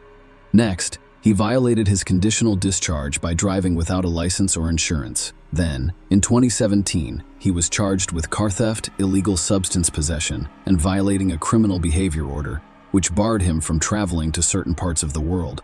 In 2018, the police detained him again for possessing a prohibited substance and carrying a cold weapon in public. During the same year, the general public became aware of Chapman's name after he first appeared strangely on the pages of local newspapers. After an unsuccessful attempt to flee a police chase, officers noticed the stolen Audi and attempted to stop it, but the driver disobeyed. Chapman, who was 18 at the time, was speeding at 60 mph in a 30 mph zone while attempting to escape. He flew into oncoming traffic and then crashed into a curb, forcing him to abandon the car and flee. When the police discovered him hiding in the nearby bushes, he stated, "I'm waiting for my mate." Chapman's lawyer claims he is influenced by older peers and has struggled with his own health issues, such as ADHD and other medical diagnoses. Chapman admitted to reckless driving, aggravated vehicle theft, driving while disqualified, and violating a criminal behavior order. The court sentenced him to 8 months in a Young Offenders Institute and a 2-year and 4-month driving ban, passing the sentence. Recorder Mary Lauren told him poignantly, "You have a bad record despite your youth, and you have been given every opportunity. You show no regard at all. Other people with this diagnosis do not behave in the same way that you do. They do not cause a nuisance to the public in the same way that you do." By the age of 18, he had 14 convictions for 30 offenses. As a result, it is reasonable to assume that this man had no intention of improving his situation. Unfortunately, there were no legal grounds to keep him isolated from society for a long time.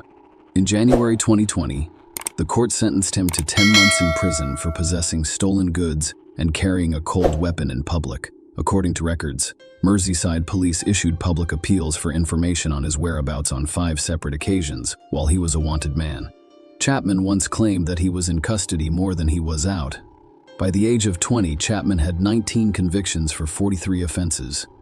In summer 2022, he got out of prison. Edwards passed away after about 6 months. His first child was born while he was still in prison, and a second daughter was on her way. He told the jury that he wanted to start over and become a better person, but these were empty words. Chapman turned out to be a member of a local gang.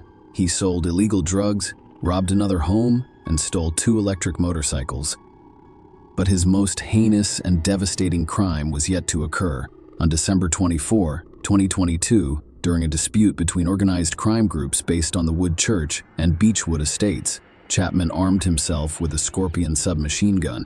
He waited for Kieran Salkeld and Jake Duffy, members of the rival gang outside Wallasey's Lighthouse pub, for 3 hours. Chapman fired 12 shots just before midnight. Both Salkeld and Duffy were seriously injured, but they survived.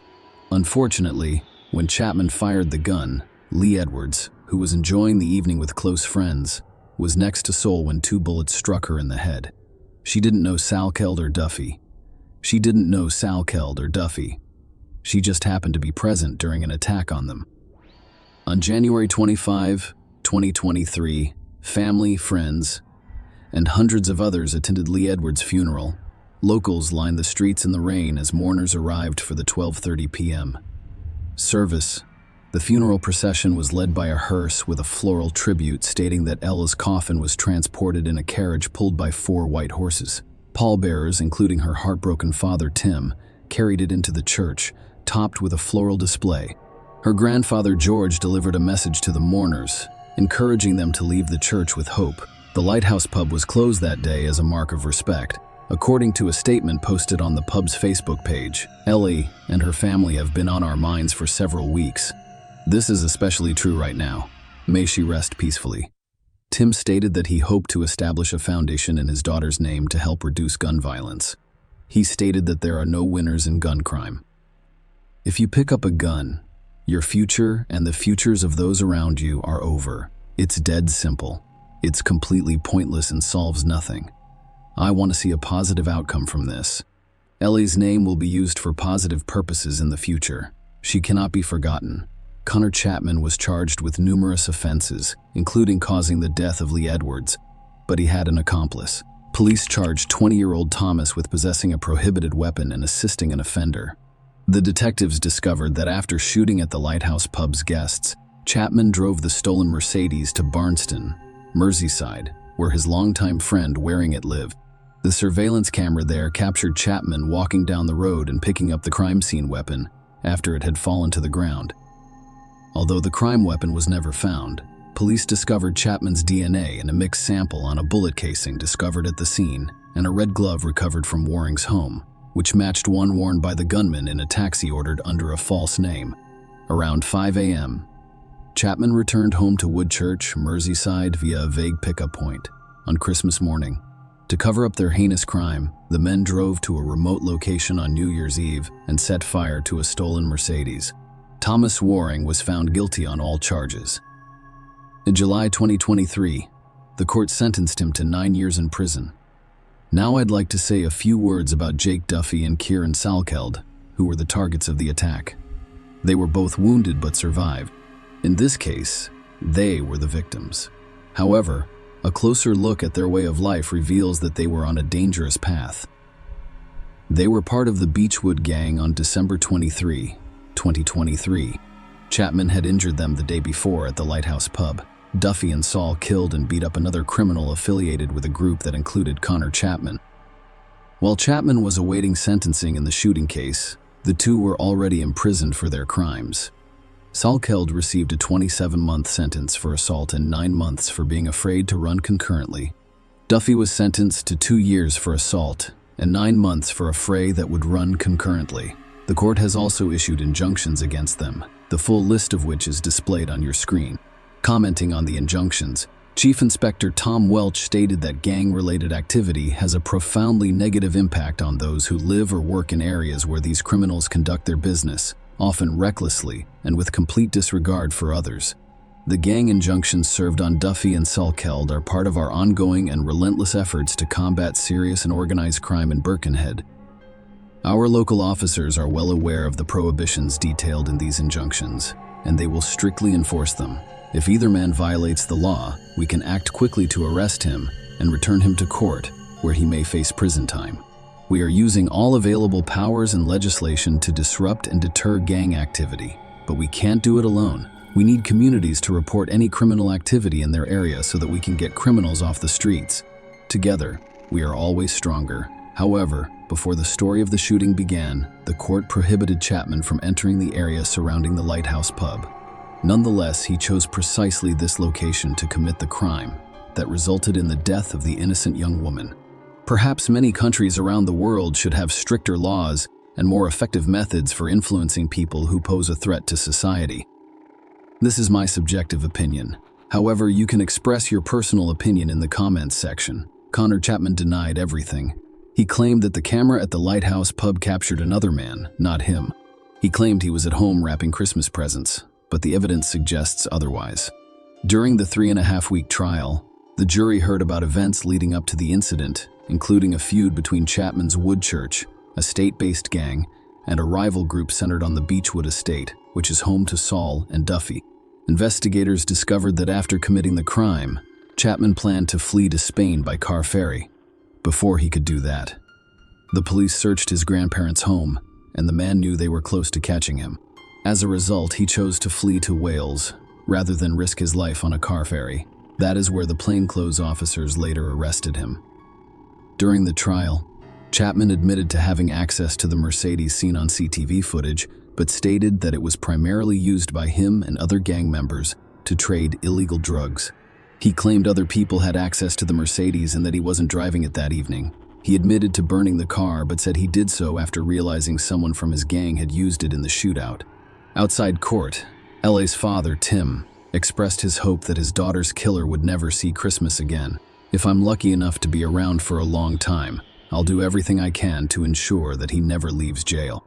He stated that the jury of 7 women and 5 men reached a unanimous decision, following 3 hours and 48 minutes of deliberation and 3.5 weeks of trial at Liverpool Crown Court.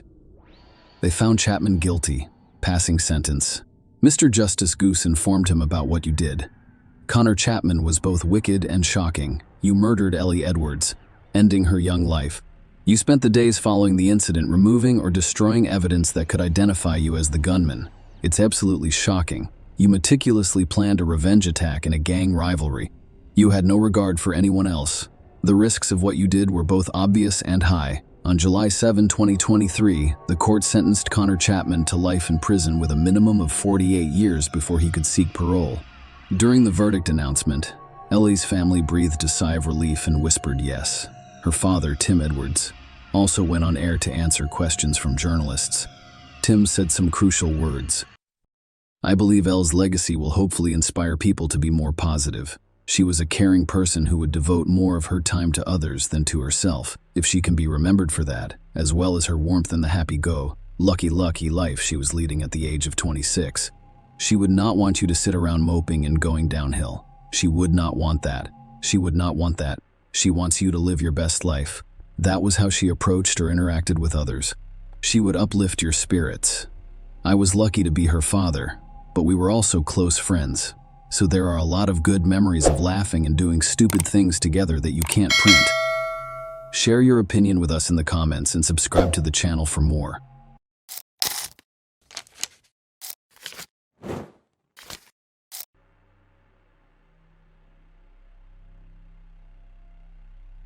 Hey guys, welcome to my channel, and today we're going to take a look at another horrible case with you. Today's story is a retelling of the biblical story of the first crime on earth, as recorded in the book of Genesis, in which Cain rose up against his brother Abel and murdered him. This occurred after Cain sacrificed the earth's fruits to the Almighty, as did Abel, the firstborn lambs. To the older man's disappointment, God accepted the younger man's sacrifice while rejecting his gifts, motivated by selfish jealousy. Cain summoned Abel to the field, where he committed suicide.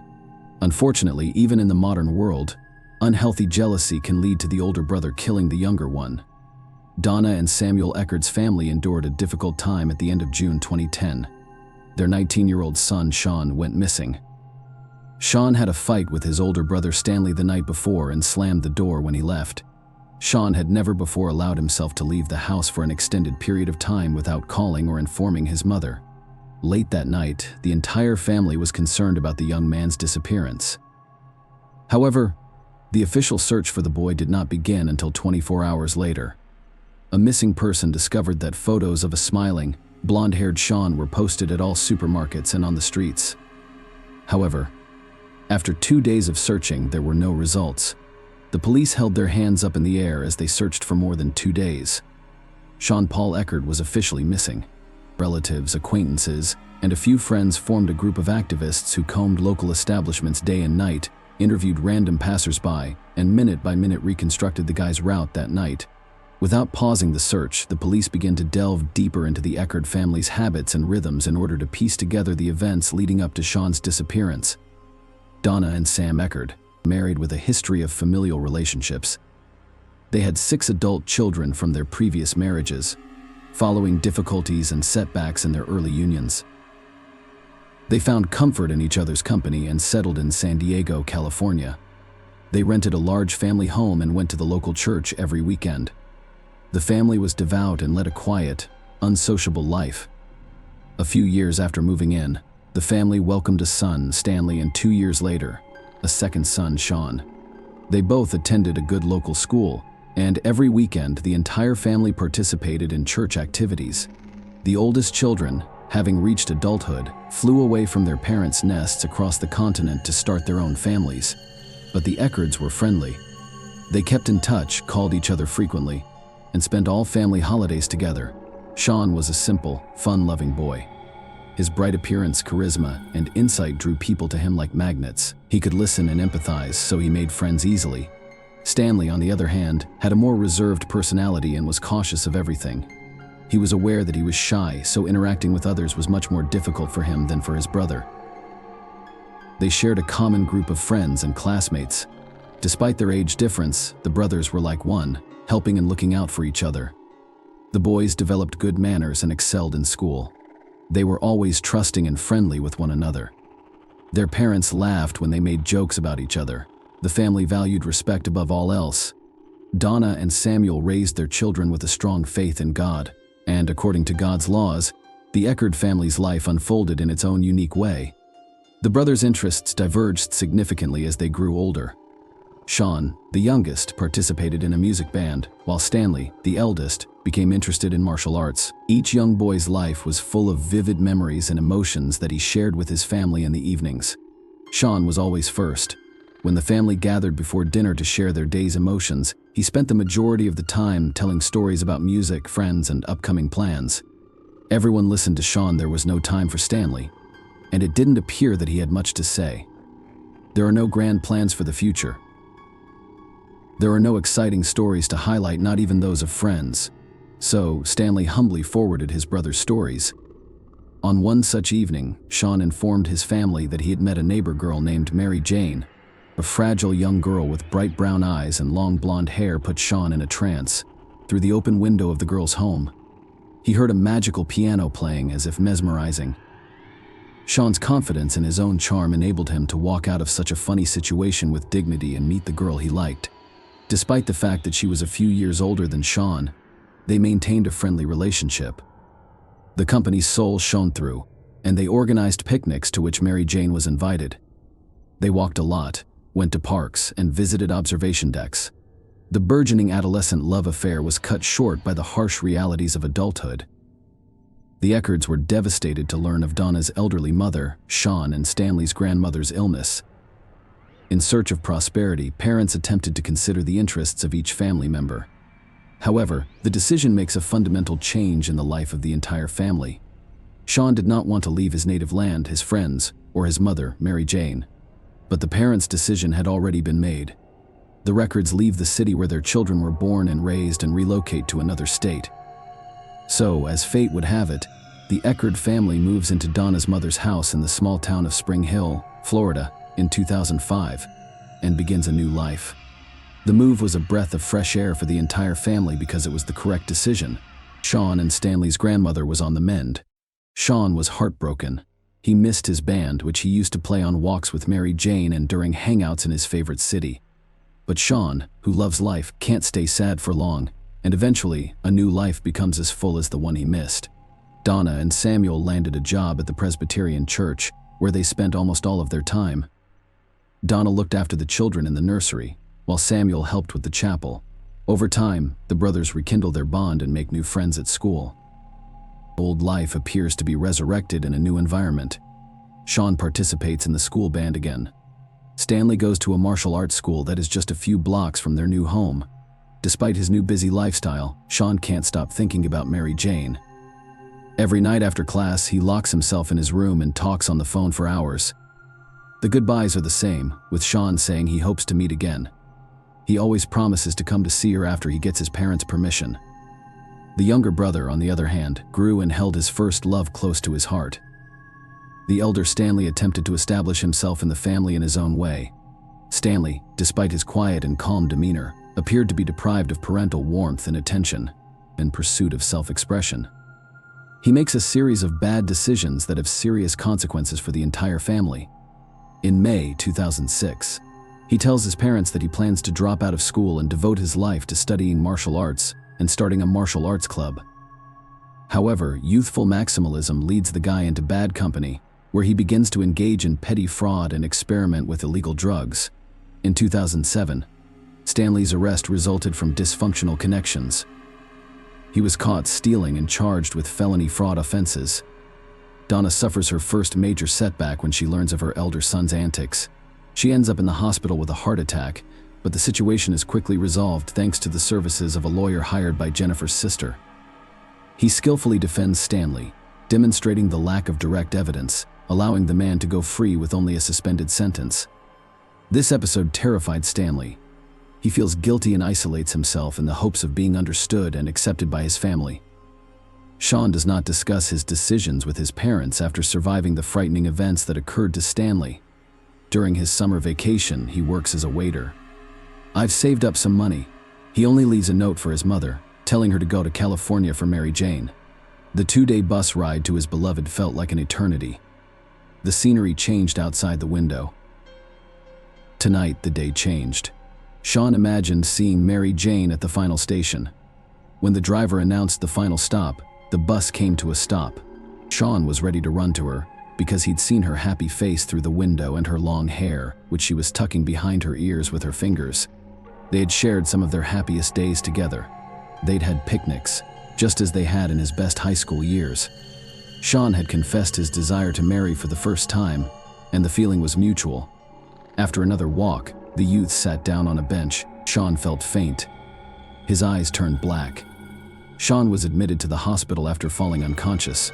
The young boy was fading like a match in a matter of days. Mary Jane contacted Sean's sister, and Jennifer flew to California, where doctors determined what was causing a strong and sturdy man to fade so quickly. Tick-borne encephalitis begins suddenly and quickly, causing a variety of complications, including brain inflammation. A difficult struggle for Sean's life and health began.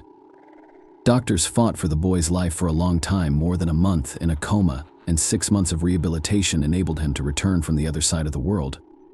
Sean struggled to recover for quite some time. An ordinary tick bite on a summer walk resulted in a serious injury for him. Jennifer returned her brother to Florida, where he underwent therapy and a long recovery. Mary Jane was left waiting. Again, the lovers' only means of communication was the telephone. A slew of problems and unexpected illnesses brought the Eckerd family together. Donna does everything she can to completely free her beloved son Sean from the effects of a serious illness. She closely monitors his diet and exercise. Such attentive care leads to Sean's complete recovery, as well as Stanley's inner resentment and jealousy, which he nurtures in bits and pieces. Sean regained his strength and resumed his studies in music. In 2009, he completes his studies and dreams of returning with his mother, Mary Jane, to introduce her to his parents as his favorite. However, Sean's plans are unlikely to come true. Stanley introduces his brother to Samantha Rowe, his dream girl. Samantha, a Florida native, quickly discovered a common language with the two brothers. Stanley adored and sympathized with her, but the girl was taken with Sean's cheerful and sociable personality.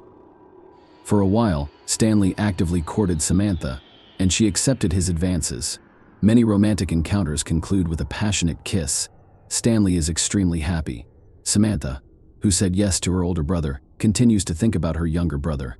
Samantha decides to send Sean a message in which she expresses her sympathy for him and invites him on a walk around the city. The guy agrees, and they spend the evening walking along the waterfront, discussing Stanley and Mary Jane. Sean does not seek to win the girl, after all he has long belonged to or rejected her. Samantha sends a message to Stanley, informing him that Sean has been seeing her, and he admits that he also likes her. Stanley was infuriated. That same evening, he went up to his brother's room, where they talked. The brothers began by speaking quietly, but their words quickly became shouts, and then there was complete silence. The parents were present, but the brothers occasionally clarified relations quite loudly, so they saw nothing unusual in what had occurred. Mom was the first to notice Sean was missing. He had not returned her calls. Recalling the evening before Stanley's explanation, Sean had left home after an argument. After 2 days of searching, the police received a terrifying call.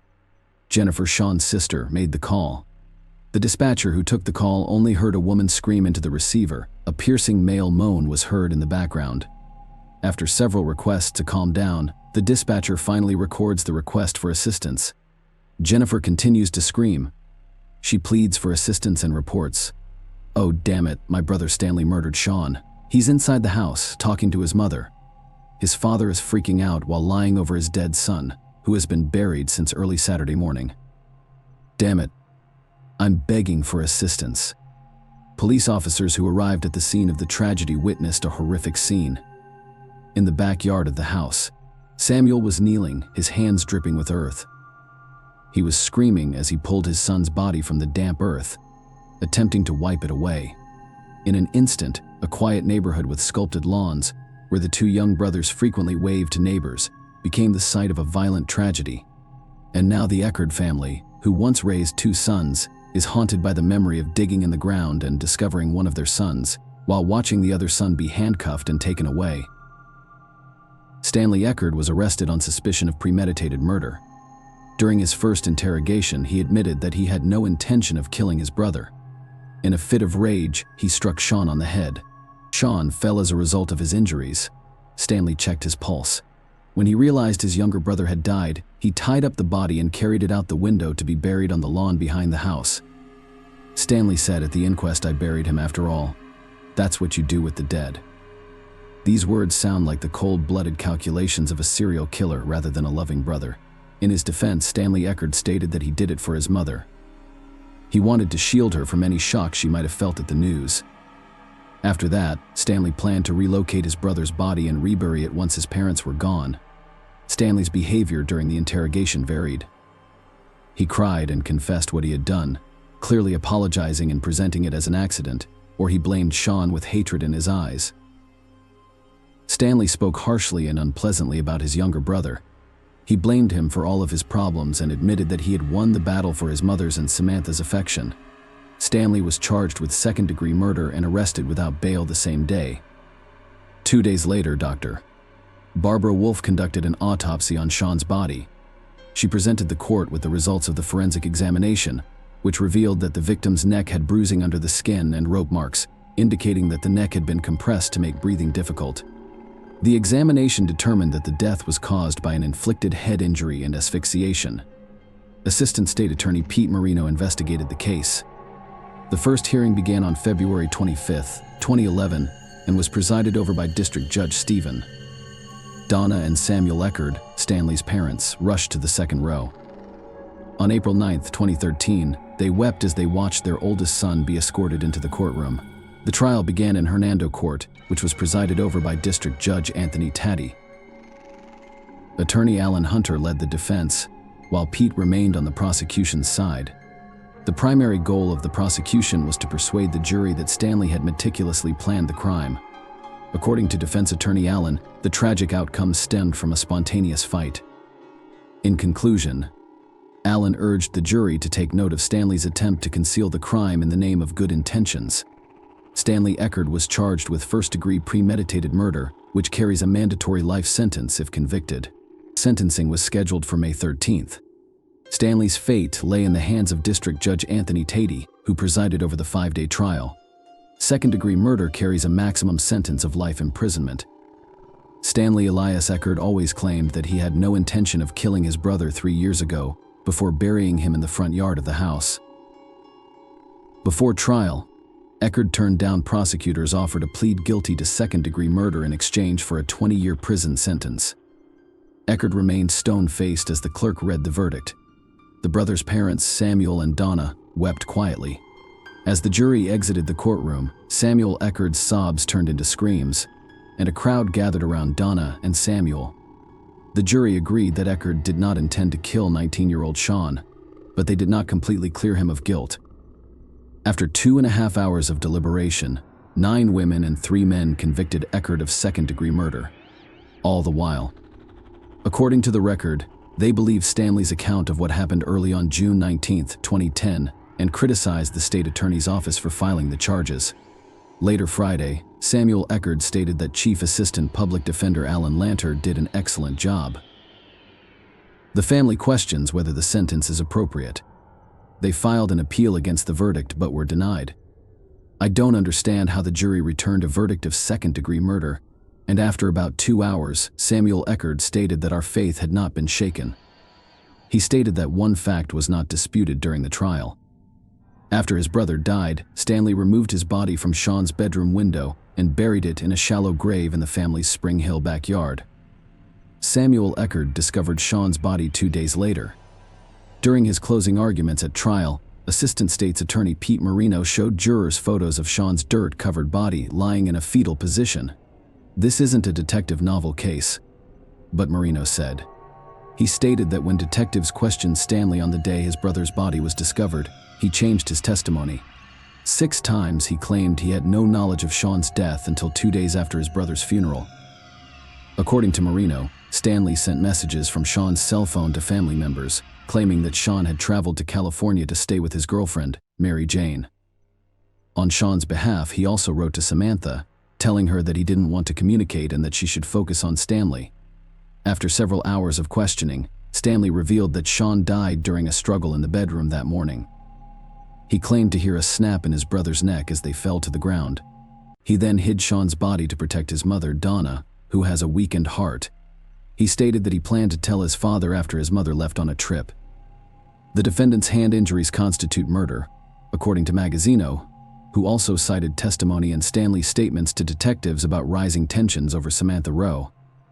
He also brought up testimony about a conversation Stanley had with his brother and a friend about revenge in the weeks leading up to Sean's death. During that conversation, The friend testified that Stanley stated that if he was going to kill someone, he would hit them in the back of the head and bury the body in the backyard. That evidence was shaky at best and could not dispel reasonable doubts. Alan Lanter told the jury that a crime is an act with an intended outcome. Lanter replied, "Yes, I was involved in my brother's death, but he did not kill his brother." Lanter cited testimony from a forensic pathologist, who stated that the blow to the head was combined with other factors. Sean's death was most likely caused by high blood alcohol levels and possible lingering brain swelling from encephalitis. The pathologist also testified that hitting his head on the bedroom nightstand when the two men fell could have been enough to kill Sean Lanter, which reminded the jury of Donna Eckerd's testimony that Sean suffered from severe mood swings after contracting encephalitis. In her testimony, Donna Eckerd referred to Sean's death as an accident. The jury could have also convicted Stanley Eckerd of third-degree murder or manslaughter. In the case of pardonable homicide, Lanter urged jurors not to be distracted by gruesome photos of Sean's body or Stanley's poor decision to bury him in the yard. Stanley Eckerd did something horrible after Sean died, according to Lanter, but he is not a murderer. During the final sentencing, the Eckerd parents were filled with excitement. Judge Anthony sentenced the defendant to 50 years in prison without the possibility of parole. The parents were broken. One miserable day, they lost both of their sons at the same time. The cold-blooded murder of an innocent man, including a brother, is clearly beyond the scope of appropriate human response. In the Bible story, Cain, the brother killer, was banished from paradise as punishment. However, he approached the problem differently, eliminating the source of his remorse. Share your opinion with us in the comments and subscribe to the channel for more.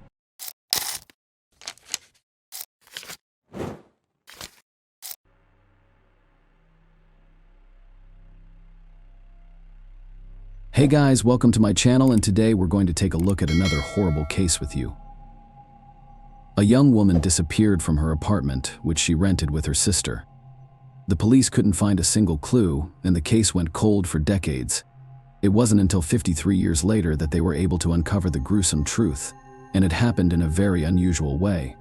Pamela Dorrington was born on November 23, 1948, in the small American town of Helena, Montana.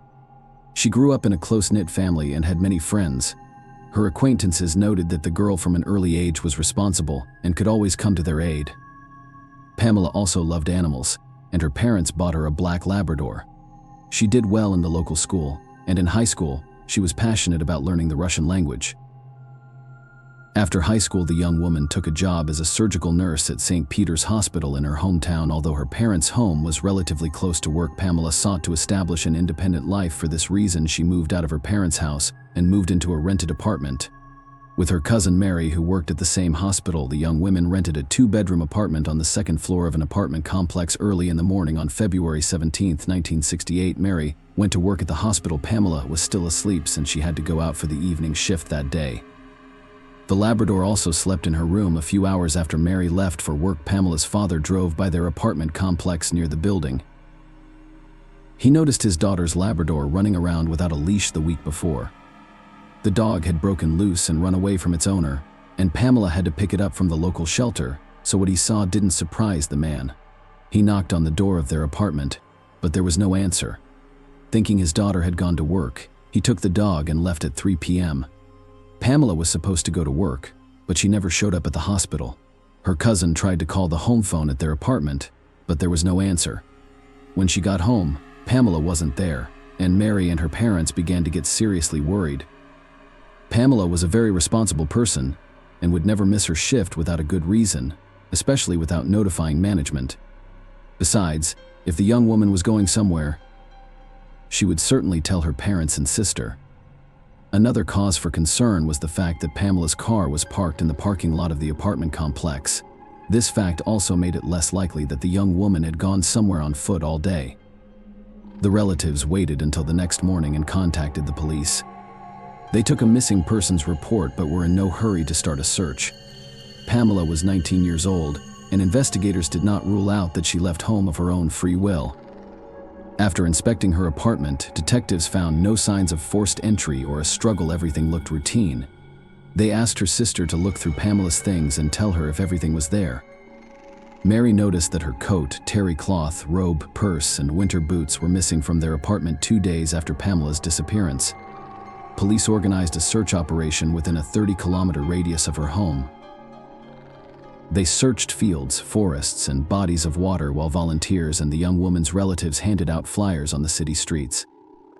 A patrolman interviewed Pamela's neighbors, co-workers, and acquaintances. None of them had seen the young woman the day she disappeared and had no idea where she might have gone.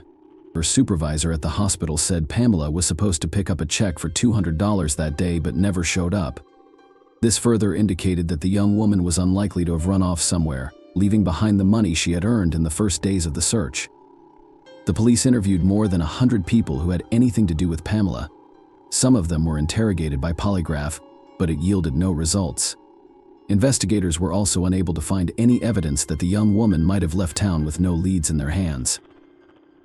The police concentrated all their efforts on the search operation. They expanded the area to about 50 kilometers around the city and brought in additional forces because many parts of the area were not easily accessible to pedestrians and cars. The search involved many officers on horseback. Speaking to reporters, the sheriff said that this was the most effective as a person on horseback could see better and an animal could smell a dead body and demonstrate this behavior. The search continued for a month, but was inconclusive, and eventually the sheriff decided to suspend the search operation since. Then the case has essentially come to a standstill as the detectives have had no leads on their hands. In April, 2 months after Pamela disappeared, something unusual happened. A patrolman in Great Falls, a town about 140 kilometers from Helena, stopped a car for speeding. He issued a warning to the woman behind the wheel and let her go. Later, as he was writing the report at the station, his colleagues noticed one odd thing. The driver's license the woman showed the officer was issued in the name of Pamela Dorrington. The Helena detectives asked for a description of the woman's appearance, and from what he said, it looked very much like she was the one behind the wheel. This news gave new hope to the relatives of the missing young woman, except that investigators never managed to find the car and its driver. On June 13th of that year, nearly 4 months after Pamela's disappearance, the sheriff's office received a call from a national park ranger just a few miles from Helena. Helena was walking near the docks of the lake and noticed a human body in the water. Police officers arrived on the scene and extracted a human torso about waist and knee from the water. It was turned over to experts, who proceeded to examine it and determined that it belonged to a woman about 17 to 23 years old. Detectives almost immediately made the assumption that the deceased was Pamela Dorrington. Along with it, they found several items of clothing that were similar to items from Pamela's closet. They showed them to her sister and parents, and they confirmed that Pamela did have something similar. Medical examiners found several stab wounds on it and signs that the young woman had been abused, but the torso alone could not be identified. All of this was before DNA testing was available. The only thing the experts could surmise was the approximate time the body had been in the water. In their opinion, it could have been there for about 4 months, which coincided with the time of Pamela's disappearance in the weeks that followed. Investigators, along with divers, searched the lake and the adjacent Missouri River, trying to find missing body parts, but it was inconclusive. Despite failing to identify the deceased, the sheriff told reporters that the body was very likely Pamela's, so police were no longer investigating a missing person but a murder. However, this discovery did not bring them any closer to the perpetrator himself, as there were still no leads. Since then, there has been no progress in the case. Police told reporters and Pamela's family that they'd had several suspects, but it was impossible to determine their involvement without any evidence. A year after the murder, the sheriff contacted a psychologist in Detroit who specialized in particularly violent crimes. From the information available, he concluded that the perpetrator was a psychopath with twisted desires, which was the motive for the murder. Given this, it is unlikely that he could have stopped at one murder, and detectives should expect more similar episodes. At the same time, the experts suggested that this man was capable of easily hiding his true face and leading an ordinary lifestyle. The man gave the psychologist the names of his suspects and asked him to assess which of them could commit such a crime, but the expert could not draw such conclusions without additional evidence.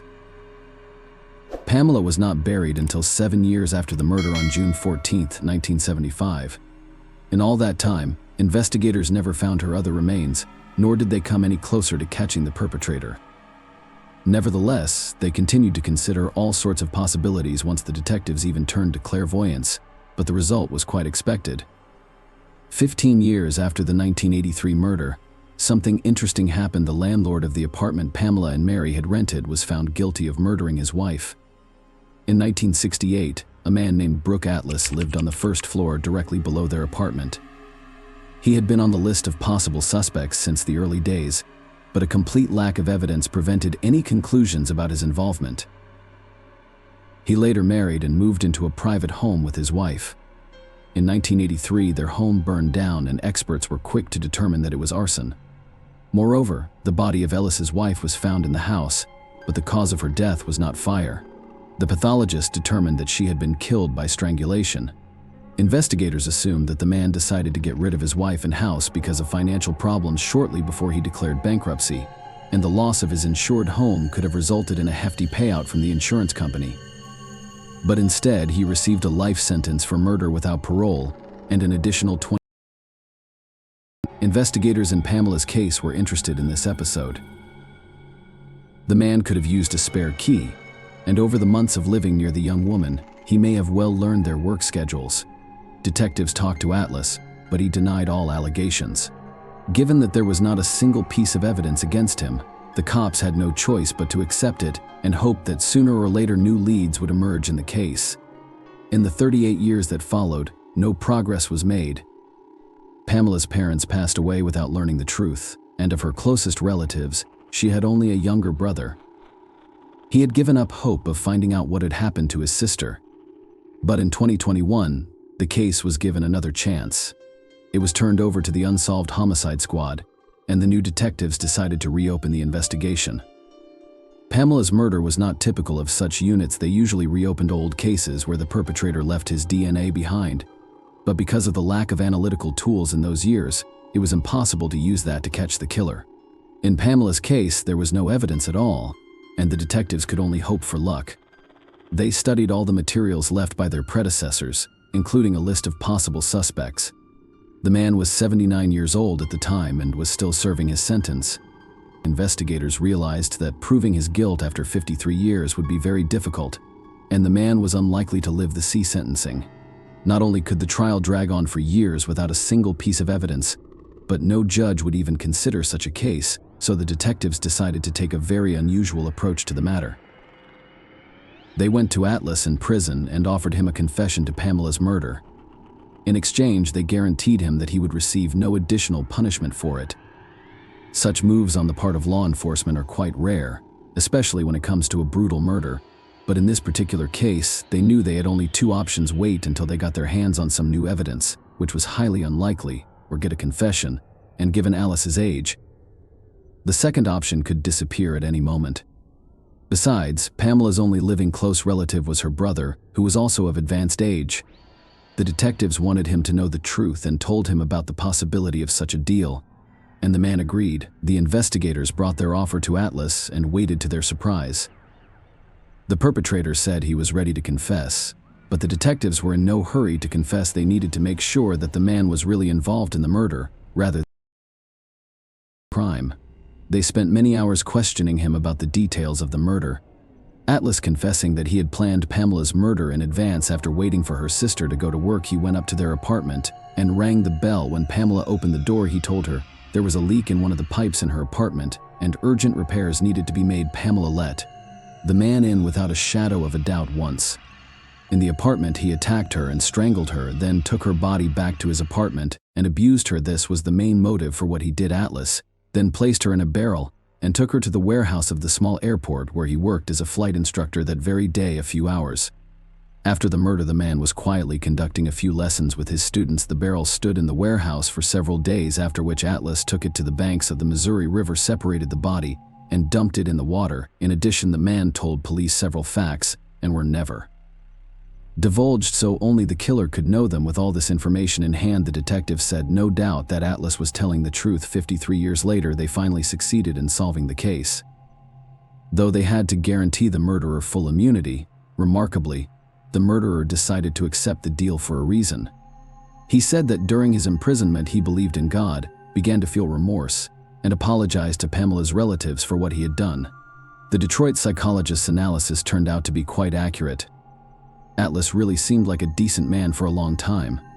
He had worked as a heavy equipment operator, then he began teaching flight lessons and started a family.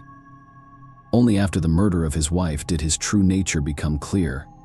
The victim's brother thanked the investigators for bringing the case to an end. The man understood that a conviction and an additional life sentence for Atlas wouldn't have changed anything, and thanks to the detectives, the case was over. Share your opinion with us in the comments, and subscribe to the channel for more.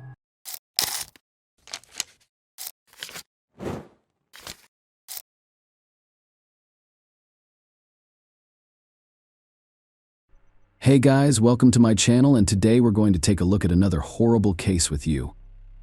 The case of Austin Harov. A handsome honor student athlete and cannibal, a young, physically fit, and muscular man, suddenly loses his mind and transforms into a wild beast.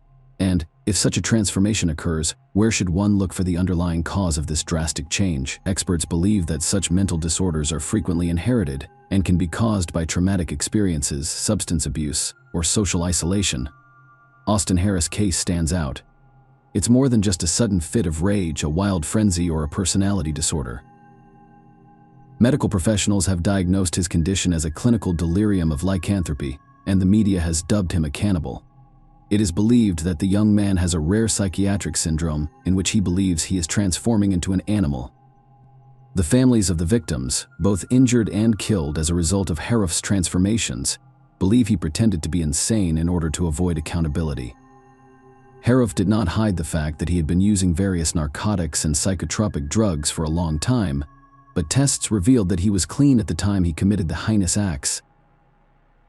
Let's start at the beginning of this complex case and see how the scion of a wealthy and respected family, an honor student, and an athlete transformed into a drug-addicted madman with an uncontrollable desire to consume human flesh.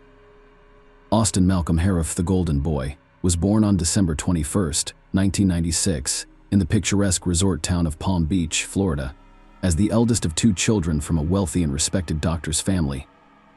His father was a well-known dentist who operated a network of private dental clinics. His mother was a leading pharmaceutical specialist, and the Sheriffs lived in a large, opulent home by the ocean. A year and a half after Austin's birth, the family welcomed a younger daughter, Haley.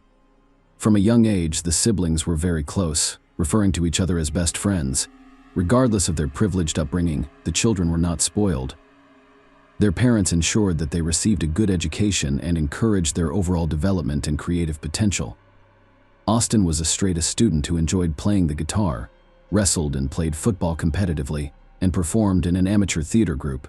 He considered himself creative and ambitious.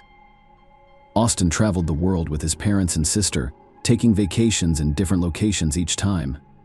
In a high school essay, Austin described himself as a happy and optimistic person with a vivid imagination capable of conjuring up whatever he desired. He also mentioned his perseverance and desire to excel in academics and sports. He did, however, admit that his shyness was a weakness that made it difficult for him to interact with his peers at times.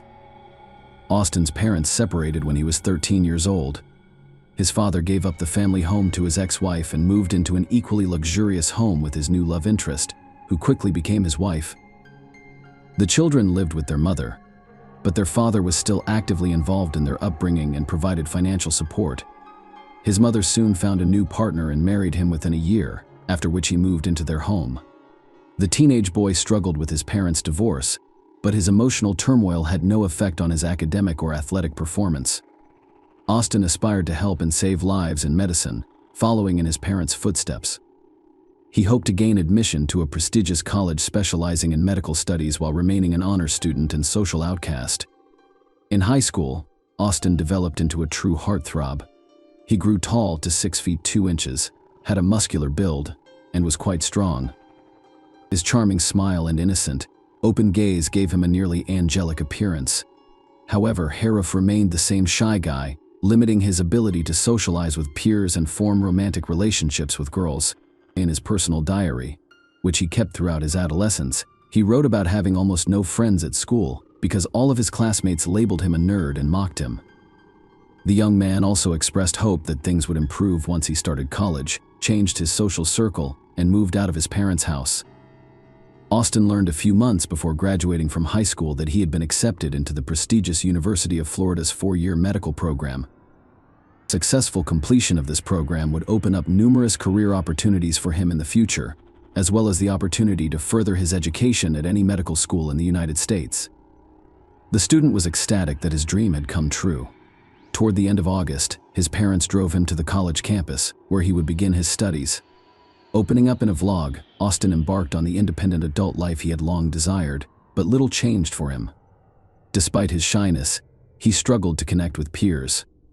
He briefly dated a lovely girl, but they quickly split up because, as she put it, something about his behavior alarmed her, prompting her to end the relationship. Harov developed a strong interest in bodybuilding during his freshman year, spending a lot of time in the gym and producing outstanding results. The young man developed steel muscles that appeared impressive. However, his success did not come solely from perseverance and hard work. Steroids, which he started using on a regular basis, also had an impact. He openly discussed this in his YouTube vlog, which he began in the spring of 2016. Austin uploaded a variety of videos to his channel, some of which discussed sports and bodybuilding in particular. Others featured him singing with a guitar, performing cover versions of popular hits, or impersonating famous artists by mimicking their performance style. Others were about himself and his philosophical reflections on life. His postings, however, became more concerning over time. The young man began urging his followers not to use steroids, claiming they could drive people insane. He also admitted to having both a crazy and a normal side, which confused him. Austin began recording videos in different accents, as if they were different people, sometimes changing the tone of his voice, and occasionally crying in the middle of the recording for no apparent reason. His mood and facial expressions also changed dramatically, sometimes appearing as if he was simply making faces at the camera. Later, experts who reviewed his postings concluded that in each one, the young man was practically pleading for assistance. As he failed to make any real friends during his studies, this blog became his only outlet and means of expressing his emotions. Furthermore, these video recordings showed how the student gradually lost his sanity, as his behavior became more sensational, provocative, and even aggressive. Subscribers in Austin suspected he was using controlled substances and recording his videos while under the influence. They specifically asked him about this in the comments, but he responded that it's unhealthy, and as an athlete he would never do drugs. However, his behavior indicated otherwise. One of the subscribers even speculated that Harov may have dissociative identity disorder. What is wrong with Austin?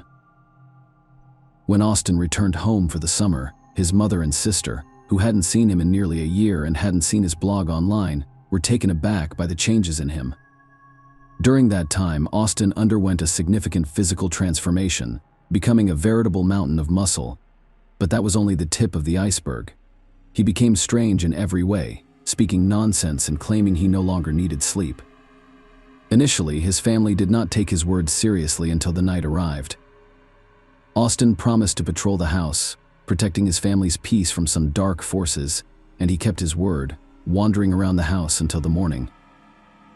Furthermore, every hour he would check on his mother and sister's rooms, loudly assuring them that they could sleep soundly because he was on duty. The next morning, his mother decided to have an open conversation with her son, asking him directly if he was using drugs.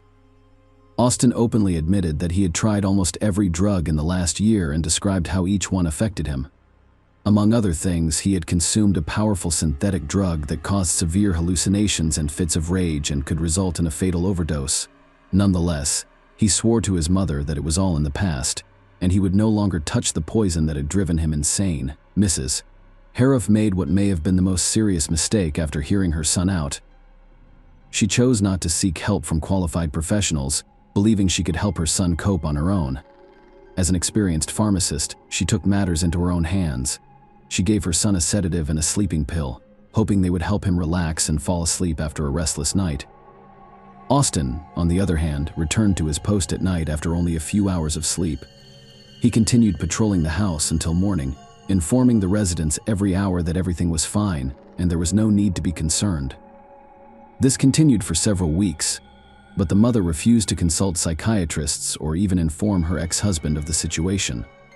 Early on August 13th, Austin knocked on the door of a former classmate who lived just a few blocks away. The girl was surprised because they hadn't seen each other in over a year, and he hadn't informed her of his visit. When she inquired about the reason for his appearance, Austin stated that he had forgotten his birth year and urgently needed this information. The perplexed classmate replied that it was 1996, after which the young man abruptly turned around and vanished without a word. Austin was terrified and perplexed by the girl, so she immediately called Mrs. Harris and told her everything, asking if the boy was using prohibited substances. Only then did the woman decide to contact her ex-husband, who was working in another state, and express her concern that something was seriously wrong with their son. The boy's father flew to Florida the next day and, after speaking with his son, suggested that he voluntarily check into a clinic for an examination, which the young man flatly refused. The man then had a heart-to-heart with his ex-wife, and they agreed to send their son for a compulsory examination and subsequent treatment in a drug rehabilitation or psychiatric facility. Unfortunately, they were unable to do so in time. A disturbing confession. The next day, Austin's friends invited him to join them on the beach. Given the hot and sunny weather, his mother insisted that Haley accompany them to keep an eye on her brother. Austin was looking forward to the outing, but he was dressed unusually warm for the beach, as if he were going to the mountains. Instead, he donned a thick, athletic hoodie with long sleeves, matching pants, boots, and ski goggles. When his friends saw him dressed like that, they went silent for a moment before laughing out loud. A few seconds later, they teased Austin, asking why he was dressed that way and if everything was fine with him. Austin became enraged, shouting that if they thought he was insane, he would act accordingly and take one of their lives. The boys did not take his words seriously, but they backed off for their own safety. Haley noticed her brother was on the verge of a breakdown, so she decided to speak with him and calm him down. The others did not hear their conversation. Austin told his sister that he wasn't entirely human, but rather half-wild animal immortal with superhuman strength. His words terrified her, but she tried to remain calm so as not to provoke her brother's aggression. At the beach, Austin appeared completely normal and natural. He joked, laughed, played volleyball with his friends, and messed around. As evening approached, they said their goodbyes and parted ways. Austin and Haley went to a small restaurant near the coast, where they intended to meet their father and his current wife. On the way, Austin told Haley that he wanted to test his immortality, then drove towards a busy highway, intending to cross it inappropriately directly through the fast-moving traffic. When Haley realized what was going on, she ran after her brother and physically dragged him away, pleading with him to hurry because they were expected. Austin agreed that they shouldn't keep anyone waiting, so he silently followed his sister. Austin behaved strangely again at dinner, silently rising from the table several times to go outside, looking around as if he was afraid of someone, and then returning. He then decided to inform his father and stepmother of his immortality. When his father calmly suggested that he seek professional help, Austin jumped up, shouted that he wasn't insane, shoved his father hard, and fled the restaurant, an attack on an elderly couple and their neighbor. What happened after the young man left the restaurant could have been straight out of a horror film. He later claimed he had no recollection of the events and couldn't believe he was capable of such atrocities. Austin walked for several miles before wandering into an unfamiliar neighborhood. There, a bright light from an open garage drew his attention, and he approached it. In that house lived an elderly couple, Joanne Stevens, 59, and Michelle Mishcon Stevens, 56. In the evenings, they enjoyed barbecuing and watching movies in their spacious garage, which was set up like a living room. They had been married for over 25 years and had 3 adult children living on their own, and we are now enjoying their retirement in each other's company. That evening, John went for a walk with their dog while his wife prepared for their regular movie night. When Michelle noticed an unfamiliar young man on their lawn, she felt no threat and even asked if he needed assistance. However, the situation took an unexpected turn. Jeffrey Fisher, the couple's neighbor, lived across the street and was friendly with the Stevens. Around 9 p.m., he heard suspicious noises outside. Looking into the yard, he heard Michelle's agonizing scream. He dashed to assist his neighbors and discovered a tall, large young man attacking an elderly woman by the open garage. Jeffrey attempted to pull the stranger away, but the young man was too strong and knocked Jeffrey to the ground. As he attempted to recover, the attacker stabbed him several times in the back and shoulders. Realizing he was outnumbered and in need of assistance, Jeffrey dashed into the Stevens house to divert the attacker's attention away from himself, then exited through the back door and returned to his own home. Only once inside did he realize the assailant had not followed him, but when he returned to the unfortunate Michelle Jeffrey, he immediately called the police and emergency medical services, reporting an armed attack by a stranger wielding a knife and injuring himself and his elderly neighbor. After speaking with emergency services, Jeffrey went silent and listened intently. He soon realized no one was outside his door, and the attacker had stayed at the neighbor's house. Furthermore, the assailant was now making strange animal-like sounds similar to a wild beast's growl, accompanied by terror screams and moans, a fatal assault, and a gruesome act. It took the police about 10 minutes to arrive at the scene, but it was far too late. The sight that greeted them was terrifying and beyond all logical explanation. The officer approached the garage with weapons drawn, only to stop in disbelief at the doorway. Michelle Mishcon Stevens, the homeowner, is found dead in a pool of blood. The autopsy later revealed that she had multiple blunt force traumas to the head and a stab wound to the chest. In the dim light, more people were on the ground. However, the officers took some time to process the scene. One man reached out, pleading for assistance in an unfamiliar voice. Above him, another man appeared to be choking him, gripping his neck with one hand and tilting his head back with the other. The officers demanded the attacker release the victim, threatening him with their guns, but he did not respond. Firing was too risky due to the possibility of hitting both people. Instead, one officer took out a taser, warned that he was about to use it, and moved closer. Only then did he realize the assailant was biting the man's face and holding his head and neck tightly. The victim, as you might expect, was John Stevens. There was a large pool of blood beneath him. His left cheek was missing a chunk of flesh, and his lip, nose, and ear appeared to have been mutilated and chewed off.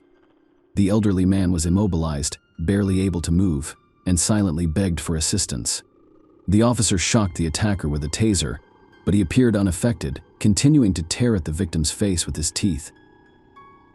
A kick to the assailant's face caused him to growl loudly and bite Stevens' cheek again. The subsequent kicks did little to deter him. Reinforcements arrived, including a police dog that was unleashed on the agitated young man. The dog latched onto the assailant's arm, but he appeared to feel no pain, breaking free and injuring himself further. A powerful kick from an officer eventually disoriented the attacker enough to handcuff him. At this point, the young man claimed he felt ill, possibly from eating something bad, before losing consciousness and convulsing. Mrs. Stevens was unable to be revived, and her husband died on the way to the hospital as a result of extensive blood loss from stab wounds and the shock of having his flesh consumed. The injured neighbor who reported the incident survived, but his right hand sustained permanent minor motor skill damage as a result of a nerve injury. And there is damage. The attacker fell into a coma after ingesting a substance from a bottle in the garage that he mistook for alcohol, but was actually weed. He received severe burns to his esophagus and stomach, spent several days on the verge of death, and was eventually saved by medical professionals with fragmented memories. Austin was in a coma for nearly 2 weeks before regaining consciousness and giving his account, claiming he had no recollection of what happened that day.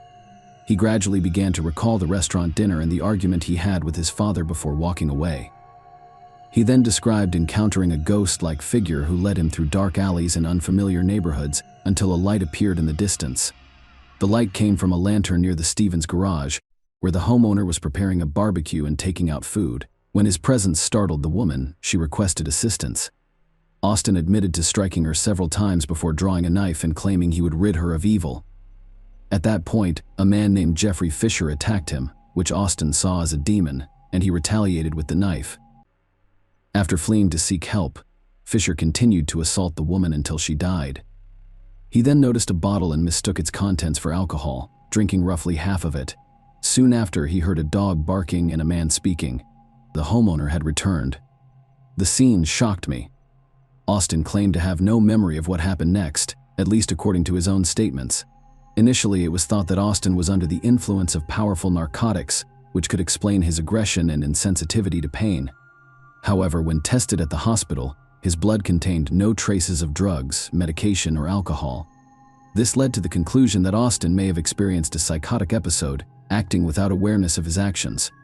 Between the courtroom and psychiatric care, Experienced psychiatrists were responsible for determining the truth of this claim. The case of Austin Harrouff drew widespread media attention because of its unprecedented brutality and ambiguity. The children of the deceased couple, as well as the relatives of the injured neighbor, believed that the young man was faking insanity and memory lapses in order to be declared incompetent and avoid harsh punishment. The majority of those who followed the case agreed with this sentiment. Dr. Landrum, a state-appointed psychological and psychiatric expert, stated in his report that Mr. However, the prosecutor stated in court that he did not believe the defendant met the legal definition of insanity at the time he committed the crime. There were suggestions that the young man's mental health had deteriorated as a result of his drug experiments, steroid use, and difficulties socializing with peers, which he had been experiencing since school. However, at the time of the crime, he was clean, with no traces of illegal substances or alcohol in his blood, implying that the reasons for his aggressive behavior were elsewhere. During one of the court hearings, Austin's father revealed that their family had at least one confirmed case of schizophrenia, and he was concerned that his son had inherited the serious illness. It is worth noting that the student was suspected of suffering from clinical lycanthropy delusion, a relatively uncommon condition. Such a diagnosis could explain why the young man acted like a wild beast and was impervious to pain, but none of the psychiatrists who examined the defendant agreed. Austin was transferred to jail following treatment, but the case has yet to be resolved. The young man is still awaiting trial, and his lawyers claim he is mentally ill. Meanwhile, the relatives of the deceased couple and the injured man have expressed hope and conducted interviews, believing that Harrouff will be found competent and sentenced to death for his heinous act. Share your opinion with us in the comments, and subscribe to the channel for more.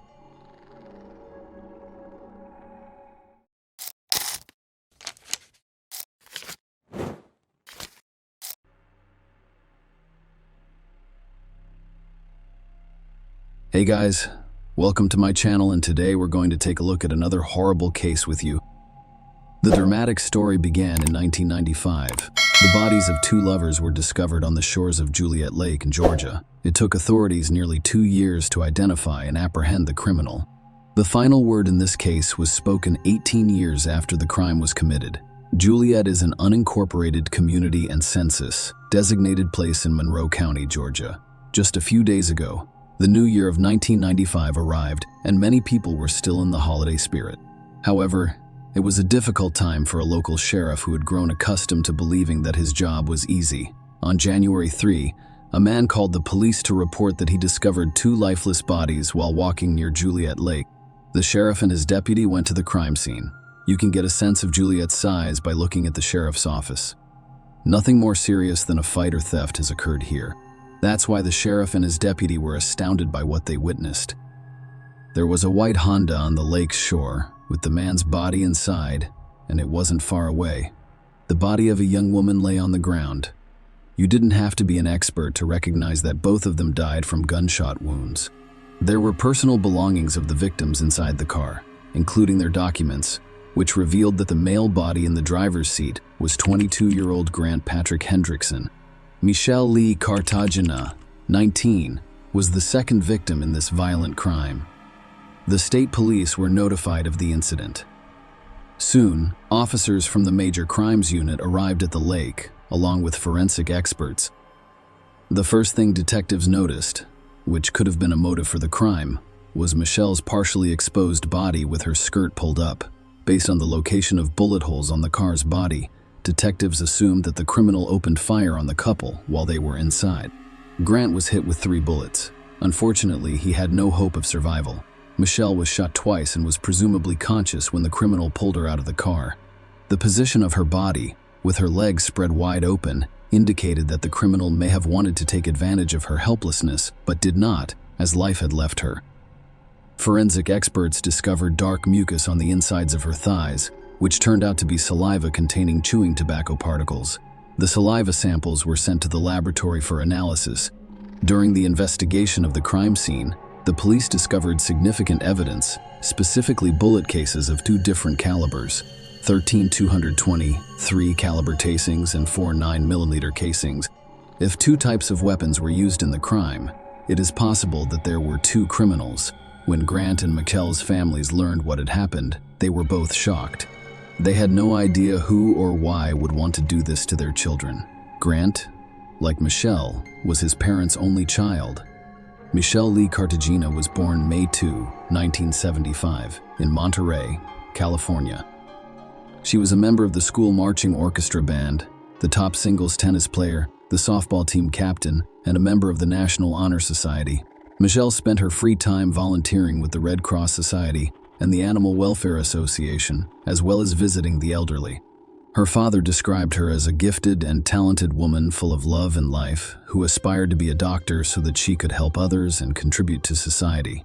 Grant Patrick Hendrickson was born September 20, 1972, in Macon, Georgia. He enjoyed fishing, golfing, canoeing, and camping. He, like his girlfriend, was involved in community life and began volunteering at Macon's Museum of Arts and Sciences at the age of 15. Those who knew the couple assumed that their active lifestyles attracted them to one another. Who could have committed such a cold-blooded crime? Residents of Monroe County were concerned for their safety because the man who had dealt with a young couple by the lake was still free and could strike again. Michelle did attend Mercer University. Grant was in his 5th year while Michelle was in her 2nd year. They'd been dating for a little more than a year and had already planned their future together. We are about to have a wedding. Detectives had to figure out who ruined their plans when their relatives couldn't name anyone who would wish them harm. The investigators traveled to Mercer University in Macon. I was talking to Grant and Michelle's classmates. The officers hoped to learn something useful for their investigation. Michelle and Grant were both in good standing at the university, had no conflicts with anyone, and were generally described as pleasant, caring individuals. The detectives suspected that the crime had been committed by a man who had feelings for Michelle but was rejected, but this theory was not confirmed and was pushed to the sidelines. As a result, visiting Mercer University provided the police with no information that could have assisted them in locating the criminal. Detectives discovered that Grant and Michelle visited a restaurant on January 2 while reconstructing the chronology of events leading up to their deaths. Following a meal, they went to the cinema. After the film, they went to a vacation camp at Juliet Lake. This camp was open 24 hours a day and featured a boat launch, parking lot, small dock, and picnic tables. The public could use these places for free, so there was no personnel or security. On the night of the crime, there were other people in various parts of the lake. Some of them claimed they heard loud popping noises, but because it was January 2, they mistook the sound for firecrackers. Someone also stated that he saw a 1980s Hendrickson leaving the parking lot at high speeds. Meanwhile, experts extracted DNA from saliva found on Michelle's thigh. However, at the time, the DNA database was in its infancy. The U.S. Congress passed the DNA Identification Act in 1994, allowing the FBI to create a national DNA database of convicted criminals, as well as separate databases containing information about missing people and forensic samples collected from crime scenes. That is why there was nothing to compare the DNA sample extracted from Michelle's saliva to. It could only have yielded a match if directly compared to the criminal's DNA. The survey of employees at the restaurant and cinema that Grant and Michelle visited before their deaths yielded no results either. There were no conflicts or unusual circumstances at either location. The authorities speculated that Grant and Michelle could have been unintentional victims or had crossed paths not long before they died. The detectives saw no other explanations. The young couple studied diligently.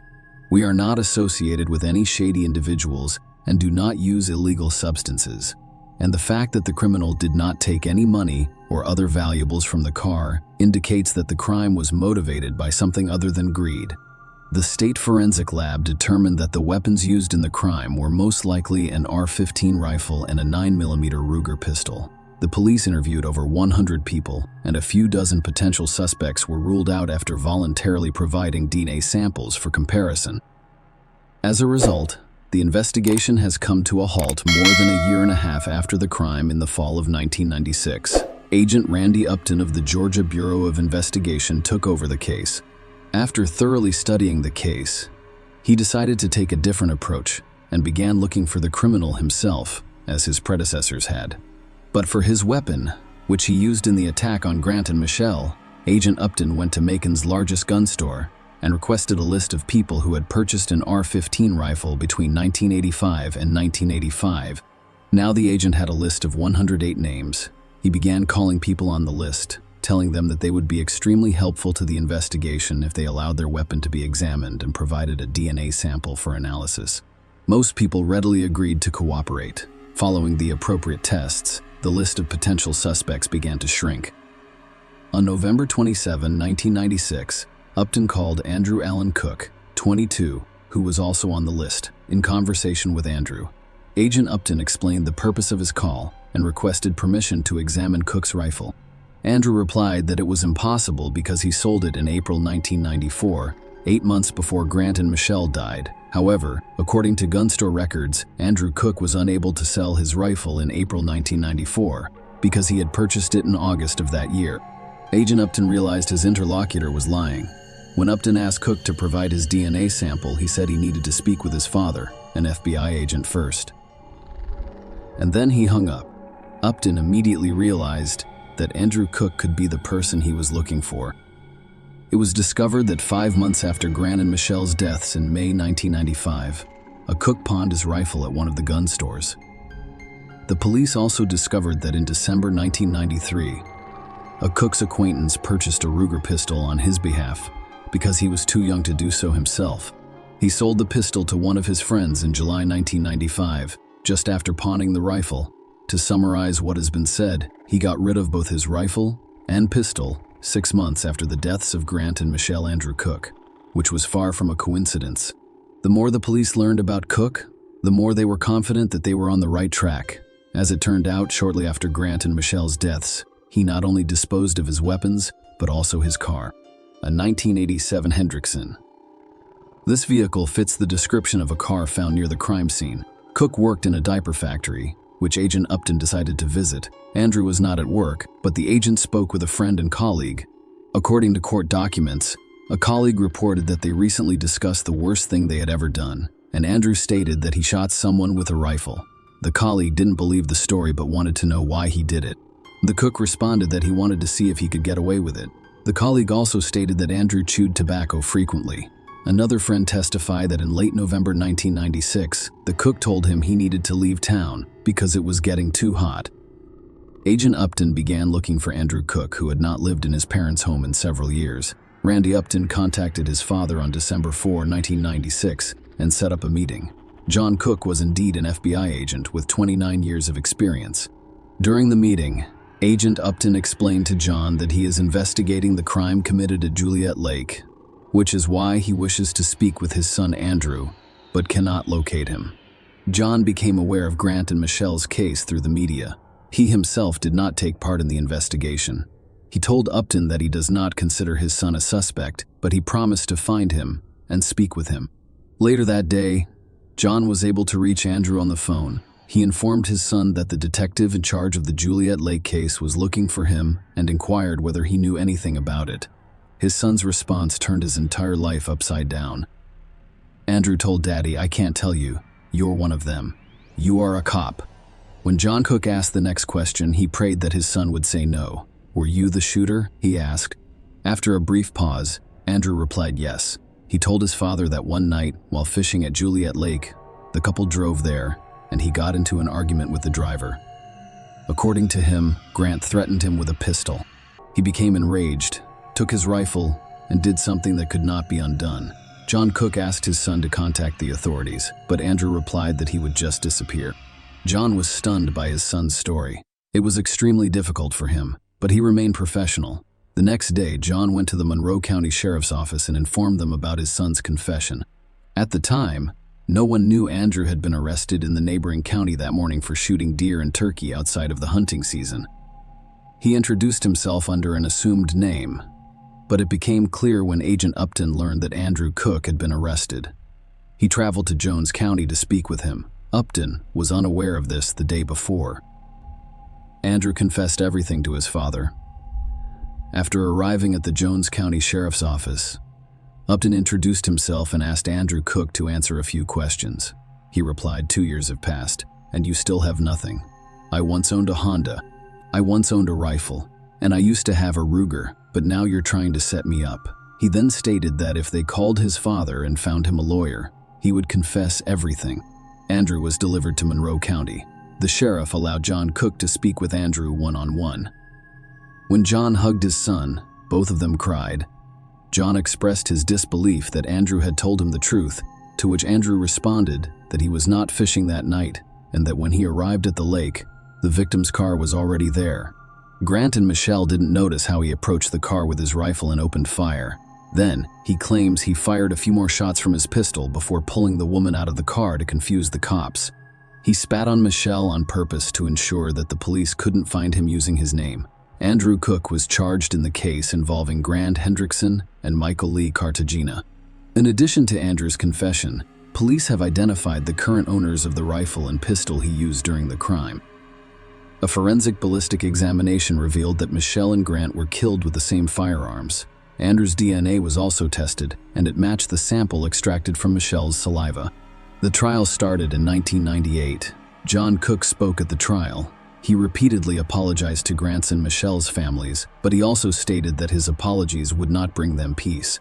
He claimed that he dedicated his entire life to his service and had no idea how evil had consumed his son. On March 19, 1998, Andrew Cook was found guilty. He was sentenced to death, and after Cook exhausted all of his appeals, the execution date was set for February 22, 2013. The State Board of Pardons and Paroles met 3 days before this date, on February 19, 2013, to consider a clemency appeal filed by Andrew's attorneys on his behalf. The attorneys attempted to persuade the board that Andrew is mentally ill and requires treatment. After considering the appeal, the State Board decided against clemency. On the day of Andrew's execution, February 22, 2013, his family paid him a visit in prison to say goodbye. He was also able to order his final meal. He ordered steak, baked potatoes, fried shrimp, lemon pie, and soda.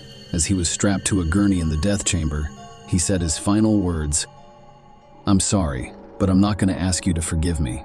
I couldn't even do it myself."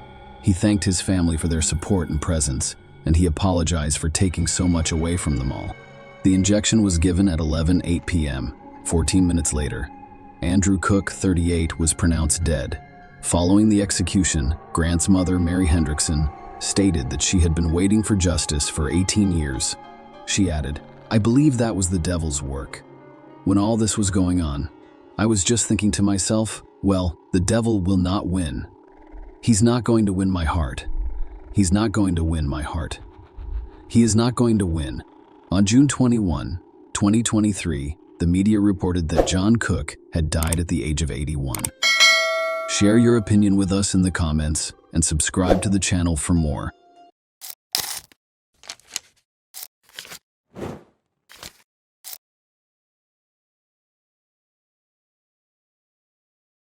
Hey guys, welcome to my channel, and today we're going to take a look at another horrible case with you.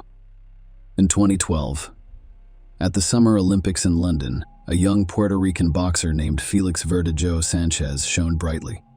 He was dubbed a diamond, one of his country's most promising athletes, and was expected to win championships and gold medals.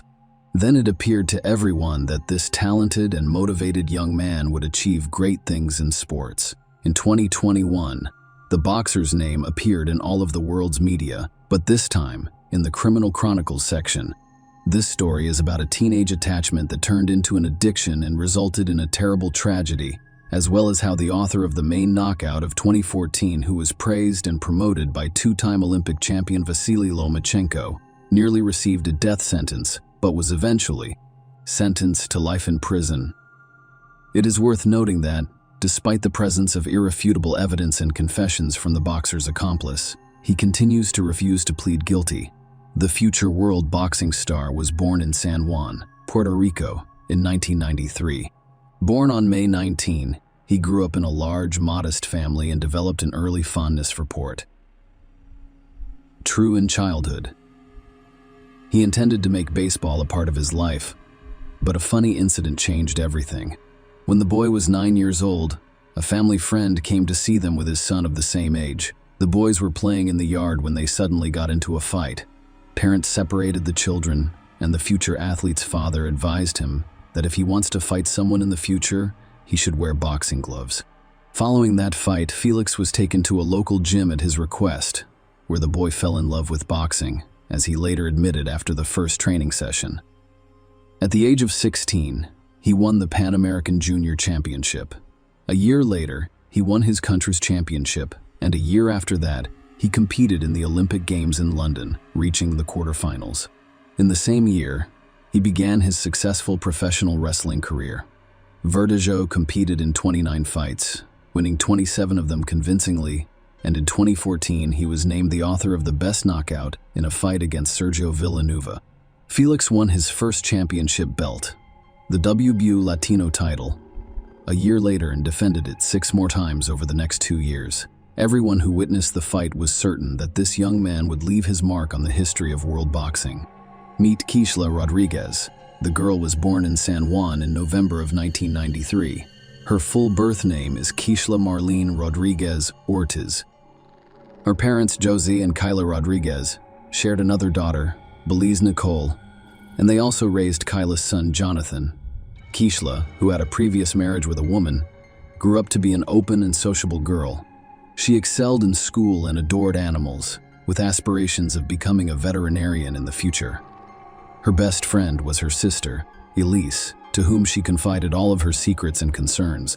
Keishla attended the same school as Felix Verdejo, who was her age. Young people have known each other since childhood, and in adolescence, they formed a romantic relationship. In 2011, Rodriguez's parents divorced and separated. Kyla moved to Florida with relatives, while her daughters, who were already adults, chose to remain in San Juan. Despite the fact that each of the sisters had long since lived their own lives, they remained in close contact and informed each other of everything that happened to them. At the age of 18, a promising boxer who had already competed in the Olympic Games had an affair with a young schoolgirl and aspiring model named Elisa Maria Santiago Sierra. At the time, the girl was only 14 years old and still in school. Even so, she had big plans for the future with a promising and world-renowned athlete. In addition, Eliza's parents were not opposed to the relationship. Felix, an attractive and talented boxer who has always had a large fan base and is on his way to becoming a star, was literally bathed in the rays of fame and surrounded by female attention. He did not pass up the opportunity to write a novel or have a side affair. In addition, despite his serious relationship with Eliza, he continued to meet with his school friend Keishla, whose sister barely informed her mother Kayla Rodriguez, who was aware of the affair and did not approve of it. In addition, the situation was very unclear. On the one hand, Eliza considered herself the only woman, while the athlete's great love was planning their wedding and making long-term plans for their future together. On the other hand, Keishla was aware that the lover had a fiancé, but Felix refused to let her go. Furthermore, he was her first great love, and the naive girl secretly hoped to be the one. In 2016, the boxer married Eliza, who was barely 19 years old at the time. Eliza was already a well-known model, with tens of thousands of social media followers, and had recently opened her own beauty studio for eyelash extensions. In August of the same year, just a few months after the wedding, the athlete was involved in a serious car accident while rushing on his motorcycle. He was rushed to the hospital with serious head injuries, bruises, and lacerations. His trainer, Ricky Marquez, was concerned that his talented charge would go off the rails at the peak of his career. Despite the disappointing prognosis, Felix recovered quickly and returned to the ring. In September 2019, the boxer posted a photo of himself with Elise, who was pregnant for a long time, on his social media profile. In the photo's comment, he wrote, "Soon I will meet my daddy's princess," and a month later, he announced the birth of a daughter named Miranda Verdejo Santiago. The young man in public appeared to be a devoted husband, a caring father, and an excellent family man. But, hidden from his wife, he continued to meet with Keishla, who refused to let go. As Eliza later admitted, she suspected her husband was cheating on her. But every time he made a tearful vow to leave his mistress, Keishla tried to end the painful relationship, but Felix refused to let her go. She had no other men because the boxer threatened that if he discovered that Keishla had someone who was unsuitable for her and her chosen one, Keishla, who had fallen in love with Verdejo since high school, would continue to love him despite everything. Rodriguez, as planned, decided to devote her life to animal care and accepted a position at a veterinary medicine and aesthetic center. Colleagues described her as conscientious, hardworking, and responsible. She lived with 2 dogs and a cat, which he adored. In 2020, Eliza discovered her husband's correspondence with several mistresses, including Keishla. The wife scandalized her husband and threw him out of the house, threatening to file for divorce and forbidding him from seeing their daughter. Eliza's threats had some effect. Furthermore, the athlete's career at the time was in serious decline, with unnecessary problems that he didn't need for a while. He stopped seeing Rodriguez, but Felix refused to let her go. Keishla attempted to control almost every step after a few months of secret visits, and in April 2021, she discovered she was pregnant.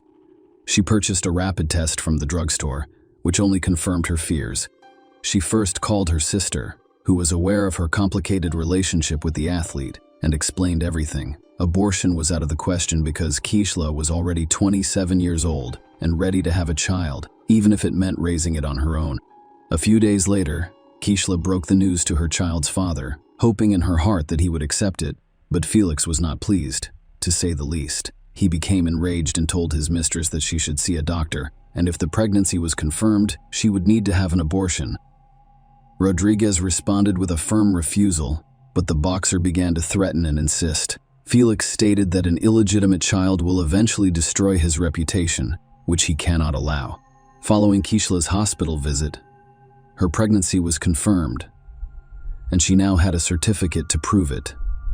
She called Felix and told him everything, making him furious. Felix yelled and demanded that Keishla immediately get rid of the child, but she flatly refused. The athlete then decided to go undercover, claiming that he did not believe her and wanted to personally inspect the issued medical certificate. He invited Keishla to a meeting in the evening in a crowded location, which did not surprise her given that they always tried not to draw attention to themselves and did not stand in front of anyone. A few days before the meeting, the boxer visited his old friend, Luis Antonio Cadiz, who worked in a local machine shop and had connections to the criminal underworld, selling illegal drugs. Felix briefly explained the situation and requested assistance in getting rid of his pregnant mistress. Luis had previously been in the field of vision for the police and faced the prospect of imprisonment. It didn't scare him, but the athlete persisted, confident that everything would go well and that the cops would never come after them. Furthermore, Felix promised him a substantial monetary reward, and Luis agreed. Felix called Keishla and said he wanted to meet her on the evening of April 29 to confirm her pregnancy and decide what to do next. Keishla called her sister back right after speaking with her lover, telling her everything. She remained hopeful that Felix would accept her child and not insist on an abortion. However, the situation is not particularly alarming. She was aware that the boyfriend had threatened her sister, and she was concerned that he would not do anything to her. Marilise called her mother and expressed her concern. Even with their combined efforts, they were unable to persuade Keishla to cancel the fateful meeting. Rodriguez arrived at the meeting on time, driving her own Kia Forte and carrying a doctor's note. Verdejo arrived there in his pickup truck. In the back, Luis was hiding. Keishla immediately got into the athlete's car and showed him the test results. He mentioned terminating the pregnancy again, but Keishla, crying, refused. Against this backdrop, the couple began to argue violently, leading to shouting before Felix suddenly hit Keishla in the head with his fist, causing him to lose consciousness. Until Keishla regained consciousness, Felix injected her with a syringe containing a large dose of illegal substances that Luis had obtained at his request. Then, he and his accomplice carried her to the back of the car, where pieces of wire and a concrete block had already been prepared. The men tipped Rodriguez up, attached the load, and then covered her with a tarp to ensure that no one saw anything. Felix then returned to the pickup truck while his accomplice took the wheel of the cashless vehicle. They drove together to the bridge that crosses the San Jose Lagoon. It was almost deserted at night, and the men made certain no one could see them through Keishla, who was still alive in the water. However, they decided to fire a few test shots in pursuit, using the firearms they had brought with them, so that the victim would not have a chance. After finishing the massacre, each of the perpetrators returned home. Keishla and his co-workers were the first to become concerned when she failed to appear at the veterinary medicine and aesthetic center the following day. Keishla has always been a responsible person who would never skip work without informing anyone. Because she didn't answer the phone, it was decided to call her sister and find out what happened. After several unsuccessful attempts to contact her sister, she went to her home. No one answered the door, but Marily's had a spare key, so she was able to enter without difficulty. However, she was met only by hungry animals who hadn't eaten in nearly 24 hours. Marily's was already panicking because she realized something terrible or irreversible had happened to Kishla. She immediately called her mother, told her everything, and then informed the police about her suspicions and threats against her sister. She also called Felix, but he said he had spent the previous evening and night at home with his family and had not attended any meetings. The missing girl's mother boarded the first flight from Florida to San Juan. She suspected that her lover had taken her daughter to a private clinic and paid for an abortion without her consent. Kyla didn't want to consider the fact that cash flow was no longer viable. The first step was to question the missing girls, their neighbors, and co-workers, but they saw nothing suspicious and were unable to provide any useful information for the investigation. In parallel, messages about Rodriguez's disappearance were posted on popular social networks with requests for responses from anyone who knew anything about her fate or current location. The case quickly gained widespread attention, and when it was revealed that the missing girl was in a long-term relationship with a famous athlete and was expecting a child with him, reporters lined up to interview any of Rodriguez's family members. The relatives did not hold back and openly expressed their suspicions, including blaming Felix for the incident. On April 30, Kishla's car was discovered abandoned on the east side of the city. She has her documents and personal belongings inside. No signs of struggle were discovered in the interior, giving a slim chance of finding its owner alive. On May 1, a passerby on the lagoon bridge noticed a strange shape in the shallow water that resembled a human body. He informed the police, who quickly recovered the body of a young woman from the water, presumably the same one the entire city had been looking for several days. Members of the Rodriguez family, who arrived to identify the body, hoped to the very end that it was not Kishla. However, their hopes were not realized. The body had been in the water for a few days and had changed significantly. However, the girl was easily identified by a remarkable tattoo on her arm.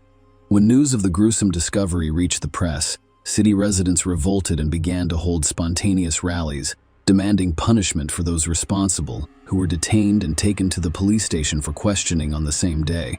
However, the athlete categorically denied his involvement, claiming that on the night of Kishla's disappearance, he was at home with his family because there was no evidence to charge him. Felix was released under his own recognizance. One of the key witnesses was the athlete's legal wife, who admitted during the initial interrogation that she was aware of his affair with Kishla, but had only recently learned of her rival's pregnancy. Furthermore, she did not confirm her husband's alibi, claiming that he was not home on the night of the murder. The first thing investigators did was review traffic surveillance footage on the way to the bridge from which Kishla was thrown. That's how they discovered Felix's pickup truck and the victim's car driving behind each other. However, the Kia Forte was clearly not driven by its owner. On the same day, the boxer's car was seized for examination, and some of the deceased's hair was discovered in it. Lewis was the first to surrender to police, promising to tell the whole truth in exchange for a lighter sentence. Felix was also arrested, but he refused to cooperate with the investigation, did not answer questions, and continued to deny his guilt. Despite the presence of irrefutable evidence, Felix was apprehended with a firearm that he used to shoot the victim from the bridge, and for which he had a valid permit. Furthermore, a cell phone check reveals that Felix Lewis and Kishla were in the same location on that fateful night. Kishla's final farewell took place on May 8, and the funeral ceremony made national headlines. It was a type of action that called for the perpetrators of the tragedy to be punished to the fullest extent of the law, while also drawing public attention to the issue of gender violence. The coffin containing Rodriguez's body was transported to the cemetery in a white carriage, over which white flower petals were thrown from the air, rather than the traditional hearse. Many well-known Puerto Ricans, including show business stars, athletes, politicians, and public figures, have spoken out about the high-profile case in which Verdejo was charged with carjacking, kidnapping, premeditated murder, and murder of an unborn child. Each of these crimes carried the death penalty.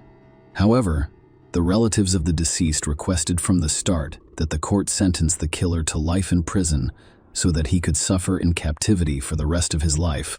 The hearing was repeatedly postponed due to the global coronavirus pandemic, but in the spring of 2021, the trial was held virtually. The court determined that the crime was committed by a group of people through prior conspiracy with particular cruelty to a pregnant woman. The chain of events of that night, as well as the details of the crime, could be reconstructed, thanks primarily to Lewis' testimony, who did not deny guilt. He admitted that, at the request of a friend, he obtained the drug for injection and brought a wire and a concrete block to dispose of the body. But Felix insisted on his lack of involvement in the case.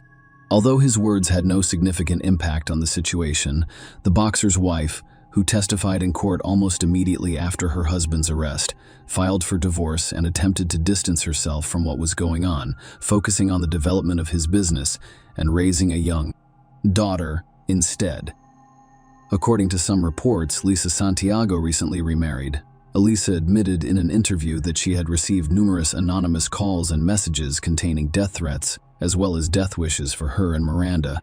Many believed the athlete's spouse was the organizer of the crime, but no evidence was found. In summer 2023, it became clear that the jury, having reviewed all of the evidence and heard testimony from all of the witnesses, was finally ready to announce the final verdict. Felix Verdejo and his accomplice Luis Cadiz were found guilty of all of the charges against them. Despite this, the killers have yet to be sentenced. The next court hearing is set for mid-November 2023.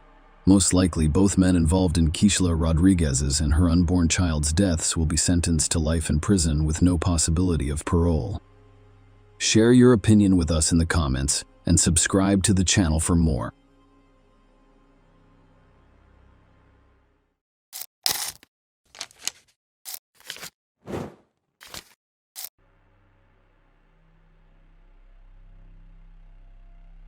Hey guys, welcome to my channel, and today we're going to take a look at another horrible case with you.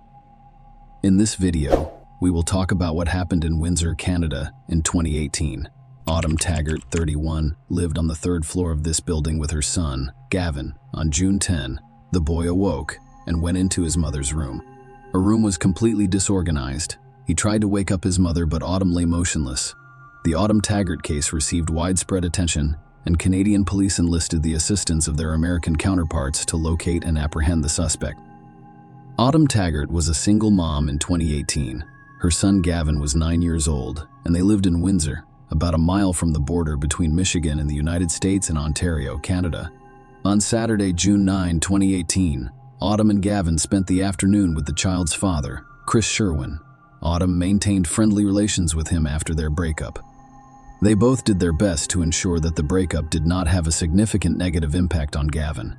At the end of the day, the three of them went grocery shopping before Chris drove Autumn and Gavin to their third-floor apartment. After that, Chris returned home.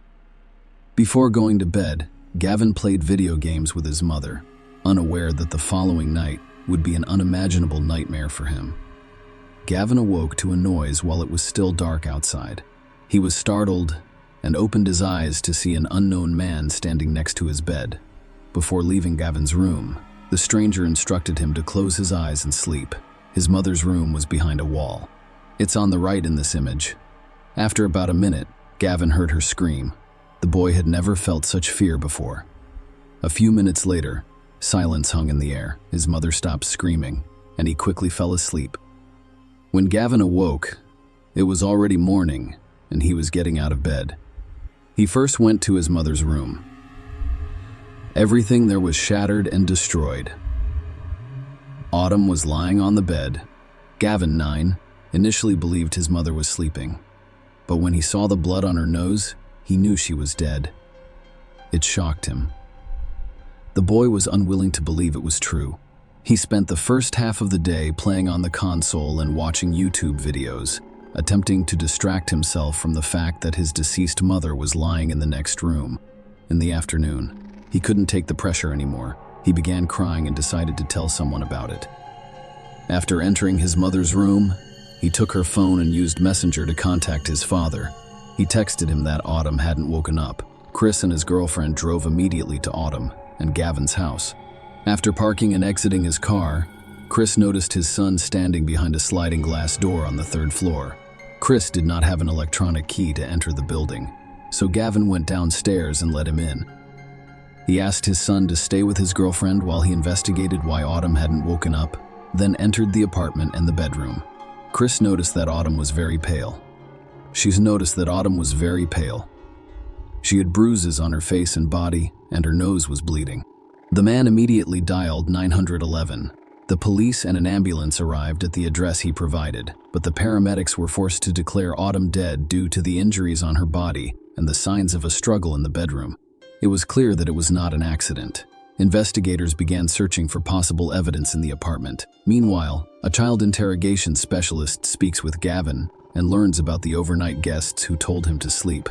The boy claimed he heard his mother's screams, but they quickly stopped. He described the man he had seen in his room at night. The boy thought the man was white, about average height, and had messy hair. He looked like he'd just gotten out of bed, the boy testified. I believe he was thin, but not too thin. I believe he was skinny. The forensic experts who conducted the autopsy determined that Autumn died as a result of strangulation. Someone beat her up before she died. Furthermore, there were injuries in her genital area and male DNA samples found on her body. Among other things, the police had to answer the following questions. How did the perpetrator enter the apartment? What was his motivation? And, most importantly, who was the man who entered the building? People required an electronic key. The police immediately ruled out the possibility that the killer was one of the building's tenants because Gavin knew all of his neighbors, and the man he saw on the night of the crime was not one of them. In addition to obtaining an electron key to enter the building, the perpetrator had to enter the victim's apartment. However, there were no signs of forced entry on the door leading to Autumn's apartment. This could indicate that she let the perpetrator in herself or that she failed to lock the door. Eventually, the police will discard both of these assumptions after discovering evidence that the perpetrator climbed to the third floor. He began by ascending to the second floor balcony and then to the third. The door was open, and he entered the apartment without difficulty. In addition to the DNA sample, the police discovered fingerprints whose owner they were attempting to locate. Only 12 days after the body was discovered did the police release the victim's identity in the hopes of receiving tips from the public. Authorities have urged anyone with information that could aid the investigation to contact detectives. On the night of the crime, someone noticed a new black SUV, possibly a Honda Pilot, in the parking lot next to the building. It was there until around 6 a.m. Detectives suspected that the owner of the SUV was involved in Autumn's death. They believed he first climbed onto his car's roof and then went higher from there. The building's corners have repetitive, decorative protrusions that could have served as steps for the criminal as he climbed from the second to the third floor. The crime happened at night, so investigators began looking into the activity of mobile phones in the area where Autumn lived. In this case, the fact that the crime occurred at night simplified the task because most people are asleep at that time. There were few phone numbers that were active near the crime scene. During the investigation, the detectives learned that one of the phone numbers belonged to Autumn's neighbor, despite living in the same building as Autumn. She stated during the police interview that she knew nothing. However, she was not only talking on the phone in her apartment, she had moved around the city several times and turned off the phone around the same time that someone had killed her. She was either in her apartment or close to it at the time. It was impossible to say for certain because there is always an error rate when determining the phone's location, but there was no doubt that this woman was concealing information from the detectives investigating the case. So they went to speak with her again. Her name was Michelle, and she insisted that she didn't know or hear anything, but the police warned her that if she withheld critical information for the investigation, she could become an accomplice to the crime. She therefore began to speak. She said that around 2 a.m. that night, a man they knew as Jay contacted her boyfriend, who was looking to buy an illegal substance and hire an escort girl. All three drove to the ATM, where Jay took out cash. They then gave Jay some of the substance. Michelle admitted that she and her boyfriend were dealing with the issues themselves. Jay eventually asked them to sell him more. Then, according to Michelle, she directed Jay to the parking lot near her building. The woman admitted that she and her boyfriend intended to rob Jay. When they arrived at the building, all three consumed illegal substances, and Michelle and her boyfriend decided to flee with the remainder. Interestingly, before fleeing, Michelle hid a bag of the substance in her genitals.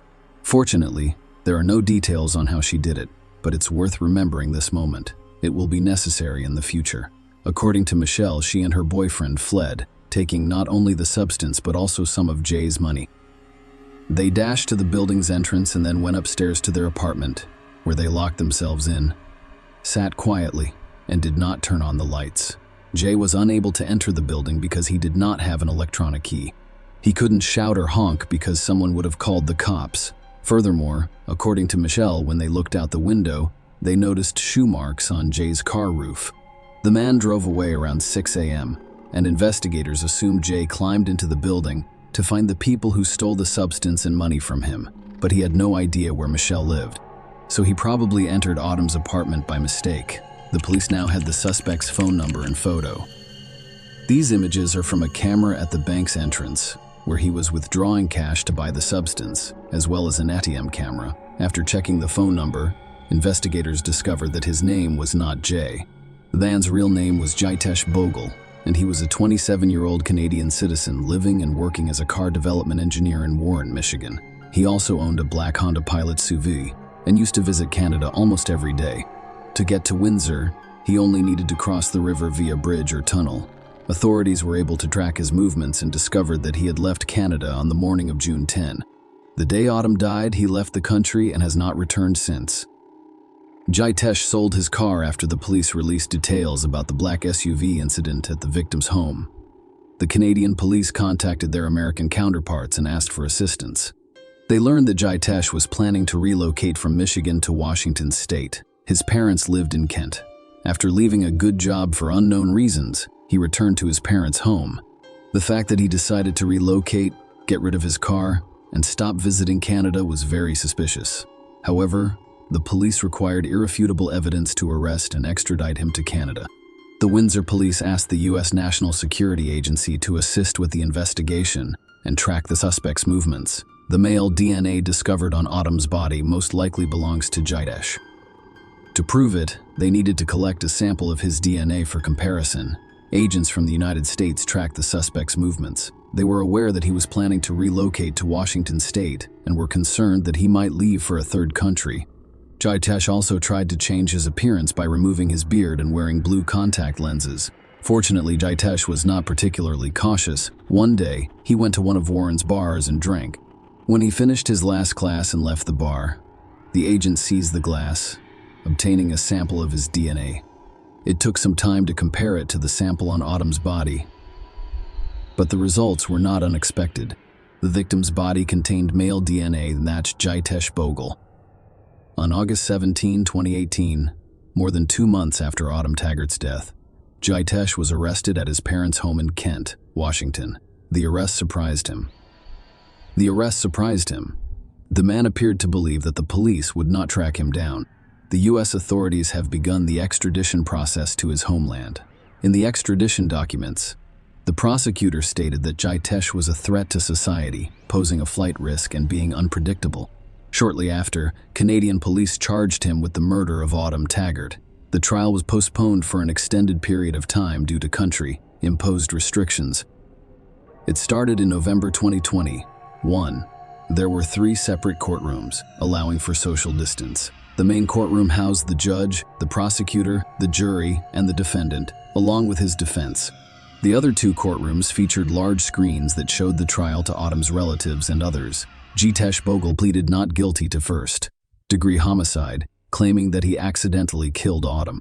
He described how some dealers stole money and an illegal substance from his car. It upset him, so he got out of the car to find them.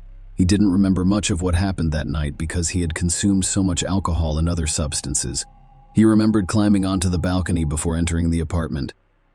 Autumn was asleep in her bed when he mistook her for Michelle, the woman who had robbed him. When Autumn awoke, she began screaming. He told her to stop making noise, but Autumn did not listen. He put his hand over her mouth, causing her to suffocate.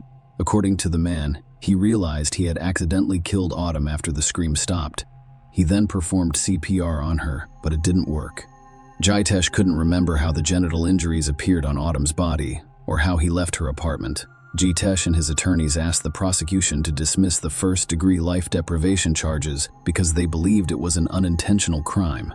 According to them, Jitesh was unaware of his actions due to the large quantity of substances he consumed. The hand over the mouth indicates that they want to be quiet, not that they want to die. Bogle lacked the ability to form intent or understand the consequences of his actions. According to defense attorney Peter Thorning, there is only one explanation for his behavior: intoxication. It is true that terrible things can happen without our knowledge. That is what happened here. This death was unintentional. He was intoxicated or didn't realize that his actions would not result in death. He added, his lawyers also claimed that there was no evidence that the defendant had intercourse with the victim. This is an important consideration because it will have an impact on Jitesh's sentence. Yes, Autumn's body contained Bogle's DNA, but it was not seminal fluid. The lawyers believe it could have been caused by cross-contamination or DNA transfer from one surface to another. For instance, through a forensic expert's gloves. Bogle's lawyers attempted to persuade the jury that John Lasorda, who worked in the forensic unit during the investigation, performed his duties incorrectly by transferring their client's DNA to Autumn Taggart's body.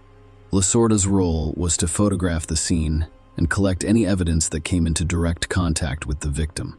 Bogle's defense lawyer, Peter Thorning, suggested to Lasorda that rotating the body on the bedsheet, which the police seized, could result in DNA or fluid transfer from the body to the sheath, or vice versa.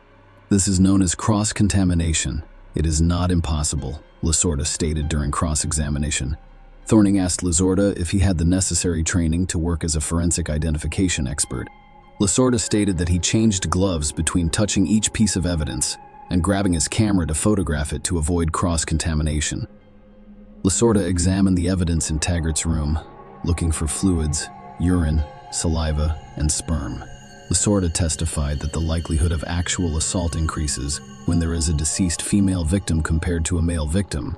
The court heard that Lasorda discovered no fluid depositions consistent with a Jewel assault. He admitted his examination of the body was limited because he was not a trained medical official, such as a coroner. Nothing overt on or around the body would indicate a sexual assault, Lasorda stated in court. He also stated that there were no visible signs of a struggle. Lasorda clarified in court that signs of a struggle would include broken furniture or glass, forced entry, tampered locks, or blood spatter, none of which were found in Autumn's apartment. However, the prosecutor held a different view. Recalling that Michelle hid the substance in her genital area, the prosecution claimed that the defendant was aware of it and searched for it in the same part of Autumn's body, and that even though he did so with his hand, nothing changed. He committed all of the assaults. You searched her, the prosecutor said, which is disgusting. I disagree, said Bogle. Why didn't he call 911? The prosecutor asked. Autumn stopped breathing. Jitesh responded that he was afraid the police would arrest him because he was sure no one would believe him. Nobody believed me. I barely believe myself. Bogle testified that he does not remember much of what happened in Autumn's room. He said he recalls performing CPR on Autumn after she stopped screaming. He previously testified that he remembered counting 5 or 6 ribs down before beginning CPR, and that he performed 15 compressions and 3 breaths. The prosecutor also disputed that the defendant's strangulation of the victim was accidental. After all, he could have simply placed his hand over Autumn's mouth to stop her screaming, but he also closed her nose, depriving her of the ability to breathe. And he needed to do it for a while, so he knew what he was doing. Autumn's son, Gavin, who has since turned 13, also testified at the trial. The boy testified at the trial? The boy testified in a separate room in the courthouse from the main room, which housed the judge, jury, lawyers, and accused. He was accompanied by a support worker as he gave his testimony. That was how he described the events of that night. Someone came into my room and said something I can't recall. He was kind of close. He also testified that no contact was ever made. When he left my room, it was quiet for a short while. Then I heard my mother scream that night. That scream lasted a while before ending. And then before I knew it, I had fallen asleep again and woke up. When the boy woke up in the morning, he went into his mother's room. Everything was knocked down, broken, and destroyed. My mom was sleeping. Well, that was what I thought at first, but there was blood on her nose, which led me to believe she had died. She was killed. He said I was shocked. He said I was shocked. I could not believe it. I cried. But I tried to cope with it. I simply went about my day unconcerned, the boy testified. He claimed to have spent some of the day playing video games and watching YouTube videos. The date was June 10, 2018.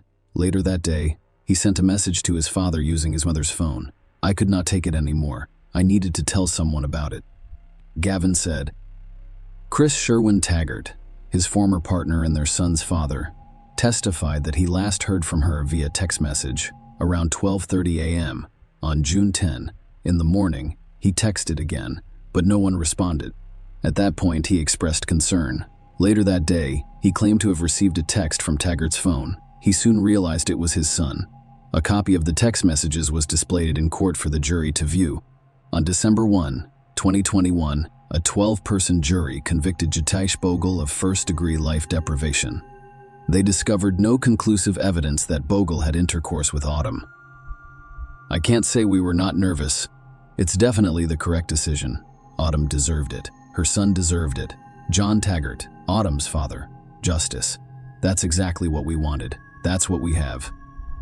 The family members hugged and expressed relief. On January 5, 2022, the court sentenced Jitesh Bogle to life in prison. He will have to serve 25 years before being eligible for parole. He appeared on video in jail wearing an orange jumpsuit and a black mask. He sat against a wall away from the camera while listening to the victim's impact statements. Finally, the judge asked if he had anything to say. It's difficult to express my sorrow and remorse, but I'm glad for the family that they have a sense of justice and can move forward. That day, a part of my soul also died. Bogle stated that we would still like to see the laws in Canada change from life to actual life, rather than 25 years and then parole. We want life to mean life for all victims, said John Taggart. Share your opinion with us in the comments and subscribe to the channel for more.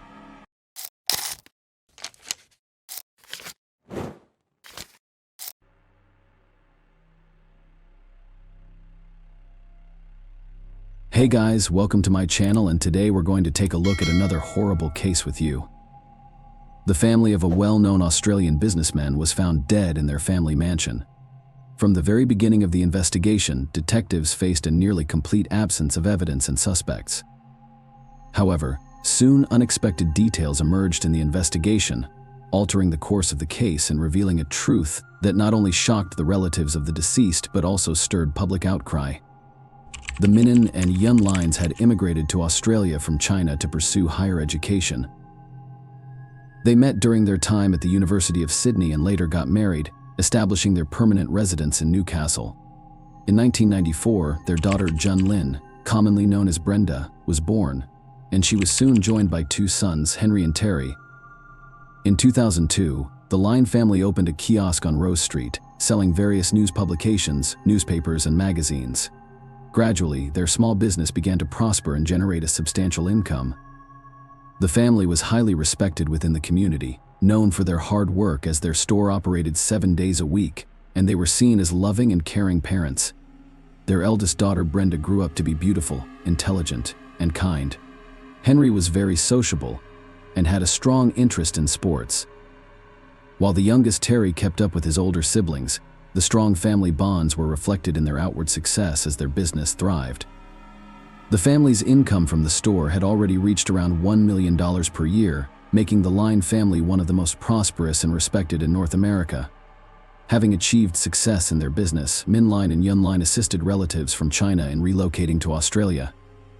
Lily's sister had been living in the same house as her sister and her family since she moved to Australia, helping to raise the children. Min Line organized the relocation of his parents, and the elderly couple settled in Maryland, located a 30-minute drive from North Ephesus. He also helped his sister Kathy and her husband Liam bin Ai, known as Robert, with their move. Kathy and Robert, after an unsuccessful attempt to start their own restaurant business, settled in North Epping, living just a few minutes' walk from the Line family's home, and both of them worked at Min Line's store on the morning of July 18, 2009. The store's regular customers were alarmed to find it closed without any prior notice. This was highly unusual since the store had always been open 7 days a week. Concerned about this, one of the store's loyal patrons contacted Kathy to inquire about the reason for the store's closure. Kathy was unaware of why her brother hadn't shown up for work and failed to notify anyone suspected that Min Lin might be ill. In response, Kathy and her husband went to her brother's home upon approaching the house. They discovered the front door unlocked inside the house. When they reached the second floor, they were met with a gruesome crime scene involving the Lin family. Kathy immediately reported the discovery to the police, leading to the revelation of the Lin family's demise. Police swiftly arrived at the scene and found the lifeless bodies of 43-year-old Yun Lin, commonly known as Lily, her two sons Henry, aged 12, and Terry, aged 9, as well as her 39-year-old sister Yan B, known as Irene. Blood splatters were discovered throughout the house from floor to ceiling. In the initial hours of the investigation, the police became suspicious of Manlin, the head of the family, as his body was not found during the examination of the house. Investigators also noted the absence of another family member, the eldest daughter of Jun Lin, known as Brenda, upon inspecting the crime scene. It became apparent that the assailant had not entered her room as there were no traces of blood and the room remained untied.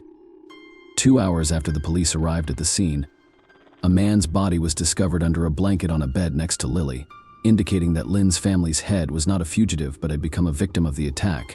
To ascertain the identities of the deceased, investigators had to turn to forensic examination as their faces were so disfigured that their relatives could not identify them. The police began a thorough examination of every corner of the crime scene, but at that point they had no leads regarding the motive for the crime or the identity of the perpetrator initially upon examining the bodies. Investigators believed that the assailant had shot the victims in the face from close range. Given the extent of their disfigurement, however, later, the results of a forensic examination revealed that the victims had been brutally bludgeoned to death with a blunt, heavy object, likely a hammer. Additionally, 4 out of the 5 victims exhibited signs of asphyxiation, indicating that they had been strangled before succumbing to their injuries. The time of death was estimated to be between 2 a.m. and 5 a.m. Police learned that on the evening of Friday, July 17, 2009, a large family dinner had been organized at Min Lin's parents' home, attended by the entire family, including Kathy and Robert. According to the parents' accounts, the dinner proceeded in a warm and pleasant atmosphere, with everyone enjoying their time together. The only family member absent was Brenda, who was 15 years old at the time she had left on a school trip to study the French language in New Colonia with Cheltenham Girls High School, and had learned about the brutal murder of her entire family through Facebook. This incident created a media frenzy and shocked the community. Many North Epping residents were personally acquainted with the Lin family and were deeply saddened by their tragic demise. The public funeral for the Lin family took place at Olympic Park on August 8, 2009, with over 1,000 people coming to bid farewell to the family after the funeral, despite Lan's parents offering Brenda to live with them. Kathy and Robert insisted on taking custody of the girl, citing their advanced age and swiftly formalized guardianship. Brenda returned to school, and Kathy and Robert took over the management of the store. The police continued their investigation, which was filled with rumors and speculations. One theory suggested that the initial intention of the perpetrator might have been a robbery gone awry. Another theory implied a connection to the Chinese mafia, as a few days prior to the murder, Minin had witnessed an armed robbery of a cash and transit vehicle near his store.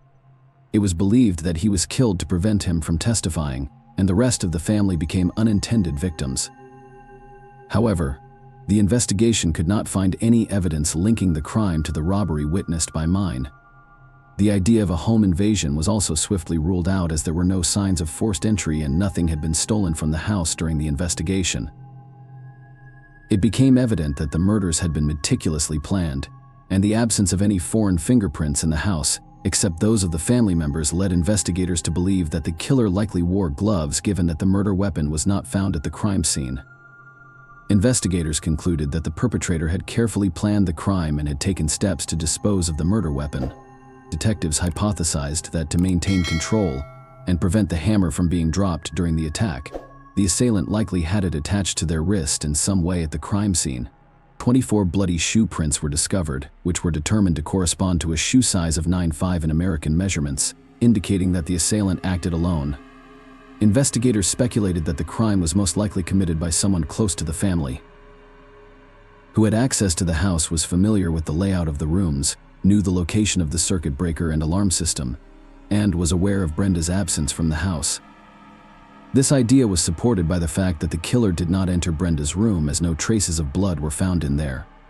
The brutality of the crime led investigators to consider that it was driven either by intense hatred or overwhelming passion. Despite their suspicions, investigators still had no concrete idea of who might be involved in this crime. Extensive interrogations of potential witnesses yielded no valuable information. Mel's parents, as well as Kathy and Robert, were questioned multiple times, but no significant information regarding potential wrongdoers was obtained.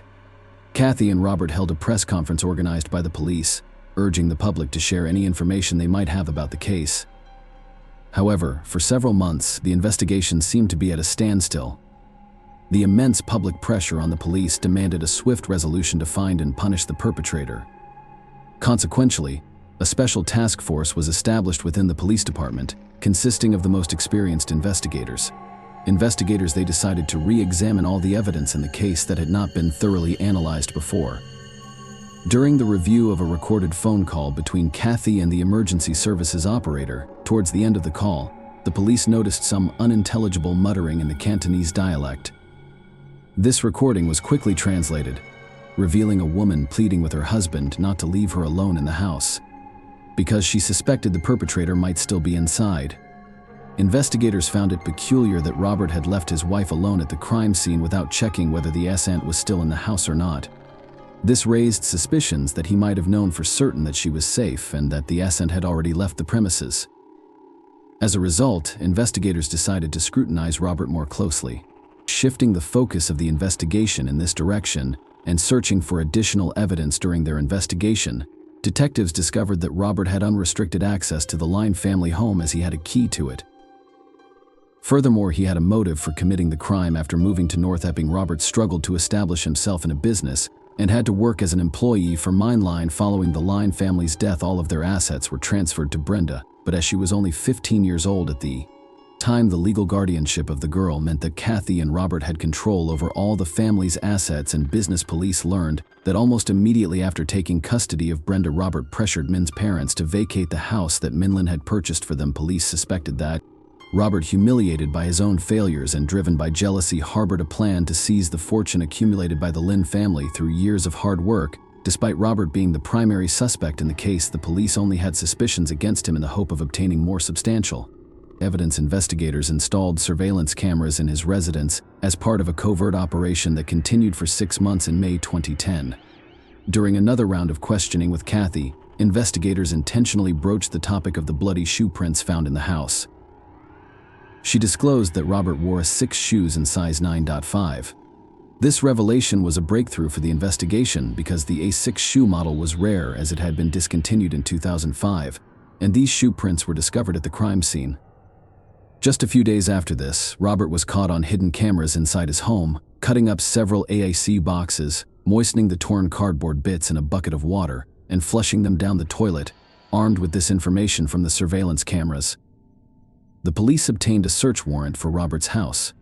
During the search, investigators discovered a stain marked as number 91 on the garage floor beneath a chest of drawers. Subsequent laboratory analysis revealed that this stain was human blood containing a complex mixture of DNA, including at least 4 out of the 5 victims. Experts also determined that the composition of this stain matched the blood found in the victim's house on May 5, 2011, almost 2 years after the crime was committed. Robert was arrested and charged with first-degree murder. He was remanded in custody without the possibility of bail. His trial did not begin until May 2014, and he pleaded not guilty to the charges against him. The prosecution presented a wealth of new evidence against Robert. One of the most crucial pieces of evidence in the case was the testimony of an informant from prison, who revealed that while awaiting trial, Robert had confessed to him. He admitted that on the night of the murders, he left his house without his wife, noticing he had given her a large dose of sedatives. Additionally, he shared that he had purchased the murder weapon, a hammer, from a budget store in town, knowing that the store had dummy surveillance cameras, ensuring there would be no evidence of the purchase. Robert also confessed to a cellmate that he had struggled to dispose of the hammer for a while, fearing he might be caught on surveillance camera recordings. Robert's defense attempted to convince the jurors to disregard these testimonies, suggesting that the witness may have had ulterior motives, such as reducing their own prison sentence in exchange for their testimony. In the end, the entire body of evidence came down to the informant's words against Robert's consistent denials. Denials despite the compelling evidence in the case. It seemed like the trial might fall apart and the court would not reach a verdict. However, a sudden and unpleasant revelation during the trial changed the course of the investigation. Brenda confessed to her attorney that Robert had subjected her to sexual abuse for many years, starting when he and his wife moved to Sydney and her family was still alive.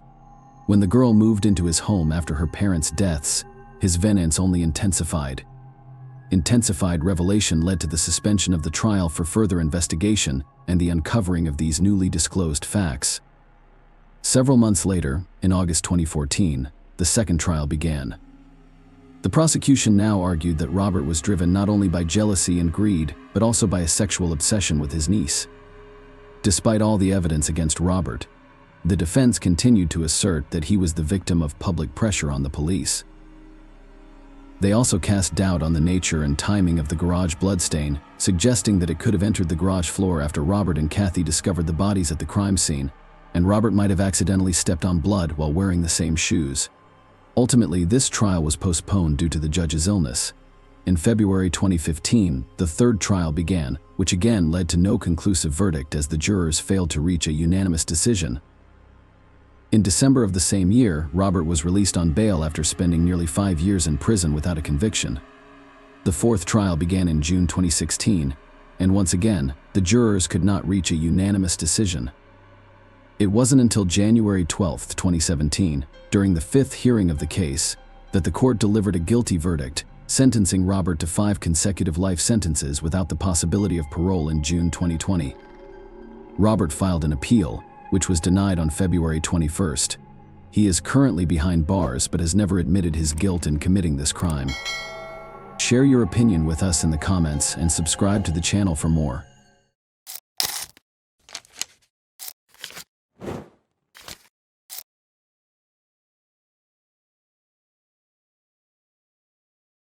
Hey guys, welcome to my channel, and today we're going to take a look at another horrible case with you.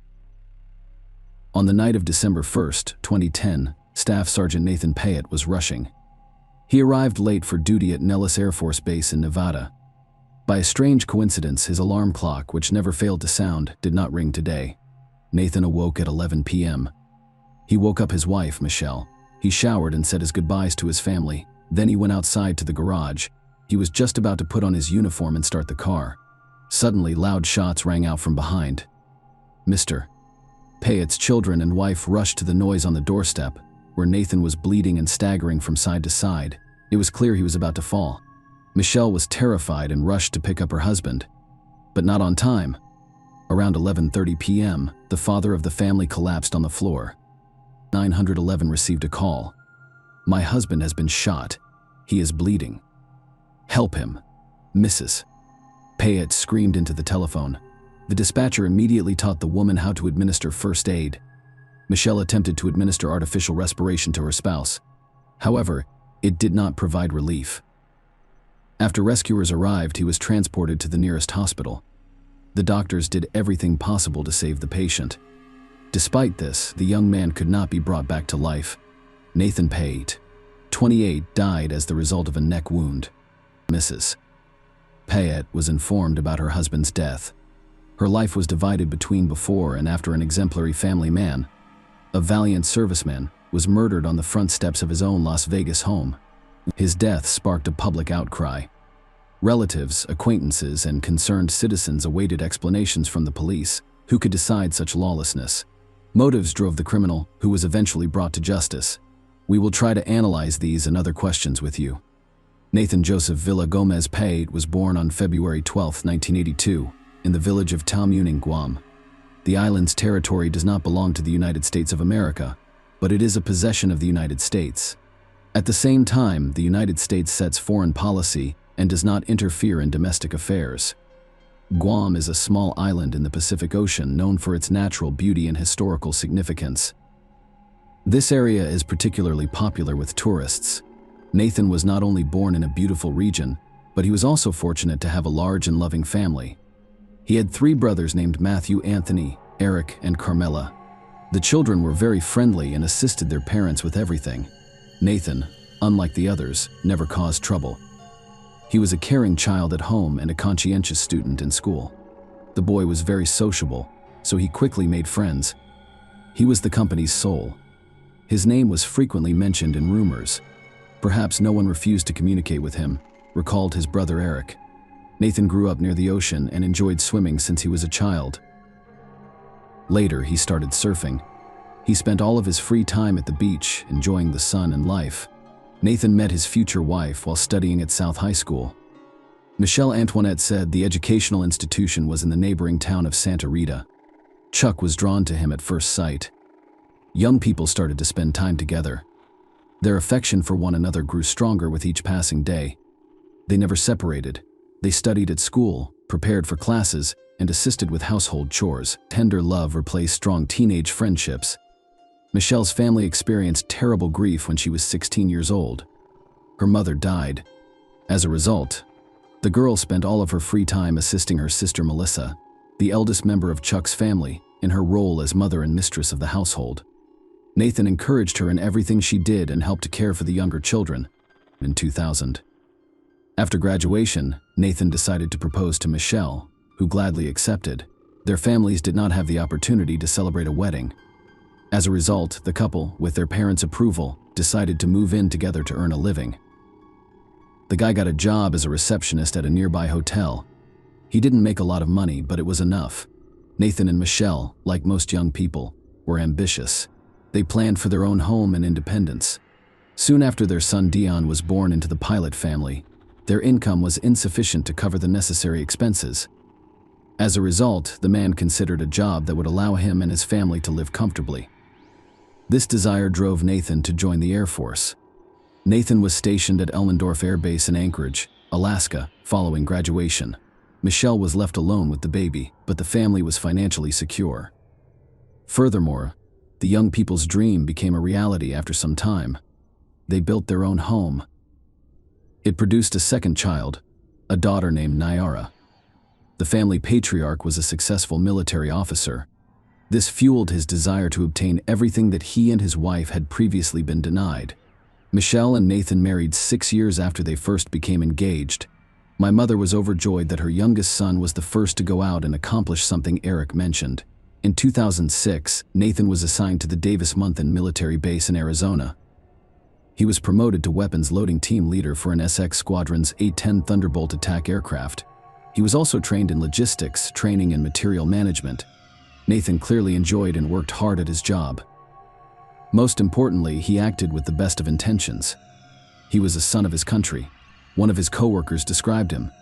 In 2007, Nathan and his family relocated to Nellis Air Base. The new job was located near Las Vegas, Nevada. The young man was assigned as an assistant junior officer in charge of the supply section responsible for combat aircraft maintenance. The protagonist's family expanded alongside his professional development. The Payets soon had 2 more sons, Droston and David. Michelle fell in love with Las Vegas and believed it was the best place to live. So, Nathan decided to make her happy by selecting the most appropriate house for a large family, one that was both spacious and bright. Furthermore, the future family home was 30 to 40 minutes away from the military base. Nathan used his savings to cover the down payment. The only thing left to do was carefully divide the family's income and expenses. Perhaps he could save some money for now, at least until Mr. Payet's next prospects. She talked about organizing her daily life in the new house. However, the couple's demands gradually increased. The family spent more than Nathan earned, and the joy of purchasing a new home began to fade. It is well known that financial difficulties have ruined the relationships of numerous couples. Nathan and Michelle were no exception to this rule. The man recognized that the deplorable situation needed to be addressed. So, in mid-2009, when the United States was at war with Iraq, Nathan enlisted as a volunteer. His departure took 6 months. During this time, the family's situation improved dramatically, which Nathan couldn't help but appreciate. Sergeant P.I. made the decision to return to Iraq after a brief rest at home. Michelle was overcome with anxiety as Nathan put his life at risk. She had intrusive thoughts, and the prospect of being alone with 4 children scared her. She was accustomed to a certain level of living and found it difficult to imagine otherwise. Mrs. Payette took up a job to distract herself from her worries. The new hire joined a corporate credit card telemarketing firm. Employment added variety and new acquaintances to the woman's daily routine.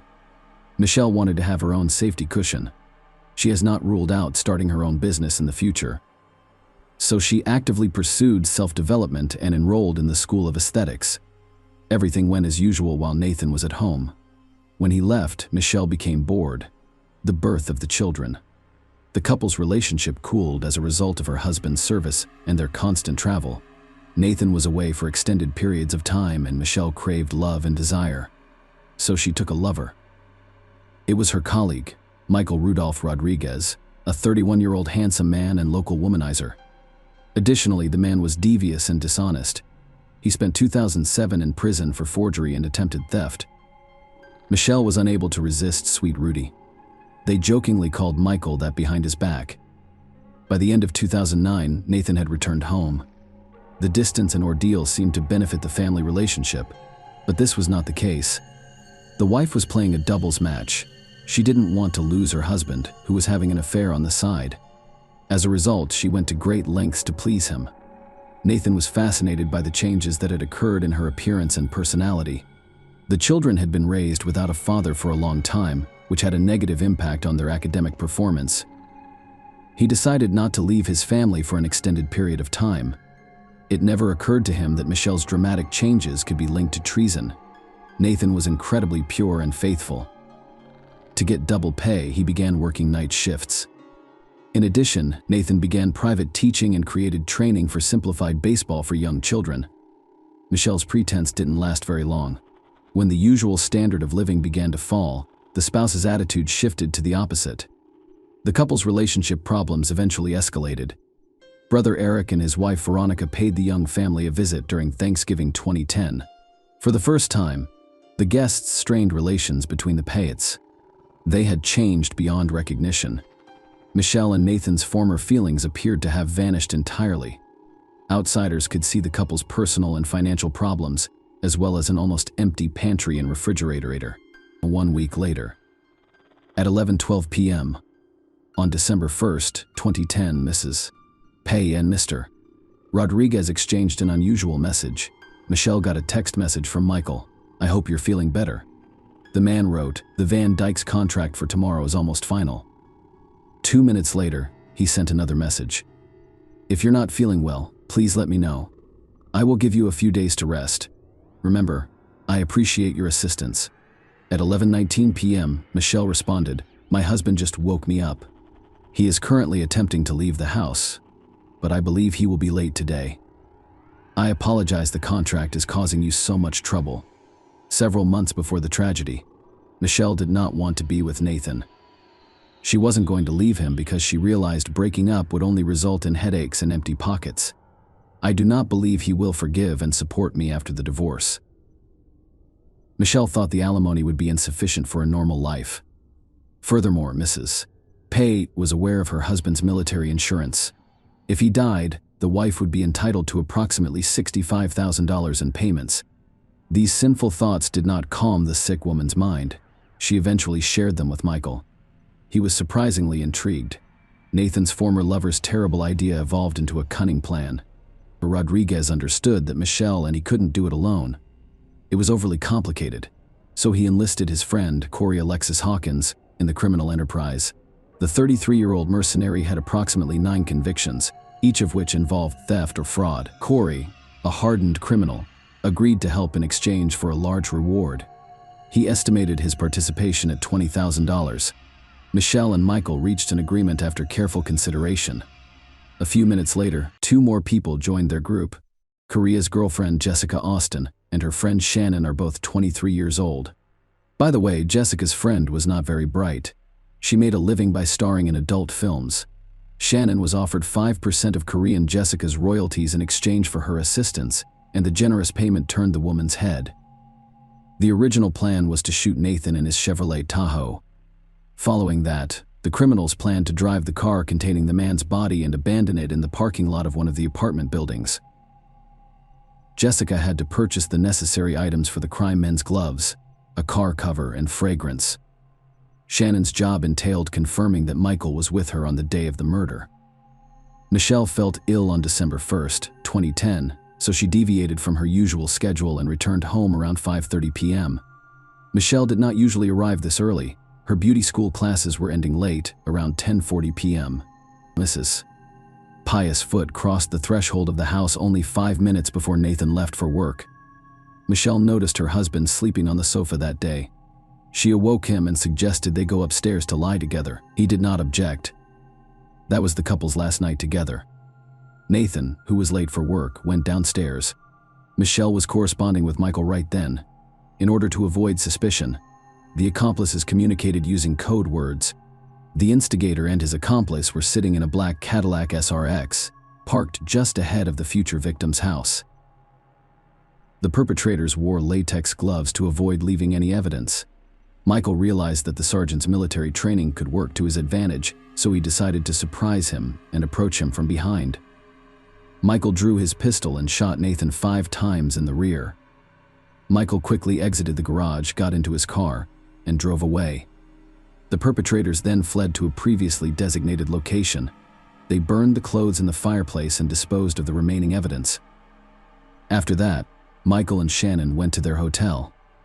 In this way, the couple intended to create an alibi. In the meantime, Jessica worked on a thorough cleaning of the apartment where they were staying with the emergency services. Police officers arrived on the scene. They were stunned by what had occurred. The Payette family lived in an exemplary neighborhood. Detective Todd Williams first decided to investigate the shooting scene. The garage door was unlocked, and there was a strong odor of iron in the room. The walls of the car were smeared with blood, and traces of it could be seen on the floor next to Nathan's uniform, where his keys and wallet were.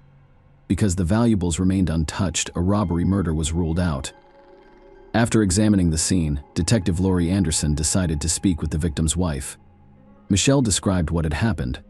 For some reason, she mentioned that the family was struggling financially. This gave the cops some ideas. Nathan may have been hiding something from his wife, such as gambling debts or an extramarital affair. At the very least, this would have resolved the attack. Furthermore, all evidence pointed to Nathan being deliberately set up.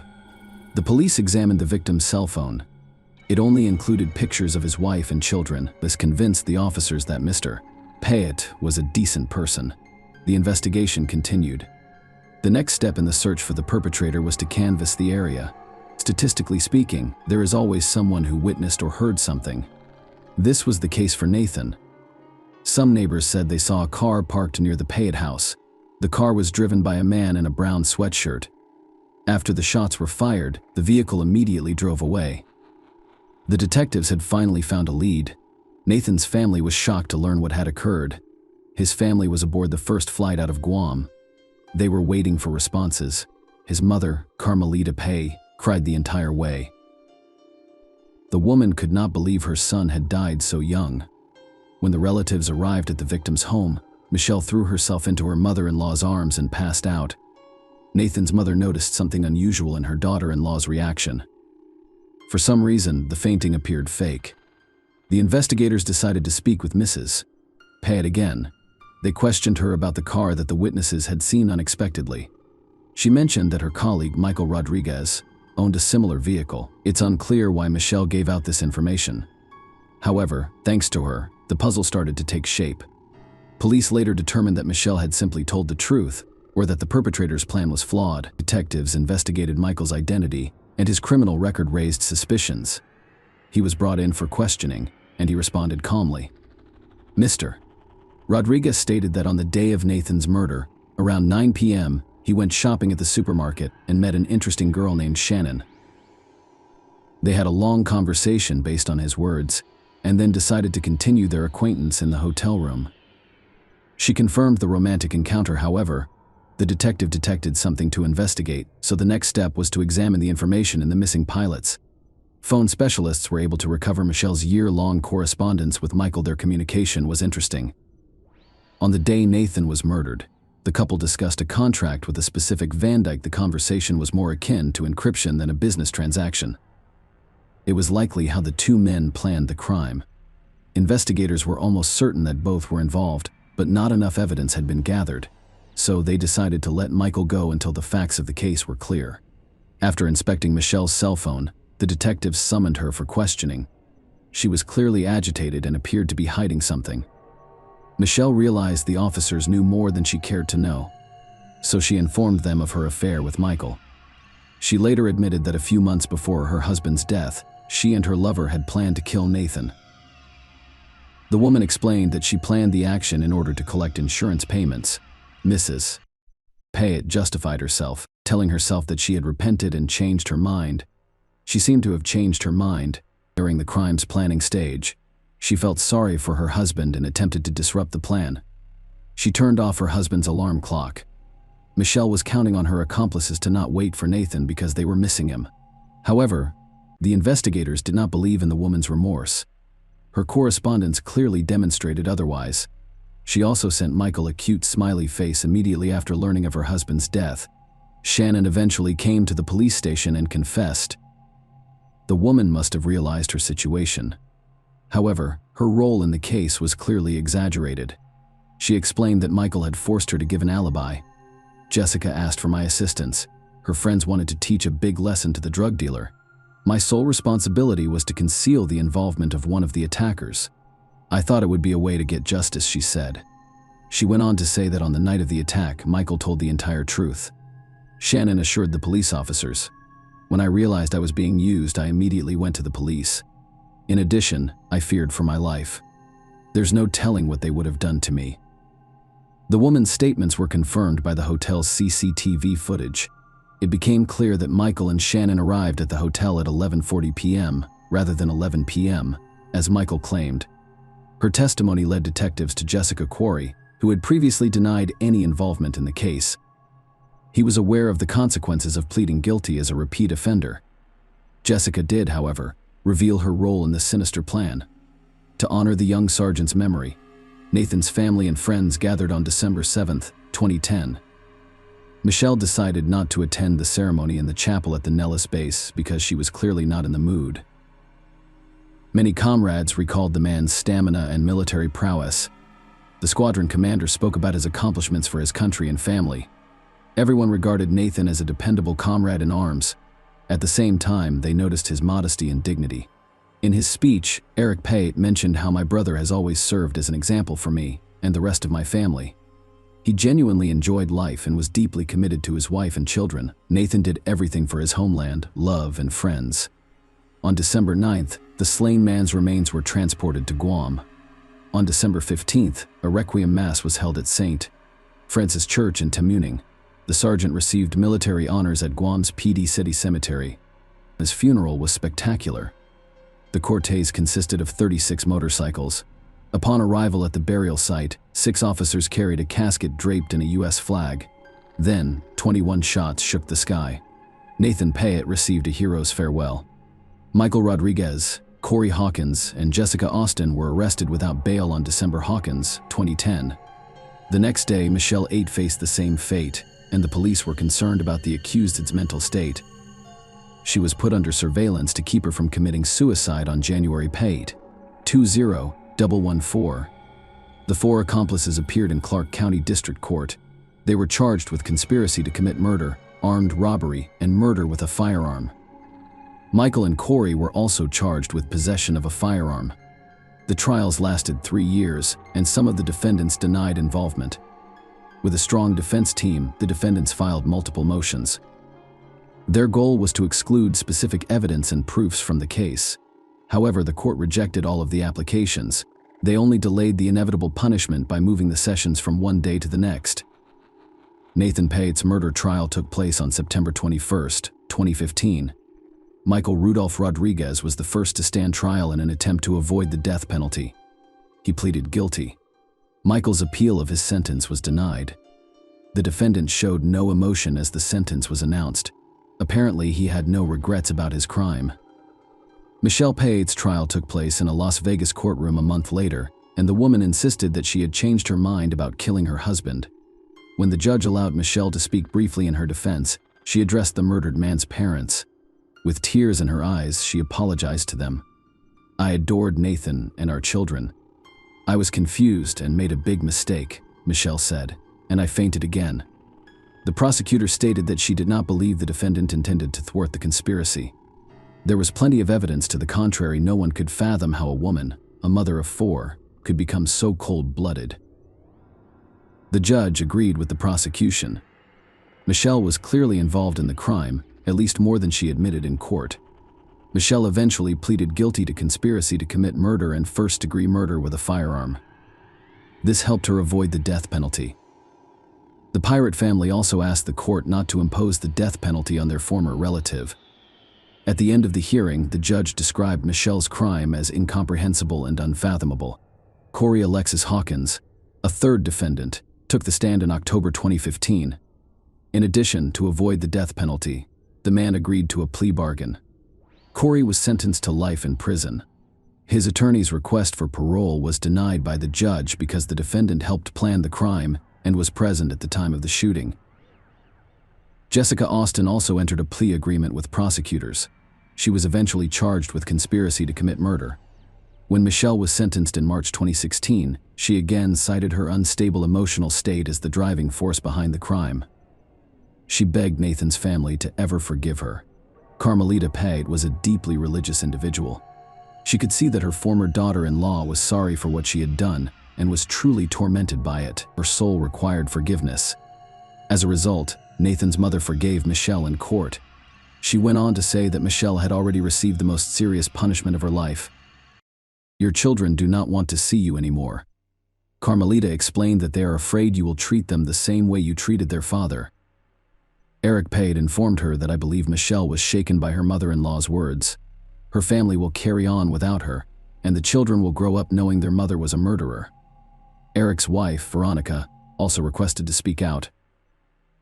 She told Michelle that she despised her, and she went on to say that the relative dishonors the family name she carries in pursuit of greed and the love of a man she has never met. She became the murderer of the man she once loved deeply, with whom she shared a bed and planned a future.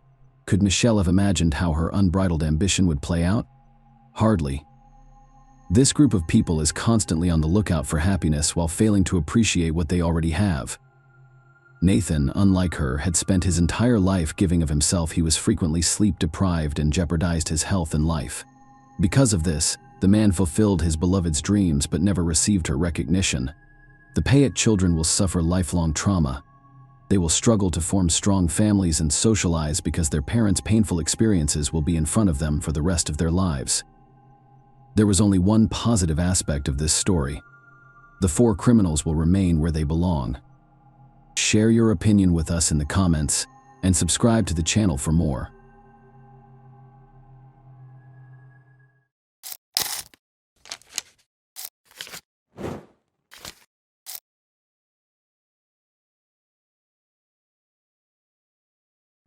Hey guys, welcome to my channel, and today we're going to take a look at another horrible case with you. After Hannah Potts, 23, went missing, the FBI launched an investigation. The case received a lot of media attention, and the revelations about the mysterious disappearance shocked many people. Hannah's family had no idea who would ultimately be charged.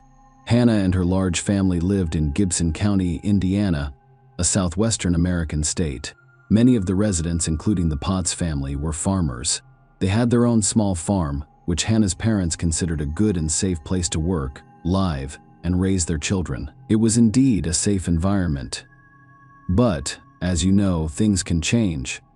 The summer of 2020 marked a watershed moment for the Potts family, forever altering their lives. Hannah couldn't sleep on the nights of July 23rd and 24.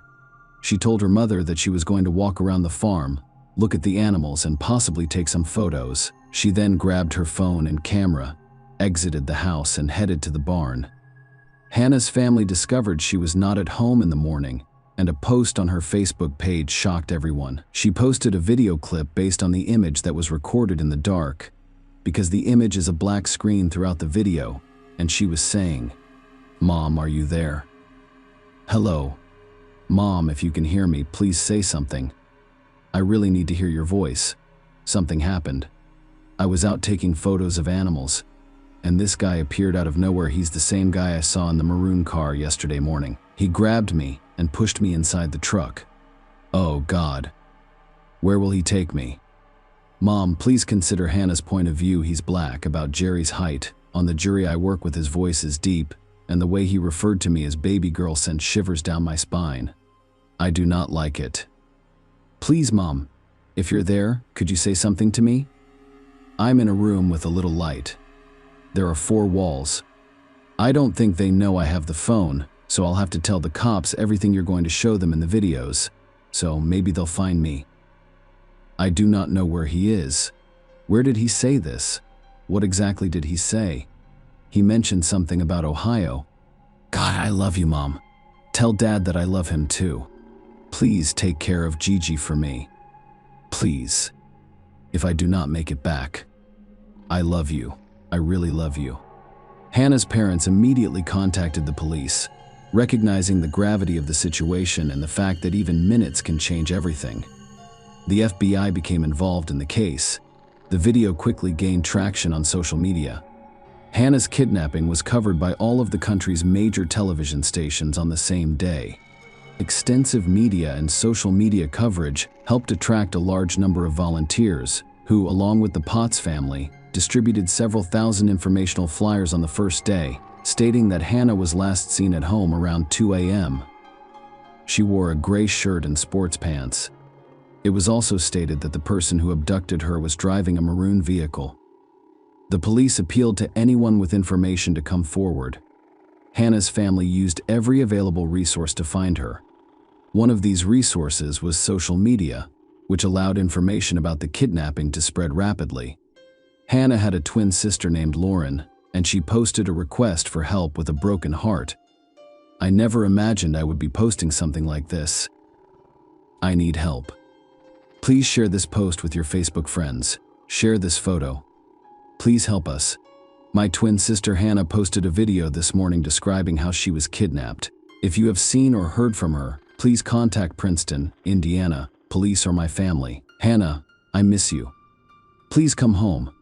When the FBI attempted to track Hannah's cell phone, they discovered that on the day of her abduction, a cell tower located about a few miles from the Potts family home received a signal from her phone. Hannah posted the video to her Facebook page around 6 a.m.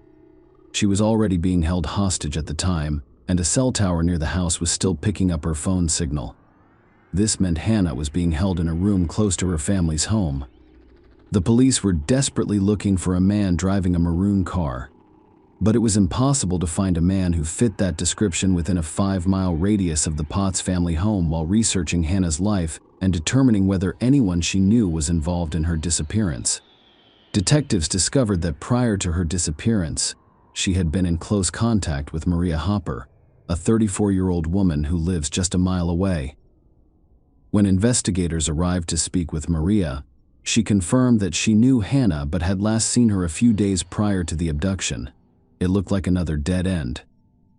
However, when police obtained a report from a cell phone carrier and gained access to Hannah's social media page, where she posted her heartbreaking plea, it became clear that Maria Hopper lied when she claimed to have seen Hannah a few days before the abduction.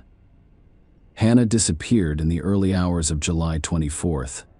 2 days later, on the morning of July 26th, several police officers arrived at Maria's house, and she once again told them she had no idea where Hannah was. Maria's boyfriend, 45-year-old Joshua Thomas, was also present, and he told police that he knew nothing about Hannah. Officers asked Maria for permission to look around the house. The woman reluctantly gave her consent, but immediately stated that Hannah was not in her home.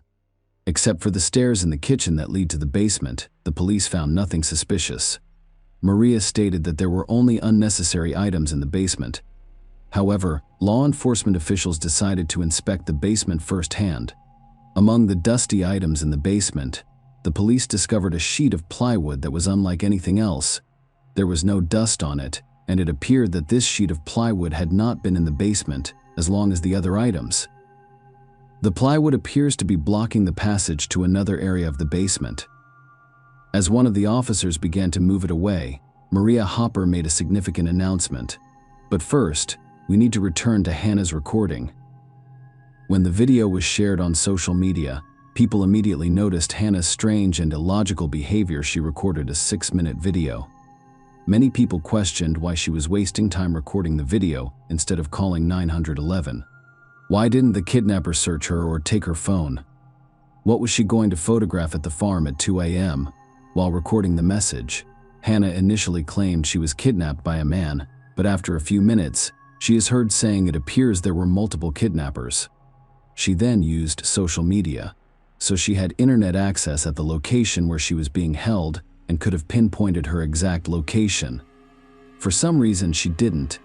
Of course, the authorities were aware of all of these strange occurrences. However, because everyone behaves differently under stress, the investigation was underway, and Hannah's disappearance was presumed to be a kidnapping until proven otherwise. The truth was revealed when the police obtained Hannah and Maria Hopper's correspondence. When the officer asked to see what was behind a sheet of plywood in Maria's basement, she revealed that Hannah was hiding there. The police officer pushed the plywood aside and directed her to approach him. When Hannah entered the light, the officer noticed that she had fully functional handcuffs on her right wrist and shackles on her ankles. The young woman immediately admitted to police officers that she had not been kidnapped and was sitting in the basement of her own free will. Hannah had planned her own kidnapping, with Maria Hopper and Joshua Thomas assisting her. This was clear from their social media interactions. The tone, content, and context of the messages read like a fantasy fiction story. The police filled out the arrest records. All three were brought to the police station for further investigation. Of course, everyone wanted to know why she did it. Hannah informed the investigators that she was writing a book and had decided to stage her own kidnapping as inspiration and to learn how kidnapped victims feel. Maria and Joshua were characters in her story who helped her keep everything organized. They hid her in their basement, brought her food and drinks, and, per Hannah's instructions, destroyed her cell phone so the police couldn't find it. Hannah's heartbreaking video on Facebook was pre-recorded, and she said she rehearsed for about a week before recording it. No one in her family knew what she was up to. After the truth was revealed, the Potts family apologized to everyone who assisted with the search. And to everyone who was concerned for Hannah, her sister, Brittany, issued a public apology on her social media page. It particularly included these words: "As word spreads that Hannah has been found, I need to make a public statement about it. I neither publicly disowned nor wish to have any future contact with my sister. She's dead to me. I hope she is prosecuted to the full extent of the law. My family is deeply embarrassed and hurt by her actions, and the fact that she attempted to blame this on someone of color. I hope no black man driving a maroon car was targeted because of her blatant lie. She has caused a great deal of grief for my family and others. Shame on you, Hannah. You made my 6-year-old son cry, believing that something bad had happened to you. My 6-year-old baby loved you so much. I hope you are prosecuted to the full extent. I have no words. I just feel like I owe an apology to the public. I am very angry and embarrassed." While in the basement of her friend's house, Hannah kept a personal journal in which she revealed that she was aware that her social media posts would go viral. Hannah Potts was charged with making false reports of a kidnapping.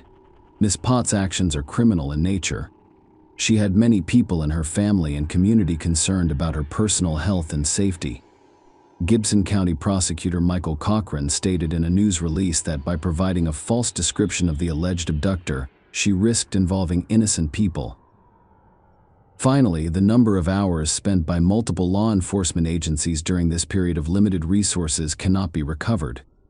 This callous disregard for others simply cannot be tolerated. His statement concluded that Maria Hopper and Joshua Thomas were charged with perjury and concealing information during a police interview. Hopper admitted to taking Potts from her home and lying about harboring her. Thomas also admitted to knowing about the kidnapping hoax and the presence of Potts in the house. All three were released on bail and remained at large pending trial. Hannah Potts pleaded guilty in September 2020 to knowingly filing a false kidnapping report. She was sentenced to 1 year's probation and 120 hours of community service. Joshua Thomas and Maria Hopper also received probationary sentences. Many people who are familiar with this story believe Hannah was not only looking for inspiration, devising a plan for her own abduction, but also wanted to create a stir around her person, laying the groundwork for successful book sales. Share your opinion with us in the comments, and subscribe to the channel for more.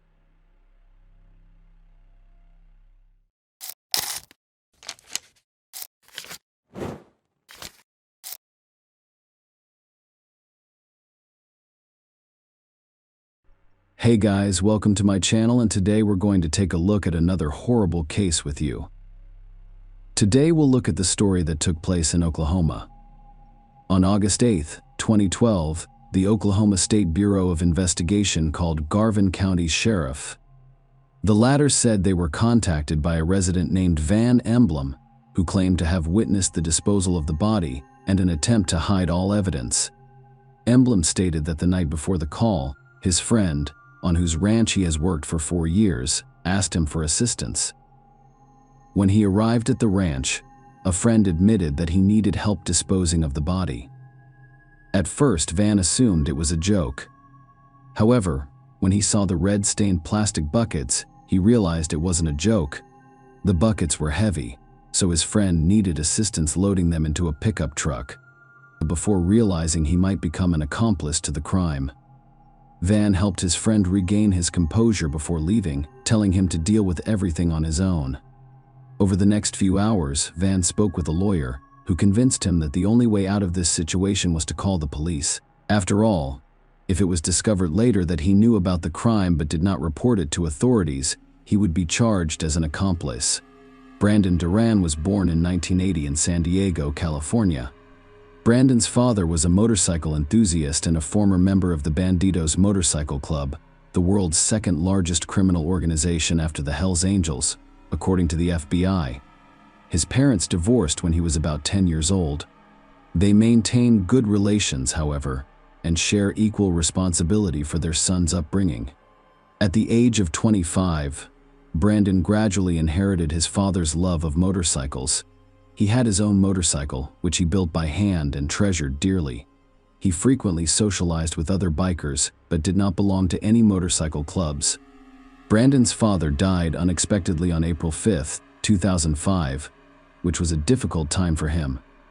Brandon decided to make a change in his life to combat his increasing depression. He sat on a motorcycle and headed to Las Vegas. Brandon had been living in Vegas for about a year when he met Amber Andrews, 24, whose company made him forget about his problems. A whirlwind romance between them led to marriage 2 months after they met. Amber was already pregnant at this point. In December 2006, she gave birth to Brandon's son, Brando. Brandon's life changed dramatically after his child was born. He became a devoted father and husband who worked at a high-paying job and prioritized family over his interests. However, the same cannot be said for Amber. As if she didn't notice the birth of a child, she continued to live her lifestyle, attending biker gatherings and various parties. As a result, relations within the young family began to deteriorate quickly. Sometimes it came down to fights. Undoubtedly, the only outcome of this was a divorce filed 4 years after the wedding, with Brandon receiving full custody of the child. After all, unlike Amber, he could support himself and his son. After the divorce was finalized in 2010, Amber returned to her hometown of Meeker, Oklahoma, while Brandon returned to San Diego with his son. He was glad to be reunited with his family, who later assisted him in raising a child. Brandon's emotional wounds from a failed marriage began to heal over time, and he became more optimistic about the future. However, while pondering the future, the past knocked at his door. In the summer of 2012, he noticed Amber on his doorstep.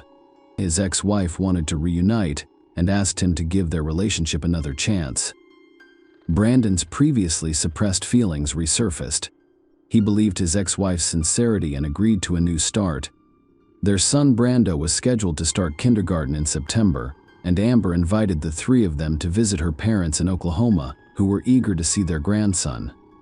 Brandon agreed, and they began planning the trip, intending to stay in Oklahoma for about a week. Several days before Brandon, Amber, and their sons returned to San Diego, Van Emblem contacted the Oklahoma State Bureau of Investigation. Van reported that his friend and employer requested assistance in disposing of the body, claiming that it was Brandon Duran's. Justin Hammer, 30, of Garvin County, requested help with a van. After receiving a call from the Oklahoma State Bureau of Investigation regarding the possible crime, the local sheriff and his assistant went to Hammer's ranch right away. Furthermore, after calling Brandon's relatives in San Diego, the authorities discovered that Brandon had been out of reach for several days before confirming Van's information. They decided not to tell Brandon's family about this case. During questioning, Justin quickly confessed to murdering Brandon Duran, which surprised detectives. However, there was one critical moment. Hammer claimed he acted in self-defense and identified Duran as a dangerous motorcycle gang member who had threatened him. According to him, on August 7th, Brandon arrived at his house on a motorcycle, kicked out the door with his foot, entered, and began threatening him. Hammer claimed to have an intimate relationship with Amber, which prompted Brandon's unexpected visit. Brandon threatened him, according to Hammer, saying he needed to disappear from Amber's life, promising to ask his biker friends to help him disappear forever, and mentioning that if he disobeyed, his relatives would die as well. Hammer allegedly grabbed a shotgun from the corner of the room and fired it following these words. When he realized Brandon was dead, he was afraid of retribution from the Bandidos Motorcycle Club and did not call the police, instead deciding to hide all evidence. Instead, Justin took the body to the bathroom and disposed of it with a saw, 5-gallon buckets, and concrete.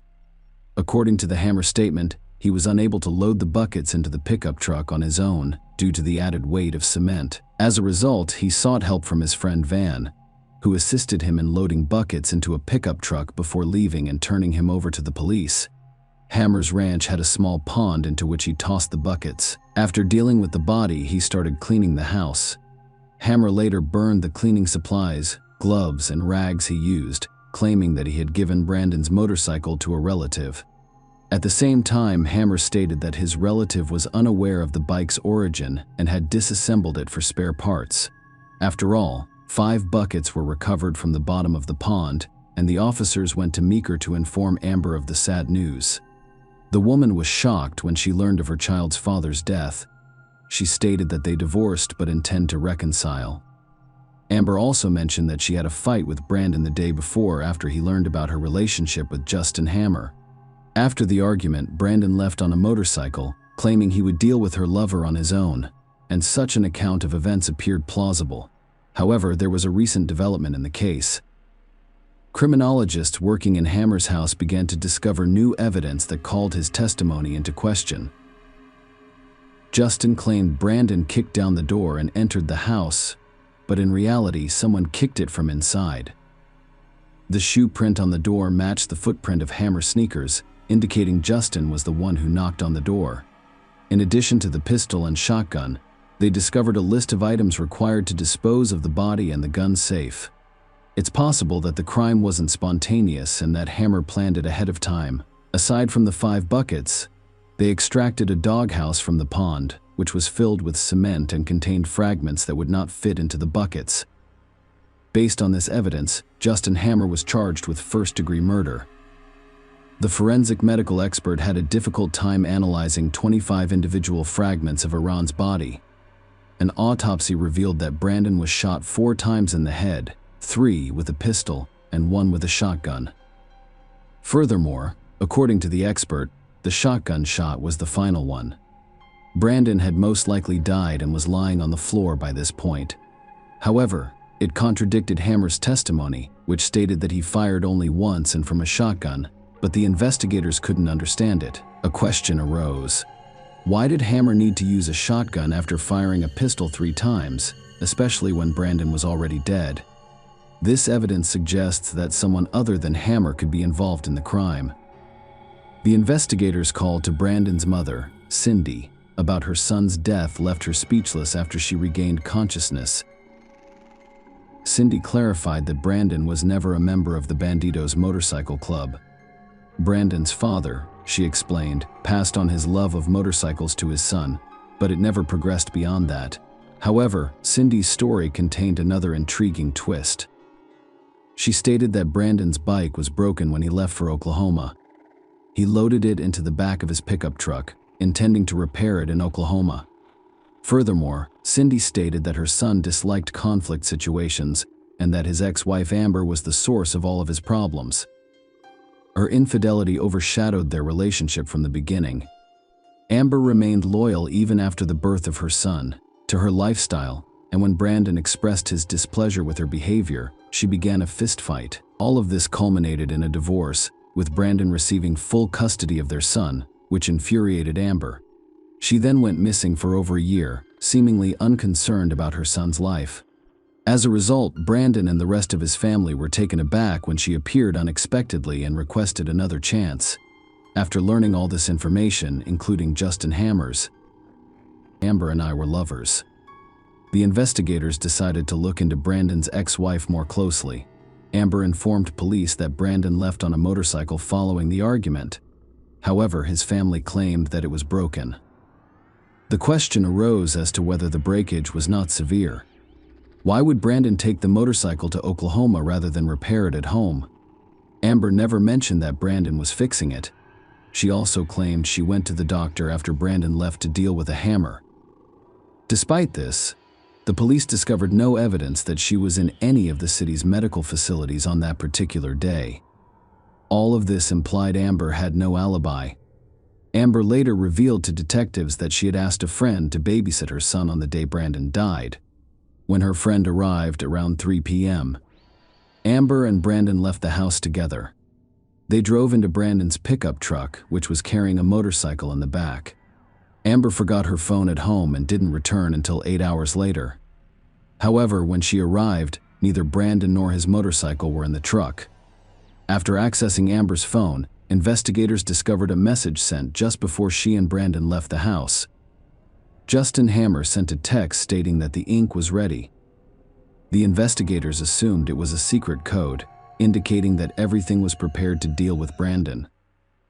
After interviewing Amber's close friends, detectives discovered that she never wanted to reconcile with her ex-husband and always spoke negatively about him. She despised Brandon for having full custody of their son and for being a square.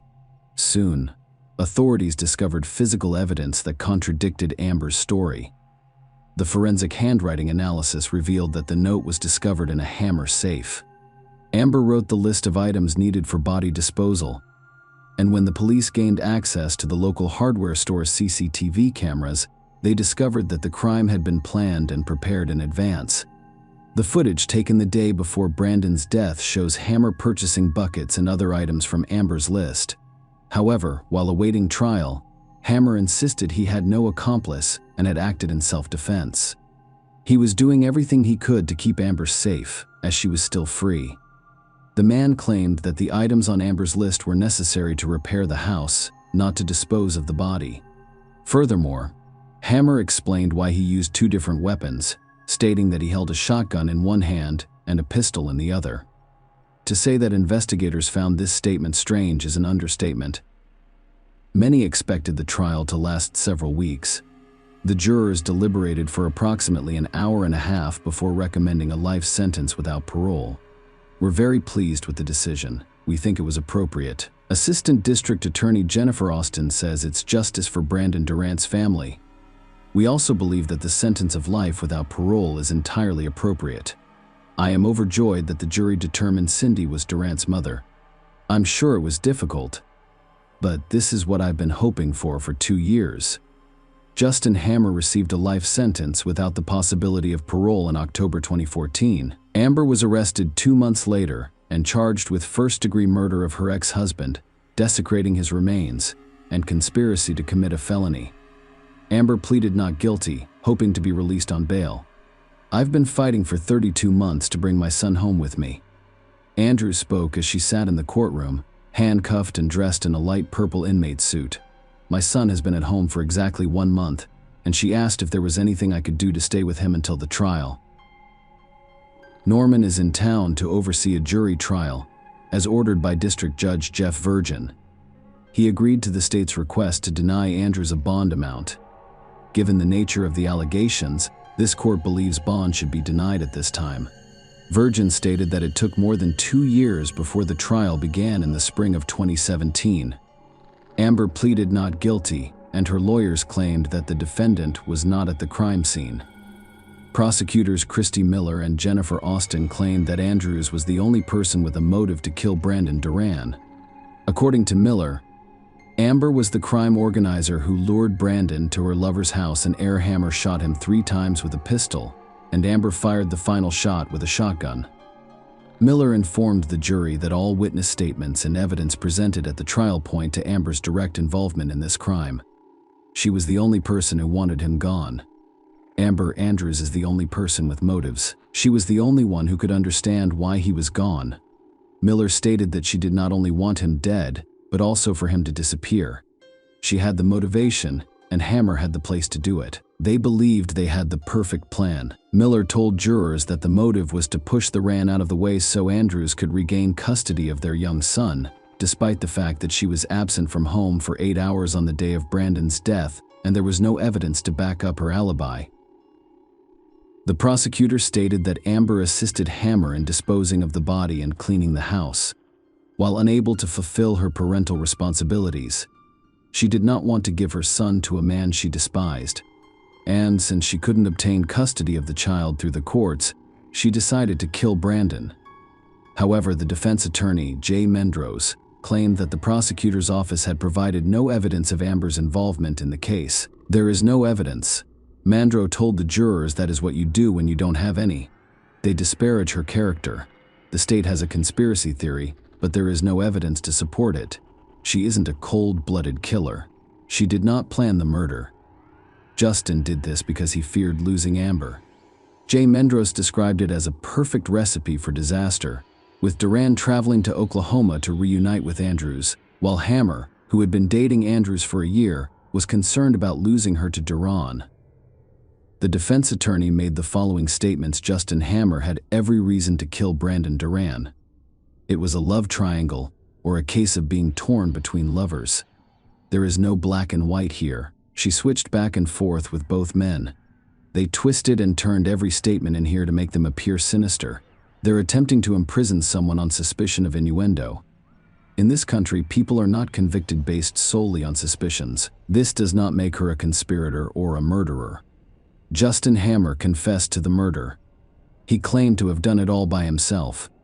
That demonstrates that jurors returned guilty verdicts after more than 4 hours of closing arguments in a Garvin County District courtroom. They recommended that Amber Andrews, 35, be sentenced to life in prison. Sentencing was scheduled for June 12, 2017. Amber arrived at the court hearing in a good mood.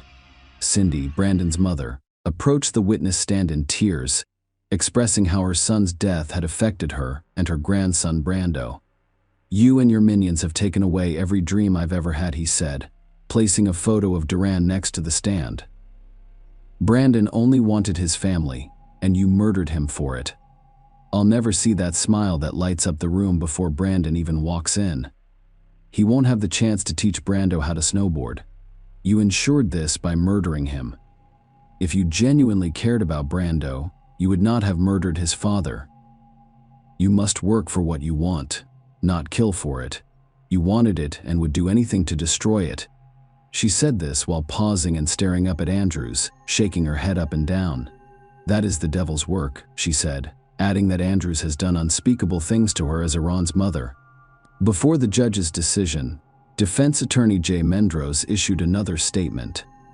The defense continues to maintain that there is no evidence linking her to the murder. Metros informed the judge, "There is no evidence that she was involved in the murder. I would request that the judge disregard the jury's verdict.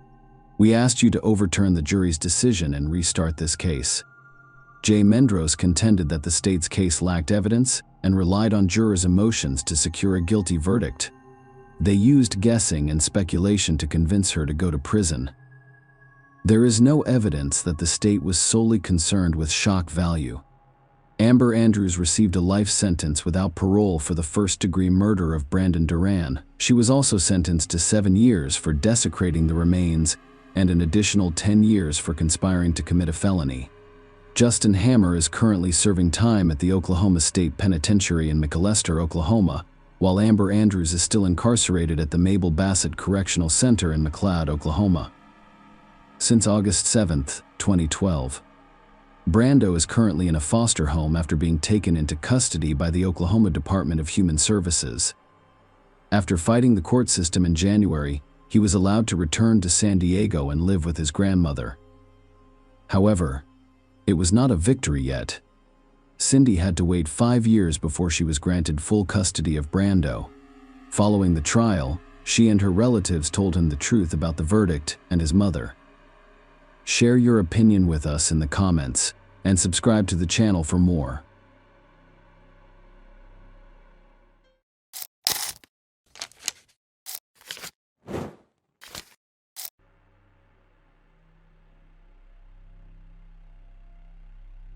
Hey guys, welcome to my channel, and today we're going to take a look at another horrible case with you.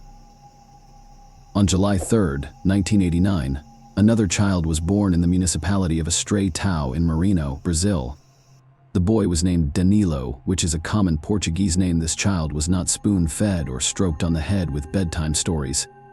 When he reached school age, he was not escorted there. He grew up on the streets, like all the other children in this impoverished neighborhood. Adults and children in Brazil's favelas live in conditions of oppressive poverty, low living standards, and unemployment. All of these factors provide the foundation for street crime to flourish. From childhood, there was only dirt, poverty, a lack of human contact, and ordinary food. All existing instincts for self-preservation are activated. Everyone survives in their own way. Unfortunately, more often than not, a person who has seen only violence and the speed with which results are obtained through force will choose the same path in life because he does not know how else. Our story today is about the horrific brutality and unwavering obsession that destroy people. Sarah Brandau was looking forward to seeing her younger sister Deborah and 2 nephews, a boy named Ian and a girl named Yasmin, at the airport in 2019. Deborah, 30, had a failed relationship with her children's father. Driven by a genuine desire to provide a better life for her children, she relocated from Brazil to Pennsylvania to live with her sister. The family quickly settled into their new home. I grew accustomed to my cozy home and the new standard of living. Deborah Brandau and her sister Sarah were inseparable. They not only worked together in the cleaning service, but they also spoke on the phone throughout the day. They lived a peaceful and happy life. They had moved to another country. However, an unexpected encounter altered the fates of all the heroes forever. Deborah met her compatriot, 31-year-old Danilo Cavalcante, in the park during a day off with children in 2020. The young people quickly developed a trusting relationship with one another. The man was extremely attentive to her and kind to her children. Deborah fell in love with her Brazilian neighbor, Danilo Cavalcante, and concluded that she had found a suitable and trustworthy man. After a few months together, they rented a small house and began living as a full-fledged family. After a while, the hot and emotional Danilo became bored with his ideal family life. As their relationship with Deborah grew closer, he became more jealous and obsessive. Mistrust arose from nothing and gradually evolved into complete control. Scandals between the couple erupted on a regular basis, eventually leading to violence. Danilo drank every night and returned home in a completely different person. He acted like an angry animal. He demanded complete obedience and submission from Deborah. In the event of resistance, he punished her severely in front of the children. The woman was not weak. She defended herself to the best of her ability and refused to let her beloved children suffer harm. Unwilling to tolerate such treatment, she returned to her sister's house, and after receiving repeated threats, she went to the police and then to court to obtain an order of protection prohibiting Cavalcante from approaching her. Despite Deborah's numerous attempts to distance herself from Cavalcante, he pursued her relentlessly, threatening violence if she dared to end the relationship. Deborah, fearing for her life, conducts a small investigation to learn more about Danilo Cavalcante's identity. After contacting acquaintances in Brazil via social media, she learns about Danilo's previous life and the reasons for his entry into the United States. The woman realizes her lover is not who he claims to be, and the revelation shocks her. On November 5, 2017, while in his native Brazil, Danilo Cavalcante fatally wounded 20-year-old student Walter J.R. Moreira dos Reis shot him 5 times near a restaurant in the city of Figueirópolis. An investigation revealed that the two were friends, and the killing was motivated by Walter's car repair debt. A week following the crime, the Brazilian judicial system granted the prosecutor's office's request for preventive detention, issuing an arrest warrant. However, Brazilian authorities did not have time to detain Danilo. Cavalcante was able to flee the country via Brasilia International Airport due to a disagreement with the Tocantins judicial system, which did not request that the decision be entered into the National Warrant Registry until 7 months after the crime. Cavalcante entered Puerto Rico illegally. A warrant for his arrest was issued in Brazil in June 2018. Cavalcante obtained a fake ID after entering Puerto Rico and eventually moved to Chester County, Pennsylvania, to live with his sister. Danilo's real identity was revealed. Deborah gave him an ultimatum: either leave her alone or she would reveal his identity. This was the woman's fatal error. Deborah was walking with her children in front of her house on the evening of April 18, 2021. The children were playing catch-up, and the woman was quietly conversing with an elderly neighbor. Danilo Cavalcante took her aside to talk. The neighbor remained waiting for Deborah and only observed the ex-lovers chatting. The conversation was calm until Cavalcante pulled out 2 knives and suddenly attacked her. Deborah fell, and he stabbed her multiple times.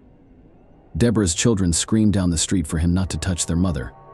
However, the man was in agony. He stabbed Deborah 38 times.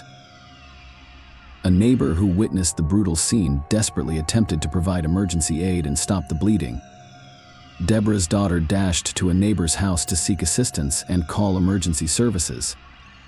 Deborah Brandau was taken to Pauli Hospital but died of her injuries. Meanwhile, Daniel Cavalcante fled Pennsylvania to avoid arrest and remained on the run for several hours before being apprehended and arrested by Virginia State Police. He was extradited to Pennsylvania and arrested pending trial on August 16, 2023, in Chester County. Danilo Cavalcante's trial for first-degree murder began. The investigation found that Cavalcante refused to accept the end of their relationship and had been intimidating Deborah since 2020.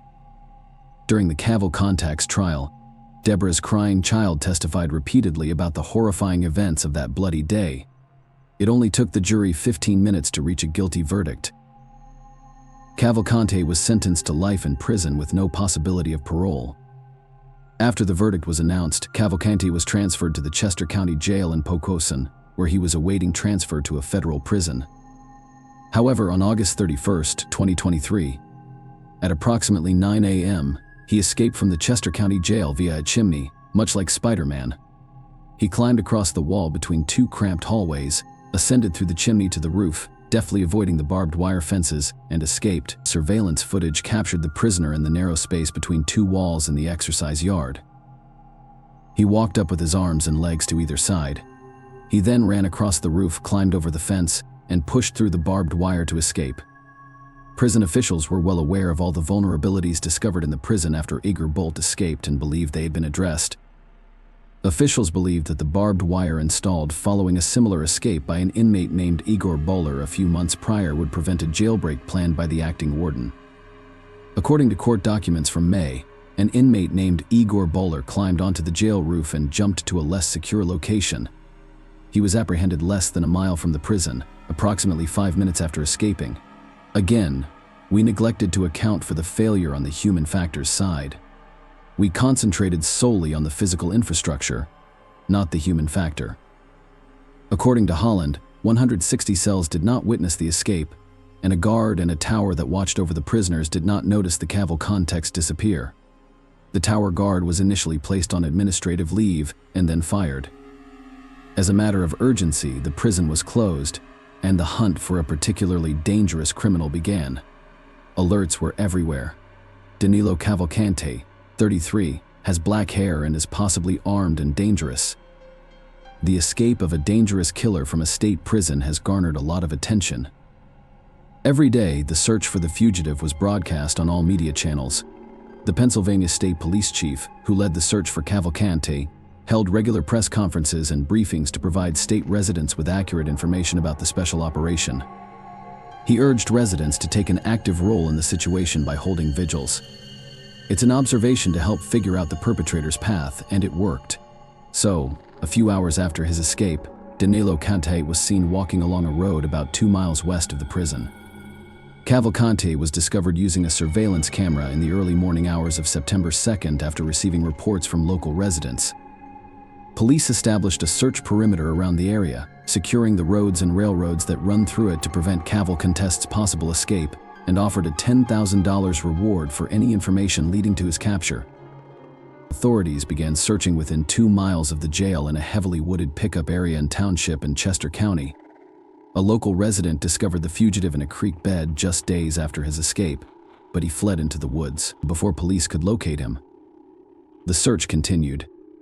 After a week on the run, the search area expanded. Cavalcante was captured on a security camera at Longwood Gardens, a popular botanical garden nearly 3 miles from the jail and just south of where police initially searched for him.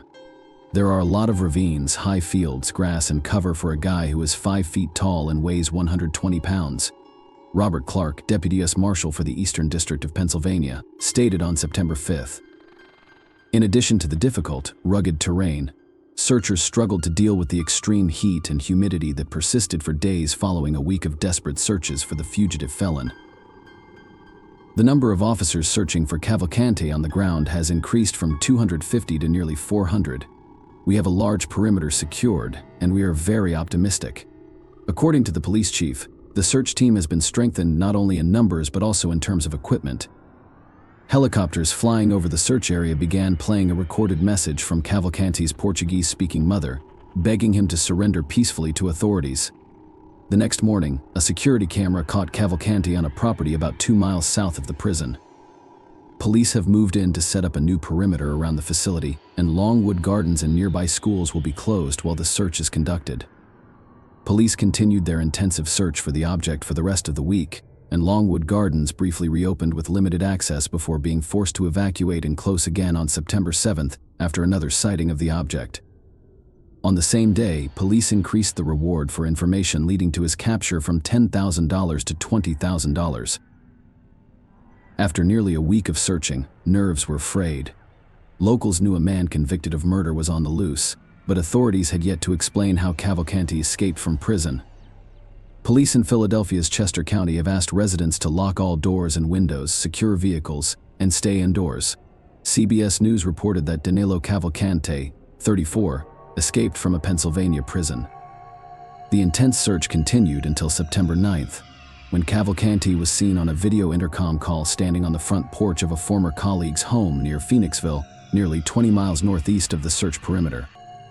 Cavalcante had a deft way of altering his appearance. He shaved and dressed in new clothes. Danilo moved around the state with sophistication and remained undetected, so he stole a van from a nearby dairy store and drove it to Phoenixville, hoping to find assistance and shelter from acquaintances.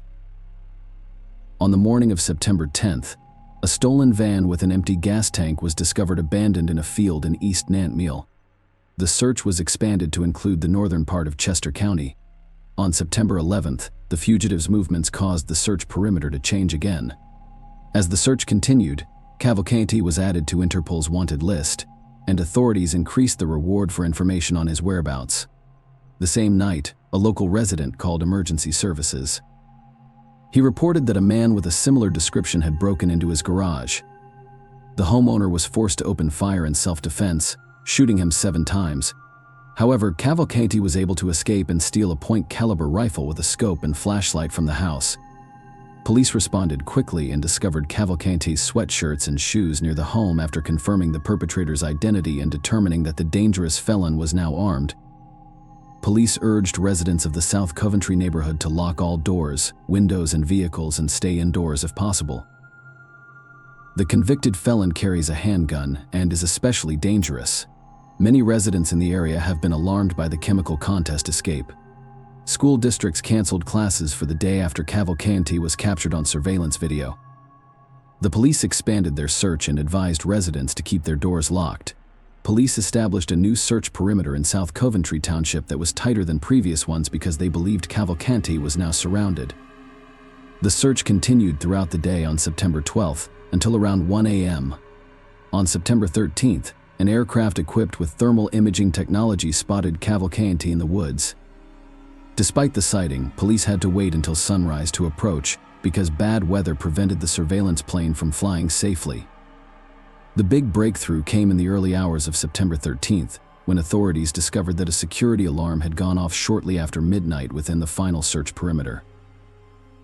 According to Bill Evans, an illegal drug enforcement aircraft using thermal imaging technology detected a heat signal in the area around 1 a.m. An alarm was triggered. Ron Johnson, a retired Missouri State Highway Patrol captain, stated that technology was extremely important in this case. Things went against law enforcement for a long time, but they were able to detect the heat signature of a DA spy plane around 8 a.m. On September 13th, police discovered Cavalcante sleeping with the rifle he had stolen from his home 2 nights before. Danilo Cavalcanti, a dangerous criminal, attempted to flee by crawling into dense undergrowth, but a police dog named Yoda apprehended him by biting his head and holding him until officers arrived. Lieutenant Colonel George Bivens stated at a press conference that Yoda caused Cavalcanti minor head injuries during his capture. They were able to land quietly. Bivens stated that we had the element of surprise, which allowed us to capture the fugitive with no casualties. Cavalcanti was questioned by police shortly after his capture, where he stated that he survived on watermelons and creek water, only traveled at night, and once nearly got caught by a police officer while hiding. Travel content intends to steal a car and travel to Canada since returning from prison.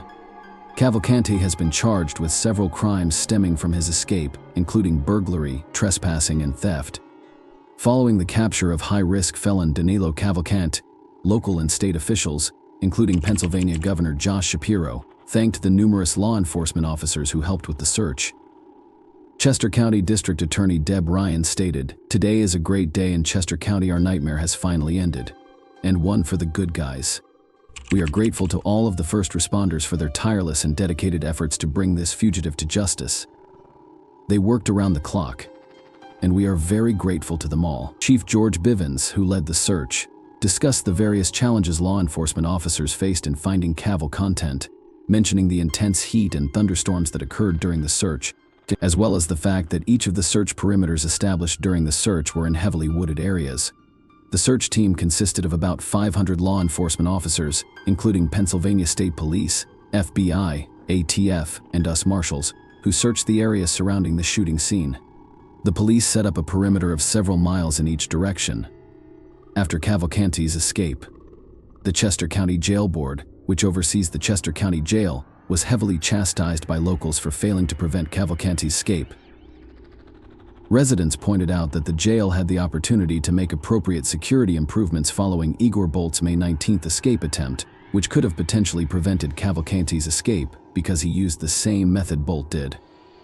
The prison guard who was on duty during Cavalcanti's escape on September 7th has already been fired, according to prison officials, who claimed the guard had the opportunity to spot Cavalcanti during the escape, days after the offenders were apprehended. The Chester County Jail announced the installation of a tin roof over the area where Cavalcanti climbed up walls to access the roof and escape, as well as a number of other security measures and improvements. "I believe Chester County officials will have to answer questions about how the suspect was able to escape, particularly given the prison's history," said Pennsylvania Governor Josh Shapiro. The communication and cooperation of all law enforcement agencies and local residents who banded together during the state's lengthy search assisted in apprehending and honorably punishing the evil. Daniela will never be free. Share your opinion with us in the comments and subscribe to the channel for more.